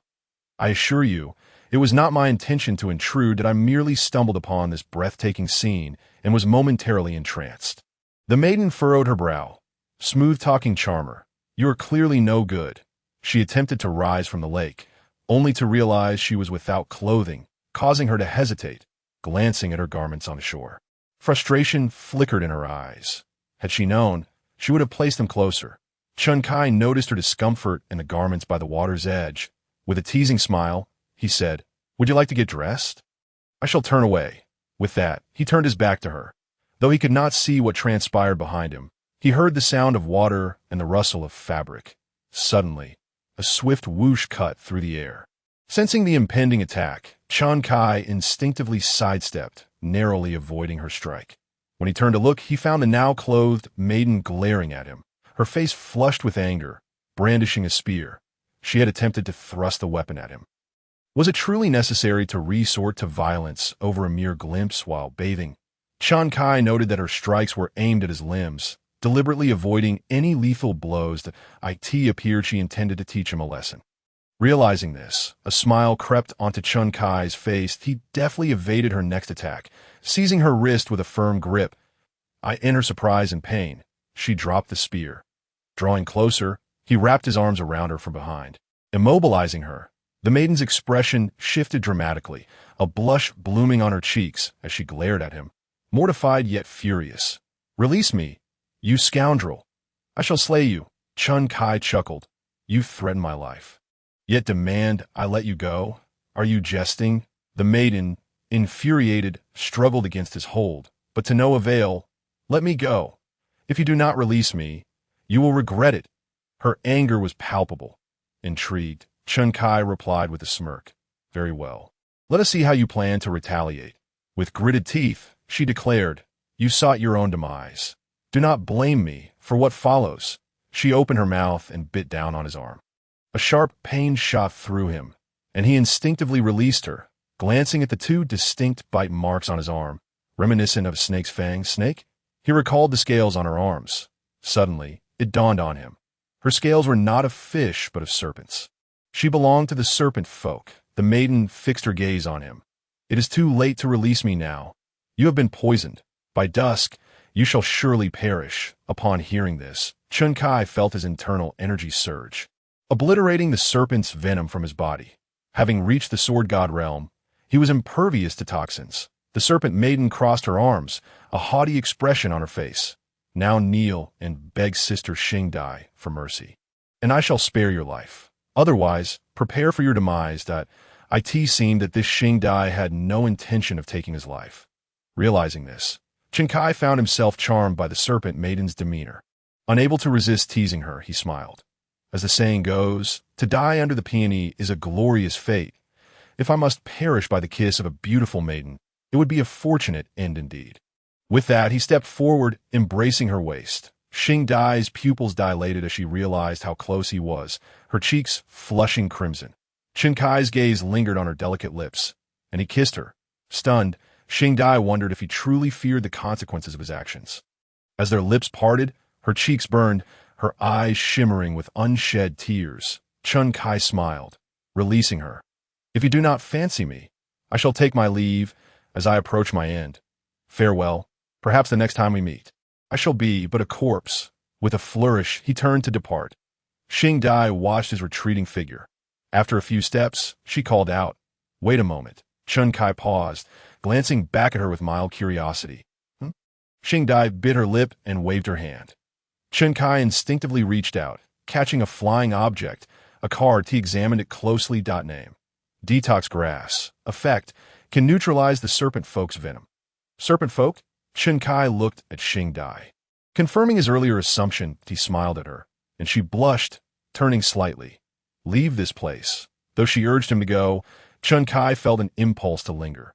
Unbeknownst to her, her posture, facing a man, was undeniably provocative. Xing Dai was tall, her animal skin attire accentuating her curves, while her waist was delicately slender, the garment hugging her form enticingly. With that turn, her flawless silhouette was laid bare before him. Chun Kai stepped closer. At that moment, Xing Dai felt a mix of emotions.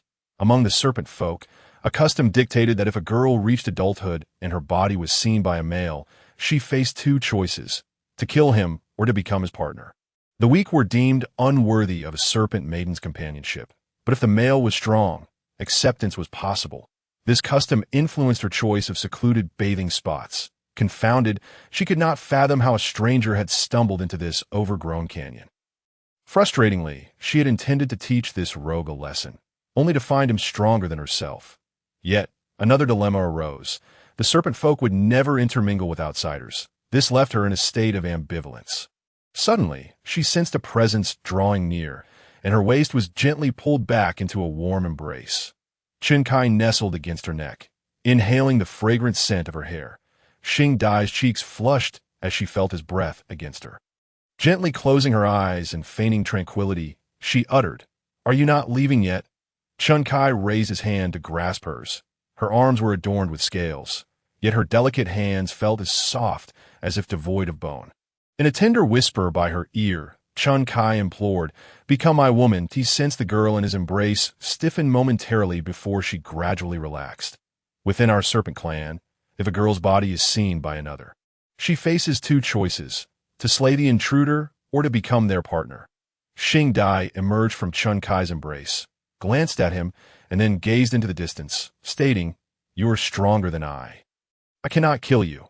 Initially, there was but one choice, yet our clan strictly prohibits unions with outsiders. She regarded Chun Kai and declared, "You are not one of the serpent clan." In response, Chun Kai smiled and replied, "That is inconsequential. As long as you are willing, you may come with me."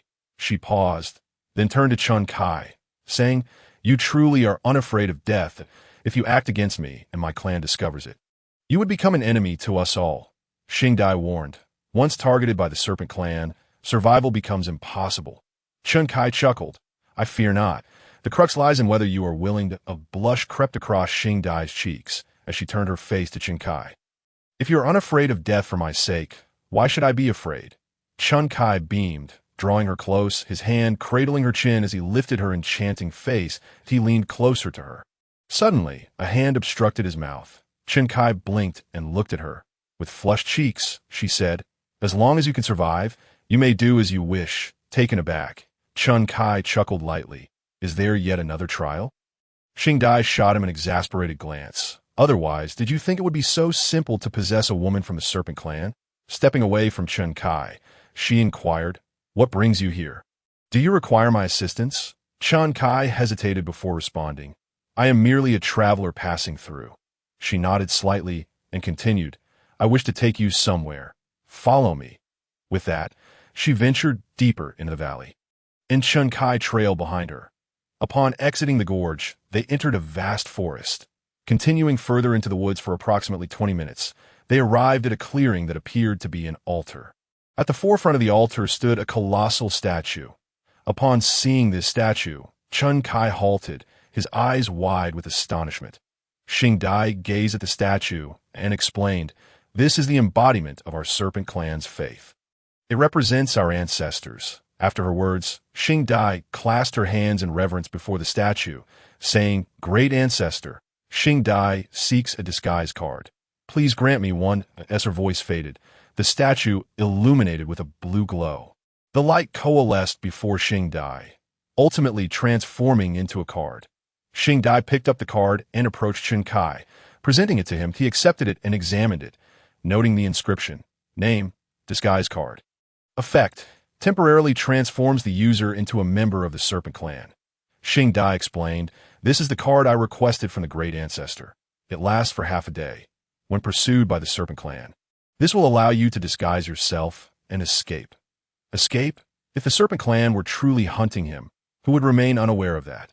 The card itself seemed trivial. What astonished Chun Kai was the statue before him. This stone sculpture was unmistakably that of a silver dragon, its appearance nearly indistinguishable from the mythical creature. The ancestors of the serpent clan were silver dragons. Suddenly, a faint rustling sound reached his ears. The sound of footsteps. Lifting his gaze towards the source, Chun Kai observed a figure swiftly approaching. Xing Dai's expression shifted to one of concern. "What is that?"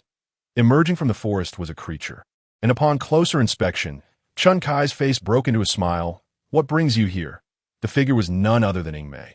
Ingmei approached, nuzzling against Chun Kai's arm. He reached out to stroke its head. Upon recognizing Ingmei, Xing Dai's eyes widened in disbelief. "Is that a royal-level magical beast? Why is it so familiar with you?" Chun Kai chuckled. "It is my steed." He patted Ingmei's head. "Aren't you supposed to be with Yana?" "What brings you here?" Ingmei looked up at him, then opened its mouth. Chun Kai responded, "Is lunch ready? Did Yana send you to find me?" Ingmei nodded enthusiastically. Chun Kai smiled, patting its head. "I understand. You may return and tell them I have matters to attend to, and they can start without me." Ingmei nodded again and swiftly departed. Chun Kai watched its retreating figure, muttering, having Ingmei deliver a message must surely be the mischievous idea of Meat Sai. "So this beast is your steed?" A voice inquired from behind him. Xing Dai gazed at him, her large eyes filled with curiosity and disbelief. This was Ingmei, a royal-level magical beast, and she could hardly fathom that this man had tamed it as a steed. While she had already sensed Chun Kai's strength through their encounters, she never imagined he possessed the prowess to ride a royal-level magical beast. Noticing her astonishment, Chun Kai smiled. Indeed, it is my steed. Surprised, Xing Dai pressed her lips together. A royal-level magical beast as a steed? Surely, no one would be unfazed by that. Chun Kai chuckled softly. In truth, I possess another steed aside from Mei, one that I believe would pique your interest. Her eyes sparkled with intrigue. Another steed? And one that would interest me? Just as Chun Kai prepared to reveal the existence of his dragon steed, he suddenly heard footsteps once more as he turned towards the sound. Wondering if Mei had returned, "It is my kin." Xing Dai's realization prompted her to urgently warn him. Quickly, use the disguise card. In response, Chun Kai glanced at her, smiling. I do not favor disguises. Xing Dai stared at him in surprise. Ew. However, before she could finish, several figures emerged from the forest.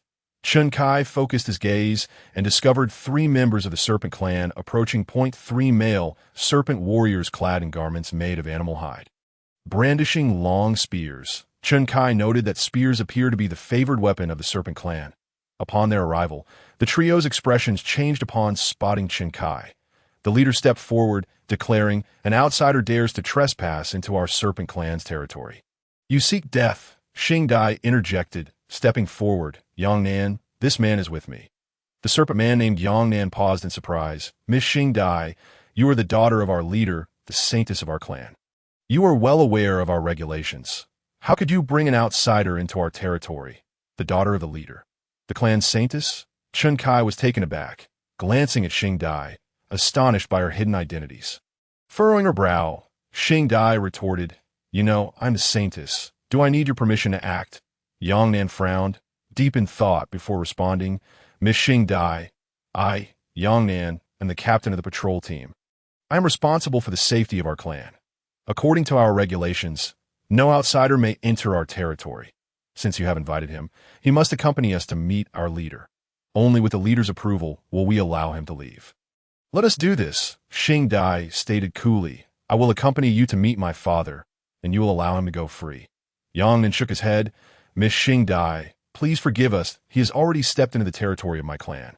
Whether to spare him or to slay him is a decision that can only be made by the esteemed leader.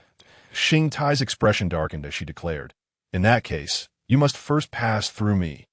With that, she extended her hand, conjuring a card that transformed into a spear, which she grasped firmly, her gaze fixed on Yongnan and the others. Yongnan retorted, Miss Xing Dai, are you truly willing to turn against your kin for the sake of an outsider? Xing Dai disregarded her clansmen. Holding the spear with one hand, she glanced back at Chun Kai and said, I will hold them off. You must leave first. Upon witnessing this, Chun Kai began to understand the gravity of the situation. The Yushi clan forbids outsiders from entering their territory and strictly prohibits intermingling with foreign individuals. Xing Dai, in her quest to procure a disguise card for herself, had exposed her connection to Chun Kai, thereby placing herself in peril when the Yushi clan pursued her.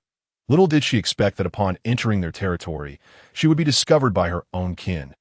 Seeing Xing Dai attempt to stall her clansmen to afford Chun Kai a chance to escape moved him deeply. He stepped forward, positioning himself protectively behind her. Xing Dai stared at Chun Kai's back, momentarily taken aback. Chun Kai. With a smile, he replied, I am not accustomed to being protected by a woman, let alone one who is mine. Xing Dai froze, her cheeks paling, a flicker of anxiety crossing her features. Initially, Chun Kai had merely trespassed into their territory. Now, an additional complication had arisen. Very well. Yongnan's expression darkened as he glared at Chun Kai. Not only did you intrude upon our territory, but you also dishonored our women. Stepping forward, he gripped his spear tightly and declared, You must die. Xing Dai glanced at Chun Kai, cautioning him, Yongnan is a senior fighter. The blade of that bone spear is poisoned. Chun Kai couldn't help but reflect on how, within a mere 2 hours of meeting Xing Dai, she, as the clan saintess, was willing to confront her own kin for his sake. She even revealed the secret of the poisoned spear to him. How naively trusting she was. Yongnan, spear in hand, lunged toward Chun Kai with tremendous speed. A terrifying aura erupted from Chun Kai. crashing down upon Yongnan. Bang! Yongnan was sent flying 6 meters, crashing into a large tree. As he fell to the ground, his expression was grim as he glared at Chen Kai. A grand fighter? Xing Tai couldn't help but glance at Chen Kai, her serpent-like eyes wide with astonishment. She had assumed him to be a senior fighter, but never anticipated he was actually a grand fighter. Suddenly, rustling sounds emerged from nearby as more Yushi people emerged from the forest, forming a gathering around them. Chen Kai scanned the group, his gaze settling on a robust elder. The elder, lacking a spear, was lined with wrinkles, his dark skin adorned with emerald scales, exuding a strength far surpassing the other Yushi clan members. As a sword master, Chen Kai could instantly discern that this elder possessed a higher level of fighting spirit than the others present. Yang Nan approached the elder, stating, "Leader, Miss Xing Tai has allied with an outsider and brought him into our clan. I was about to capture both her and the outsider to present them before you for judgment.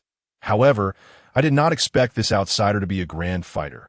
Upon hearing this, the elder squinted, his gaze shifting to Chen Kai, and Xing Tai's complexion turned pale as she whispered urgently to Chen Kai, "That is my father, a peak grand fighter. You are no match for him that I will speak. You must remain silent."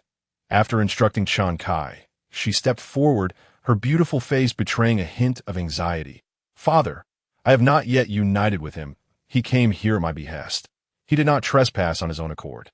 This matter is solely my responsibility." Chen Kai, observing this, couldn't help but smile wryly at the unexpected loyalty of a girl willing to shoulder all blame to save him. He wrapped his arm around Xing Tai's slender waist. Pulling her into his embrace, Xing Tai was taken aback, her eyes darting nervously to Chen Kai. Chen Kai's gaze fell upon Xing Tai's delicate face, and with a gentle smile, he leaned down to kiss her. As their lips parted, Xing Tai stared blankly at Chen Kai, pondering whether this man truly feared death. In such dire circumstances, a rational person would seek to distance themselves. Yet here was Chen Kai, brazenly doing the opposite. Was he courting death? Chen Kai turned his attention to the leader of the Yushi clan and smiled. "Esteemed leader, I apologize, but your daughter has already become mine, that I understand you may not agree. But as a matter of fact now, you may proceed as you see fit." The Yushi clan leader narrowed his eyes, his voice gravelly as he slowly replied, "As long as you dare to admit it. Know this, the Yushi clan does not welcome outsiders, nor do we intermingle with them. You have committed both offenses, and thus you must die." With that, he stepped forward, advancing toward Chen Kai as the leader drew closer. Chen Kai realized that for the Yushi clan, the union of their kin with outsiders was an unthinkable affront. Recognizing this, Chen Kai glanced at the leader and smiled. "Before you make a move, may I pose a question?" The leader halted momentarily, his gaze fixed on Chen Kai, narrowing his eyes. "What do you wish to say?" He was unperturbed by the prospect of Chen Kai fleeing, for the Yushi clan surrounded him, making escape impossible. Moreover, as a peak grand fighter, he was confident he could end Chen Kai's life in an instant should he attempt to flee. Chen Kai inquired, "The ancestors revered by the Yushi clan are the silver dragons, correct?" The leader, still squinting, replied, "We, the Yushi clan, are indeed descendants of the silver dragons. Our progenitor is the silver dragon itself. This is common knowledge among those familiar with our clan." Chen Kai chuckled, "Then allow me to pose a second question. If you are the descendants of the silver dragons, what if I were the master of the silver dragon? Would you still intend to kill me?" The leader's pupils constricted, while the expressions of the surrounding Yushi clan members darkened, their gazes toward Chen Kai now tinged with fury. Xing Tai grew anxious, exclaiming, "You mustn't speak such words." As expected, voices arose. "You scoundrel! Not only have you trespassed upon our territory and sullied our sanctus, but now you also desecrate our ancestral altar. This man must die. You wretched fool." The Yushi people glared at Chen Kai, their eyes brimming with murderous intent to owe them. The notion of a master of the dragons was utterly preposterous. Chen Kai's words were seen as an affront to their ancestral reverence, trampling upon the very faith of the Yushi clan. This had incited the ire of every Yushi clan member. Yang Ku, the clan leader, felt his face flush crimson with rage. A powerful aura of fighting spirit radiated from him as he glared at Chen Kai. You dare to blaspheme our ancestors at the altar in such dire straits. You are the most audacious lunatic I have ever encountered. Prepare to pay with your life." As he spoke, Yonka took a step forward. "Wait," Chen Kai called out once more. Yonka halted, his expression darkening as he fixed his glare on Chen Kai. "What more do you have to say? Speak it all at once, or you shall have no chance to speak again." With a smile, Chen Kai raised his hand, revealing a card. "Since you do not believe me, allow me to present evidence." Upon finishing his words, Chen Kai flicked his wrist, sending the card soaring into the sky. All eyes were captivated by the card as they looked up, watching it ascend. The card climbed straight to a height of 100 meters, and suddenly, it transformed into a brilliant beam of white light. The light surged dramatically, expanding to a diameter of over 50 meters that, in an instant, the entire white light morphed into a colossal creature. This was a being adorned with shimmering silver scales, appearing in midair. Its wings unfurling majestically, casting a shadow over the land below. Its immense body soared through the sky like a mountain floating in the air. Those deep-set eyes sparkled like two stars embedded in the night sky, radiating wisdom and ancient brilliance, as if capable of perceiving all that exists, whispering tales that span millennia. With each breath of the dragon, a faint silver mist swirled around, exuding an indescribable aura of majesty and sanctity, compelling onlookers to hold their breath, lest they disturb this ancient tranquility. Witnessing the dragon and sensing its terrifying presence, the members of the serpent clan widened their eyes in astonishment, their mouths agape. Some could no longer contain themselves and slowly knelt before the dragon. Yang Ku, the leader of the serpent clan, trembled as he beheld this scene, the aura surrounding Parker dissipating, his gaze fixed in disbelief upon the dragon. To many, dragons existed only in the tales of wandering poets. For the serpent clan, their ancestry spoke of a silver dragon, from which they descended. In their eyes, dragons were entities of assured existence, ancient beings, their forebears. Yet, as they witnessed the silver dragon flapping its massive wings and soaring through the sky, their understanding was irrevocably shattered. Below the silver dragon, the fabric of Chen Kai's attire rustled in the wind. Chen Kai observed the awestruck serpent clan members, glancing at Xing Dai beside him. Like the others, her mouth hung slightly open, her face a portrait of astonishment at the spectacle before her. Noticing her expression, Chen Kai smiled and wrapped an arm around her slender waist. Startled, Xing Dai regained her composure and turned to face him. Their eyes met. Chen Kai chuckled. Surprised, Xing Dai blinked her large eyes and pursed her lips. Asking, "Who exactly are you?" Chen Kai replied with a grin. "I am the man destined to make you a mother." Xing Dai's eyes widened, her cheeks flushed with two rosy hues, and she shot Chen Kai an exasperated glance before turning her gaze back to the dragon above. Just moments ago, she had thought Chen Kai was courting death, but this scene revealed to her the reason behind his calm demeanor in such dire circumstances. He was the master of the dragon. "Holy Lord!" Suddenly, a voice rang out. All eyes turned to Chen Kai as he withdrew his gaze and surveyed the surroundings. He noticed several serpent clan members kneeling before him.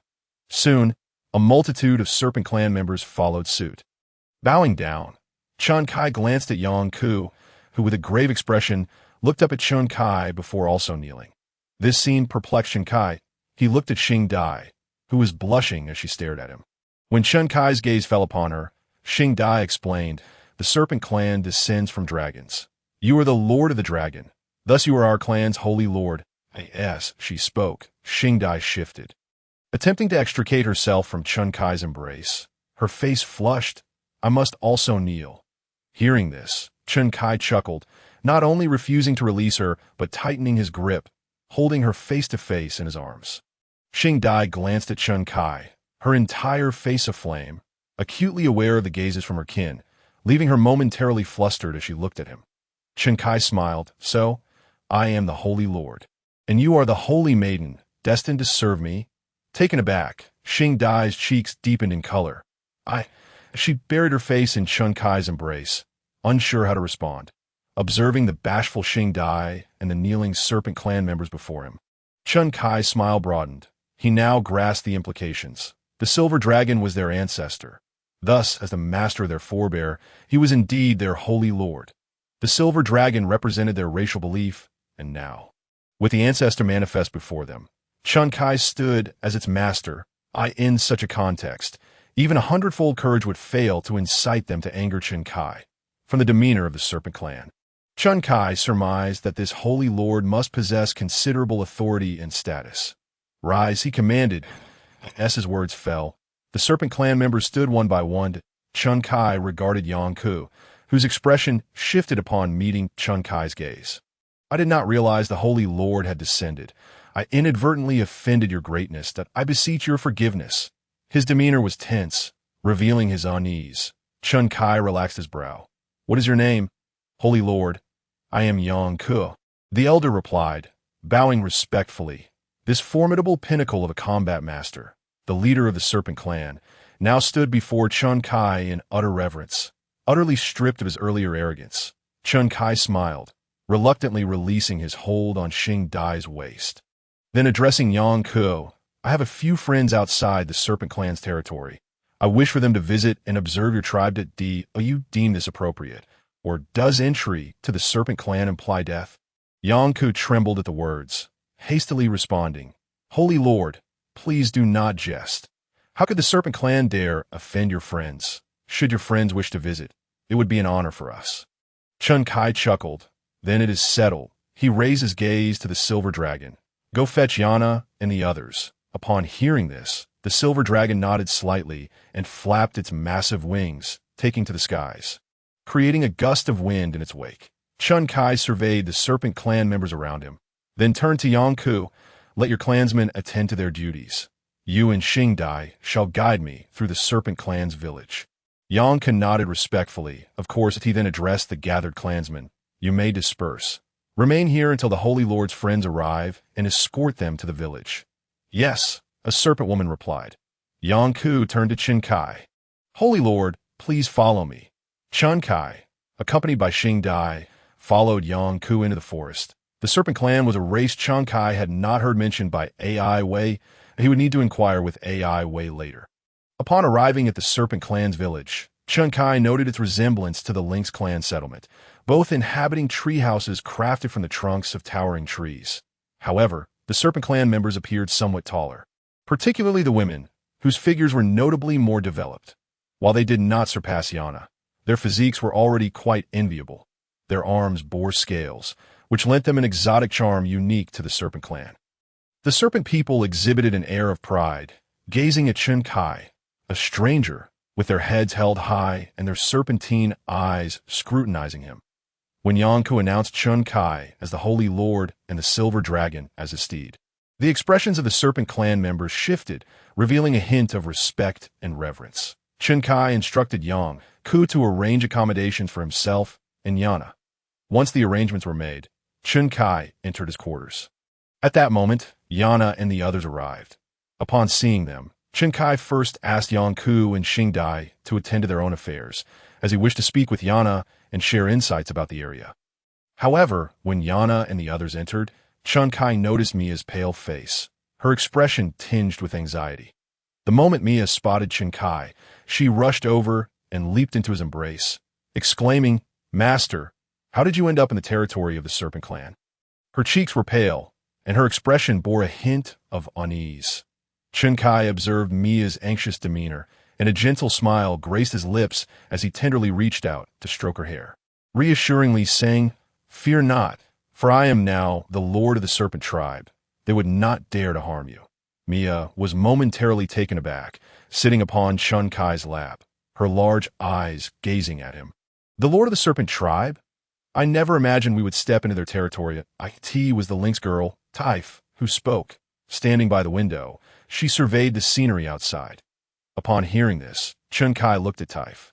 "Why do you say that?" Before Taif could respond, Furine interjected, "My lord, it is as follows. The Serpent Tribe is a most fearsome race in our vicinity, and no tribe dares to provoke them, not even the Boar Tribe." Chun Kai was taken aback, glancing at Furine. Even the Boar Tribe fears them? Since departing from Elk City and journeying northward, he had keenly felt the terror that the Boar Tribe instilled. Their warriors seemed oblivious to fear. knowing only the violent art of plunder. Upon encountering the silver dragon, they had shown no sign of trepidation. How could such a race be intimidated by the serpent tribe? Furine nodded slightly. Each serpent person, upon reaching adulthood, inherently possesses the strength of a mid-level fighter. They excel in wielding bone spears and possess venomous fangs capable of spraying poison. They coat their bone spears with venom, should they strike someone unarmed with the energy of combat. That individual would perish within 3 breaths. Though the boar tribe is numerous and formidable in battle formations, they stand helpless against the serpent people's poison. In this region, many races cannot withstand the boar tribe's pillaging. Yet the serpent tribe remains unperturbed. Chun Kai stroked his stubble thoughtfully, reflecting on the world he once inhabited, where snakes found it challenging to penetrate a boar's hide, rendering them little more than a snack in the eyes of the boar. However, the serpent tribe among the beastmen was a different matter. After all, the serpent tribe were humanoid, their individual strength surpassing that of the boar tribe, especially when armed with their lethally poisoned bone spears. A boar man approaching them would be courting death. It was no wonder the boar tribe would fear the serpent tribe. Ivy added, the serpent tribe is exceedingly proud and cold-hearted. They prefer to remain within their own clan, seldom venturing beyond its borders. However, should an outsider trespass into their territory, the only outcome is death. They're even more exclusionary than the lynx tribe. Once an outsider sets foot within their domain, even if they retreat, they will pursue relentlessly until the intruder is slain. Ivy turned her gaze toward Shinkai. To many tribes, mentioning the serpent tribe is akin to invoking death itself. Those who have encountered them are often found as corpses. So it was. Shinkai glanced at Mia, understanding now why this little rabbit was so frightened. Ivy spoke the truth. Typh then remarked, thus I lament that we could enter the serpent tribe's domain and not be attacked. Nestled in Chun Kai's embrace, Mia slowly began to calm under his soothing presence. She perked up her fluffy rabbit ears and looked at Chun Kai with her big eyes. Brother, how did you become the lord of the serpent tribe? You are not one of them. In response, Chun Kai smiled and leaned down to gently kiss Mia's small lips, offering her comfort. After the kiss, Mia's tense body noticeably relaxed. Chun Kai smiled as he shared the serpent tribe's reverence for the silver dragon with them. Upon hearing this, Furine's eyes sparkled with intrigue. The serpent tribe indeed claims that their ancestors are the silver dragons, a fact known to many that I never expected that you could convince them of your lordship. Mia's face lit up with a smile. The lord of the serpent tribe, who knew it could be this way. In response, Chun Kai chuckled softly. Now that they had arrived at the serpent tribe, he intended to stay the night. This night fell. Yana and the others were fast asleep. Chun Kai stepped outside. Above him, 3 moons hung in the sky, now full, casting a silvery glow akin to gossamer over the entire serpent tribe settlement. It was serene, very serene. The only sound was the rustling of leaves, the gentle whisper of the wind. Chun Kai surveyed his surroundings. The serpent tribe settlement was so quiet that one could hear a pin drop. In previous settlements, even late at night, there had always been some activity. He had never encountered such profound stillness. Observing the tree houses, he noted that none bore any light. Evidently, the inhabitants of the serpent tribe had all succumbed to slumber. Yet how strange, he murmured, noticing that all the tree houses were enveloped in darkness. This indicated that the serpent tribe had all gone to sleep. In this world, nocturnal light emanated from a substance known as nightstone, which absorbed sunlight during the day and emitted a glow at night, akin to luminescent stones. However, it was far brighter than ordinary night glow stones, comparable to electric light in other settlements. There would often be 1 or 2 dwellings still illuminated. Yet here, not a single one was aglow. Peculiar indeed. As Chun Kai wandered through the settlement, suddenly he noticed a campfire ahead. Beside it stood a serpent warrior, spear in hand, seemingly on guard. At last, he spotted another person, and a smile spread across Chun Kai's face as he approached. The warrior, hearing his footsteps, turned slightly, and upon seeing Chun Kai, was momentarily taken aback before respectfully bowing. My lord. Chun Kai nodded slightly. Are you on guard? The warrior affirmed with a nod. Yes. Chun Kai smiled. Your tribe seems rather peculiar. Why is it so quiet at night? Is no one about? The warrior hesitated before respectfully explaining. My lord, When night falls, we serpent people become exceptionally cold and weak, rendering us unable to move. Thus, we all succumb to sleep. Chun Kai was taken aback, quickly recalling a term: cold-blooded animals. The serpent tribe, being half snake and half human, possessed human forms yet bore the characteristics of snakes. Snakes are cold-blooded creatures. Without sufficient warmth, their ability to move diminishes. That it seemed the serpent tribe shared this trait. Chun Kai observed the warrior before him and then glanced at the campfire nearby. The fire appeared to serve as a source of warmth for the serpent warrior. Chun Kai smiled at the warrior, saying, "Thank you for your vigil. It must be hard work." The serpent warrior was taken aback, quickly replying, "Not at all. It is my duty." The warrior felt somewhat flustered, standing before the Lord. Chun Kai then said, "I would like to ask you for a favor. Could you guide me to Xingdai's residence? I wish to have a chat with her." Upon hearing this, the warrior eagerly nodded, "Of course, my lord. Please follow me." With that, he swiftly led the way. Chun Kai followed closely behind. Soon, the warrior brought Chun Kai to Xingdai's abode. "This is Miss Xingdai's residence. If my lord has any instructions, please let me know," the warrior said respectfully. Chun Kai smiled in response. "No instructions for now. You may return to your duties." "Yes, my lord." The warrior departed respectfully. Chun Kai regarded the treehouse before him, a smile gracing his face as he stepped forward. The door to the treehouse was closed, and he extended his hand to push it open. Creak, the door slowly swung ajar. To his surprise, Xingdai had not locked the door. This treehouse was smaller than Chun Kai's own dwelling. The arrangement within the treehouse was remarkably tidy, and it had been cleaned to an exceptional standard. After surveying the surroundings, Chun Kai's gaze settled upon a wooden bed. Upon that bed lay a graceful figure. The silvery moonlight streamed through the window, casting a gentle glow upon the silhouette on the wooden bed. At that moment, Chun Kai felt a spark of brightness in his eyes. Xingdai lay on her side, eyes closed, indulging in a deep slumber. Her reclining form exquisitely outlined her alluring curves. Her waist was slender, and her legs were long and straight, naturally extended in a manner that made them appear as exquisite works of art beneath the moonlight. Cascading waves of verdant, slightly curled hair flowed behind her, and beneath the strands lay a face as pure and pristine as jade. Her complexion was strikingly fair, and her flawless visage bore not a single imperfection.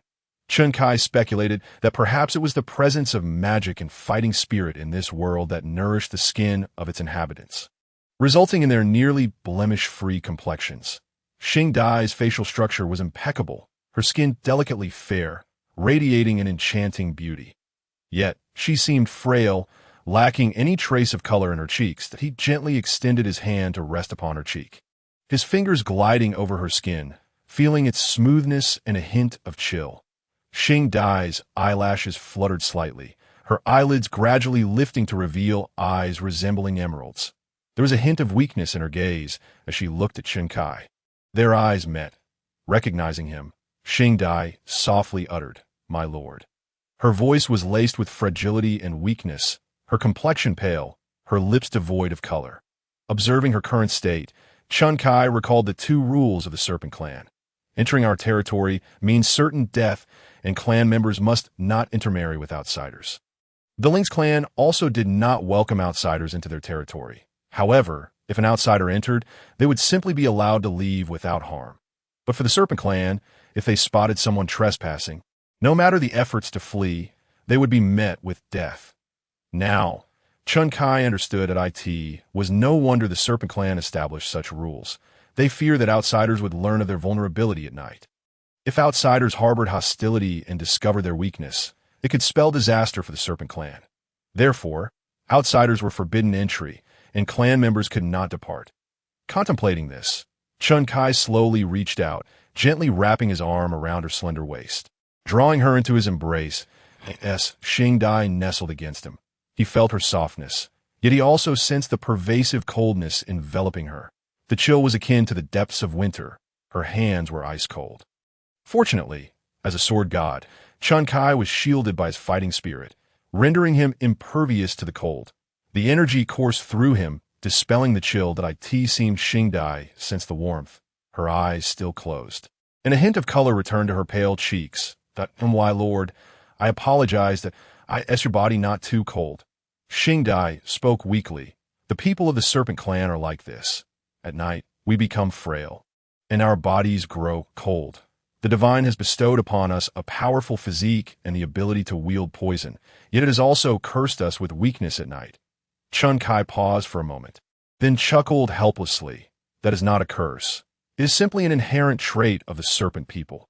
Xingdai looked taken aback, lifting her face to gaze at Chun Kai with bewildered eyes. Is it not a curse? She was confused. The entire serpent clan believed it to be a curse bestowed by the divine. This was the first time she had heard someone assert that it was not a curse, but a natural condition. Chun Kai gently caressed her cheek. Each beast clan possesses unique traits. For instance, the snow rabbit clan is naturally petite, while the lion clan is innately powerful. The serpent clan's frailty at night is simply due to their physiology. With that, Chun Kai's hand moved to her back, channeling a measure of fighting spirit into her body to warm her. As the energy flowed within her, Xingdai's lips, once tinged with purple from the cold, gradually regained their color, and her pallid face now displayed a hint of rosy hue. Her complexion improved, and she appeared more vibrant and alluring. She gazed at Chun Kai with her large, glistening eyes. My lord, my body feels warm now. Is it due to the fighting spirit? Hearing this, Chun Kai tenderly brushed her hair, casually responding with a soft Xingdai pressed her lips together, revealing a joyful smile. My lord, thank you. Upon hearing this, Chun Kai regarded her charming face and chuckled. If you wish to express your gratitude, mere words will not suffice. Taken aback, Xingdai felt her cheeks flush, slowly resting her head against Chun Kai's chest. Eyes closing in bliss, Chun Kai caressed her back, whispering gently in her ear, to restore your warmth. Aside from using fighting spirit, there is another method I can employ. Her voice trembled slightly, imbued with a touch of shyness and delight. Xingdai will heed my lord's commands. Chun Kai softly murmured in her ear, do not call me my lord. Simply refer to me as your master, that I am your master, and you belong to me. And master, Xingdai obediently replied. A triumphant smile graced Chun Kai's face. Upon first meeting Xingdai, she had exuded a haughty and fierce demeanor, ready to fight at the slightest provocation. Now, she was as docile as a small creature.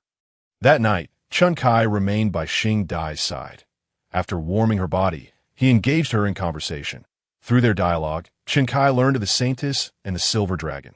The progenitor of the Serpent Clan was the Silver Dragon, a figure of veneration that had been passed down through generations for an immeasurable span of time. As the Saintess, Xingdai's duty was to communicate with the progenitor, offering prayers and conveying the progenitor's will. When Chun Kai heard Xingdai mention her ability to relay the progenitor's intentions, he was taken aback that he inquired, is the silver dragon still alive? Can it still communicate with you? Xingdai explained. I cannot hear the progenitor's voice, but I can sense its presence. For instance, when the clan must undertake a task requiring the progenitor's approval, I pray and inquire whether it is permissible. Afterward, I can feel the progenitor's anger or joy. Anger signifies disapproval, while joy indicates consent. Chun Kai found this revelation fascinating. Additionally, I can request certain items from the progenitor, Xingdai added, her cheeks flushing. For instance, the disguise card I requested from you is something I obtained from the progenitor. Chun Kai blinked, stroking his chin in contemplation. The silver dragon situated within the altar was merely a statue, yet it could produce disguise cards. Suddenly, he recalled the altar of the Lynx clan, a large stone adorned with totems that responded to their prayers. A spark of realization ignited in his mind. Could it be faith? In Chun Kai's world, the power of faith could embolden individuals against death. Yet, some faiths were employed for nefarious purposes, regardless of whether faith was benevolent or malevolent. It predominantly represented a form of spiritual power, something intangible. However, in this world with its magic, fighting spirit, and mental prowess, could the spirit transform into power? What of faith? It is evident that such phenomena may indeed exist. Whether it be the totemic monolith of the Lynx clan or the resplendent silver dragon statue of the Serpent clan, the reason they possess these extraordinary abilities may well be attributed to the power of faith. The Serpent clan's ancestors exist because they believe in the existence of the silver dragon progenitor. Contemplating this, Chun Kai could not help but smile. The notion that faith can create deities is truly fascinating in this world. As a traveler, Chun Kai's purpose is naturally to witness the splendor of various landscapes. Now that he has arrived at the Serpent Clan, he is unwilling to miss out on their scenic beauty. Consequently, Chun Kai spent 2 days within the confines of the Serpent Clan. During these 2 days, he accompanied Mia and her companions during the day, exploring and enjoying their surroundings, while at night, he relished the melodious songs of the water spirit, Windy, and afterwards sought out Xing Dai to warm her up. After 2 days had passed, on one particular evening, the leader of the Serpent Clan, Yang Ku, approached Chun Kai. "Your Holiness, tomorrow marks the annual coming-of-age ceremony of the Serpent Clan." Yang Ku stated respectfully, "Regarding Chun Kai, in previous years, I have traditionally officiated this ceremony, but with your Holiness present, I would like to invite you to preside over it, that coming-of-age ceremony." Chun Kai's eyes brightened at the prospect of excitement. What does this ceremony entail? Is it akin to the Night Clan's rite of passage, where one ventures into the lair of beasts to seek natural magic crystals? Yang Ku clarified, it is a ceremony for the young men and women of the clan who have just come of age, as well as those who are already of age, to seek their partners that on the day of the ceremony, the men may take to the stage to demonstrate their prowess, following their exhibition of strength. They may choose young women to invite as their partners. Should a girl feel a spark of attraction, she will follow the man. Upon hearing this, Chun Kai's interest was piqued. He asked for presiding over the coming-of-age ceremony. "I shall pass, but I am indeed intrigued by participating in the ceremony itself." Yang Ku was taken aback, his expression turning peculiar. "Your Holiness, you..." Chun Kai chuckled. "Look, I am merely a young man, Yang Ku coughed awkwardly. "Your Holiness, your status is far too esteemed for participating in such a ceremony." Yang Ku then pondered for a moment and suggested, "How about this? Alongside the coming-of-age ceremony, our clan will recruit divine attendants for your Holiness. If you take a liking to any girl, you may invite her to become your divine attendant." Divine attendant? Chun Kai suddenly realized that in Yang Ku's eyes, he was no longer merely a man, but a deity. After a brief contemplation, he understood.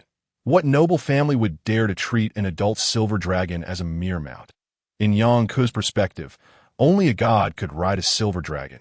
The term Your Holiness in the Serpent Clan essentially denotes a deity. Chun Kai nodded slightly and smiled. "Very well. You may carry on with your duties. Understood." Yang Ku bowed respectfully to Chun Kai before departing with his head lowered. Chun Kai had initially intended to partake in the festivities, but with Yang Ku's suggestion, it seemed less appealing. With that thought in mind, Chun Kai opened the joyful mall for a brief look. Previously, he had spotted an intriguing item, but had not purchased it. Now seemed the perfect opportunity. The last time, with 72 points of happiness value, he had spent 10 points to acquire a product that allowed for the creation of magical creatures, leaving him with 62 points. He had since gained additional happiness points through playful interactions with the girls and further points through Xing Dai. Now his happiness value had risen to an impressive 238. Without overthinking, Chun Kai simply sought to acquire what he needed.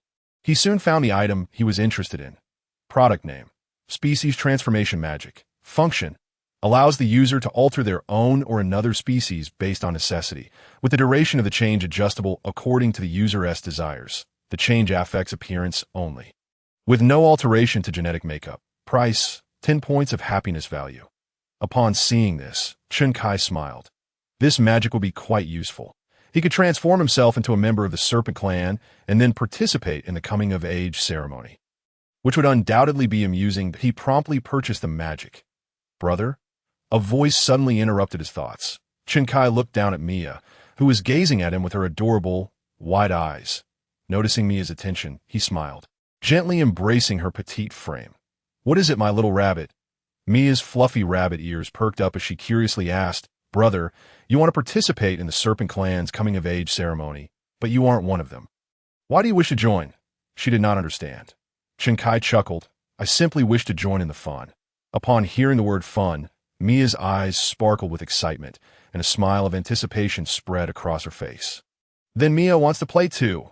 At this, Chun Kai's smile faltered slightly as he replied, "Mia cannot participate.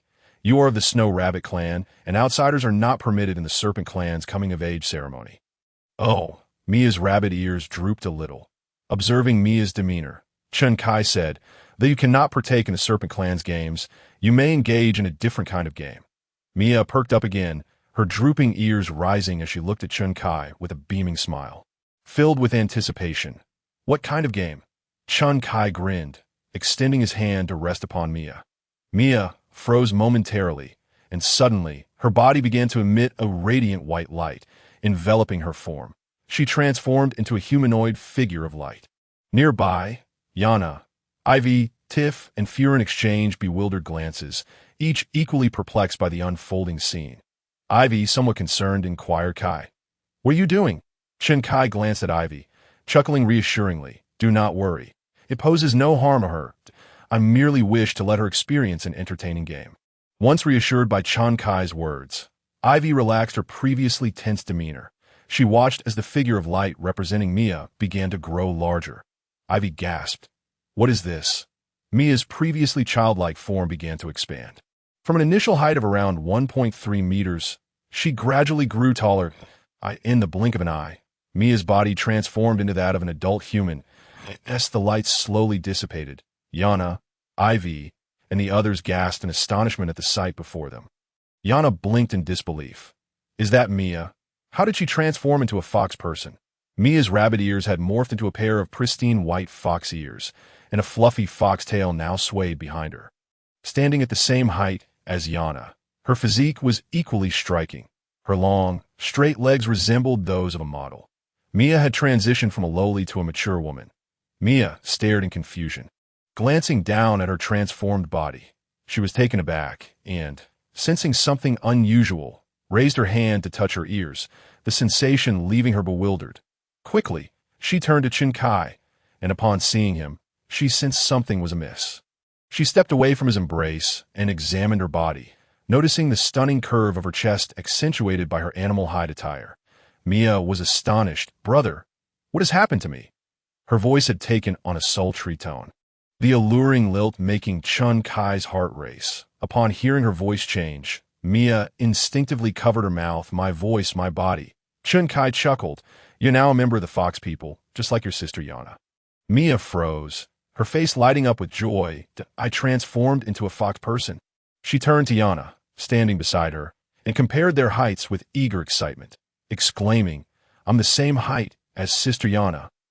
Ha ha! I'm as tall as Sister Yana. Mia beamed with happiness, her snowy white fox tail wagging behind her. It must be said, the current Mia possessed a remarkable figure that even Chen Kai found exhilarating. Kai, can Mia change back? Ivy asked cautiously, her concern evident. Chen Kai nodded slightly. She can revert at any time. Tiff's large eyes scrutinized Mia as she exclaimed, This magical sensation is truly wondrous. It is my first encounter with it. After speaking, Tiff turned her gaze towards Chen Kai, leaning closer to him and nestled into his embrace. Playfully wrapping her arms around his neck, she mischievously declared, Chen Kai, I want to join in too. Upon hearing this, Chen Kai chuckled. What do you wish to transform into? Tiff's eyes sparkled with delight as she replied, I am not quite sure. Chen Kai laughed. Then, I shall transform you into a foxskin. How about this evening? You all become foxskin to accompany me. At this, Ivy's black ears drooped slightly, her cheeks flushing. Feline's face also reddened. Tiff, however, was brimming with excitement. Yes, I want to experience what it feels like to be a foxskin and how it differs from my true self. Chen Kai transformed the girls into foxskin.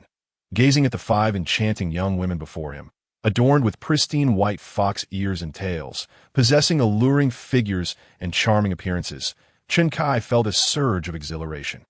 Time swiftly passed, and noon arrived the next day. A gathering of Serpentine clan members convened in a clearing, forming a large circle. At the center stood their leader, Yang Ku. The Serpentine clan members were bustling with chatter. Isn't it about time to begin? Were we not always starting at noon? Yes, it does seem a bit late. Let us wait and see. Listening to the murmurs of his people, Yang Ku furrowed his brow slightly. Just then, a figure emerged from the crowd and approached Yang Ku. It was Xing Dai. Upon reaching Yang Ku, she reported, Father, the companions of the Holy Lord have said that the Holy Lord has stepped out. They do not know where he has gone. Yang Ku frowned slightly at this news. He lifted his gaze to the sun hanging in the sky. then returned his attention to the restless young serpentine warriors around him. As in previous years, adult males may come to the clearing to spar, and the victor will gain the right of first choice in mate selection. Those confident in their abilities may step forward. With that, he stepped back, allowing the younger generation of the Serpentine clan to take the stage to tea that moment. A robust young Serpentine warrior emerged, declaring, "I am Yang's son. Who wishes to spar with me?" "I will." Shortly thereafter, another male from the crowd stepped forward. The duel was poised to begin. Among the spectators, several young Serpentine women watched the battle in the clearing, their eyes glistening with anticipation, their cheeks tinged with a rosy hue. A blend of excitement, nervousness, and shyness. Meanwhile, the young Serpentine men gazed at the girls with expressions filled with eagerness and desire. In the midst of this, an unfamiliar face appeared among the young warriors, Chunkai. He had altered his appearance to blend in with the Serpentine clan, adopting their visage while maintaining his original essence. This magic transformed his exterior, yet his genes remained unchanged. Only his physical appearance was altered. Observing the excitement of the Serpentine men and the bashful anticipation of the young women, Chunkai found the situation quite intriguing. For these Serpentine youths, this coming-of-age ceremony was likely the most significant event of their lives. Chunkai listened to the discussions around him. This year must be Xingman, right? Indeed, it is certainly Xingman, the most beautiful woman of the Serpentine clan. Xingman was already the topic of discussion before she came of age last year. Now that she has just reached adulthood, she will undoubtedly attract many suitors. Xingman, don't even think about it. If you were chosen from the leftovers, you should be grateful for the ancestral blessings. The young man, being teased, grimaced at his companion's banter. After absorbing their words, Chunkai stroked his chin thoughtfully, glancing at the place where the Serpentine girl stood, the first beauty of the Serpentine clan. Xingman. Who could she be? As he pondered, his gaze swept across the crowd and was immediately captivated by a striking figure. It seemed she was the one, the girl he beheld possessed vibrant red hair. An exquisitely beautiful face, fiery red eyes, and skin as white and delicate as snow, complemented by an astonishing physique. Her bosom strained against the animal hide clothing, as if it might burst forth at any moment. Her waist was slender, and the hide skirt hugged her curves, accentuating her form.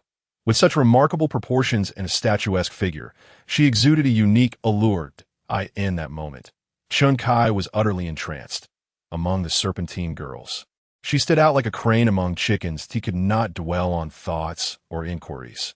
He was nearly certain that the Xingman they spoke of was indeed her. Not only her figure, but her face alone could ignite the interest of any man. Now, combined with her tall and proud stature, she was bound to set every man's hormones ablaze. Truly, she was the unrivaled beauty of the Serpentine clan. Is there anyone else willing to challenge? Suddenly, a voice rang out. Chunkai turned to its source. In the clearing, a Serpentine man stood confidently, while another lay nearby, his expression grim as he struggled to rise and retreat. The remaining Serpentine men wore smug smiles. Scanning the crowd with taunting eyes, is there no one brave enough to challenge me? If not, then I shall declare myself the victor today.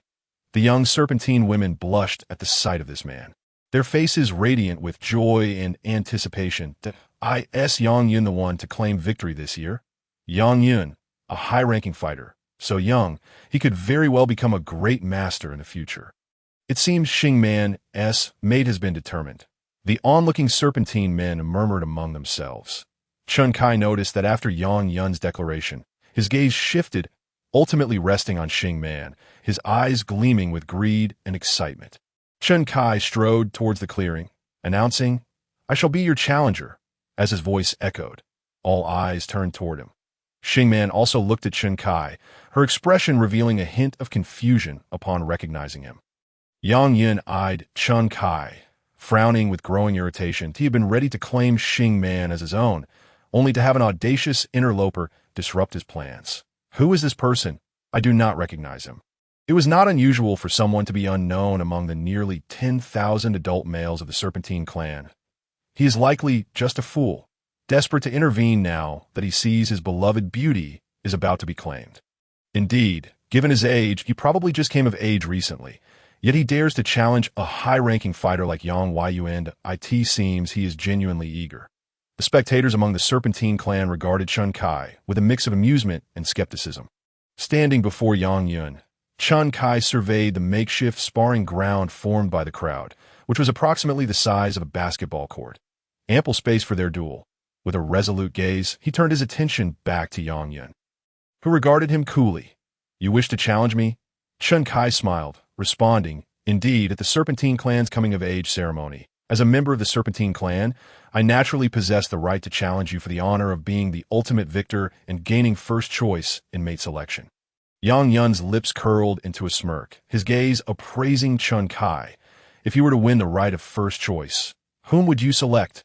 Upon hearing this question, the young Serpentine men and women shifted their attention to Chun Kai, including Xing Man, whose clear eyes scrutinized him intently.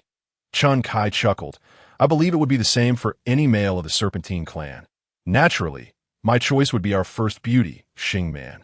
At this, Xing Man blushed slightly, acutely aware of the gazes of her fellow clansmen upon her. "Ha!"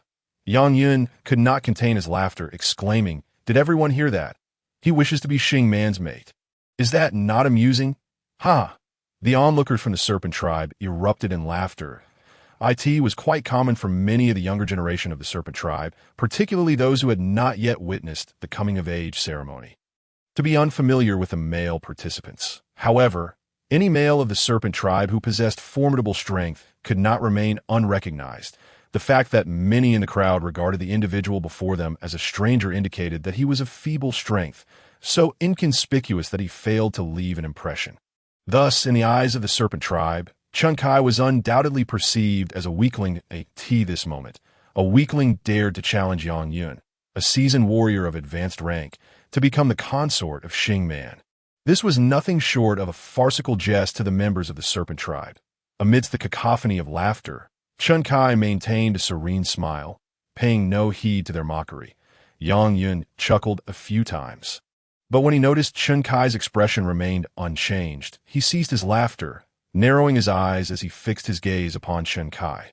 "Since you wish to challenge me, I shall grant you this opportunity. Out of respect for your courage, I will allow you 3 moves. After that, you will witness the disparity between us." With that, Yang Yun smirked contemptuously. While he claimed to admire Chun Kai's bravery, he was, in fact, openly belittling him, intending to humiliate Chun Kai while simultaneously showcasing his own prowess to win Xing Man's admiration. He had reduced Chun Kai's challenge to a mere spectacle for his own exhibition.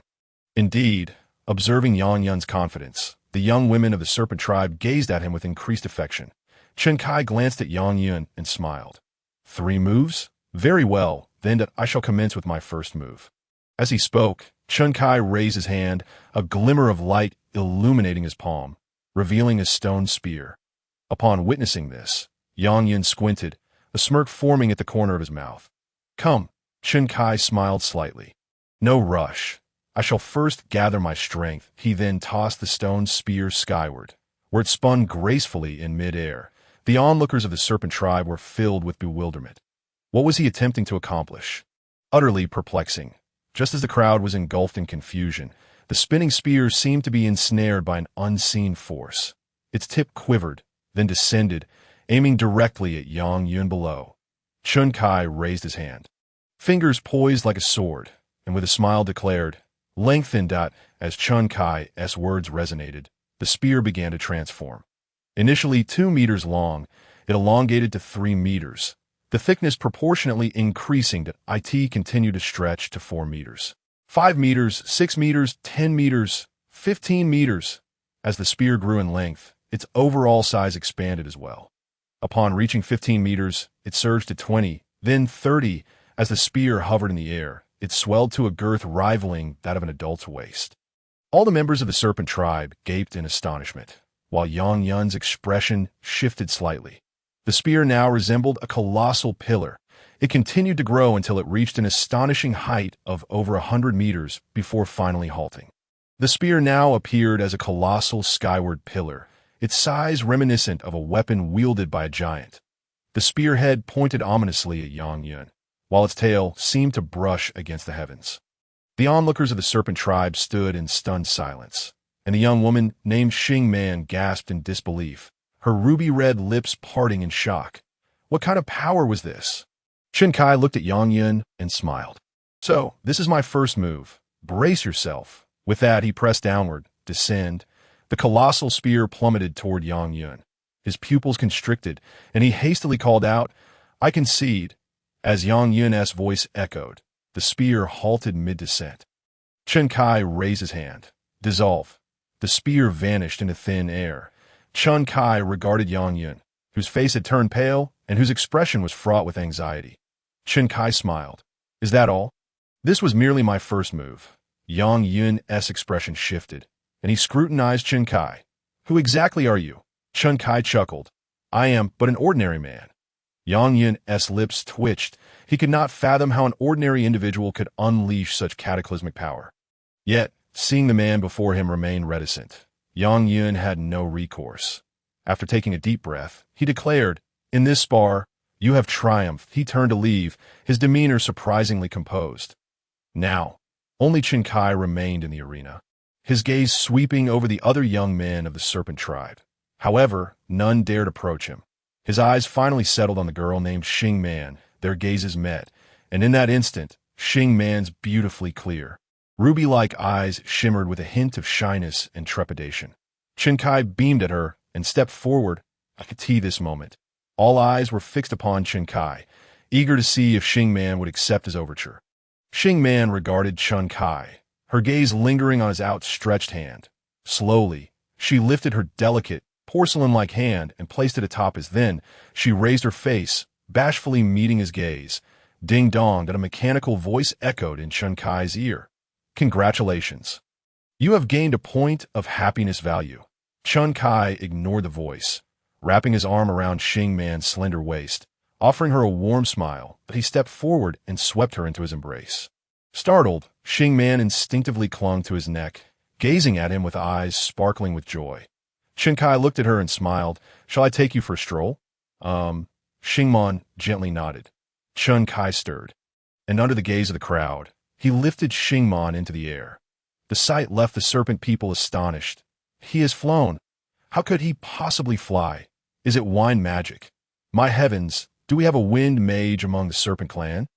As the serpent people witnessed this spectacle, they became increasingly agitated. Yin Ku and the saintess Xing Dai, who had been observing from the sidelines, seemed to come to a realization. Chen Kai ascended into the sky, cradling Xing Man in his arms. She looked around in slight bewilderment and raised her face to Chen Kai. Are you really a wind mage? This was the first complete sentence Chen Kai had ever heard from Xing Man. Her voice as gentle as a soft spring breeze, exquisite and enchanting, sending shivers down his spine. Chen Kai smiled silently. Whoosh, suddenly, a gust of wind swept through. Hearing the sound, Xing Man snapped back to her senses and turned her face toward its source. A magnificent silver dragon was soaring toward them. Upon seeing the enormous dragon, Xing Man's expression shifted.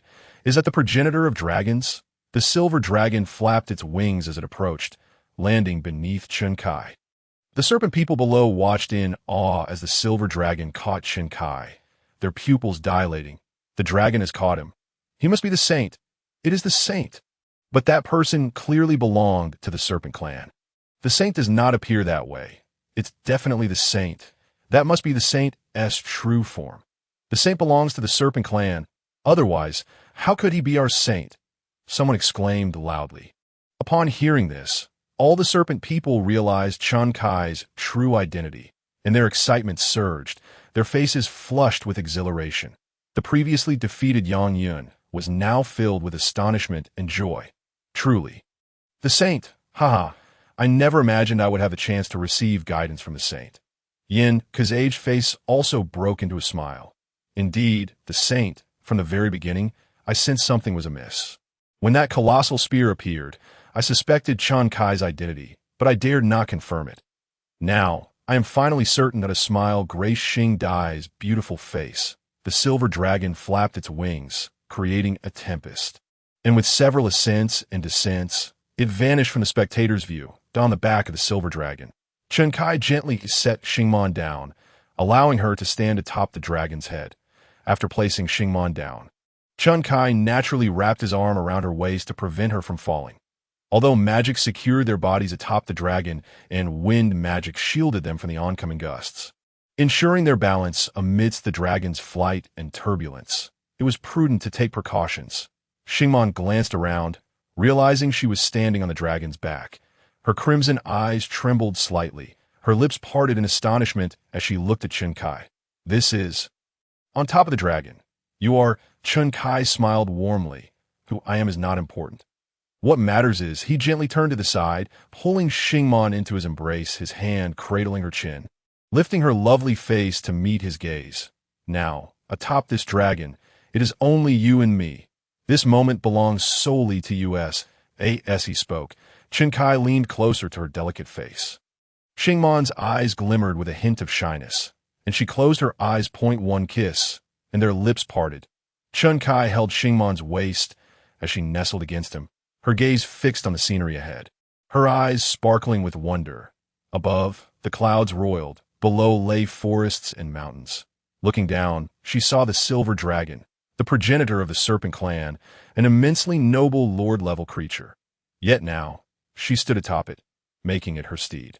Xingmon felt a rush of warmth coursing through her veins, a mix of excitement and exhilaration, and she turned her face to Chen Kai.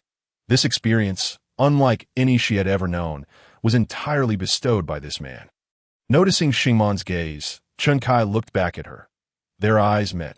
Xingmon froze momentarily, her cheeks flushing, and she averted her gaze, resting her small head against Chen Kai's chest. Witnessing this, Chen Kai smiled softly, gently stroking her arm, then spoke tenderly. Are you cold? Let us return to the house and warm you up. Xingmon was taken aback, her cheeks reddening further. She nodded slightly.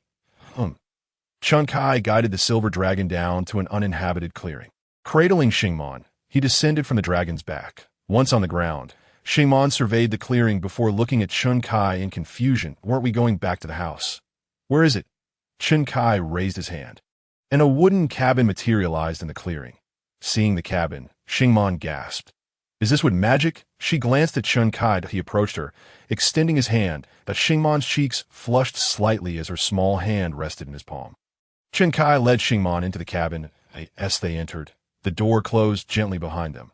Meanwhile, Mia, having transformed back into her snow rabbit form, sat playfully on the edge of the bed, remarking, becoming a fox person feels quite heavy. I prefer my own body.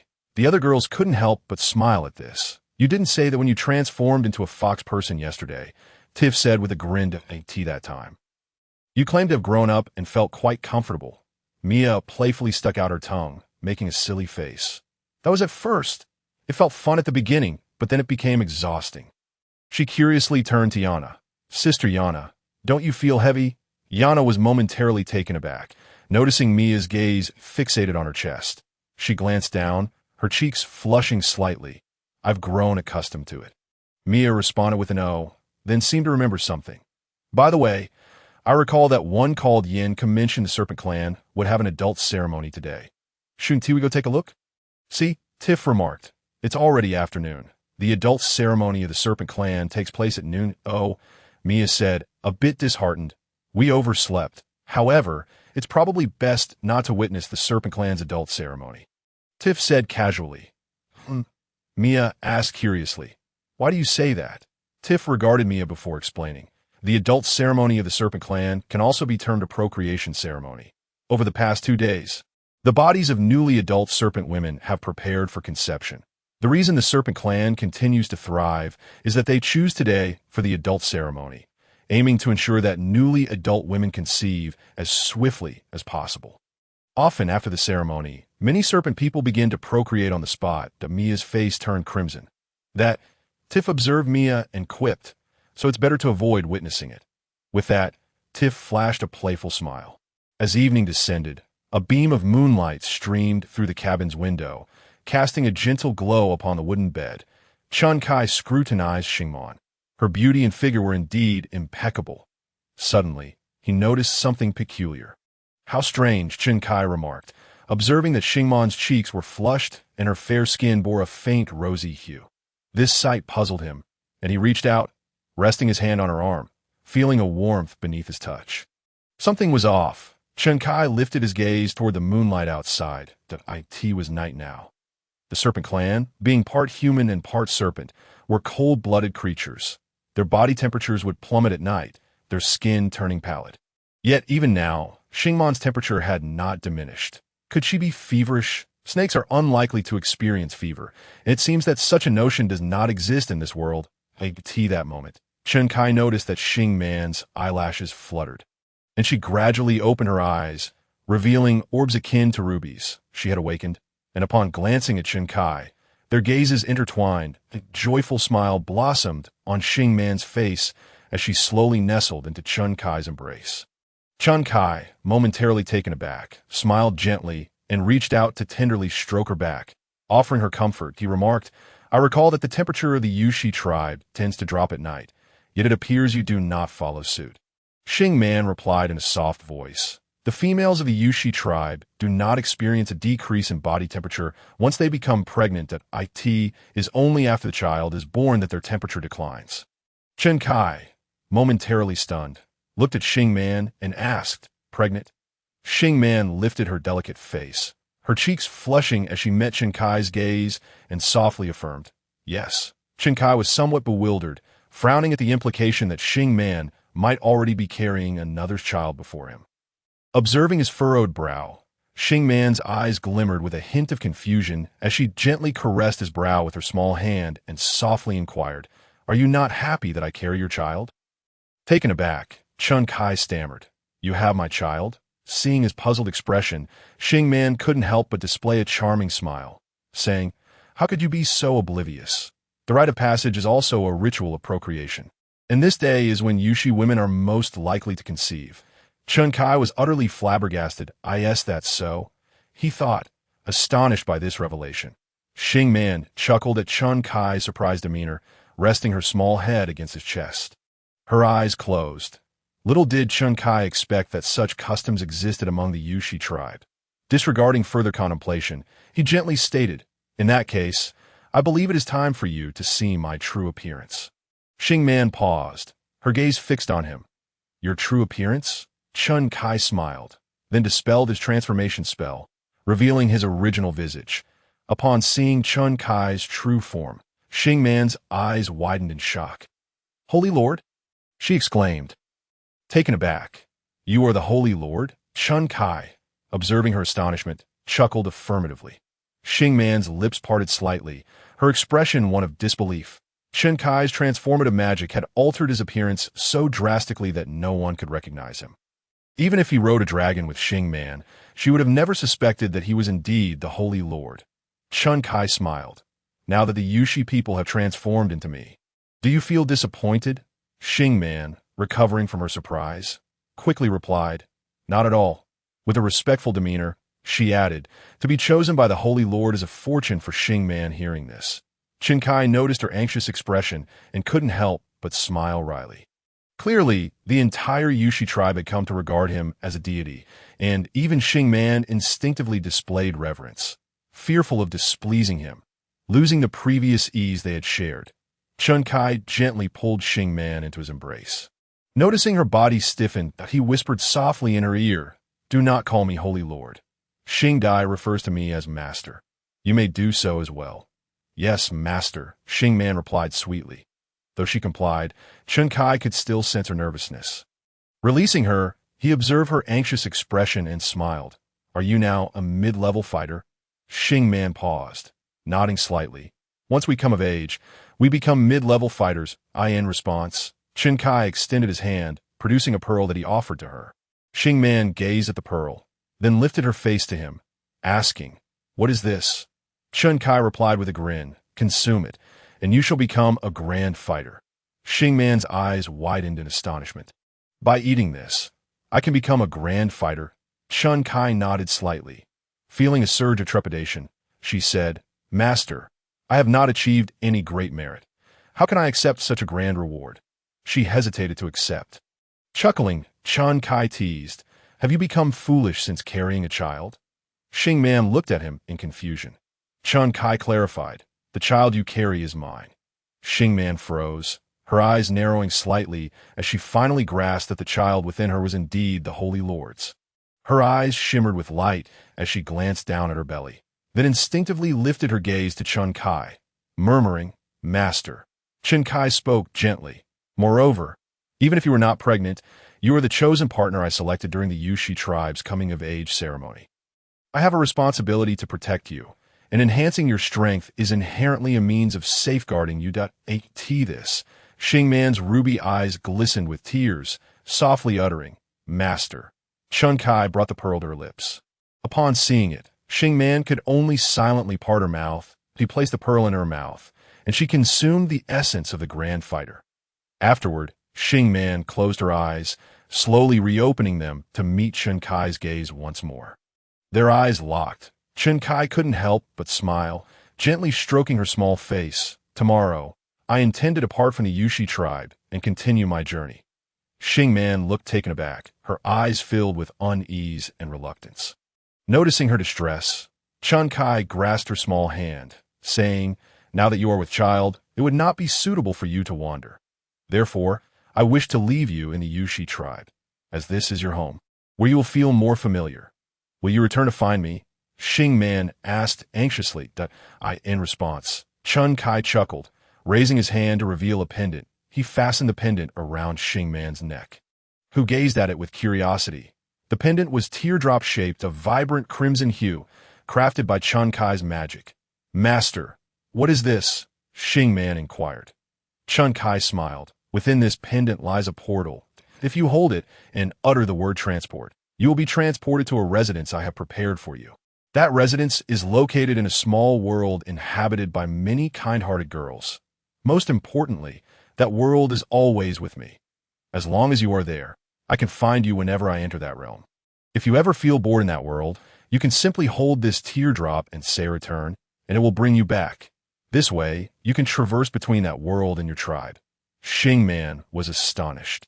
"A world carried with you?" Realizing something, she nodded slightly and nestled into Chun Kai's embrace, confirming that this man before her was indeed a true deity. Chun Kai gently caressed her back, soothing her as he whispered tenderly in her ear, "Now that you are mine, do not entertain any other men in my absence. You understand?" Xing Man froze, her cheeks flushing as she buried her small head in his chest, declaring, "Xing Man belongs to Master. Forever belongs to Master." Chun Kai smiled contentedly. "Good girl." After comforting Xing Man, he led her back to her dwelling.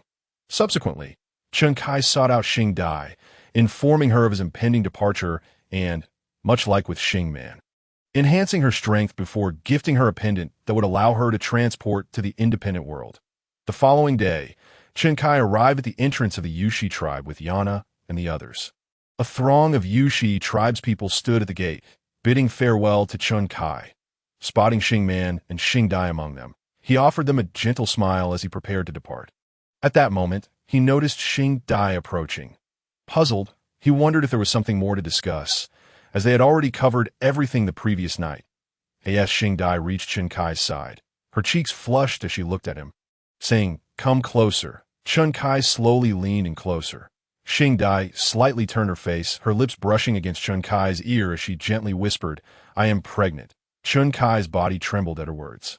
He glanced at Xing Dai, noticing a faint blush on her cheeks. Ahem.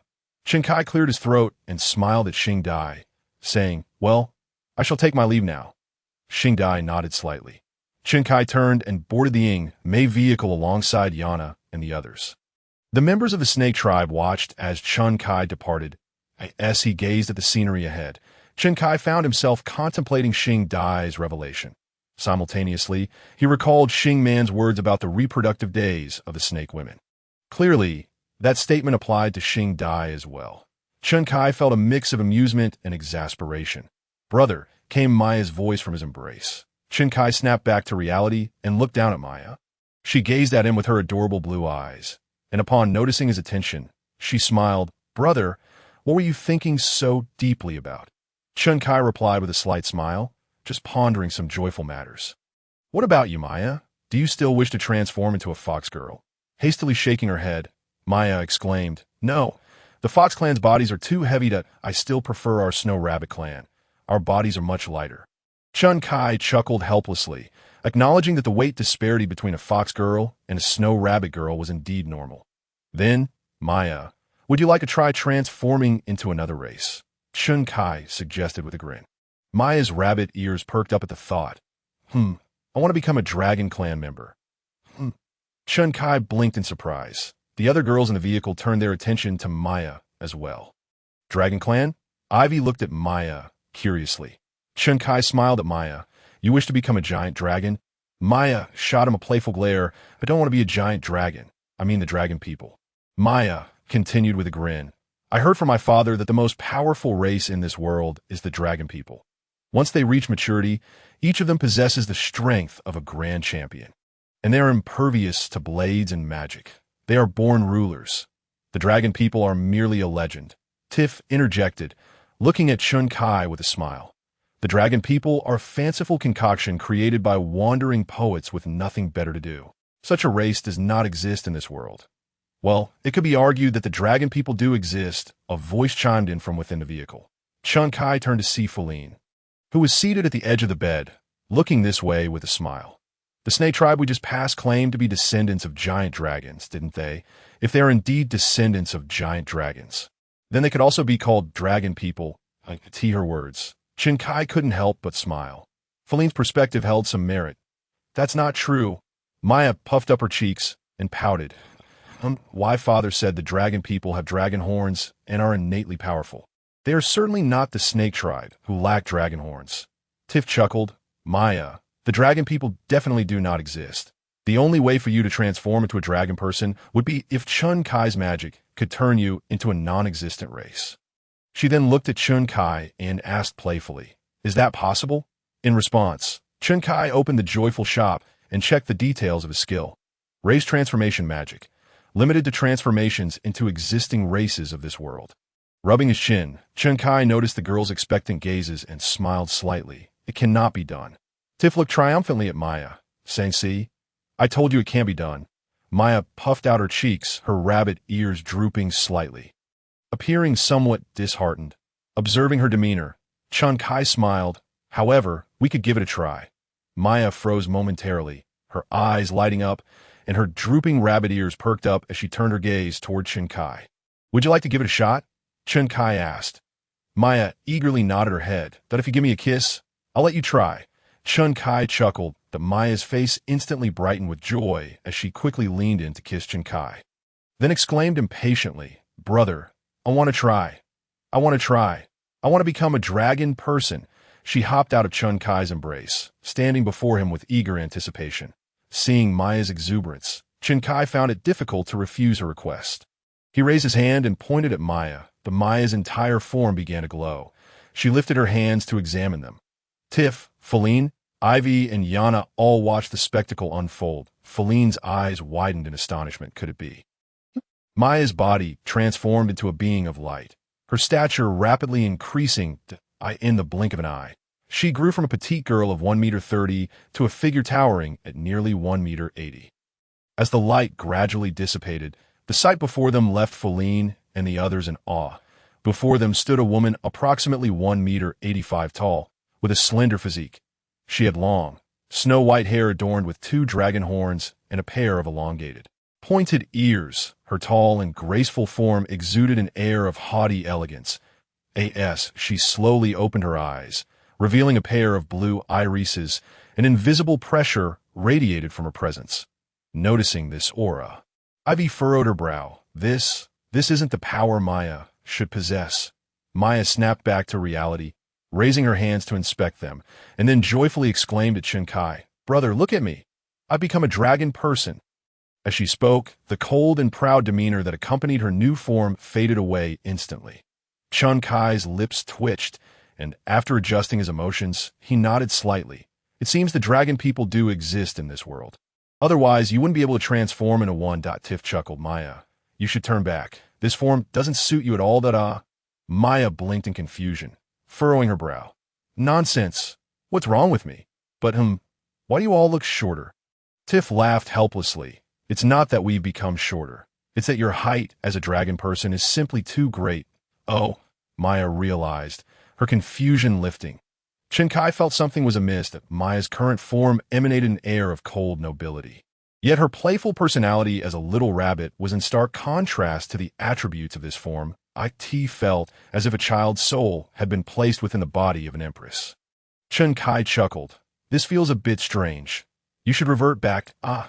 Maya hesitated for a moment before her body began to glow again, and soon she returned to her snow rabbit form. Maya puffed up her cheeks and approached Kai, sitting in his lap. Brother, why did you change me back? I wanted to be a dragon person. In response, Kai gently lifted her chin, tilting her face upward as he smiled, because the petite you is far more adorable. Maya froze, her fluffy rabbit ears perking up. The pout on her cheeks faded, and a blush spread across her snow-white face as a smile broke through. Then Maya won't be a dragon person anymore. I'll just be brother's little rabbit. Kai laughed, leaning down to plant a kiss on Maya's cheek. After the kiss, Maya's happiness only grew. As Kai played with Maya, he couldn't help but reflect on the existence of the dragon people in this world. Indeed, when Maya transformed into a dragon person, she had gained power that surpassed her own abilities. The dragon people seemed to be a formidable race, and he wondered if he would ever have the chance to encounter them. The Yingmei vehicle, with Kai aboard, sped toward the territory of the wild boar tribe. After approximately 3 days had passed, during which Kai spent his days playing with Maya and the others, and his nights visiting the independent world to spend time with Sophie, Manlin, and the other flower deer girls, as well as the white sheep maidens. And on the 3rd day, as Kai peered through the vehicle's door, he spotted a distant wall emerging into view. It was a stone wall, towering 5 to 6 meters high, clearly indicating a town enclosed within it. Kai recognized it instantly as a town fortified by a wall. Since leaving Elk City, he had not encountered a town for quite some time, so he was pleasantly surprised to see one today. That was the town of the wild boar tribe. Feline spoke up, and upon hearing her words, Kai glanced at her and inquired, "Is this the main stronghold of the wild boar clan?" Feline was taken aback and shook her head. That is merely one of the many towns belonging to the wild boar clan. Their numbers are overwhelming. They have established numerous towns surrounding the main city. Some of these towns were originally inhabited by other races, but after being conquered by the wild boar clan, all the inhabitants were slaughtered and consumed, rendering those towns their own. The town before us is called Baihai Town, the southernmost of them all. Kai nodded slightly. At that moment, he noticed the town's gates swinging open, and a horde of armored wild boar warriors surged forth. They raced swiftly towards Kai's direction. Avi, upon witnessing this, turned to Kai and asked, "They've spotted us. What should we do?" Kai, his smile fading, replied calmly, "I harbor only one intention towards the wild boar clan: annihilation. Allow me to handle it." Suddenly, Tiff's voice rang out. Kai looked on as Tiff leapt from the shadowy chariot with agility. He commanded the chariot to halt. Tiff dashed towards the wild boar army. As a grand duelist, Tiff moved with remarkable speed, swiftly infiltrating the ranks of the wild boar warriors. Seeing her, the wild boar soldiers hurriedly drew their weapons to engage her. Tiff let out a cold chuckle, deftly evading their attacks, and with a swift claw strike, she descended upon one of the wild boar warriors. With a thunderous explosion, the body of the wild boar warrior disintegrated in an instant. More attacks followed, but Tiff sidestepped them effortlessly and counterattacked. Now a grand duelist, the horde of hundreds of wild boar warriors appeared to her as mere insects, point one after another. The wild boar warriors fell to Tiff's lethal claws, severed into multiple pieces. Kai observed this scene with raised brows, impressed by her agility and finesse. Avi, witnessing the display, couldn't help but exclaim, "Truly, she is a warrior of the Lynx clan." Kai glanced at Mia, who was sleeping soundly on the bed. Like Tiff, Mia was also a grand duelist, but she lacked the nimbleness and decisiveness that Tiff possessed, although becoming a grand duelist enhances one's overall strength. Combat experience demands time and accumulation. Otherwise, one cannot fully unleash the potential of a grand duelist. When Kai turned his gaze back to Tiff, he found her standing atop a wild boar corpse, her body adorned with intricate totem tattoos, surrounded by a multitude of wild boar bodies. Tiff had single-handedly eradicated the entire contingent of wild boar warriors. "Impressive," Yana remarked in astonishment.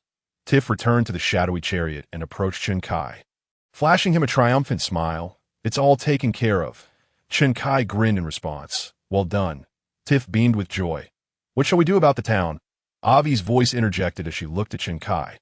The wild boar warriors that emerged numbered over 300, which should comprise the entire fighting strength of Baihai Town.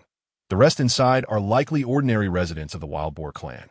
Upon hearing this, Chen Kai turned his gaze towards the nearby town and declared, Destroy it. As his words fell, he waved his hand, and one by one, spheres of white light materialized. These luminous orbs ascended into the air, transforming into colossal dragons. The sight of these dragons, each as large as a small mountain, with wings that could obscure half the sky, left Yana's mouth agape.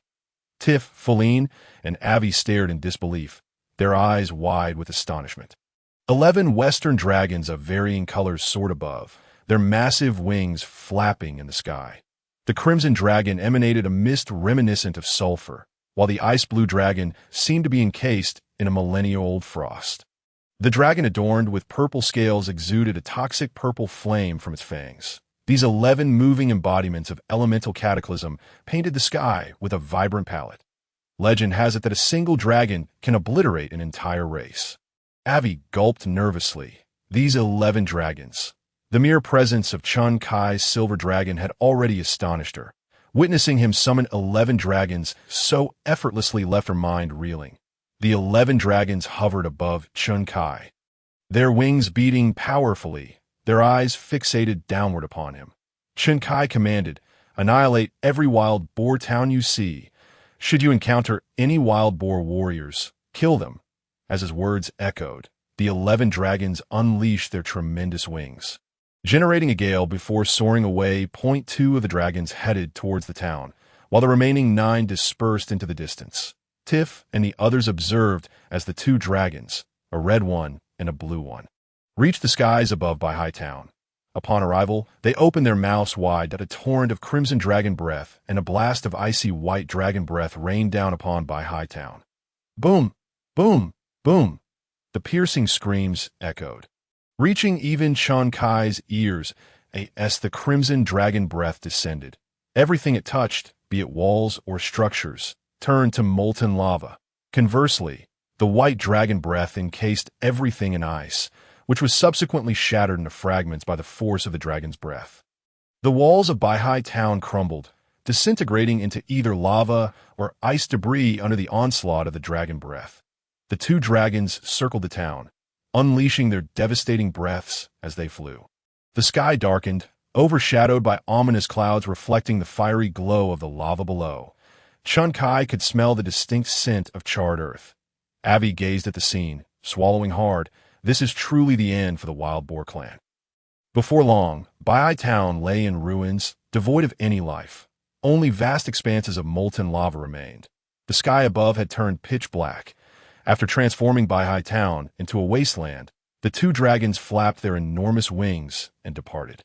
The shadowy chariot resumed its journey towards the Wild Boar clan's main city.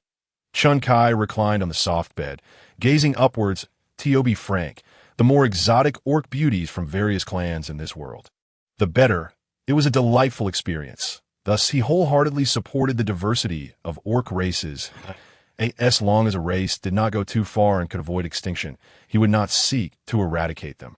The extinction of the Lion clan was a consequence of the Snow Rabbit clan's actions. The Wild Boar clan, however, was the most distasteful race he had encountered thus far. The Wild Boar clan thrived on plunder and slaughter, with weaker races like the Sheep clan becoming their prey. Only powerful races could coexist with the Wild Boar clan, while all others faced annihilation. This was utterly unacceptable to Chen Kai, and thus the Wild Boar clan had to be eradicated.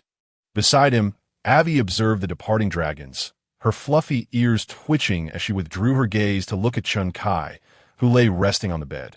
Slowly closing her mouth, she pondered the man before her.